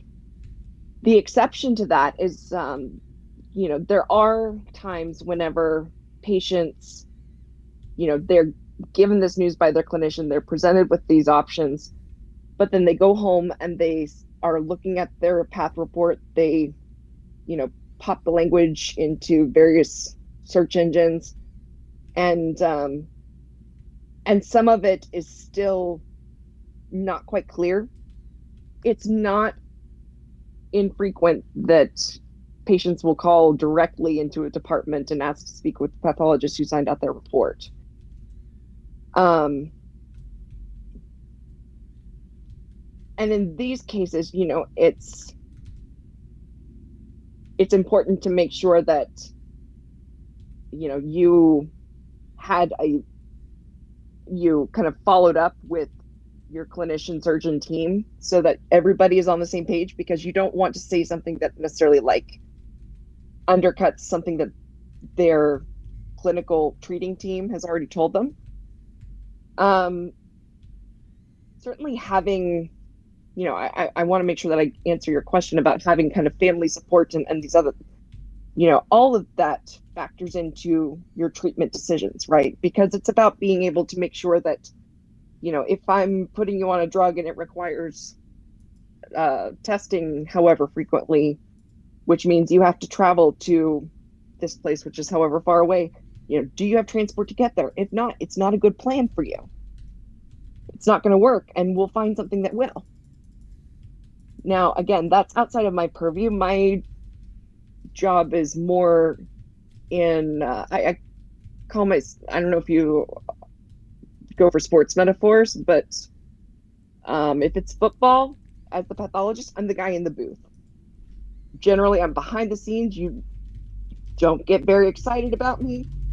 You expect me to do my job, do it well, and I'm not going to get any kind of standing ovation or recognized in a crowd of strangers, but I help because I am removed from that kind of direct patient emotional aspect, and that allows me to fully do my job, without necessarily compromising, because I want to be able to give somebody better news or something like that.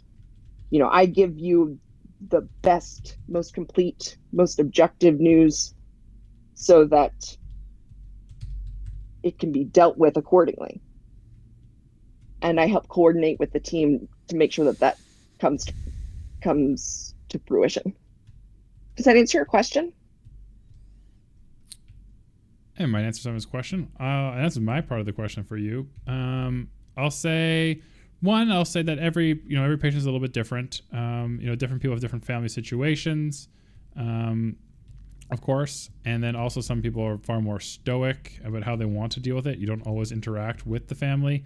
My dad had his third stent put in for his heart, for example, before I knew he even had a second one. He had told us that he was going on a business trip. He used to travel a lot for work, and he was saying he was going on a trip, and I guess there was a complication with the procedure that it was really having, and he had to stay in hospital longer than originally anticipated, and that's how we kind of found out that he hadn't been on a trip. He was getting a stent in, and so every family situation is going to be different, and also how people respond. I remember, this is a long enough story ago that I don't think I'm going to be violating any HIPAA. I had a patient who was an older woman, and she was, she was a grandmother. I can't remember if she was in her 70s. Not super important to the story. And her whole family came. She had already gone through one cancer diagnosis and treatment, and she just got her test results back. She came in for the results, and I was giving her the test results. And just to show that she, had a new cancer. She had a new lung cancer that was independent of her previous cancer. It wasn't like a metastasis or something like that. She had developed a whole new cancer.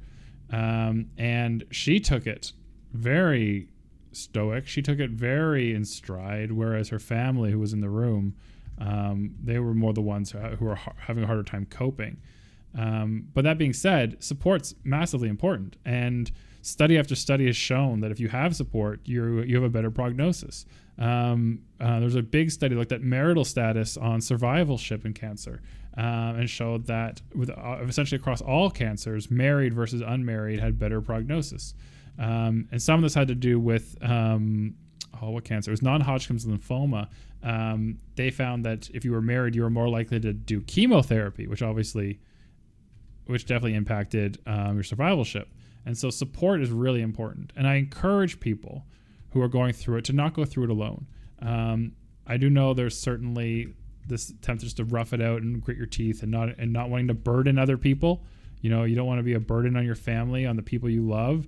But I highly recommend that. It's a lot to go through emotionally. It's a lot to go through physically. Your people are there for you. They love you. And I really encourage people to, not close them off. I can't make that decision for them. Obviously, I can't force someone to have help with their family.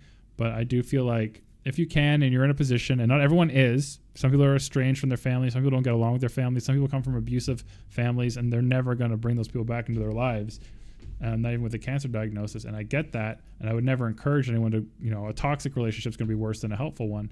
But if you have people around you that can be there, I always recommend they do that. And I try to encourage that, but you can't force it. And not everyone has one important system involved. One important additional note that's worth highlighting as well is, in terms of your family or whoever your close contacts and support system is composed of, being sure that you have conversations and document them about goals of care. Everybody has different limits for what, when the negative effects of a treatment regimen are outstripping the benefits, right? Like they're so devastatingly impacting your quality of life that, it's, if the equation, if the math works out to you get 2.5 more weeks, but, you are barely able to function at all during those 2.5 weeks, being able to kind of clearly have what you want done and when you want things kind of de-escalated or transition, and being able to have those conversations early before they, have them before it's even likely that, you'll need them, because the more emotionally charged a situation gets, the less likely people are to think clearly and rationally, and oftentimes people will act in that emotional, very emotionally charged state, and it's as physicians, we're put in a position where we feel like maybe we're doing more harm than good. So having those conversations is important. Documenting them is important. Of course, documentation is key. And I'm just gonna thank Jeffrey for his donation, $50. Thank you so much. What a legend, absolute legend. Thank you for being part of the Tumor Talk Legends team today and helping support F Cancer. And hopefully that answered your question between Dr. Emily and myself. I think it's definitely important. I mean, it's beneficial. So when can, it's perfectly amazing. And of course, in memory of Marilyn and Peter, thoughts are with you. I know this can be a difficult topic when people have had people close to them with cancer. Should not have clicked when I did in that game. I apologize.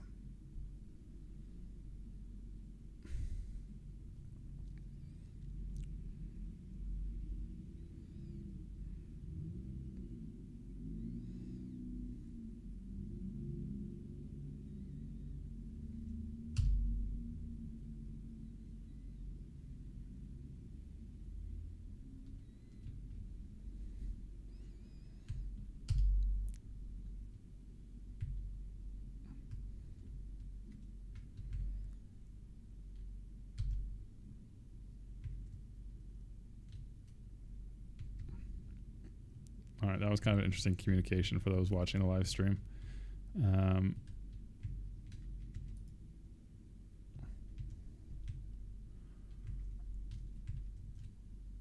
Gyms are sweaty shrines to insecurity. Wow. Neat. I hadn't thought about that. Drink some of this.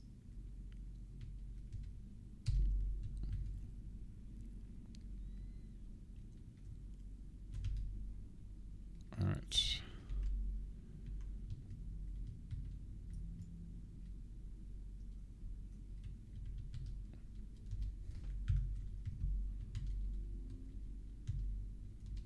Oh yeah, I guess some more of that.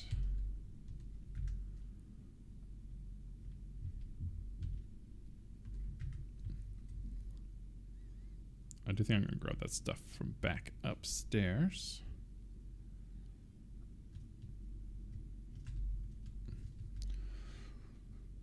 We are doing good, guys. We are only $709 away from meeting our goal of 5,000 for F Cancer. You guys are doing fantastic work on that. Thank you so much. Yes, thank you. I think Anonymous might take their $10 back. Looks like it came with stipulations to not play any more of the video game. Oh, I missed that comment. Let's see where it says in the donation in the comment.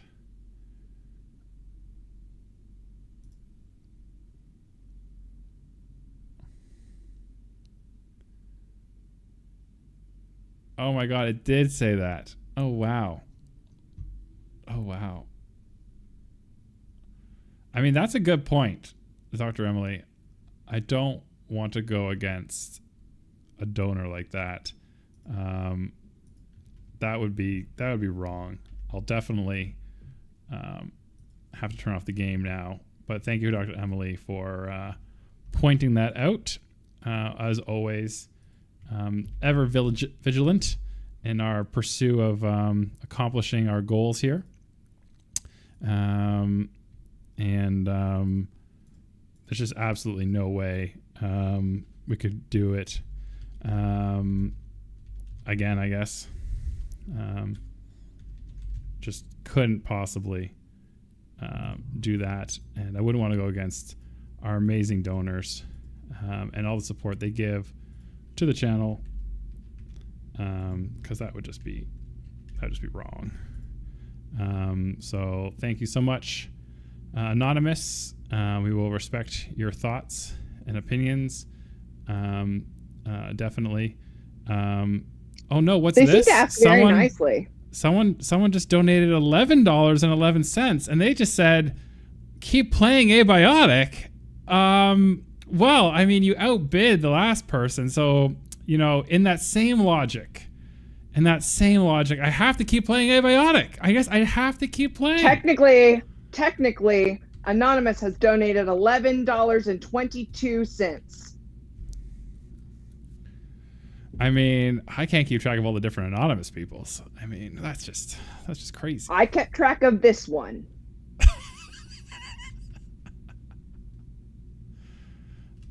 Well, if a different anonymous gave $12, then maybe. Maybe that anonymous is not currently drawing a paycheck. I mean, maybe the person who wants to play Abiotic has crippling student debt.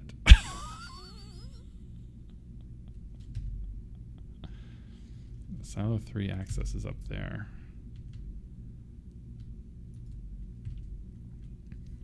It's a good game, Dr. Emily. You might like it. You know what's a good game? Oh, tell me. We can play a different game. Oof. Oregon Trail is a good game. I mean, to die of dysentery. And you could, I don't know, people can help. Like, you can group play it. I like playing collaborative games. It's not fun for me to watch somebody else doing all of the playing and all of the interacting. Last time I checked, Oregon Trail is a single-player game.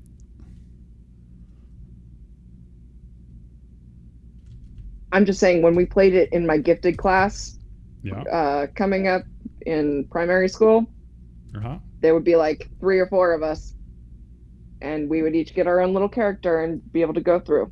Sometimes we made decisions together as a group, like whether or not to ford the river. We can do that together now. Come watch the gameplay, and we together can make decisions on how we play it.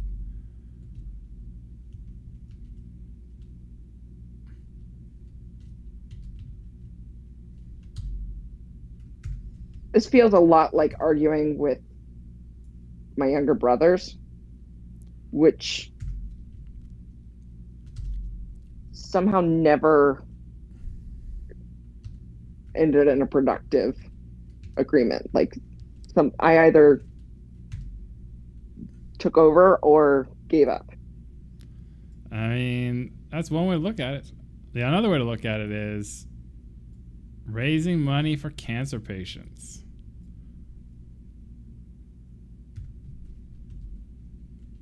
I got $11 more.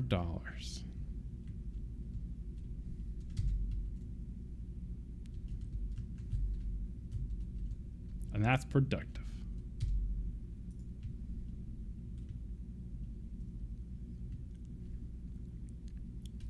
All right, let's grab these meatsies before they go bad and eat them. I think Dr. Courtney and I feel like Family Feud would be fun. Yeah, Family Feud would be fun. Isn't that one of the games that Courtney's playing tomorrow night, maybe? Oh, I have no idea. No, I have sorry for the air conditioner noise I'm overhearing.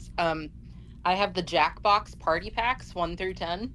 So there isn't necessarily Family Feud, but you have a lot of different word and trivia games or deception games, music games, Pictionary, which they call Drawful. Fill in the blank, know your audience, guess who submitted what question.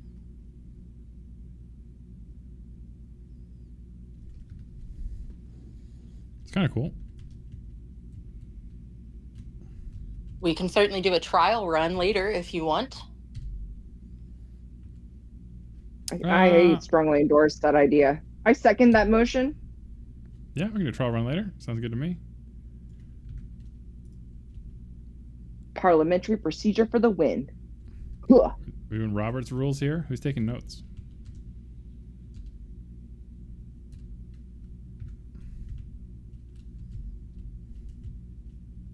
Otter.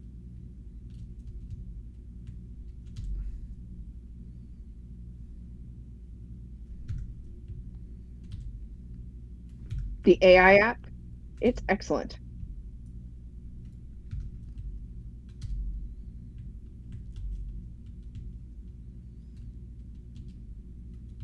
Keep sitting down instead of lying down.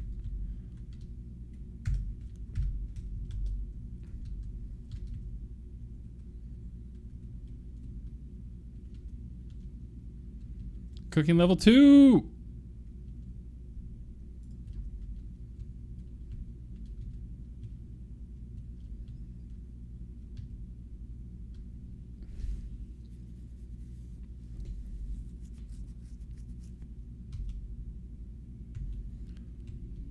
You know what this reminds me of?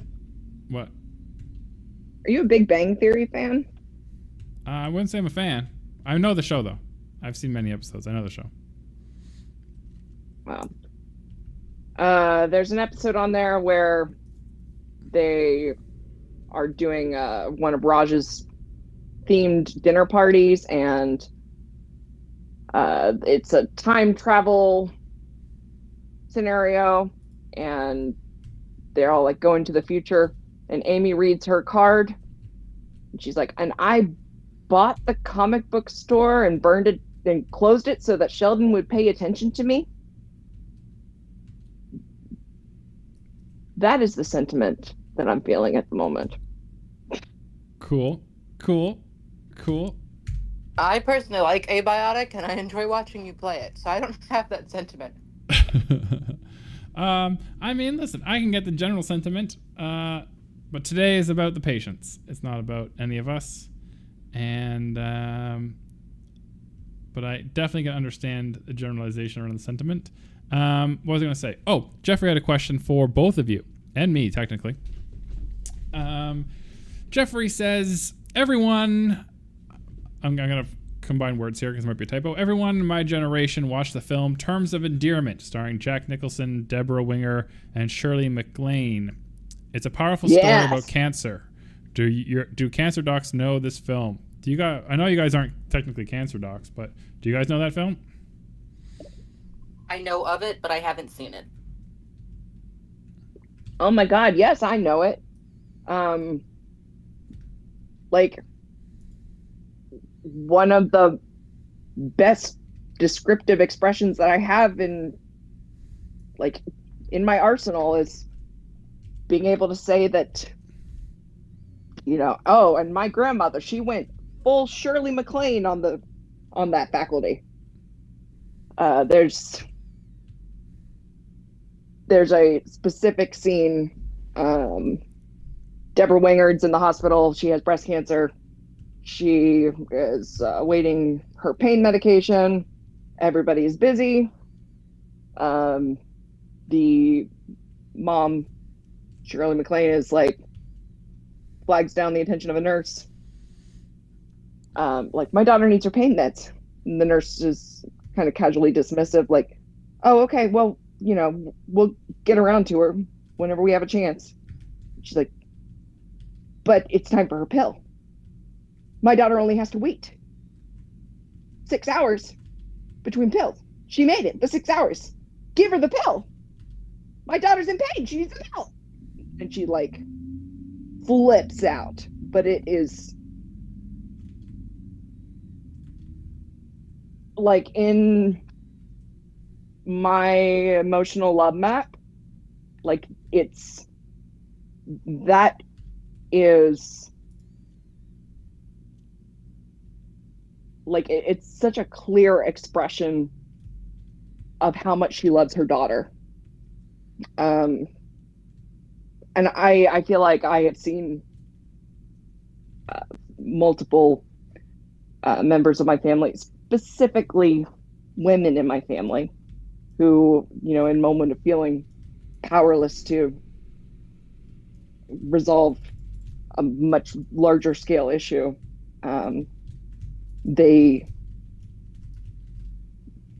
are willing to just go to hell and back to try and do what they can for this person that they love. It's It's a really like difficult movie.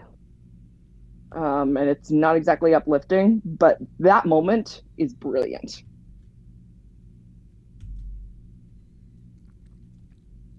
Dr. Courtney?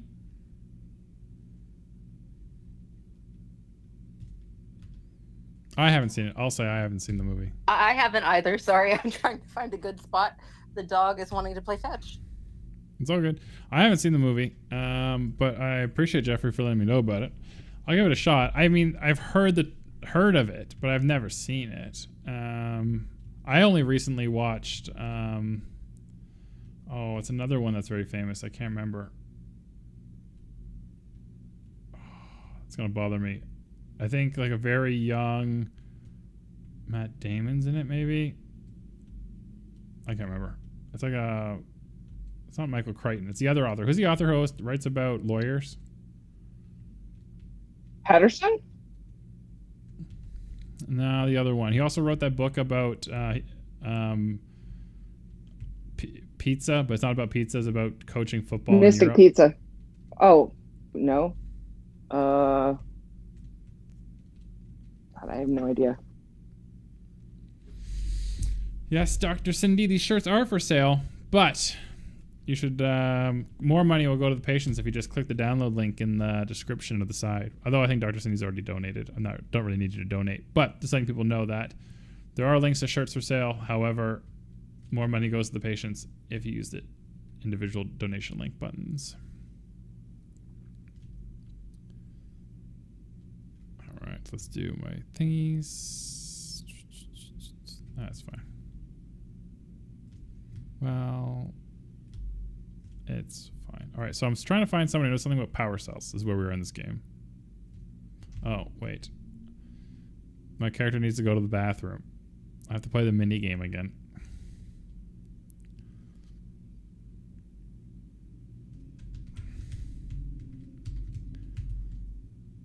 This is not something I've ever had to do in any survival crafting game ever.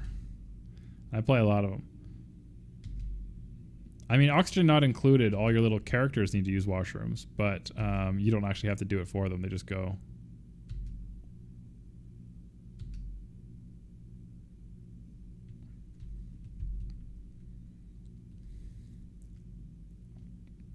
I like the blue color shirt, though, Cindy and Courtney, because it goes with my eyes.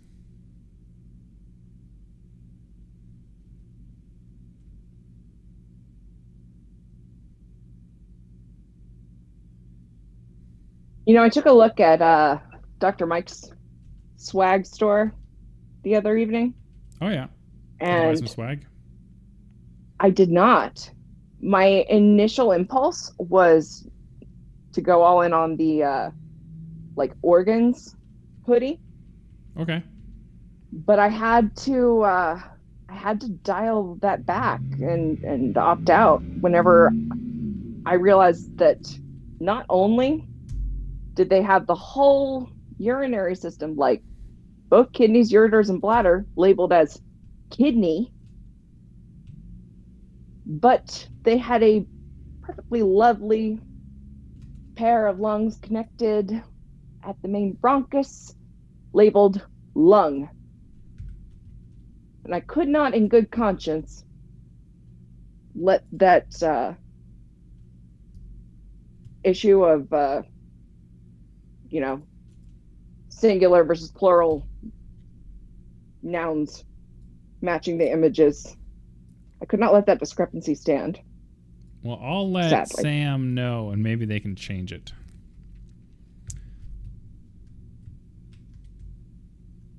Cool. And get some better swag, because you're right. We expect more, don't we? Yeah, like I haven't figured out how to fix the kidney one, because if they're going to include the bladder, I feel like it's really unkind to just ignore it and focus solely on the kidneys. They get all the glory.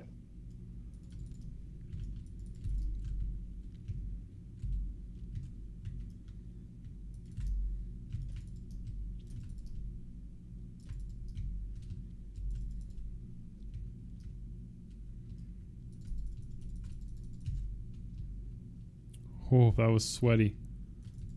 Sorry, I got in a big fight in the game. Got a little lucky.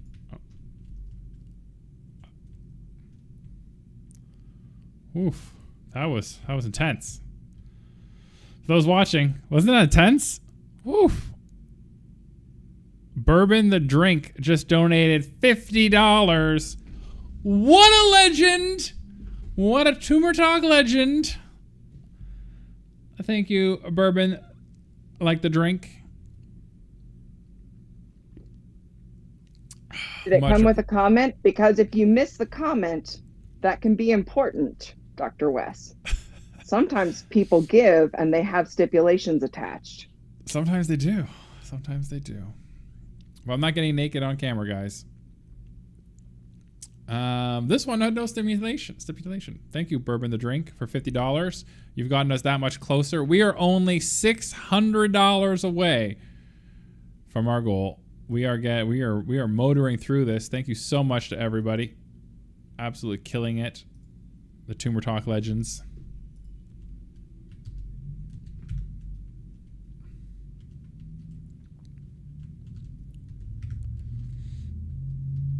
If you could do it all again, Dr. Emily. If you knew everything you knew now, would you have still become a doctor? I'd have leaned heavily into that senator's wife plan that I, kept on the back burner. Just kidding. I would have made a lovely senator's wife, I think. That was what that was my thought precisely for a very long time. I was well positioned for it. Now I have been broken by the medical training system, right? Because I feel like I'm like, that's kind of what it's designed to do. Like, it's meant to break you of your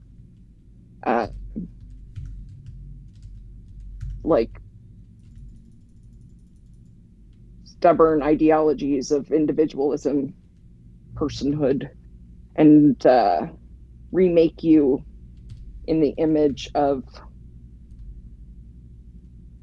something bigger in the shadow of medicine. Kind of similar to the military, right? I mean, I get the analogy.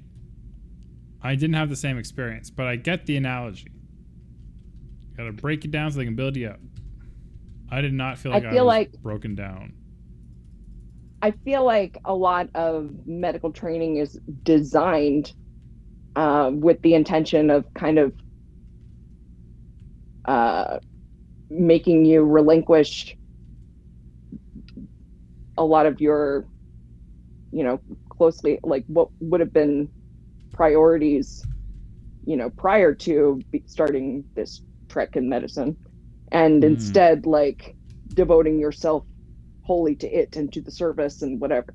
And I feel like that's more closely aligned with the realities of the profession half a century ago, right? Like when it was all men and the wife stayed at home with the kids.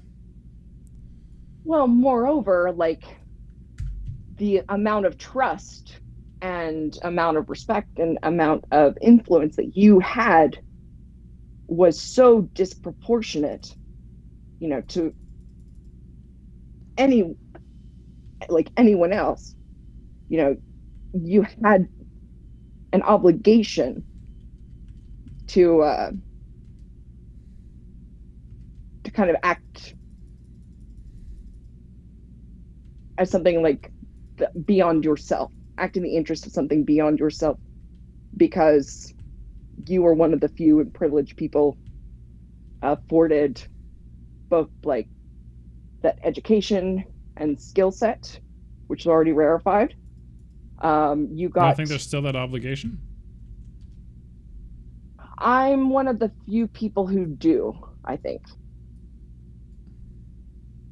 I think that It's becoming more and more common to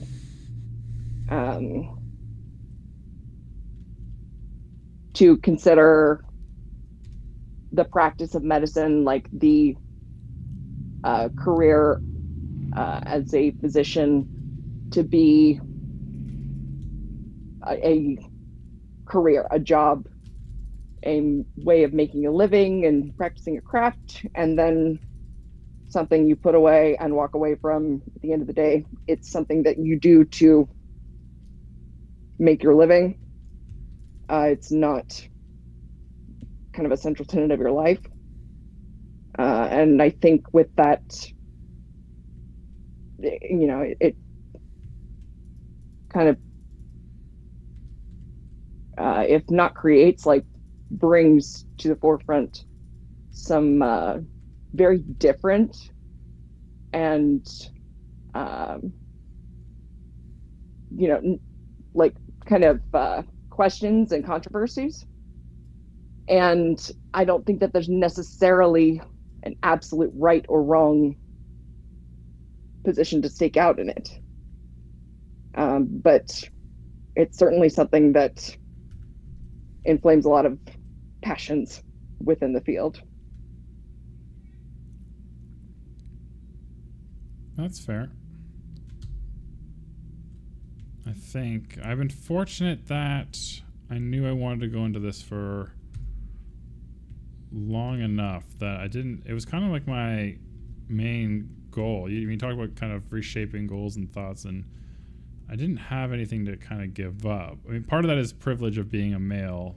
Society has no pressure on me to get married or settle down.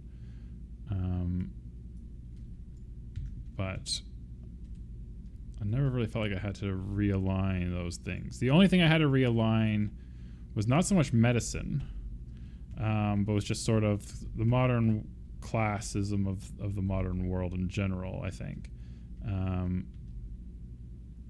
Because I didn't realize, and this wouldn't be just true of medicine, this would be true for like a lot of professional schools, like engineering people and lawyers and dentists and veterinarians.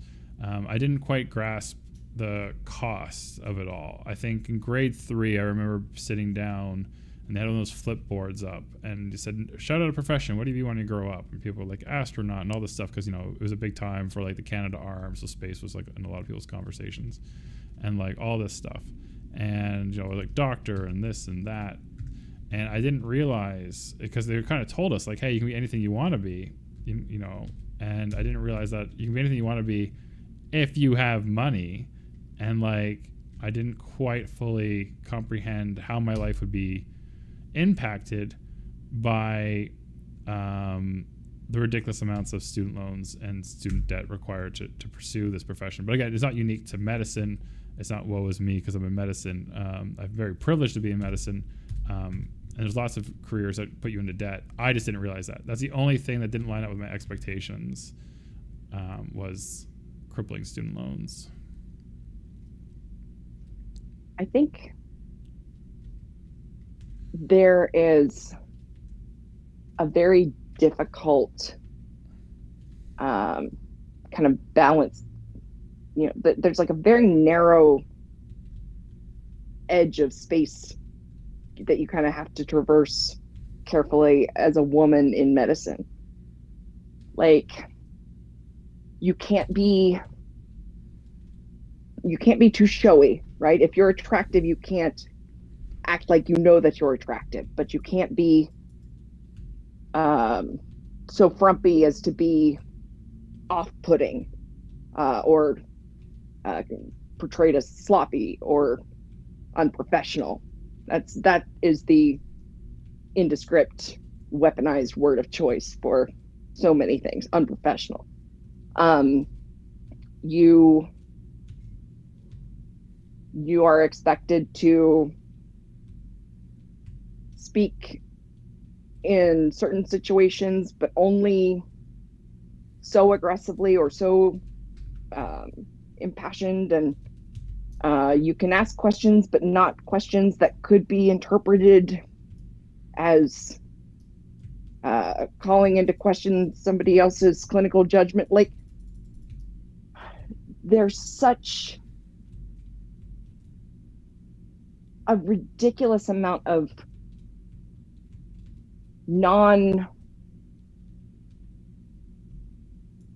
scientific, rigorous, like intellectually rigorous nonsense that has to be navigated and that can be weaponized against you, can and is weaponized against you more frequently than your male counterparts. Like, if a woman responds, after there was an incident during my training where an attending came in. He was overwrought over something silly. I had turned some of the slides that I wanted him to be sure he looked at upside down. It's common practice. But for whatever reason, it set him off, and he came in and started to just kind of launch into a tirade in front of my co-residents, and rather than react, I recognized it for what it was. When he paused to let me respond, I said, okay, so what I'm hearing from you is, that you are upset that I did this. You have them right here. Let me take care of this right now. And then he launched into a bit of a second tirade, and I was like, I understand. I apologize. I won't do it again. It's already been fixed. Meanwhile, for comparison, a male co-resident of mine, one point he was subject to a similar sort of unprovoked tirade from a different attending, but who was equally known for having a tendency to do so. And he immediately kind of met posture, right? Like, he yelled at him right back, got in his face, and then swapped duties with the co-resident so he didn't have to be on service with him for the rest of the week. And he was never chastised for that behavior by anyone. And it still is just kind of mind-boggling to me, because that's not something I could ever even dream of getting away with. Yeah. There's certainly a double standard for sure when it comes to men and women. I guess I had expected more from the institution of medicine. Like, I would expect the kind of, interpersonal politicking and, nonsense if I had gone into law or politics. But I guess I had just assumed that people who had that kind of caliber of intellect and that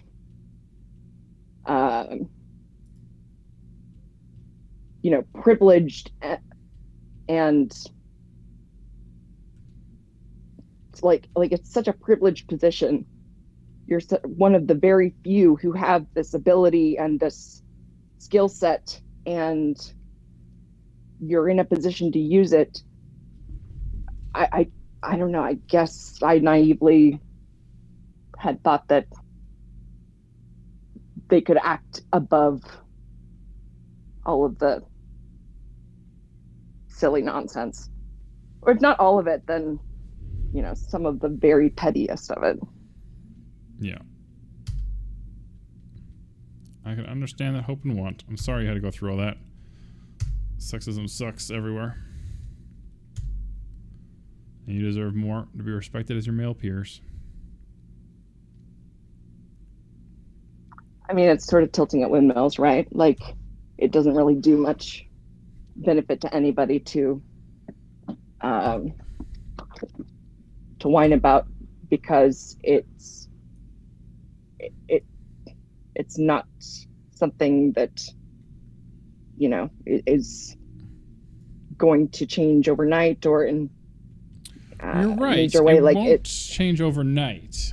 You're definitely right about that. But I do think, you know, making noise about it can be helpful, if only to use your own analogy of tilting at windmills. I mean, Don Quixote, you know, himself is a motivational story of righting the wrongs of the world against better thinking that you can't make a change, that the world is the way it is. And so I would say it won't happen overnight.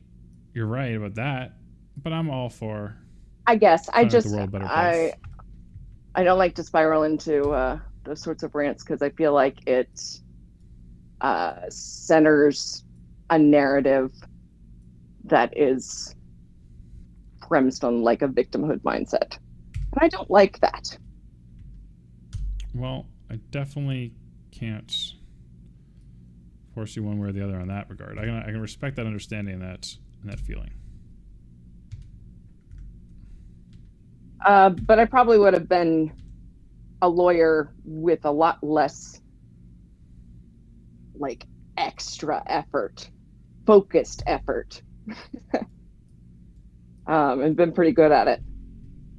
I'm not unhappy with where I wound up. I'm really happy that I wound up where I did within medicine. That very nearly didn't happen. I wasn't sure I was going to find anywhere in medicine that really made me feel like I fit there.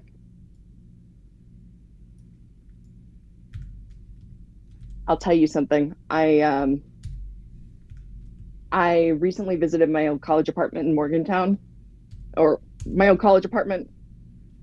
We keep it rented and have several things stored there. And I saw a whiteboard that was mounted in our office where I had notes written where I was kind of brainstorming for my applications for residency, for path residency. And so I was just seeing kind of like phrases, sentence fragments, incomplete thoughts, you know, kind of describing the reasons why path was for me or why I was good for path. And there was just a sentence up there that was like, pathology is the one field that has never made me feel like I needed to be smaller or less curious than I am naturally. Okay. That's pretty good. I was like, oh, it's a nice sentiment. It's a very nice sentiment. I wrote that somewhere. Very nice sentiment.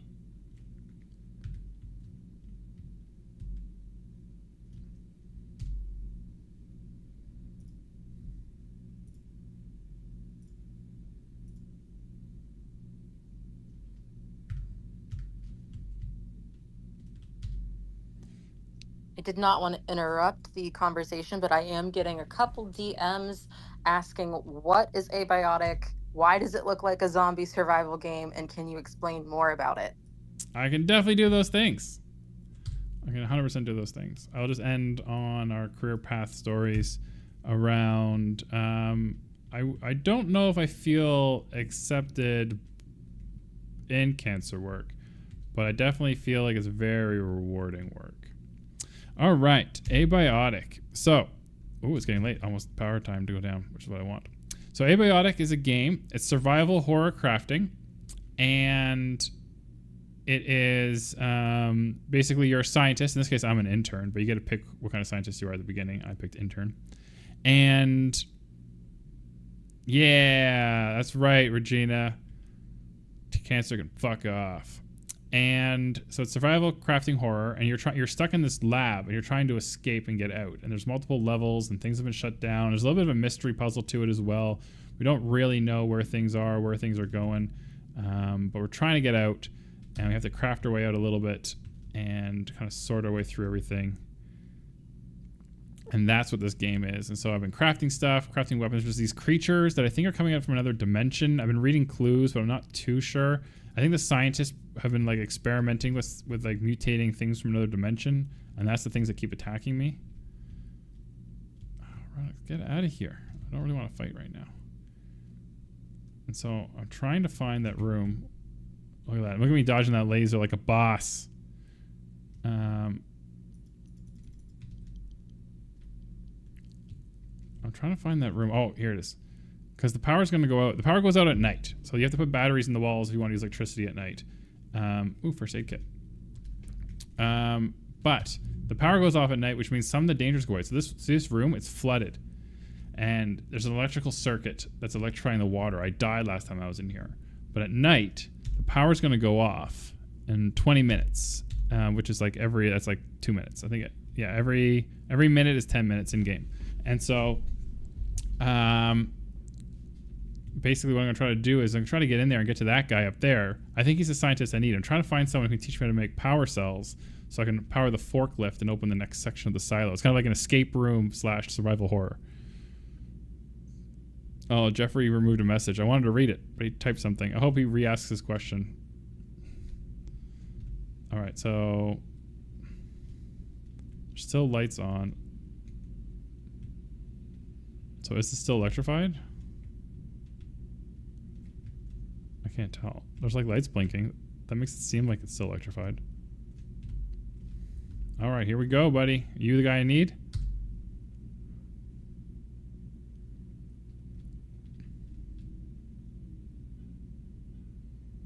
Yes.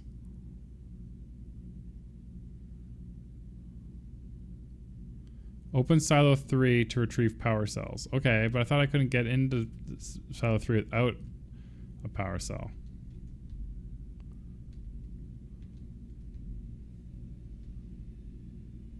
Rechange in the world and what I like to do. Just tell me what I'm supposed to do to say I can't change the world, but I can change the world. I'll rejoice. Rejoice by U2.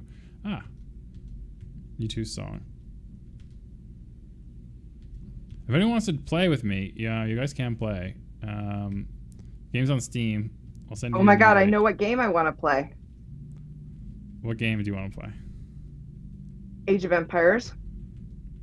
Oh yeah, that's a good game. It's a great game. It's a great game. Which one? Apparently there's like an online multiplayer version. Yes. Oh. So the multiplayer version? Yeah, I think there's Age of Empires 3 is very popular. And whatnot. Okay, so I talked to that guy. Open silo 3 to retrieve power cells. Alright, so where's silo 3?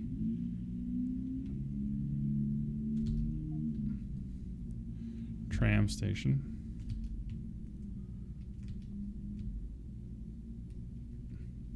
It's level 3 stairs. Silo 3 access. So through here. How do I get through here? The glass is like bulletproof. Alright, so there's gotta be another way around, I guess. Oh wait, the lasers are on at night. That's weird. Alright, so what about this door?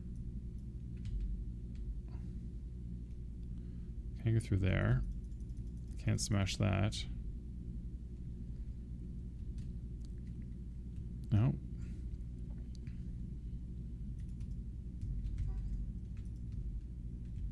When you play Age of Empires, do you play same team or against each other?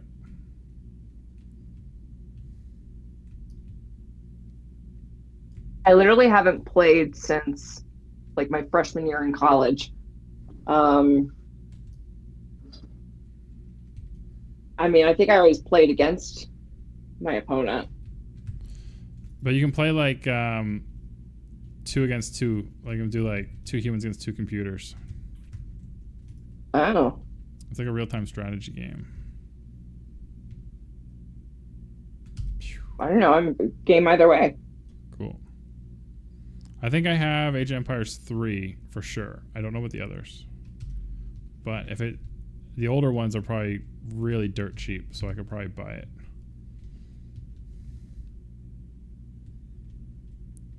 I felt like there was like a thing here. An elevator?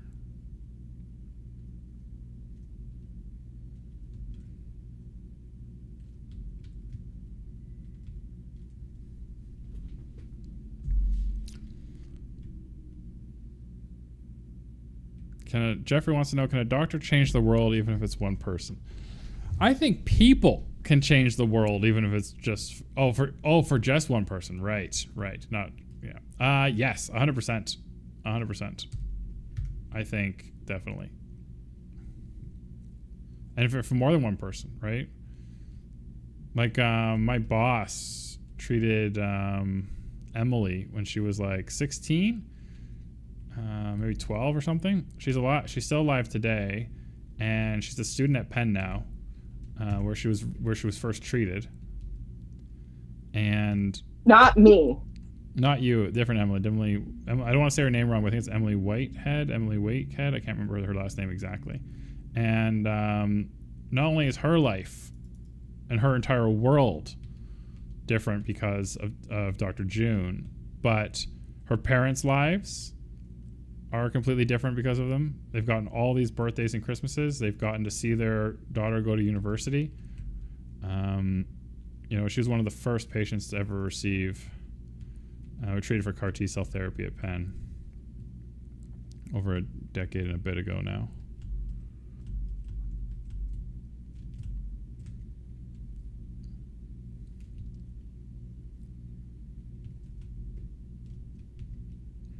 So I definitely think they can.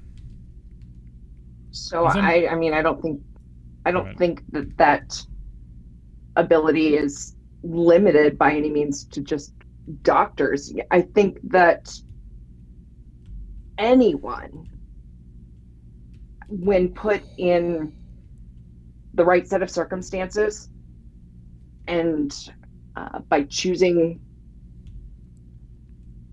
to act in a particular way, you can have substantial impact on someone you may not even have directly engaged with. Like how you behave, the choices that you make in your day-to-day have a ripple effect, right? Like you are always making ripples. I think as a journalist, I'm sure Jeffrey definitely understands that part for sure. He makes a difference with his reporting.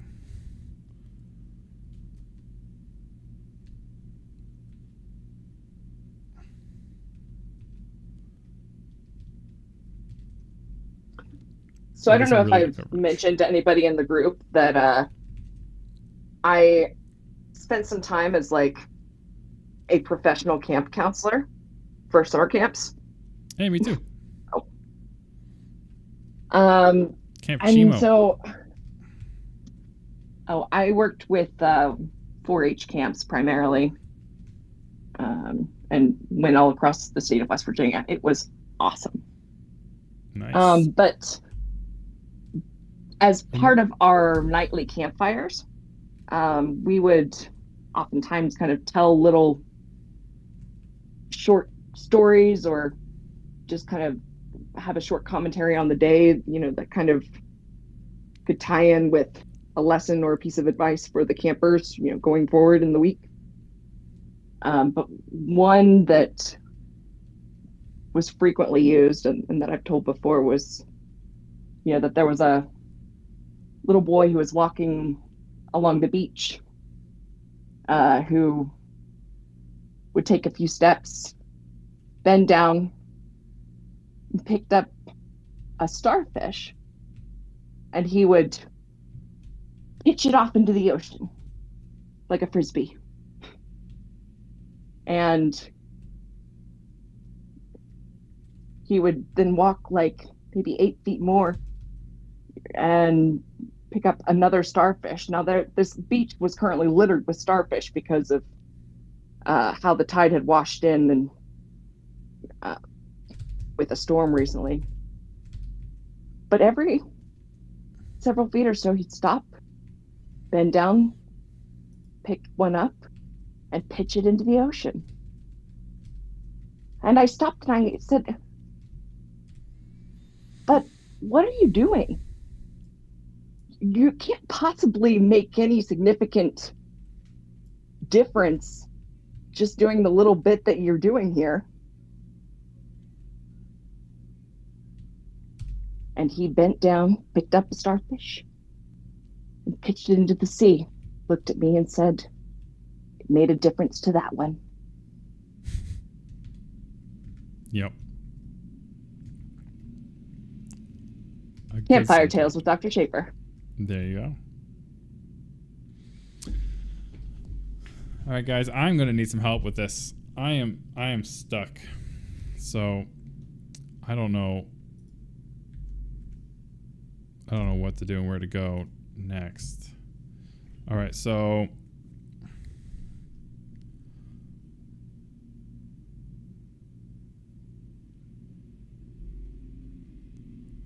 no interest in walking.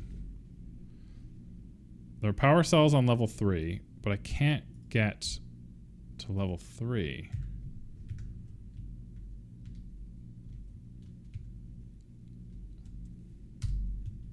We're on the map again. All right, so I think, let's see. This is the data farm.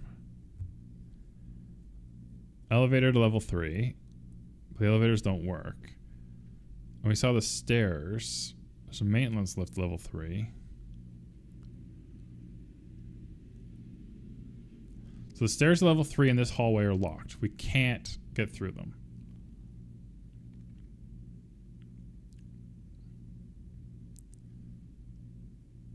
So we can try here and maybe here. Try there and there.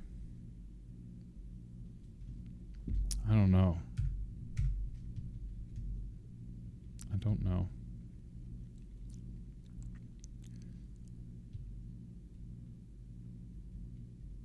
It's tricky. It's tricky.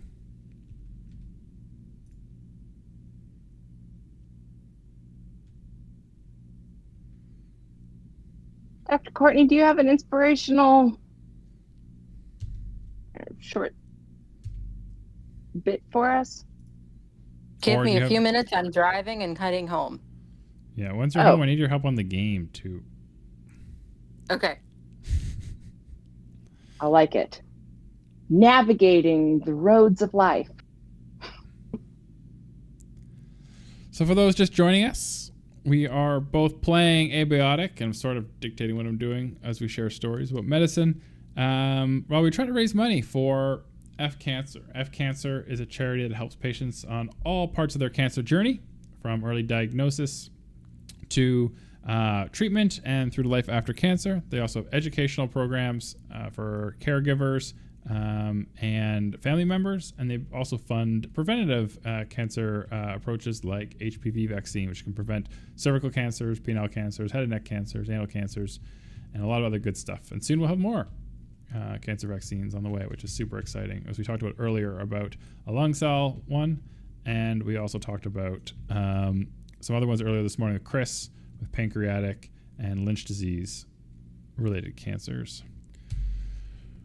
If you have any questions, feel free to kind of do anything. I am playing this Abiotic. If you want to help me play, I need advice. I'm stuck. I don't know how to get to level 3. I'm not Googling things. No Googling. Part of puzzle games is trying to figure it out. If you want to help me Some figure of it out, us are malcontents and attempting to raise money to make him stop playing and do fun things with us as a group. It's the fun thing as a group.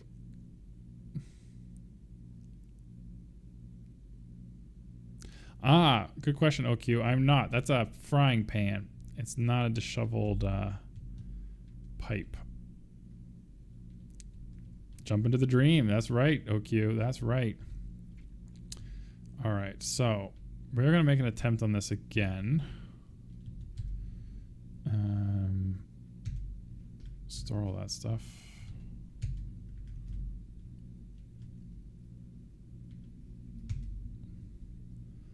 Armor 3 on this hat.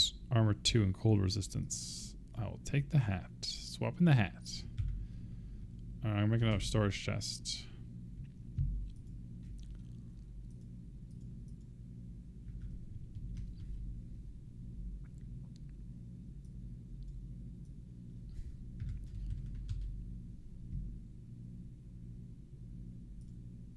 Oh, it's plastics. I don't know why I thought it was tape.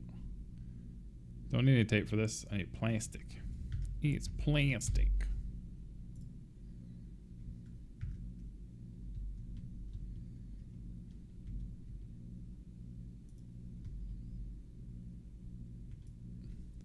Crafty, crafty, crafty. Oh, I know what we should do, Dr. West. What is that, Dr. Emily? Well, we were talking about having our, kind of reactions to wild medical TV moments. Yes. Or instructive medical TV moments. Yes. I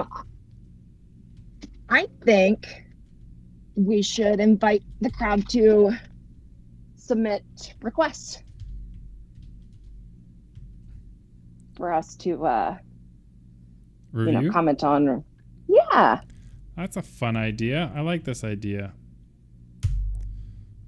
You sound surprised, and I'm not sure whether or not I should be offended here, but okay. Yeah, it's a good idea. I'm trying to keep the energy levels up. I've been streaming for 9 hours and 47 minutes. I started driving home from New York at 3:30 a.m. and I'm still going. Ugh. Right here with you. The whole time.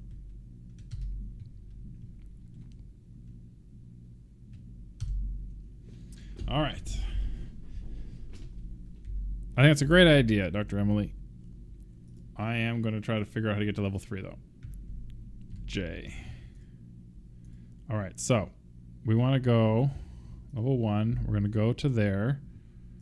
And then we're going to go... There's the pool, reception.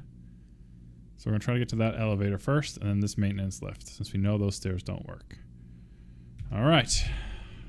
Let's try this out. We got this, guys. We got this. All right, so reception is this way.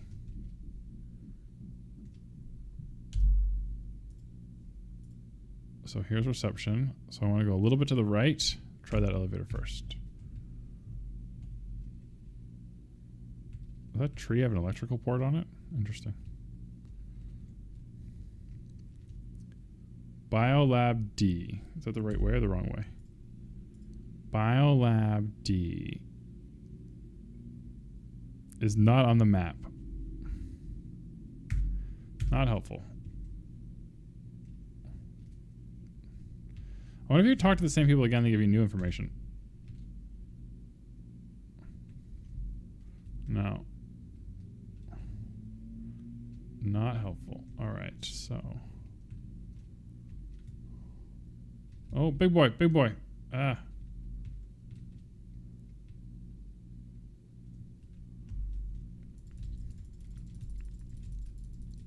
Hey, Doc, you're back. Oh my god, that was bad. Am I bleeding? I feel like I'm bleeding. I am bleeding. I'm bandaging myself. And I am back. Is my audio okay? I'm back home. Welcome home. Audio's Yes, great. I've got your audio. Perfect, perfect. So we need help on the game. Let me pull this up on a different device on mute and try to navigate the 20-second delay. Wait, Where are 1 we stuck? second. Before you get involved in all of that, I think you should know a critical development that happened in your absence. I had a good idea. Oh, I mean, I've only been gone for 3 minutes. I mean, Wes validated it as so, like in a somewhat insultingly surprised tone, but I'll take it. Okay. What is said idea? Well, so we had discussed hanging out tomorrow and doing kind of like reviews of like clips from major medical shows or moments, med television history. Yeah, when is clinically cringe, Dr. West? Is that Saturday or tomorrow? Saturday. Yeah, we're doing that Saturday. I totally meant Saturday. No. So the clinically cringe is Saturday, but if you want to invent it, so what Emily's proposing is something new, and it's kind of cool, and we can fit that in tomorrow after Ryan, or we can add it to Saturday, or we can replace critically cringe with it. It's a good idea. It's just it's not in the schedule right now, but we can put it in somewhere. We can put it in anywhere. I'm just saying critically cringe is currently slotted for Saturday. But taking requests from people to like comment on episodes. Oh, how we were basically chatting with Jeff this morning. I don't know. I wasn't there. Guys, I found it. I figured it out. I figured it out. Oh, we're in level 3. Well, I think this lift here will take us to level 3. I'm just opening this up to get back and forth easier. That looks like a way to die. And so this guy's all like, hey, go to level 3 to get the power cells. I think this is going to take us to level 3. I think we got it. Looks like you upgraded your weapon since I last watched. This is good. I have a better helmet. That's for sure. All right, level 3. Pickle Rick. Pickle Rick, okay. I just felt like I said level 3 with the same energy, and I didn't want anyone to think I was crazy. Oh, that guy does not look like he's well. Ooh, someone get that guy. You need a couple Mr. Meeseys so you can clone yourself and have a team. Oh, I bet you this is where you're supposed to build your new base. I bet you this is like a sealed in area, and this is like a good spot to build like base number 2. Because you're not running back to the first floor every time. You need to like sleep and stuff. Oh, laptop. Use. Email. What do we got here? Recipe. Come on, recipe. No, it's some sort of data compendium. This guy had 2 samples. They're intensifying the radiation due to high entropy levels. Ooh, look, a science word. They used entropy. We're giving everyone iodine tablets. But there's a problem I can't figure out. The numbers don't add up. Even with the high entropic quotient, the excess energy coming through the gateways. Right, I'm taking the tablets too. The suits keep most of it off though. As for your gateway problem, tell Sergey. That's what he's there for. Please copy me on any updates. All right, so I need one of these suits. I need one of these radiation suits. Is entropic quotient made up? Because I feel like that is not what S is in the free energy equation, or like the thermodynamics equation. I haven't used a lot of my physics since the MCAT. That's the last time I used the spring constant, I'll tell you that much. That's a portal to another dimension, guys. That's a freaking portal to another dimension. Okay, do I go for it? Do I go through it? I'm up here looking for power cells. That's my mission on level 3. And I found a freaking portal. What do I do? Portal?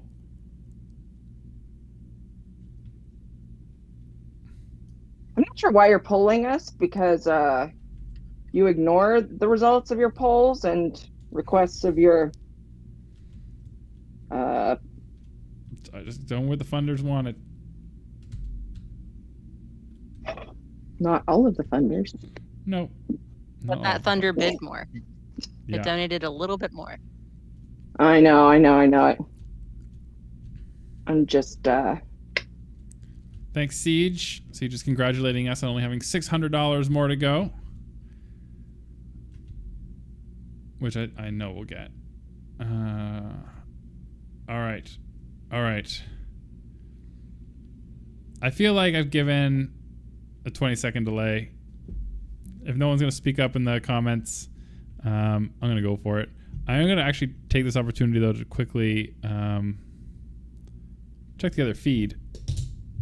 Because I haven't checked on the other feed in a while. All right, what we got?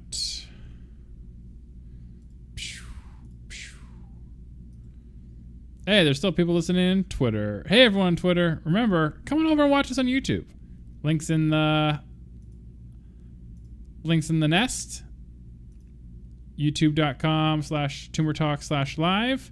come join us. We're not monitoring the chat on Twitter at all, but I'm glad you're enjoying the things.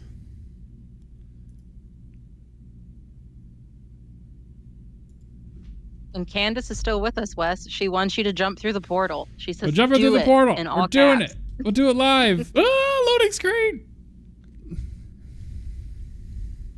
I'm in the far garden. Ooh, far garden.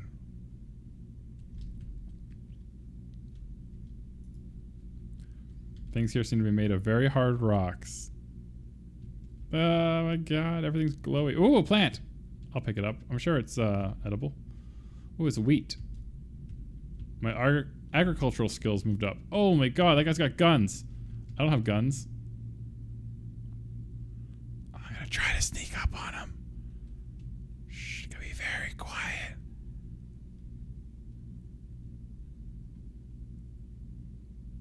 I'm gonna boop him on the head. I can't do that real stealth thing. I'm gonna boop him on the bum. Boop. He's not happy about the booping. I don't like the way this thing looks. No, it's got a gun. I don't have a pipe. It's a pipe dream. Well, as long as it's not an MLM, pipe dreams are fine. That's right. Did I get him? Is he dead? No, he's not dead. Something's still attacking me. Oh shit. I'm almost dead. Oh, I should have brought those little health potions. I was gonna say, how do you heal in this game? He can teleport. It's not fair. Oh no, he's blocking the exit.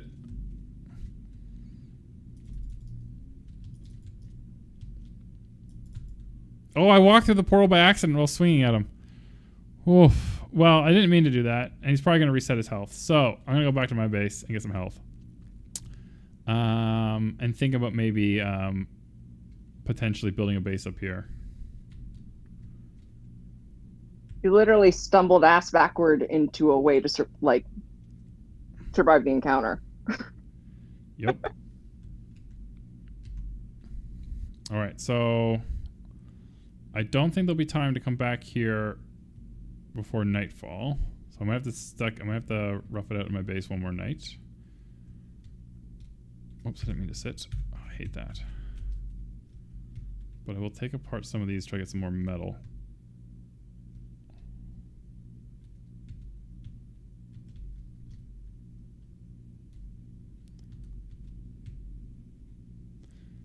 Yeah, I don't know why I wasn't smart enough to do that. And like bring health potions with me. They're not called health potions in this game, obviously. They're little syringes of health. It's not clear how they help you, but it's not clear how health potions heal you You're either. just So. injecting yourself with random things that you're finding in the lab. That's safe. Yeah, that seems safe. I feel like we need to talk about that with Dr. Marino tomorrow. That could be part of it tomorrow, yeah. It's called the Antiverse. So I meant we got some more plot. Nice. I meant to tell you this earlier. The little creatures that you're catching in the net and then killing look like the demons from Evil that the nun was smashing with a shovel. Right. If only I was a sexy priest, I'd have a better chance of winning this fight. I feel like you would probably have a better chance of winning most fights, Wes. Just as being a sexy priest? That's a fair point. Good point. Just throwing that thought out there. Yeah. I gotta join the clergy. I was almost an altar boy. What happened? My dad was very anti-church. I think my dad has had some sort of event in his life with a priest that we do not talk about. And he doesn't cope with well. He was very adamant that I was not allowed to be around the church anymore.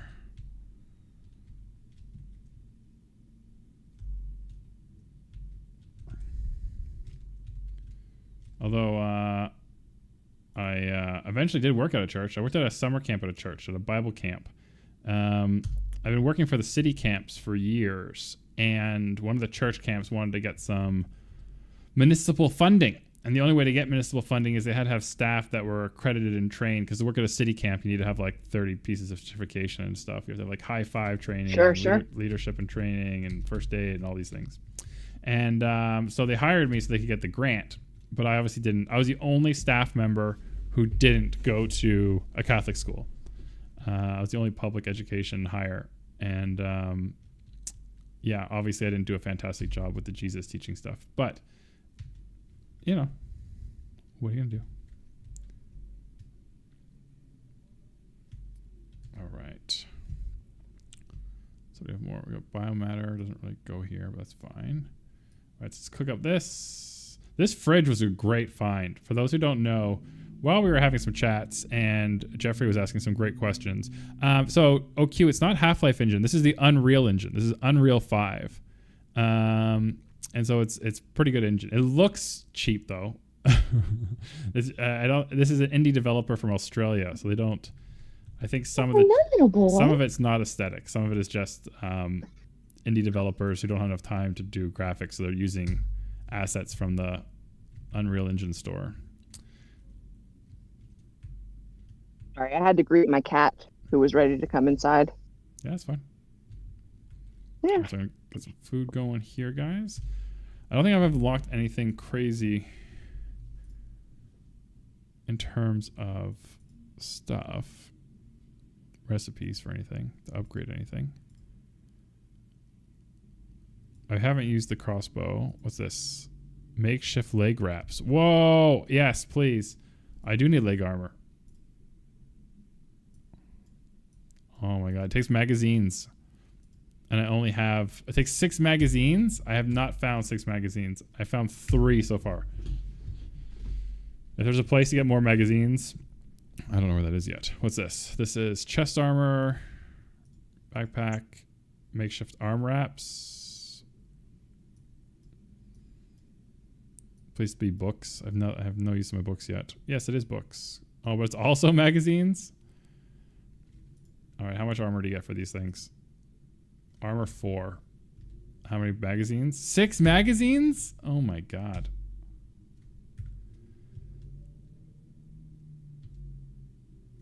Inflation, man. It's getting you everywhere. Thanks, Obama. At least they still have magazines. These are becoming a rarefied commodity these days. Why kill trees if we don't have to? Everything's digital. I am indoctrinated in the cult of the hard copy, so I don't feel like I can comment on that and have this be a continued safe space. Oh, you're fine.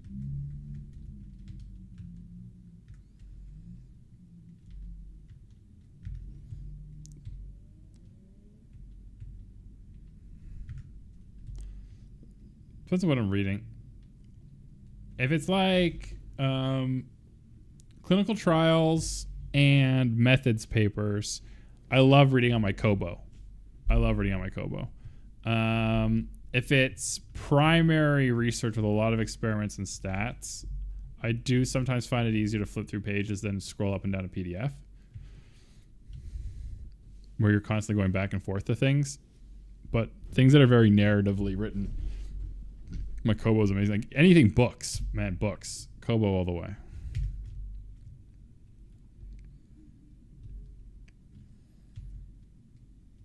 I really like to annotate my papers. Like write down thoughts that I have or questions that I have as they come up. You know, sure. I can erase or cross them off if they're adequately addressed elsewhere in the manuscript, but like, you know, I have so many thoughts that come to me while I'm reading. I'm like, but what about, like, did they consider this thing? You know, and I'll have forgotten about it by the end if I wait till then.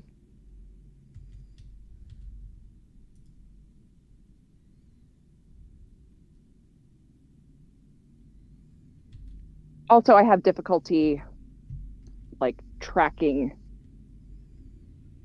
on a computer, like, especially when there's a lot of, like, blocked lines of text. text. Like I have difficulty like actually, if I go to start the next line, I have difficulty actually landing on that next line. If that makes sense. Sure does.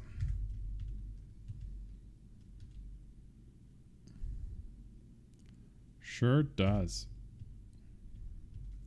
Constantly having to like actively highlight as I go so that I can track where I am.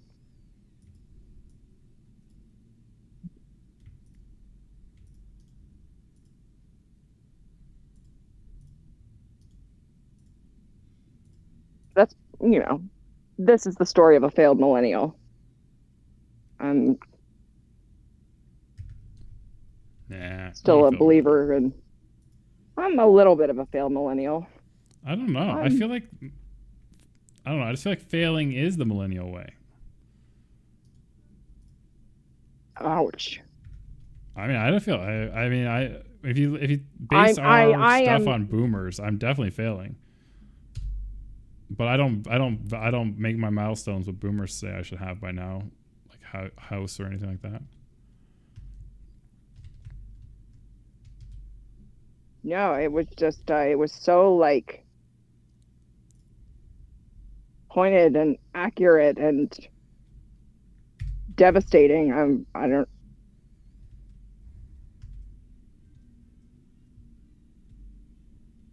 lost the ability to make words there for a second. Oof, that's rough. I think the heat turns off in this game at night. Interesting. I think I have a chilly hat somewhere. It gives me defense against the cold. What do I do with it? There it is. It's on me. Look at that. Get some cold defense. I need some iodine pills. I'm radiation poisoned. There they are. Consume.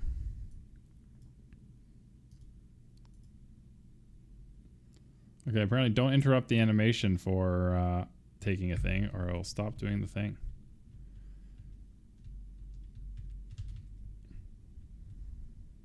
Does the oven still work at night? It does.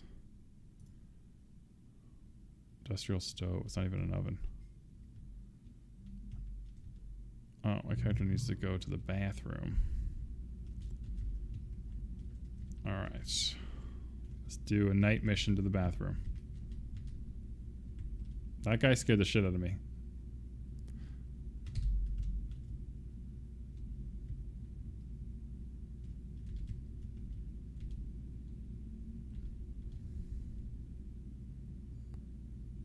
Ha. No pun intended. Dr. Cindy's on your side, Dr. Emily. Hard copy all the way. Oh, I thought that she was donating to like make the game go away, in which case but thank you, Dr. Cindy. I appreciate the team hard copy support.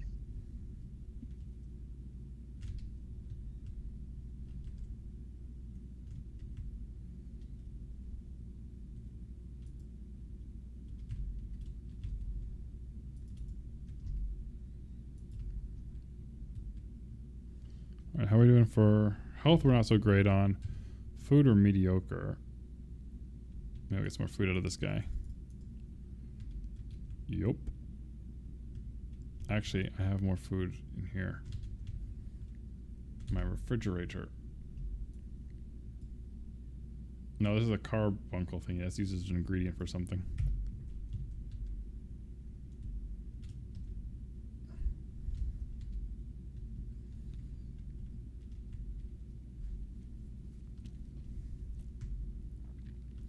The problem with the hard copy is that the papers will pile up. Even if you're not into the environmentalism of saving a tree, ride a cowboy, you know, it's like my desk gets all cluttered with all the papers. That's what binder clips and 3-inch binders are for.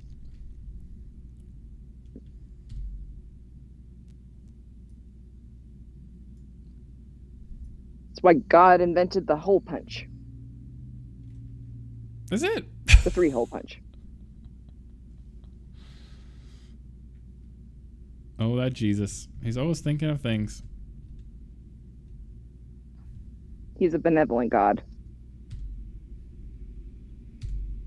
My cooking's level 3. I can make stews now.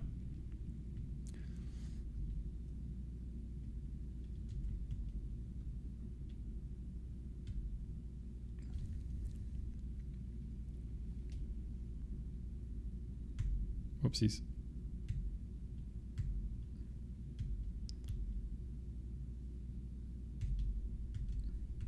Yeah, you can ride cowgirls too, Cindy.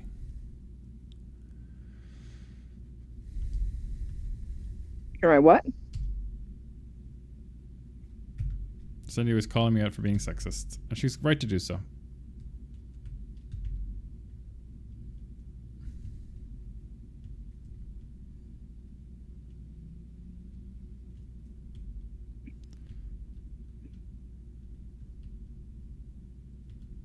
Take one last look at the weapon stuff. There's nothing else in here that'd be any helpful, I think. You know, I could maybe craft a few more. I could try throwing some nets at them.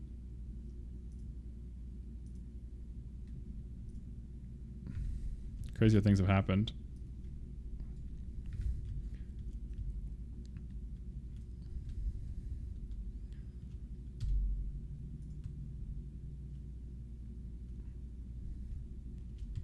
All right. Let's go ahead and bring this stuff up.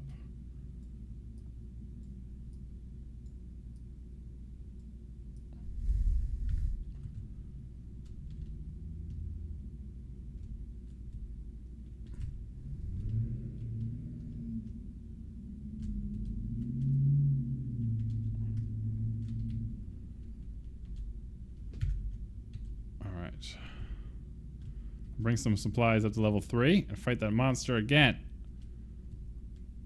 I'm gonna drop him like it's hot.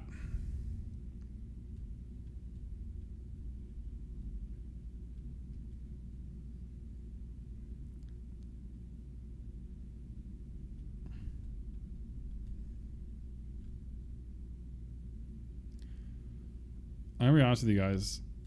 I don't remember which way to go. Come on, bring it, buddy. Bring it.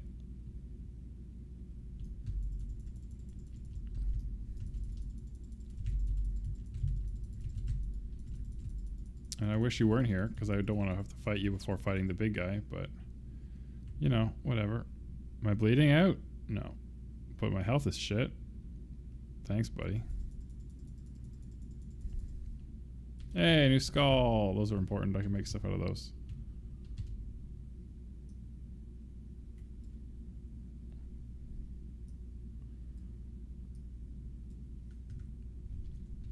Alright, so let's figure out where I'm going first. Oh, right. That's radioactive. Radioactive.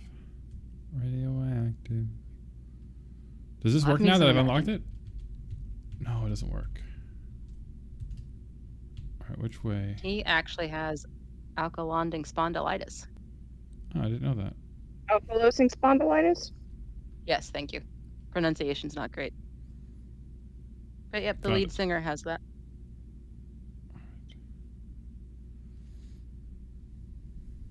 Who's the lead singer of our band? Or is that starting an argument I shouldn't start? I feel like I can play bass and do backup vocals. I know my place. I feel like Dr. Courtney and I are going to duke it out hard over that spot.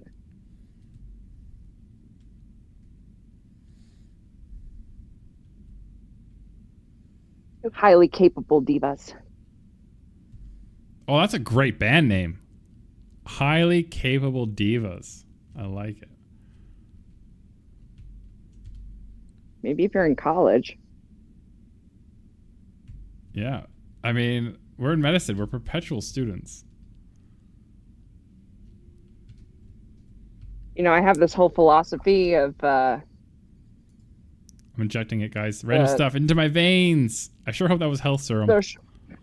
social behavior theory of med school that essentially states that everyone there, like if you are in med school, you were not like that means that you were not the cool kid in high school.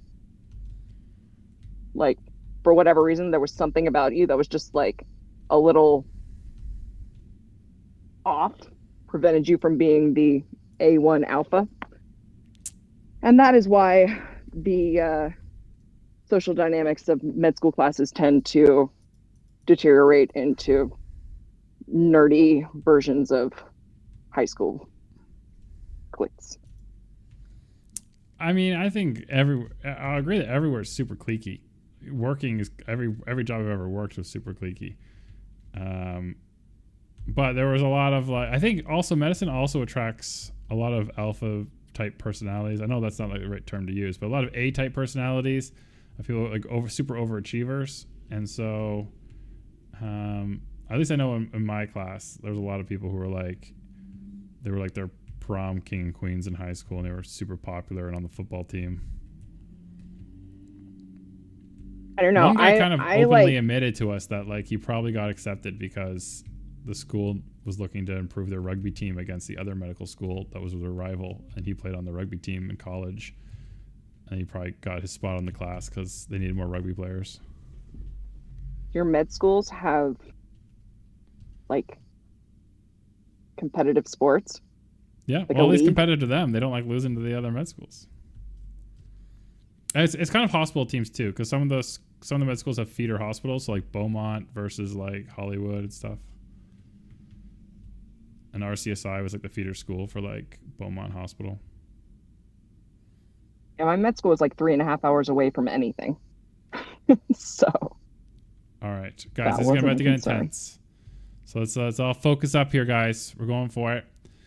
So we're gonna let a little bit longer for that health serum to kick in. It's still going up. My health is still going up. There's the bad guy. We're gonna go for ass whooping 2000 take 2, Operation Pulling Ass. I'm getting massive XP bonuses for sneaking right now. I don't know if this game gives you more damage to headshots. I don't know if I should be trying to hit his head. He can shoot ranged, which is problematic because I'm not. Oh yeah, we want to try the nets. All right, we're getting pretty close to high up health. We got a few more seconds. Get the health back up. It'll probably keep working once combat starts, so I think I'm gonna wait. I won't wait till it's full so I can get some regen during combat. All right, here we go. 3, 2, 1. Oh, he doesn't like the net.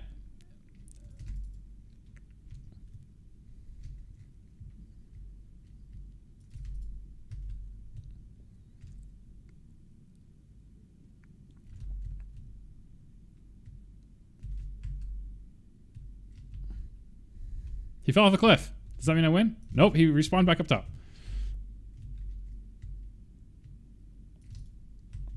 Boom, headshot. Pull smashy smashy. Where are you going? Where are you going? You re-teleported. Where's you? There you are.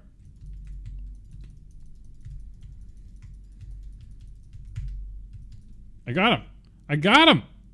Let's go! Let's go, boys! All right, that's a donation. Somebody, OQ, someone donate for that kill. That was badass. Let's go.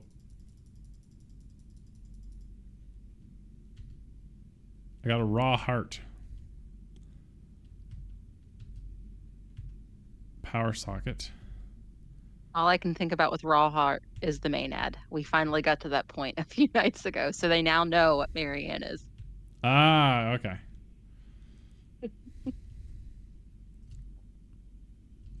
Okay, so I guess I was supposed to bring a battery here to power this thing? Well, I didn't know that.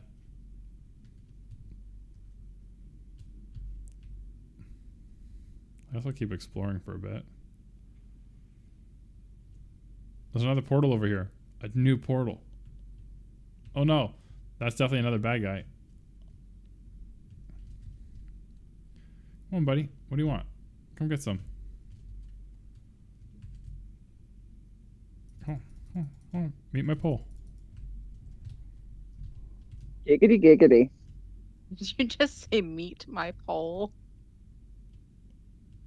I mean, maybe. It's an icebreaker. Literally, I'll break ice with this pole. Let me introduce you to my pipe. Yep. I think everyone in HR has died, so I think I'm okay.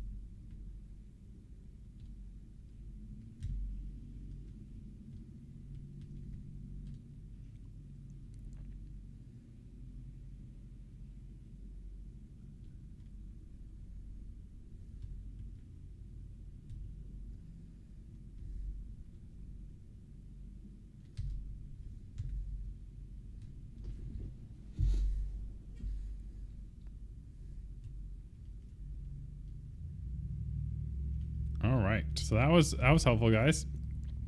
Got some more plot. This is called Antiverse 2. And material transported back is more dense. There's a second portal here. I don't know where it goes. But let's try it out. Yoink. Oh, hey, OQ donated for that kill. Thank you, OQ. Whoa! 25 Thanks. extra dollars. Thank you, OQ. What a legend. What a legend.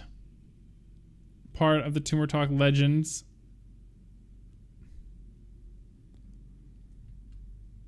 I don't know what is happening now. I've been up here before. This is earlier in the game, I think. Lots of electrical shit going on down there. I don't want to die.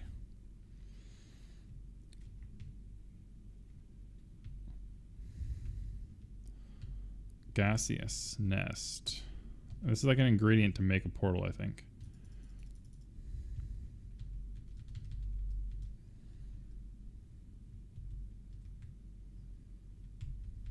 Hey, magazines. Silo 2. Oh. Jesus.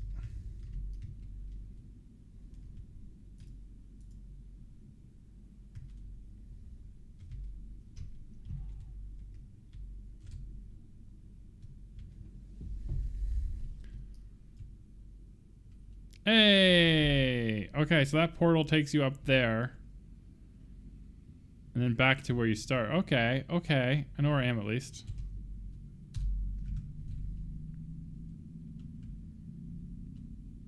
That's always good. Some wheat. Magazines. Some iodine. Oh yeah, I got this box. Store stuff here.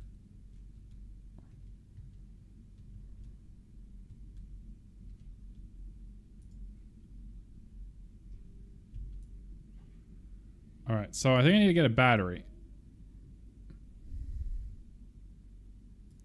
I can't build a battery here. Or can I? Did I bring the equipment to build a bench? Because you can build a bench without anything, without a bench. Crafting bench. No, I need the power supplies. I didn't bring any power supplies with me. But, is there a computer I can break apart? No, that's an indestructible computer. Lame, I have to go back down.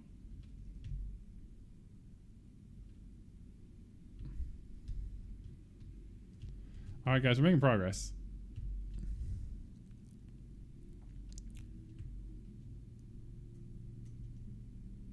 We're making really good progress here.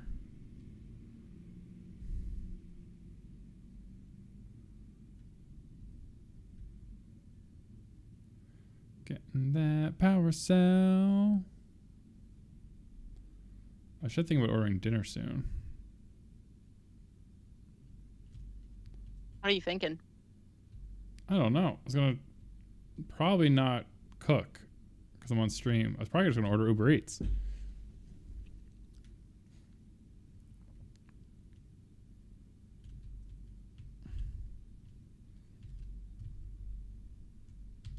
That sounds like a good plan. I occasionally have good plans. People are often shocked. But it's true.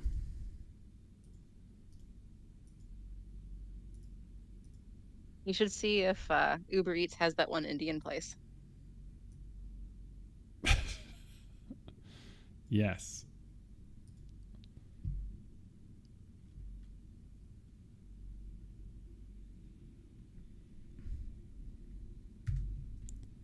Alright, anything else to take up there with me? I got those pots, I got the stuffs. I have enough magazines now to make the pants. Pants are overrated.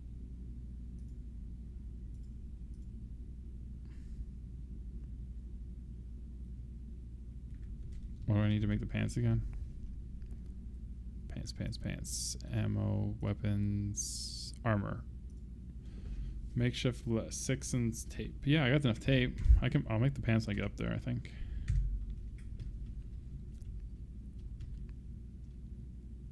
Anything else I want to take with me? Oh, how am I for food and things?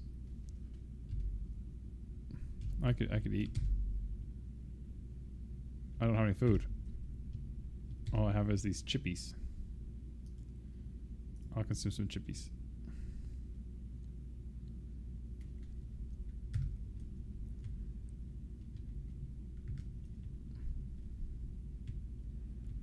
All right. Oh, you know what? I want to take some of those,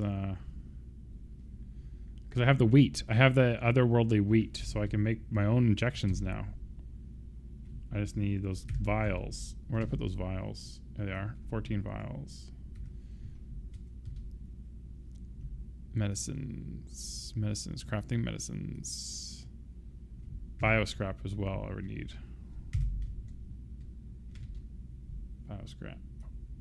Sweet. Split stack. Split stack. Split stack. Split. Cool. Look at that, guys. Look at this progress.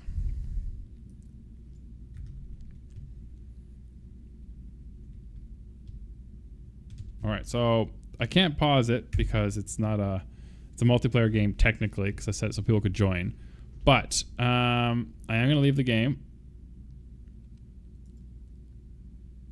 And I'm going to order some food, fill up my water bottle. And does anybody else want to come on cam, or should I leave you guys? Do you guys want to go take a break? What would you guys like to do? Water break, I think, would be good all around, and then I can join on camera when stuff is settled. Okay. I will put up the BRB screen then. And everyone will be back in about 5 to 7 minutes. If you were captivated by that gameplay and you're like, man, I just can't leave the screen. That gameplay was just off the hook. I don't blame you. So take the opportunity to stretch your legs and get some water as well.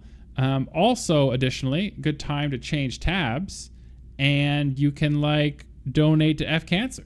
Donate to F Cancer and help us support patients through their cancer journey. We really appreciate it. We're very close to our goal. We're about $600 away. I'll double check that nothing crazy's happened that my bot missed. Yeah, we're still about $600 away. We're a little bit less than that, thanks to OQ. I want to just say, I'm going to read OQ's comment. He says, Dr. West, bringing terror to cancerous cells both inside and outside the virtual world. Thank you, OQ. Much appreciated. So yeah, I think that'll be pretty good. We'll take a little bit of a break for everybody. And if you get a chance, by all means, please do donate in our absence. We'll be right back with some more chats from the docs. Maybe some more Abiotic, maybe not. Maybe this is a good time to take a break from Abiotic and do something else. But we will see. Maybe we'll do a poll. Let us know what you want. We'll be back in a bit. Bye.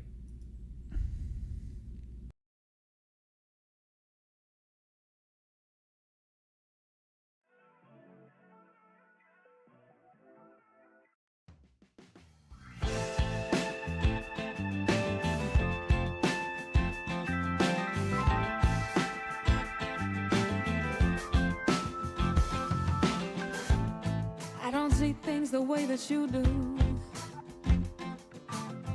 And honey, it's a damn good thing too. You seem so caught up in yesterday's protections. Can't see today's trying to break on through. Trying to break on through.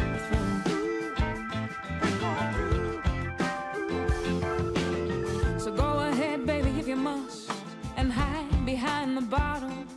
Me, it's no fine line, just to clear your mind. So I gotta stand by what I do. And I thought we had fun, but if you're too scared, then I must be gone. Got too much to do, trying to break on through. Trying to break on through.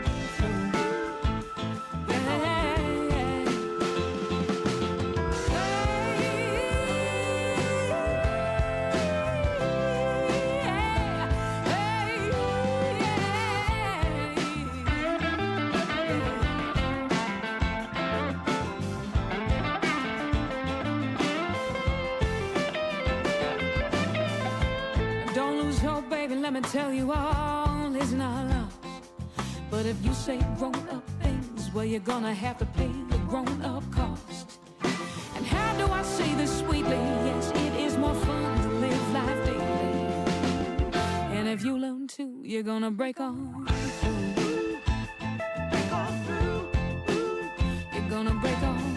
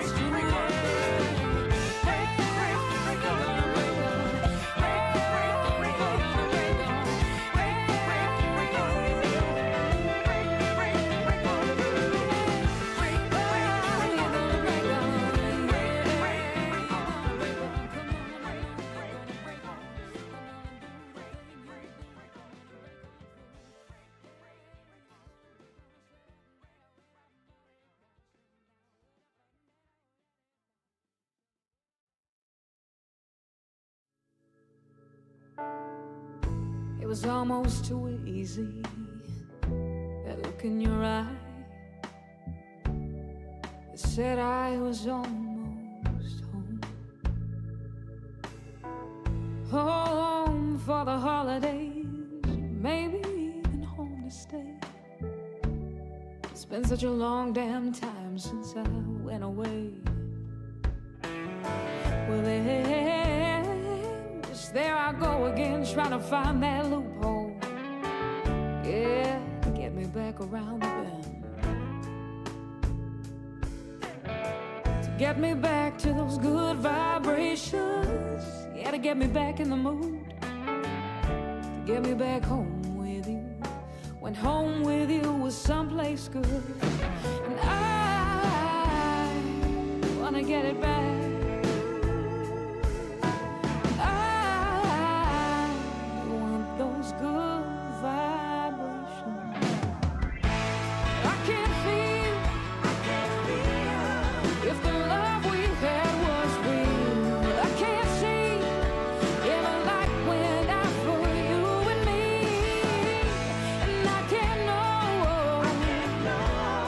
If we got something left to show for what we had.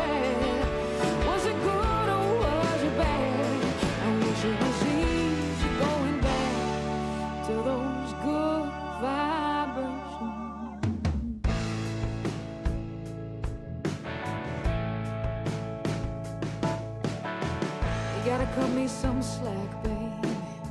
You know I always had a hard time letting go, especially when that home was someplace that I've never really known. Well, it couldn't happen all at once. No, bit by bit we just seem to fade. Now it's 3 years down the road, and tell me why the hell are you sitting so far away? Yes, well, I always was a bit of a fixer, trying to get my own shit together for the better of another chance. Maybe someday soon, but now I know we're slow dancing in a burning room. Yeah. You see, it wasn't that I didn't believe you, but any given day it was a shadow of virtue. And I was building you a castle out of flesh and setting myself on fire again and again. And I just want to get it back. And I want those good vibrations. I can't feel if the love we had was real. I can't see if a light went out for you and me. And I can't know if we got something left to show for what we had. Was it good or was it bad? I wish it was easy, yes. I want those good vibrations.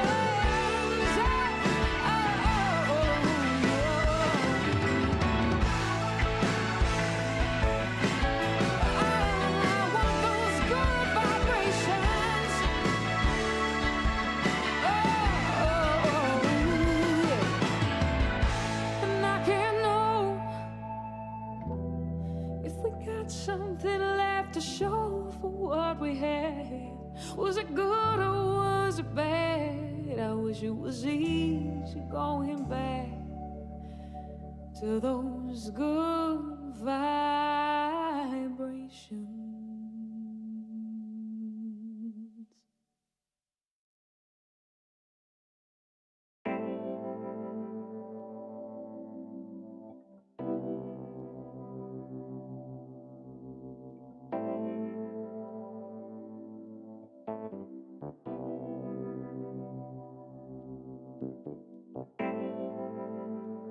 I can't say if it was just your skin or this lonely life I've been living in.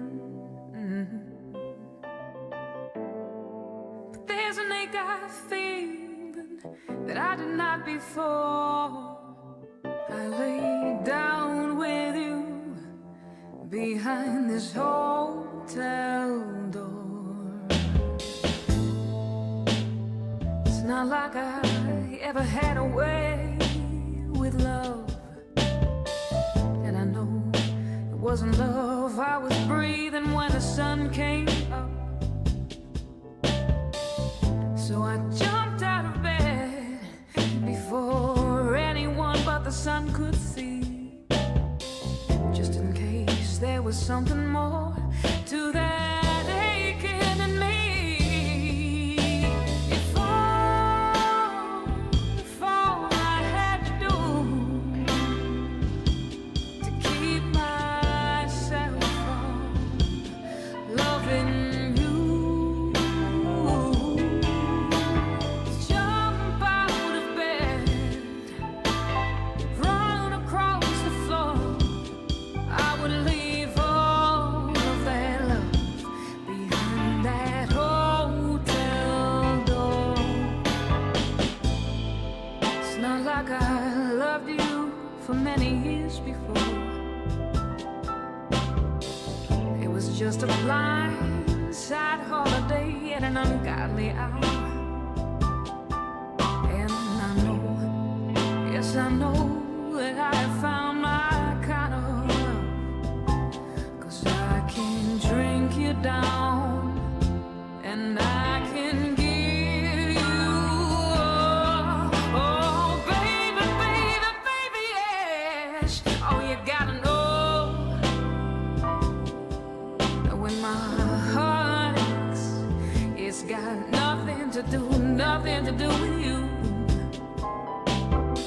It's just aching from breaking in two. It's looking for, it's searching this world for another fool.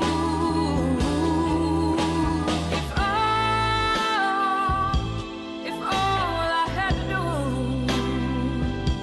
to keep myself from loving anybody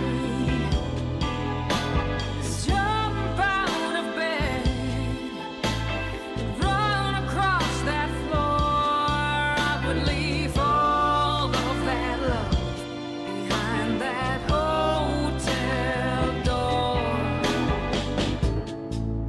Tell me one more time how I'll regret it someday. I will plant my feet, I will plant my feet and watch the gates close. Tell me one more time, yeah, how I'll regret it someday. And I will plant my feet, I'll give it all away.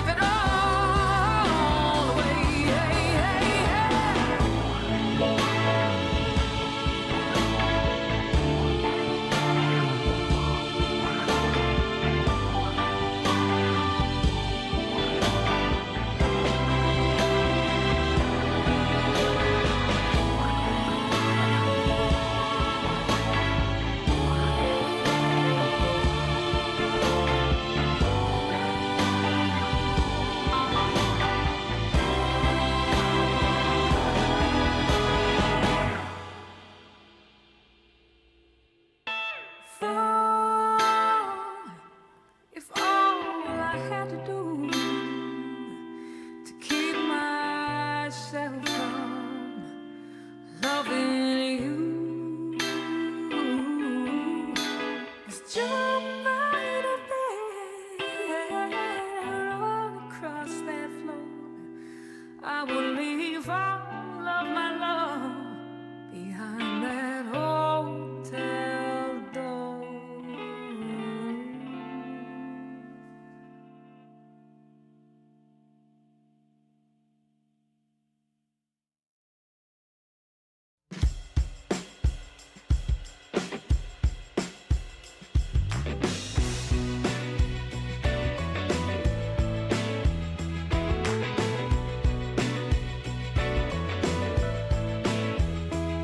Was a high I would not forget anytime soon, but I'll be paying a lifetime for that first shot at you, and I could do without the pining and the constant reminders. Every song, well, it tells me where I wish I could be. Yeah.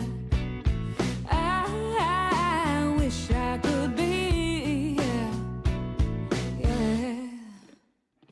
I got tired, I got out, put it in a bottle and I drank it down. Not even a case of you is ever gonna do me good. Yes, I got fed up and I got out, yeah. This ain't the kind of living they told me about. I could drink you down, drink you down. Never gonna be, no, I'll never be good again. Never be good, never be good, yeah. Never be good again. Never be good, never be good, yeah. No, never be good. First shaking in the morning, like everybody's talking about. We look good, me and you, at least two, till the sun goes down. Now it's corner to the highway, man, it's a replay. Everybody's ready to go again. I can see where this is going, so I'm going. I got tired, I got out, I put it in a bottle and I drank it down. Not even a case of you is ever gonna do me good. Yes, I got fed up and I got out, yeah. This ain't the kind of living they told me about. I could drink you down, drink you down. Never gonna be, no, I'll never be good. Oh, if I had it in me, I'd go cold, I'd go cold. She's waiting in the water, forgive me.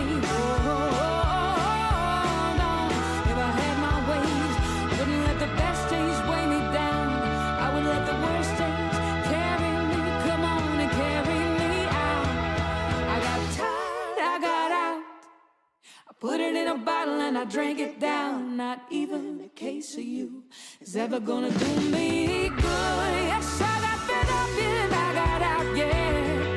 With the kind of living they told me about. I would drink you down, drink you down. You're never gonna be, no, never be good again. Never be good, never be good, never be good. Never be good again. Never be good, never be good, never be good. Never be good again. Never be good, never be good, never be good again. Never be good, never be good, never be good. No, never be good.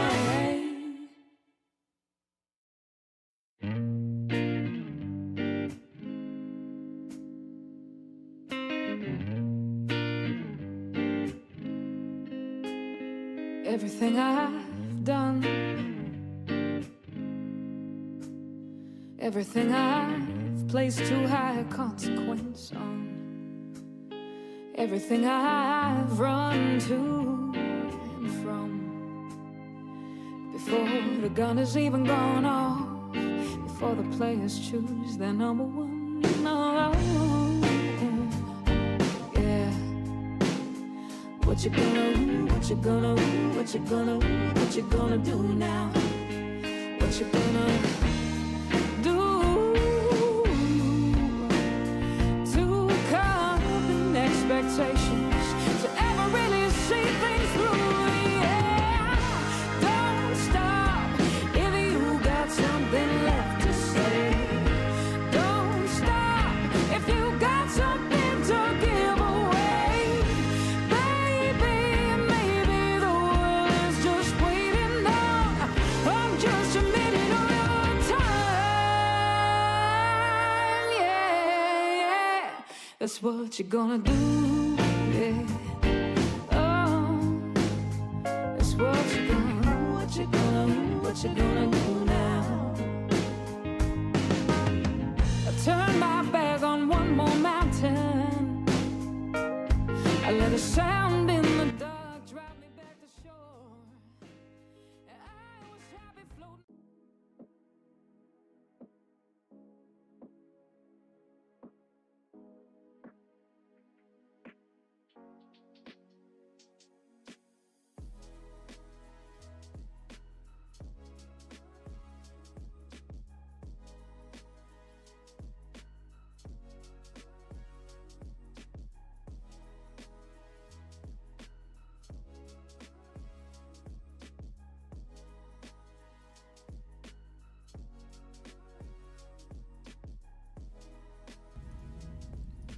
Hello, everybody. Welcome back. We are joined by Dr. Courtney, whose name I have to change because the lower third still says Amber Mack. 1 second. The fun of doing all this stuff. I'm going to also increase your volume artificially in Discord as well. That'll work.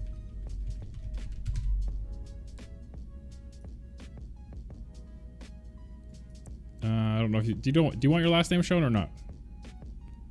I mean, it's on the poster. I don't care. Okay, cool. I wasn't sure. Didn't want to accidentally dox you. Thank you for asking. There's a lot of privilege of being male identifying forward on the internet. See if I can dock the live stream but mute it on my side.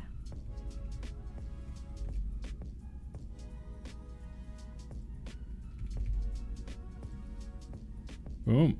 Look at that. All right. And let's go to the old Discords. And user volume. Bring it to 122%. Give me an audio check. Check, check, check. Oh, much better. Much better.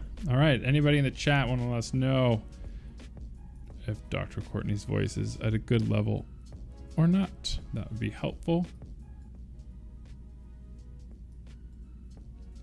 All right. And we're back, guys. Let's see, what have you guys been up to while I was gone? I'll leave you alone for just a few minutes. And let's see what you guys got up to.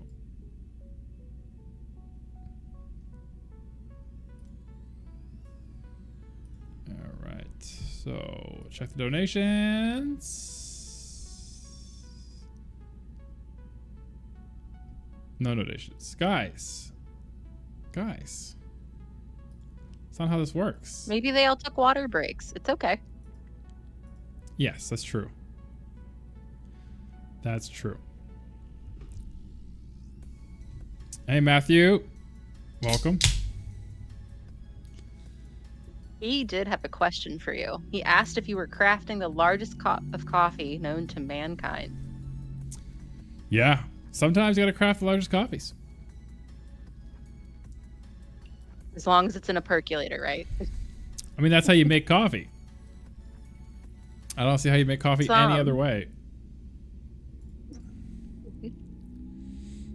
Now, it's not a competition to raise the most money for F cancer, obviously. All money raised for F cancer is good money raised for F cancer. But there are 3 other streamers trying to raise money this month. And 4, apparently. I did know one of them, unfortunately, got a suspension from Twitch, actually, this week. They're back now, but they, I knew they had some trouble. Dr. Cindy gave me advice in the game to aim for the base skull. I can definitely do that. I'm resetting my chat because my stream is so far lagged behind. It's still from before I took the break. So is mine. So I hit refresh and then now it's back to live.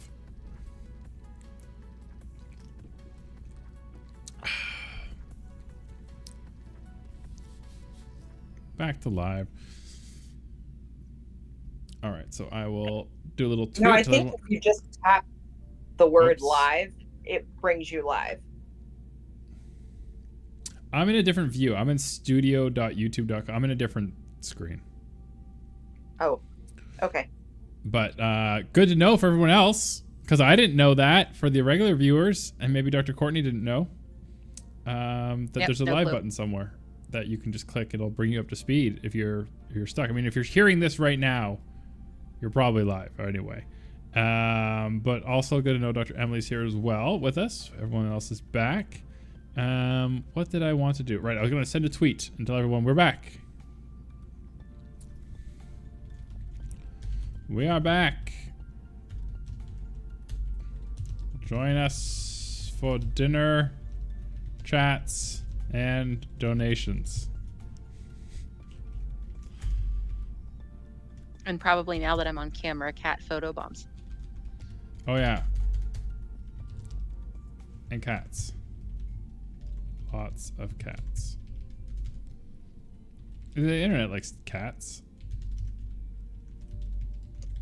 I may or may not have a whole Pinterest board dedicated to cat hats.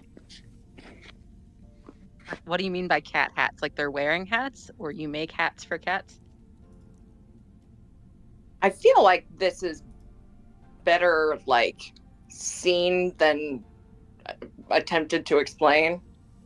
Okay. Are you coming to say hi too, bud? Come on. All right. Dun dun dun dun. Phenomena. Do do do do. Dun dun dun dun. Okay, I'm gonna just check my hard drive space real quick. I've been recording this whole thing. I'll see if I have to move any files around. If anything's filling up. Nope. Still plenty of space. We are 11 hours into this day. Wow, guys. Just wow. Well done, everybody. Well done. Especially some of you who've been here like all day. Like Candace and like Siege, who's been in and out. Jeffrey's been popping in. Just so good. OQ in and out. Martha's coming in a couple times. Thank you so much, everybody. All right. We are trucking along. Let's see here. I will I'll take a photo of the stream for the gram. Promote it on the gram.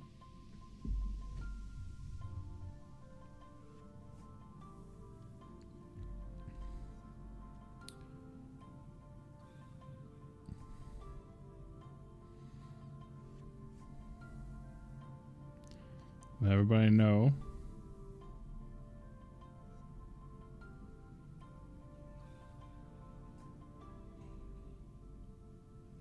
we are, of course, still $580 away from our goal. Absolutely crushing it. Super close, guys. Absolutely crushing it. You crazy Tumor Talk legends. Absolutely. So I want to know what happens if we beat the others who are funding at the same time. I think if we beat them, we all pat each other on the back for doing a good job in raising money for patients who need it. And secretly, we'll print out little plaques and put them on the wall.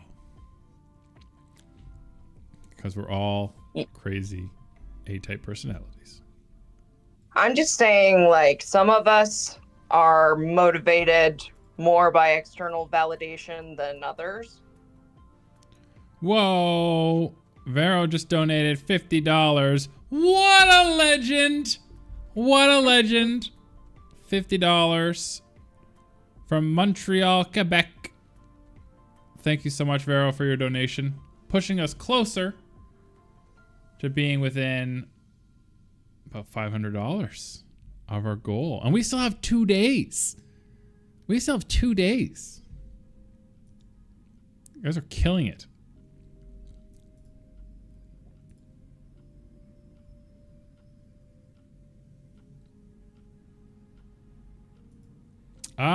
Dr. Cindy has a question. Wants to know when the cancer talks will be. Great question. Let me pull up my schedule again. All right. So we had a great one today already. The history of CAR T with Dr. Bruce Levine. That was a fantastic opportunity to chat with someone who was there at the beginning of CAR T cell therapy over 20 years ago. There is an itinerary. We do have, if you scroll into the description, there's a link to the campaign. And on the campaign page, we do have a list of the upcoming things.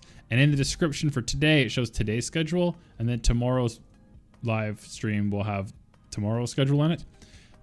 Tomorrow we have a non-cancer talk, but still medical, that your friend might find interesting. Dr. Ryan is going to be doing a talk on the fentanyl fallacies, separating fact from fiction was how it was supposed to be, but I've typed it into my schedule wrong. That's what happens when you try to make puns with ChatGPT, I guess. I'll be doing a cancer Ask Me Anything at 3:30 p.m. tomorrow. Ryan's talk will be at 1 p.m. tomorrow. And then Courtney will be doing her takeover at 5:30. She'll probably start her games at 6, but we'll do a pass off around 5 because there'll be some technical glitches. No doubt. Then on Saturday we will have, also we're doing a little bit of cancer news every morning, 9 a.m. with Chris. So 9 a.m. tomorrow morning we'll have a little bit of cancer news chats. Saturday morning, 9 a.m. cancer news chats. Cancer AMA on Saturday at 1 p.m. And then we will have Dr. Jen Gunther at 6 p.m. EST, 3 p.m. PST her time. I have to shoot her an email, actually. That reminds me. Thank you, everybody, for reminding me of that. Yes, I gotta email her. I'll do that at some point tonight when my dinnering.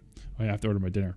But that is the schedule. Hopefully that's helpful for anyone who's interested in just the science talks and doesn't want to watch the games. That's going to be every day, 9 a.m. to 10 for chats, news, and cancer news. The cancer AMAs, one was today at 4:30, 3:30 tomorrow, 1 p.m. Saturday, and then Dr. Jen Gunther at 6 p.m. on Saturday. And then we may or may not be grouping in this week's Tumor Talk into this live stream as well. We haven't decided. It depends on if we hit our goal or not. We have something planned, but it only works if we hit our goal. So if we don't do that, we might just do the Tumor Talk instead. Is anyone moderating comments who can ask Dr. West when the cancer talks will be, please? I have colleagues who aren't interested in watching video games. There you go. Hopefully I've answered the question for you now, Dr. Cindy. A little bit of lag. About 20-second lag. If you need to catch up, Dr. Cindy, if you've been watching for a while, because I know you have, because you're an amazing supporter of the channel, the longer you watch, the more the delay can be. So every once in a while, as Dr. Emily's pointed out, you can click that little live button and it'll update you to make you take you to the front of where we are. Or you can hit refresh, I guess. But Dr. Emily told us there's a little button you can push to catch you back up to the front. So hopefully that's helpful. We have some great moderators in the chat. Sometimes it's been Dr. Courtney. Sometimes it's been Siege TO, amazing Canadian actor, super talented. Been in a lot of movies. He's one of his films won an award at one of the festivals in Toronto. I can't remember if it was TIFF or if it was the other one. Can't remember now. Sorry, Chris. My bad. I'm having a brain fart. And of course, star of the Oprah Network's A Christmas Fumble. Great Christmas movie. If you guys are interested in that, check that out. And an assortment of his other works at IMDb. Look him up. Chris James from Toronto. All right. I'm going to do my... while I talk to Dr. Courtney, who is live on screen here on your screens right now, I'm going to order my Uber Eats. I have to change my location. It was set to the hospital. But Dr. Courtney, give me a genre of food. I'm still hooked on the Indian place. That's my vote. I don't think they deliver here, so I can't do that. But I'm sure I can get something equally as delicious. Indian or Korean? I will search Korean, see what pops up.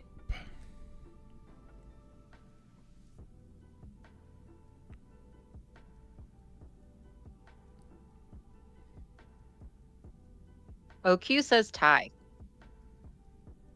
I could go for some Thai. Fusion.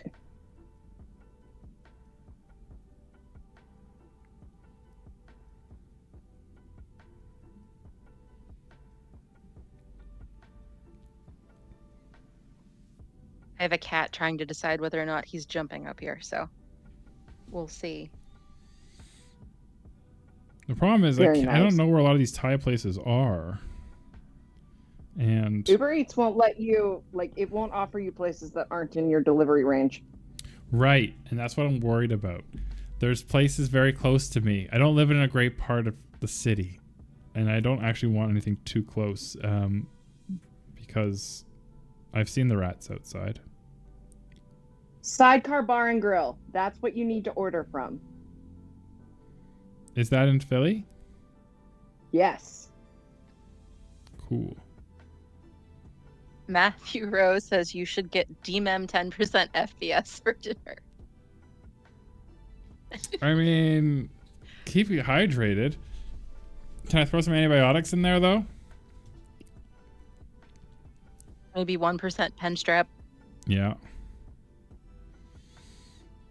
Always got to make sure you move that decimal place so you get 10% and things go real bad. I think everyone here can relate to that. Are you a bovine serum person, or do you go the other way? I'm FBS all the way.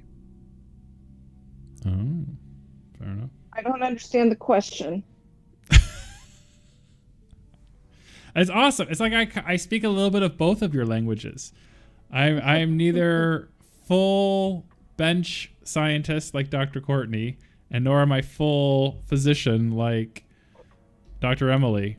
I speak a little bit of both. I might be languages. smarter most days, but I'm really severely underslept at the moment. So please take that up. Oh, it's not intelligence. We're all underslept, Dr. We're all Emily. underslept. Yeah. That's chronic. I had a full day yesterday and then was up packing before hopping in the car and driving the entire time from 3:30 a.m. until we arrived back in West Virginia from New York. And then I joined this and haven't left.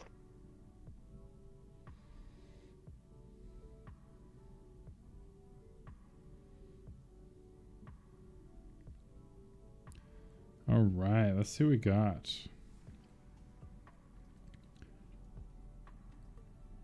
All right, the Thai. I'm ditching the Thai. I tried a couple Thai places now, and it's not quite working out. I just want to make a decision. Other suggestion was Caribbean. Oh, Sidecar Bar and Grill. I'll search for it. Sidecar Bar and grill. Search. Sorry, they don't deliver to me.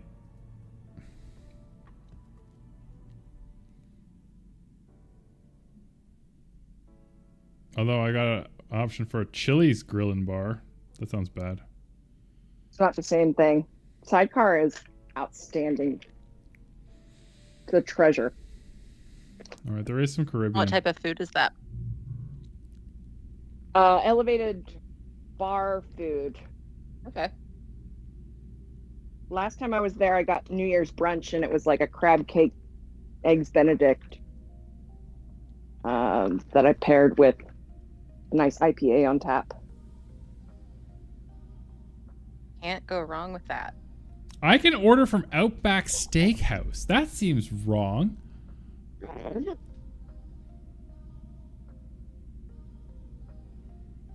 That doesn't seem right. I mean, I can't afford Outback Steakhouse, but that doesn't seem right. All right, this first Caribbean place I tried doesn't even have curry and roti. Is it even really Caribbean?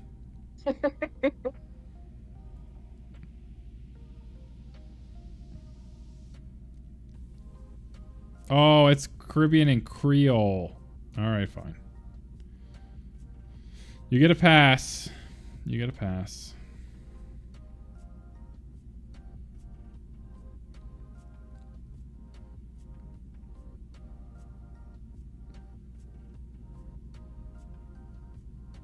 Cedar Point Bar and Kitchen. They have waffles. What are you doing?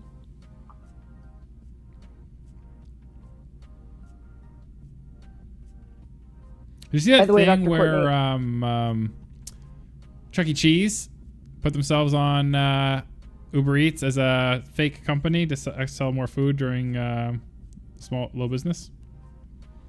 It happened during the pandemic, and I saw it firsthand. It showed up on my Uber Eats menu options. What was it called? Michael's Pizza or something? It's the name of their they have an Italian chef as one of the rodent's friends. He has all these pals, Chuck E. Cheese and pals, and they have this Italian guy. He's called Antonillo or something, and that's what they called it. Chuck E. Cheese.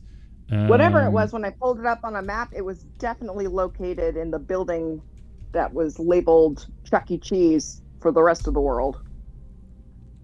His name is Pasquale Pie Plate. And so I think the place was called Pizza. Yeah, so I think it was called Pasquale's Italiano or something. Was what they rebranded it as. And they even bought little boxes so they could rebrand them so the pizza boxes wouldn't say Chuck E. Cheese on them. Yeah, like I said, it definitely showed up on my available restaurants back whenever it was lockdown times. I don't really want a burger. Otherwise, I'd just get some Five Guys. I haven't had Five Guys. We had that in college. It was not my favorite, but I'm not a big burger. Said. That's what she said. I was gonna be there halfway through this damn sentence. I do like Five Guys for their that nuts, was back though. in college. I wasn't a big fan of it, but I'm gonna say nothing. The mic, babe. I'm gonna say nothing. I think that's for the best. Yeah, I think that's wise. Little miss, come on. All right, let's just go with. Whoa, this place is called Dr. Hot Chicken. Hot chicken is good, Nashville style. I like my chicken like I like my something with more than 1 degree. Pool temperature. You're women. I like my chicken like I like my pools. Multiple degrees. There we go. I got there. It's tired. It's been a long day. Women works. It does, but I like doing them because the whole premise is I like my is always supposed to be like a sexual thing. Like I like my coffee like I like my women. So I like taking that format and then doing the unexpected and making it completely non-innuendo. That's a subversion. That's how I do it. I like my grad student. Are we gonna continue that sentence? No, she's just stating a thing. She likes her grad student. He's a nice guy. Really good hobbies, clean shaven.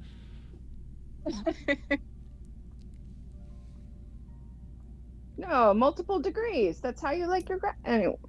There you go. I got you picking up what you're putting down. You're killing me, kids. You're killing me. It's nice to be I called need kid some again. sustenance. And the youngins.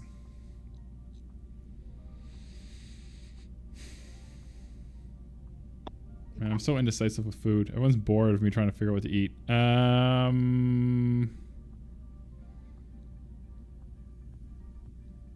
don't know. I mean, pizza. Pizza. Can't go wrong with pizza. That means you have leftovers for tomorrow. Yeah, look at that. Smart thinking. Pete's Famous Pizza? That sounds alright, right? It's famous. It has to be good. They couldn't call it that otherwise. Sure. Sounds like perfect. Just what Philly's famous for.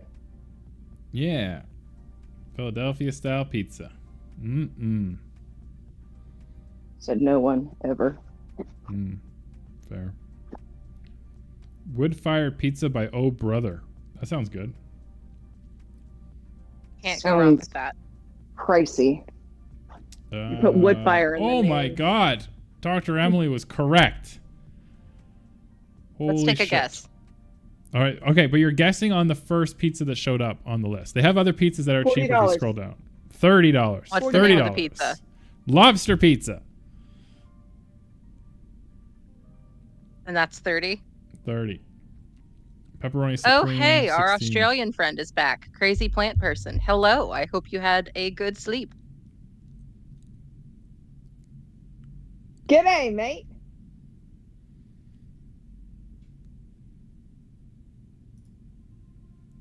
Am I allowed to appropriate that? I'm not sure. Are we on board with that? Can we I mean, I get on one level, I guess we're all colonizers. On the other hand, sounded wrong. Siege loves his coffee crisp. How do you like your coffee? I like my coffee crisp. You like your coffee crisp? I like my coffee crisp. I brought some back from Canada. I brought a whole thing back. I was gonna give them to people in the office, but then I just didn't.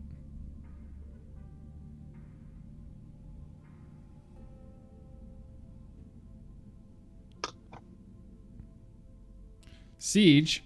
You're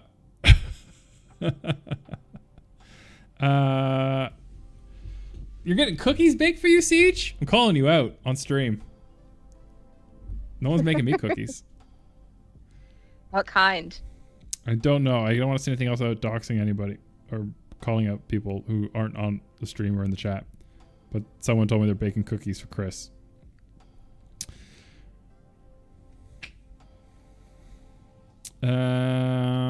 Cool. All right. I'm just committing to pour food. I can do this. All right. Bloop. Add to cart. I have to pick a size. It's only $1 more. Are you going to purr into the mic? Is this what we're doing now? It's ASMR.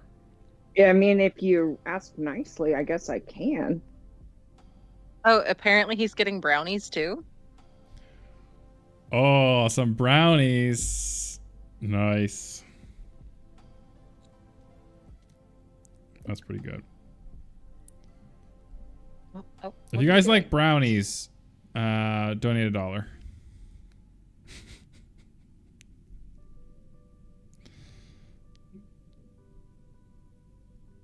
All right, order placed.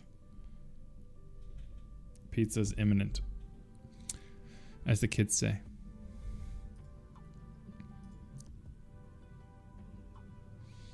Yes, all of our Australian friends are waking up. Welcome back, everybody. For those local and abroad, we are super close. So for those who don't know, for just those tuning in, maybe for the first time. Maybe you came in from a Twitter link and you're like, hey, what's going on? What's the happy haps? Let me break it down for you.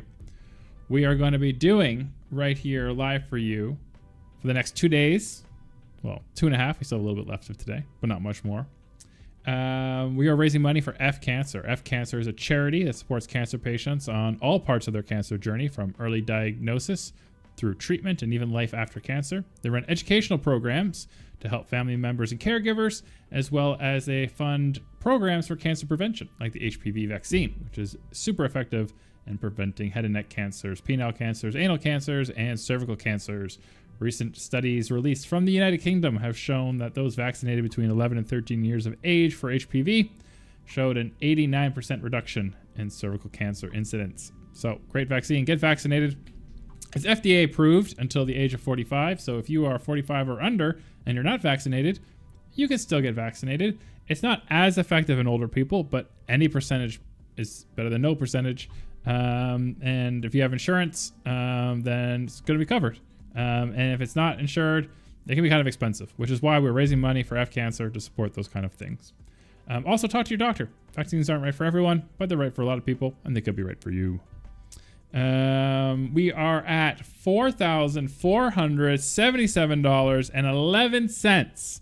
That puts us about $523 away from our total weekend goal. We want to get that $523 by the end of Saturday. I think we can do it. I know some people say we can't do it, but those people don't know about the legends.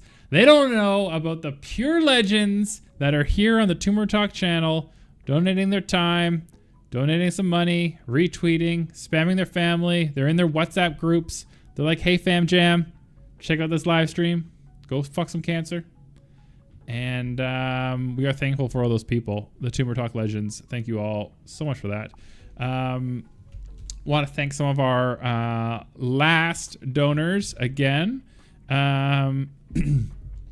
Well, that'll be Vero, $50. Thank you so much. In memory of Joanne Burgon, who died of lung cancer on March 2nd, 2023. OQ, $25 for who enjoyed our slicing and dicing of the alien mutants we are fighting inside of Abiotic Factor. We got really far. We got to level 3. That's pretty cool. Don't know where we're going from that, but we're going to have to probably move the base next time we play on Saturday, because running back and forth now from this high up to the main base is getting out of control. Bourbon Like the Drink, $50. Pure Legend.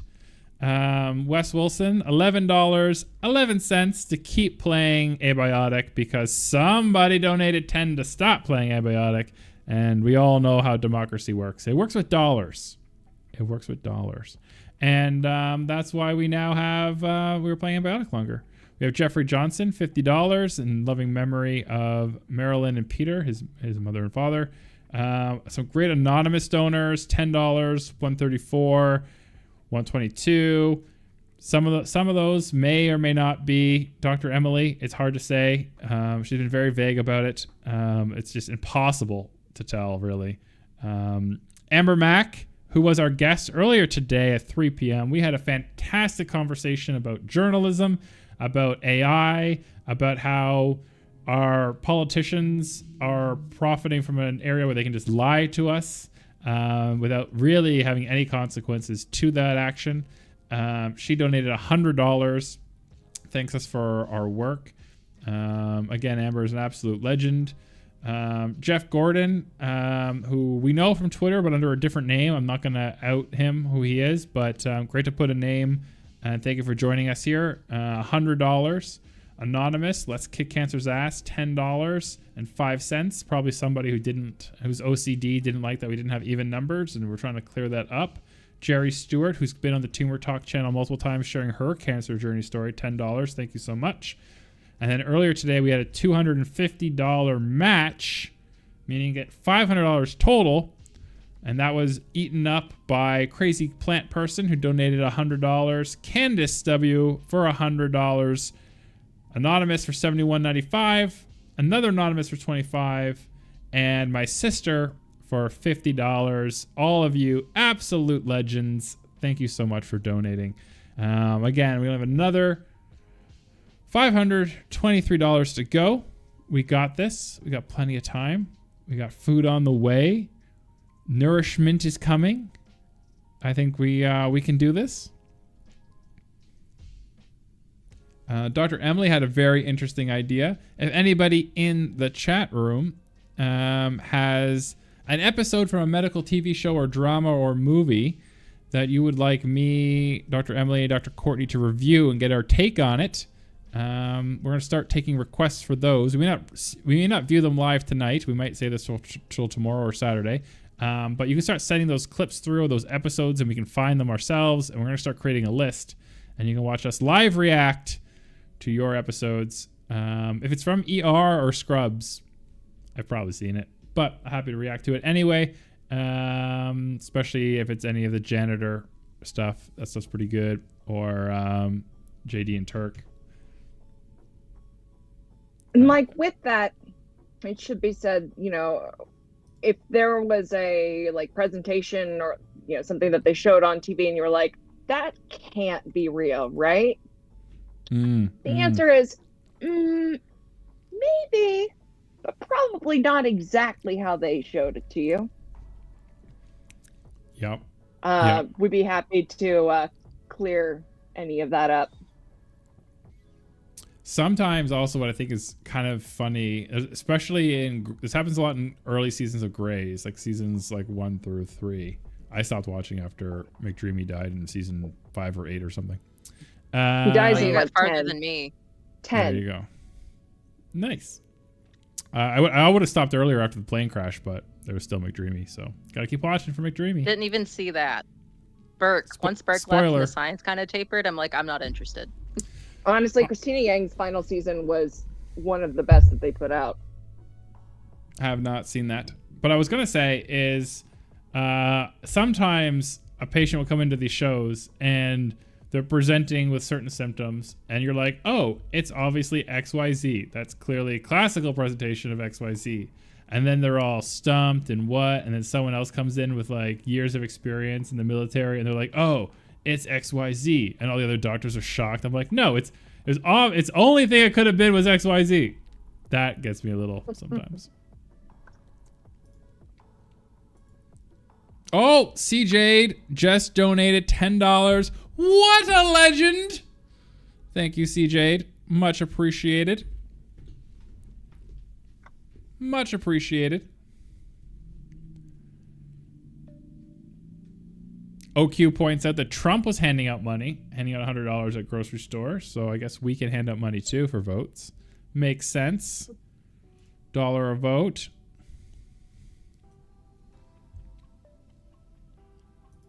Dun, dun, dun, dun, dun.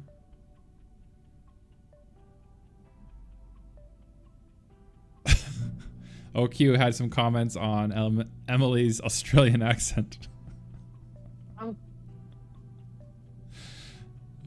It was more so an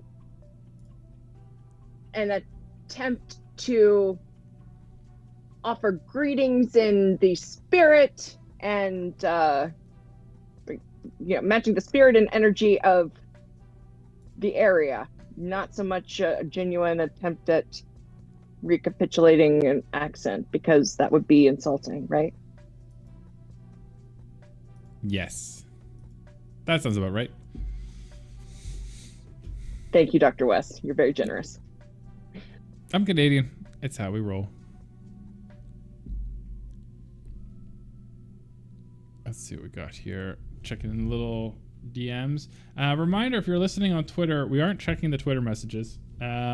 But you can join us on YouTube, youtube.com/tumortalk/live. There's a link up in the nest. You can't see me pointing because you're on Twitter and there's no video.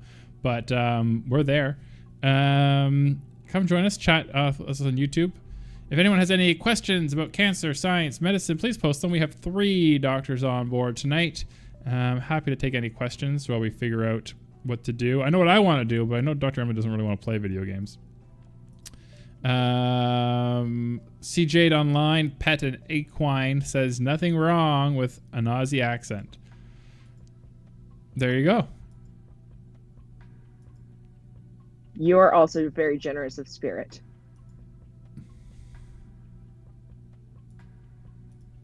So thank you for your kindness. And Crazy Plant Person replies, "It doesn't bother me. Virtually no one can do an Aussie accent well, so I find it entertaining." I do strive to be entertaining. I fall short, admittedly, like far more often than I'm proud to admit, but it is usually what I'm aiming for. All right. So do we want to... Damn it. What happened? I heard a damn it.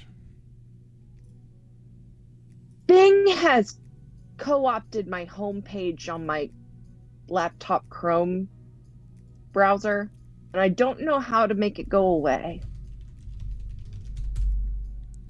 All right. Matthew has suggested that it could be a good stream to play Getting Over It.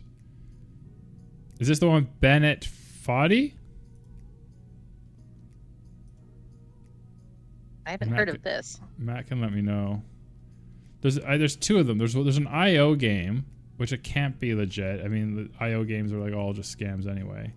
And then they're not real multiplayer.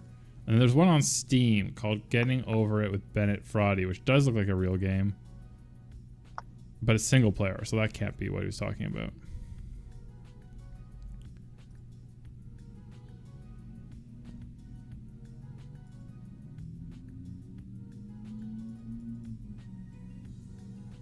Wait, is it the one with a cat and a hook? That can't be it, Matt.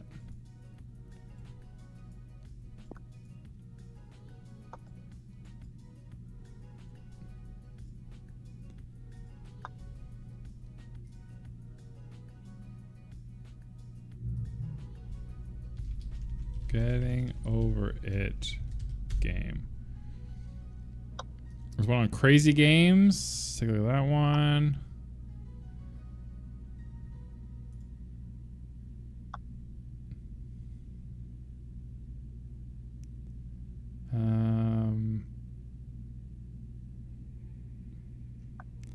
There's a big thing on someone talking about a game on Reddit, on Patient Gamer subreddit. But it's not clear what game they're talking about it.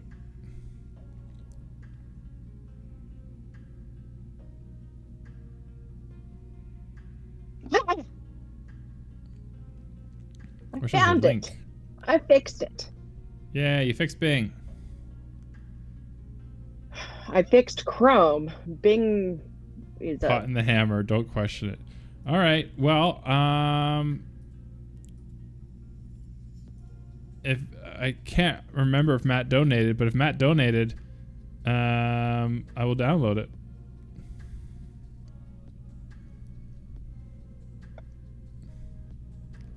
We can play it on stream.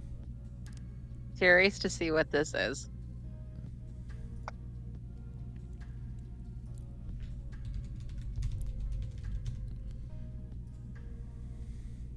$7.99.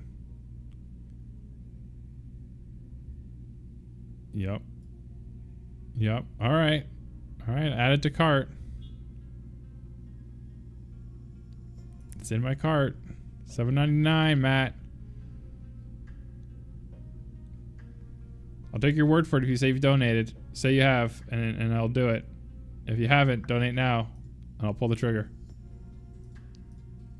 Can you make it a round number? You don't have to make it a round number. That's how we're gonna get more money out of Dr. Courtney. We keep it on odd numbers, and she'll keep topping it up to make it even. It's my whole plan. Doesn't matter. I'm gonna send some sort of awkward amount like throughout the duration of our weekend. So. Yeah.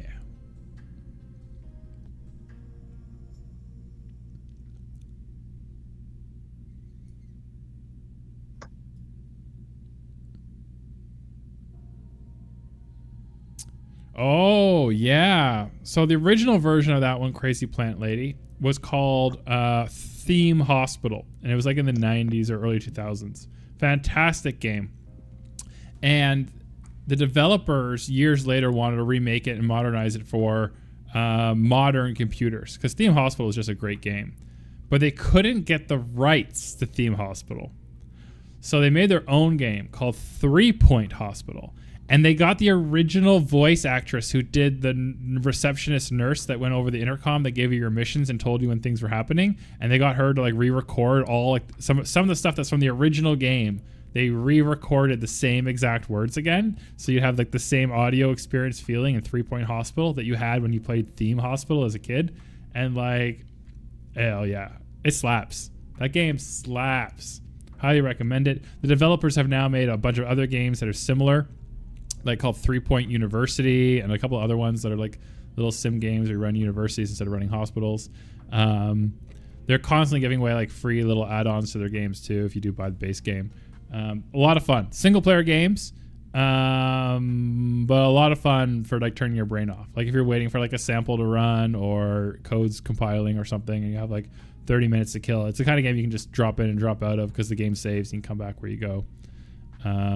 Anyway, rant done. 3 Point Hospital, good game, highly recommend it. I played the original Theme Hospital as a kid. A lot of fun.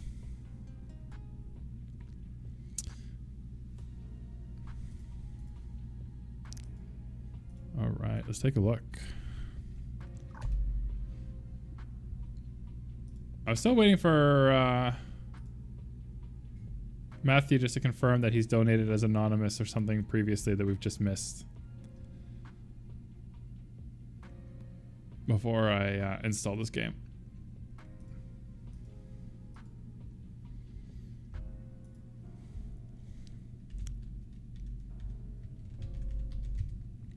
And I'm going to, for you guys, you don't have to worry about lag. I'm going to share my screen in the Discord so you guys can see it real time with my voice. Oh, perfect. Because I think helping me play with a 20-second delay is probably hard to do. What with the spooky parts of you're fighting mutant alien things, it helped because I was prepared for you to either die or survive. Yeah. Wasn't hating the lag then.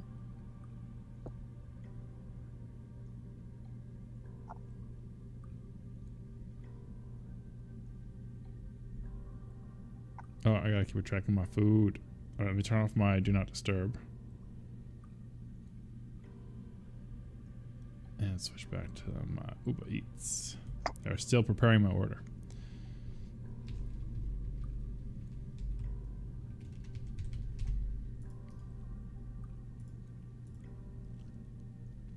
All right, go hit continue.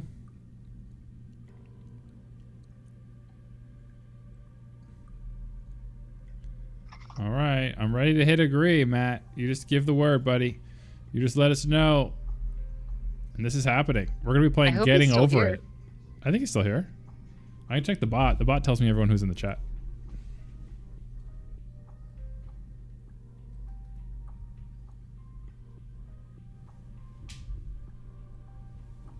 Oh yeah, he's still here.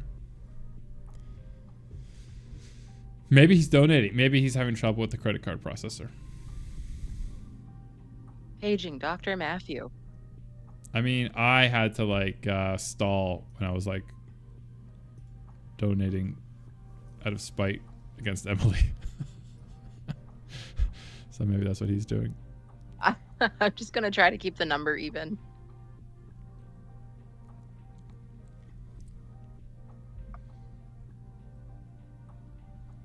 We're ready to rock and roll.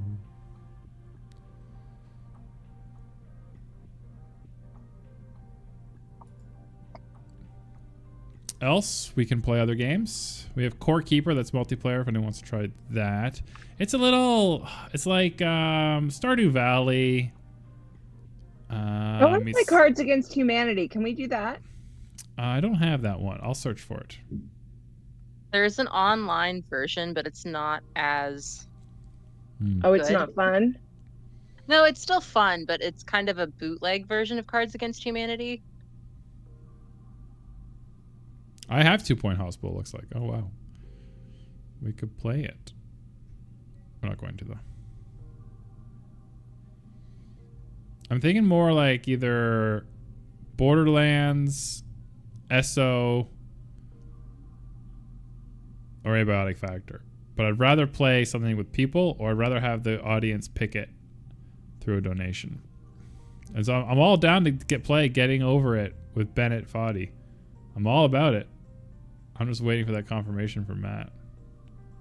Oh, you know what? I have the chat in the wrong order. Maybe he replied. No, he didn't reply. We're fine.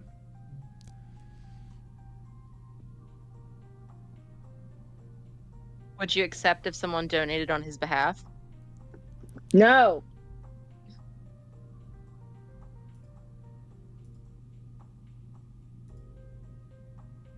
Oh, he was helping there he family. Is. Sorry, he was helping family. Yep. You might have to click that download button. All right, I'm gonna do it. I trust him. I like Matt. He's always helpful in our Tumor Talk spaces on Twitter. So I'm gonna trust him, and I'm going to purchase this thing. Where's my cart?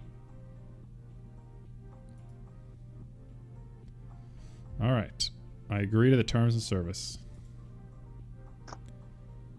Man, I just so desperately want to play like a trivia game or like a word game or something silly. There's gonna be those tomorrow night. Tomorrow. That's Dr. Courtney's night. Tomorrow night, games with Courtney. Tomorrow I have to apply more lip chap. I've been talking for 12 hours straight. My lips are getting chappies. What did you call it? I don't know, lip chap? What's it called? Lip balm? Chapstick. Lip balm is also acceptable. That's a reasonably acceptable. Lip chap. That's going to stick with me, though. Lip chap. You know what's great is being a foreigner. I can say things wrong and just pretend that's how we say it in Canada. Oh, yeah, bud. Up in the north, bud. That's how we call it. Get our lip chap on, bud. Oh, you know, get a double-double and a pack of Timmies. Get out on the rink. Get your twig. Lace up. I feel like I should have honorary Tim Hortons coffee just because tomorrow. There you go. And look, we have a legend. Matt just donated $50. What a legend. What a legend. Big donation from Matt. $50, putting us under the $500 mark to reach our goal. Absolute legend. All right. Going to find the game. Can't remember its name. Hope I have enough space on the hard drive to install it. Getting. It had a G. Yeah. The donation went Swedish Cancer Foundation to Matt. Matt to Tumor Talk. Tumor Talk to F Cancer. Yup. It is the great circle jerk of funding. All right. Where is the game? Games. Can you imagine if I didn't buy the game? I bought like the soundtrack to the game. Install. Here we go. Let's go. Installing the game drive. That's right. I'm installing whatever this madness is to a very fast SSD. So all of you can enjoy this game in low latency mode. Because I care about you. I care about the audience. My game is ready to play. Oh my god. We're doing this, guys. We're doing it live.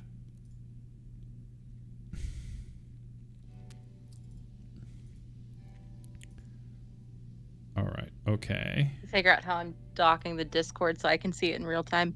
Yeah, I'm gonna dock the Discord right now. Discord.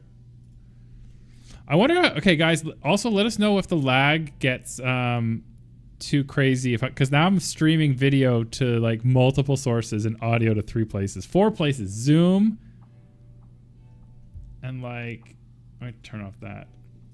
Wait. Dr. Courtney, do you want my audio through Zoom or through Discord? Whatever is easier for you. I've just turned off Zoom. I realized I was streaming there too. All right, so that's fine. We're gonna transition so everyone can see it, and then that's cool. Now we're gonna make it so you guys can see it. Let's see. Share your screen. I'll Also share application audio. Yeah, right. Notify friends of the server that I'm streaming.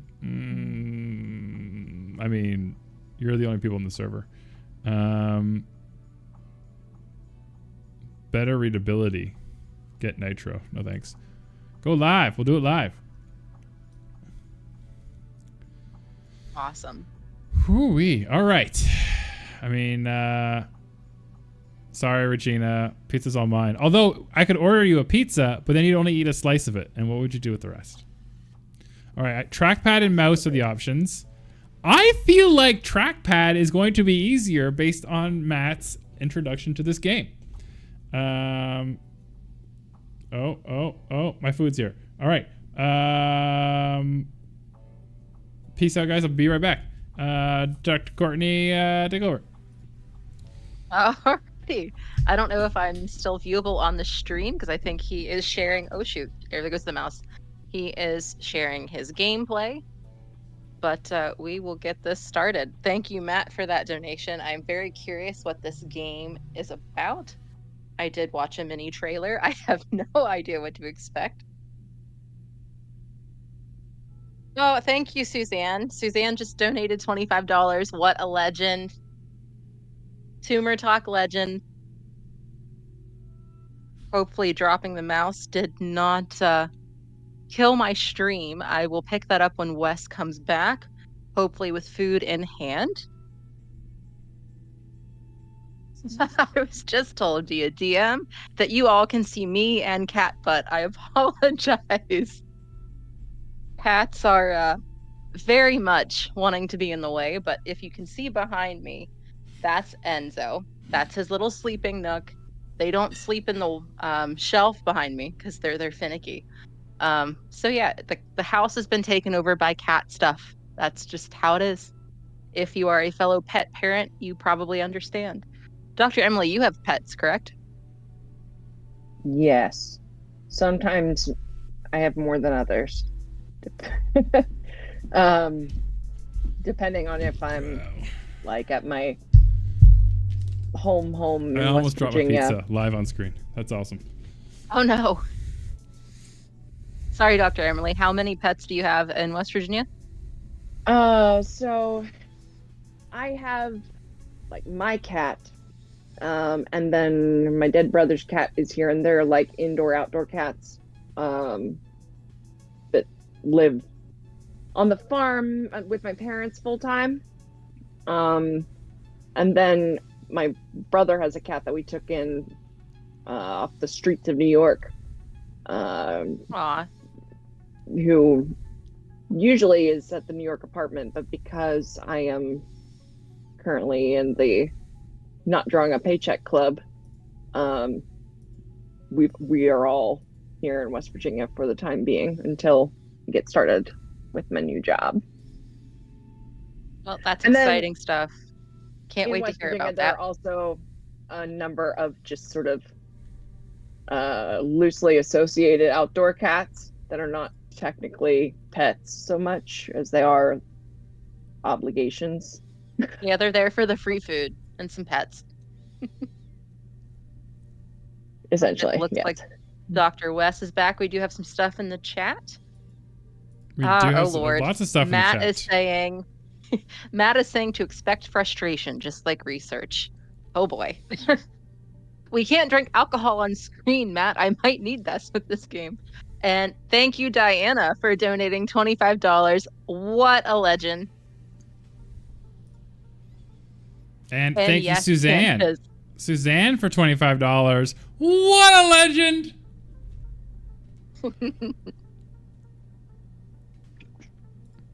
I'm gonna have to check and make sure none of these came with stipulations.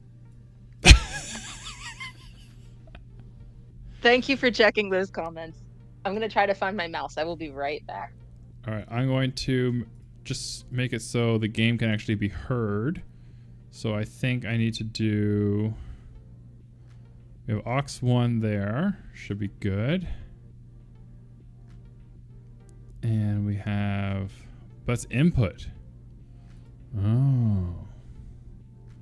I want the output. Well, we're going to find out real quick. That we will. All right, let me stop my Spotify stream. Music provided by Sandra Boza, sandraboza.com. Check her out, new album. She's on tour right now doing a lot of jazz festivals, as well as Stream Beats by Harris Heller. All can't get DMCA striked here. We're using all music with permission and licenses. All right, so we got that. We got the game. New game. Oh, I can hear the graphics card spooling up because I put it on extreme graphics mode. All right, but the audio is not coming through. All right, so. Uh-oh. Oh my God, why did they do this? They put it on Vio 3 as well? Oh my God, this thing has so many sound things on it. It's stupid. All right, let me just go to settings.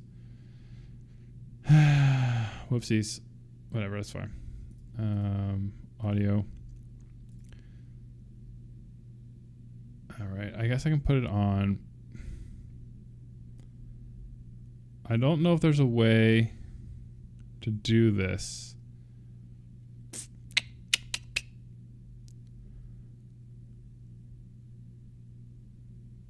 I think my only option here is to kill the Twitter stream. Is the only way to separate out, have the different 3 audio sources in. All right, if you're on Twitter, guys, Twitter. this is it, guys. Twitter, goodbye, good night, sweet dreams, my gentle prince. If you're listening on Twitter, come watch us over on YouTube, youtube.com/tumortalk/live. I see OQ still in there. I'm sorry if you're on your phones and you can't listen any other way. I see my mom's in there. Sorry, Mom. Mom, come over to YouTube. We're on YouTube.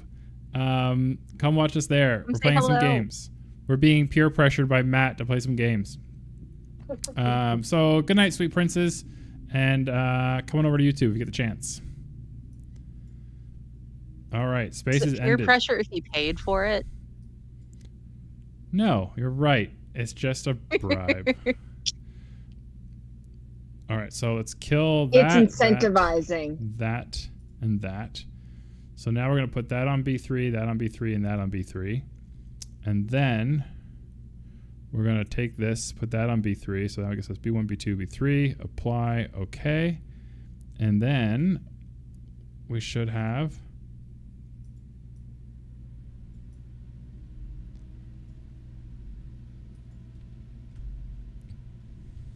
some audio, maybe.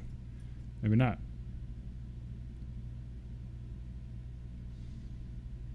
Maybe not. All right, we'll find out. All right, so I hold that. Oh, look at that. Look at that. Look at that. Why is he in a pot? Why is he not in a pot? I don't know. All right. Am I going to have to climb up the tree? Yes, I am. Look at that. Oh, okay, Matt.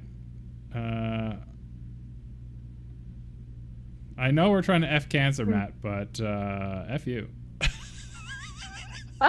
He did say frustration. The F is for frustration, Wes. He did. He did. The extra F is for bring your own frustration. Oh my God, this is super challenging. Am I just stuck now? Have I stuck myself, Matt? I want to quickly go back so I can see the chat. Oh my God. All right, so what can I do here? I think I'm stuck. Can you chop it down? Can I swing the other way? No. I can't get over that branch. Do I have to quit? Is this how the game? Is this how you restart? Is this getting stuck? There's no feeling. If you've deleted your homework the day before, I'm getting like mocked. Oh, I don't know if I like this.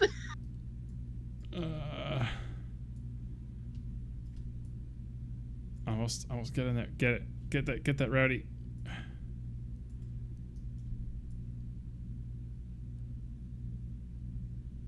Oh no, Yes, get out. There we go. Come on, bring it up and around. Hey! Oh. All right, bring it down slow. You're so close. Bring it down slow. Down slow. Okay, there we go. Now we get a different spot. No!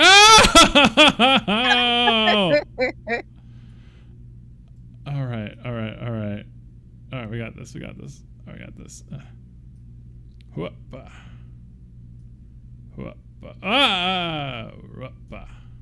You could ask the pole vaulter from France to help you. We have a pole vaulter from France?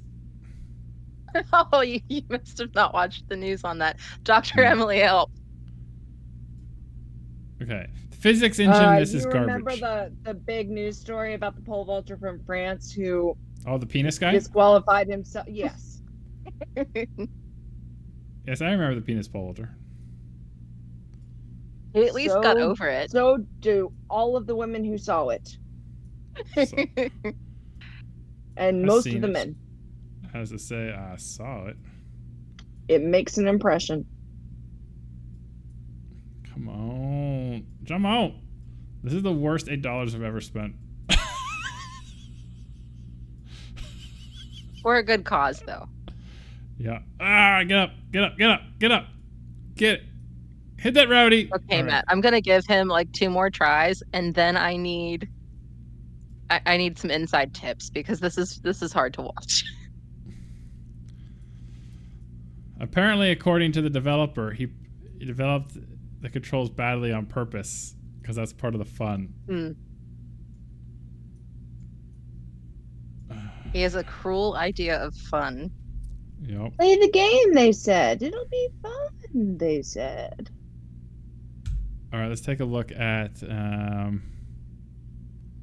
use trackpad tuning. What does this do? I don't know what that means. I'm turning off trackpad tuning.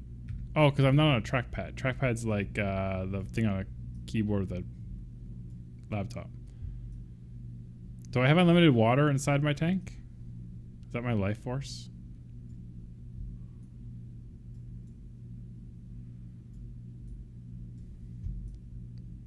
Candace, I have the same question. She said, I think I missed why he's in a cauldron of some sort. I have no idea.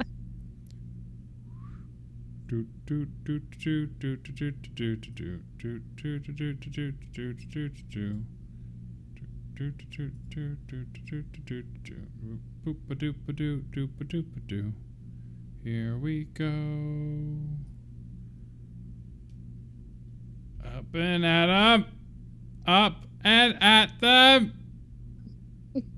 Raw and raw. Find some sort of leverage. Oh. Raw. I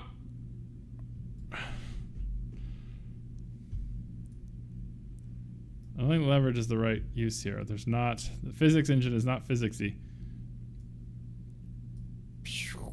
No. Maybe if I...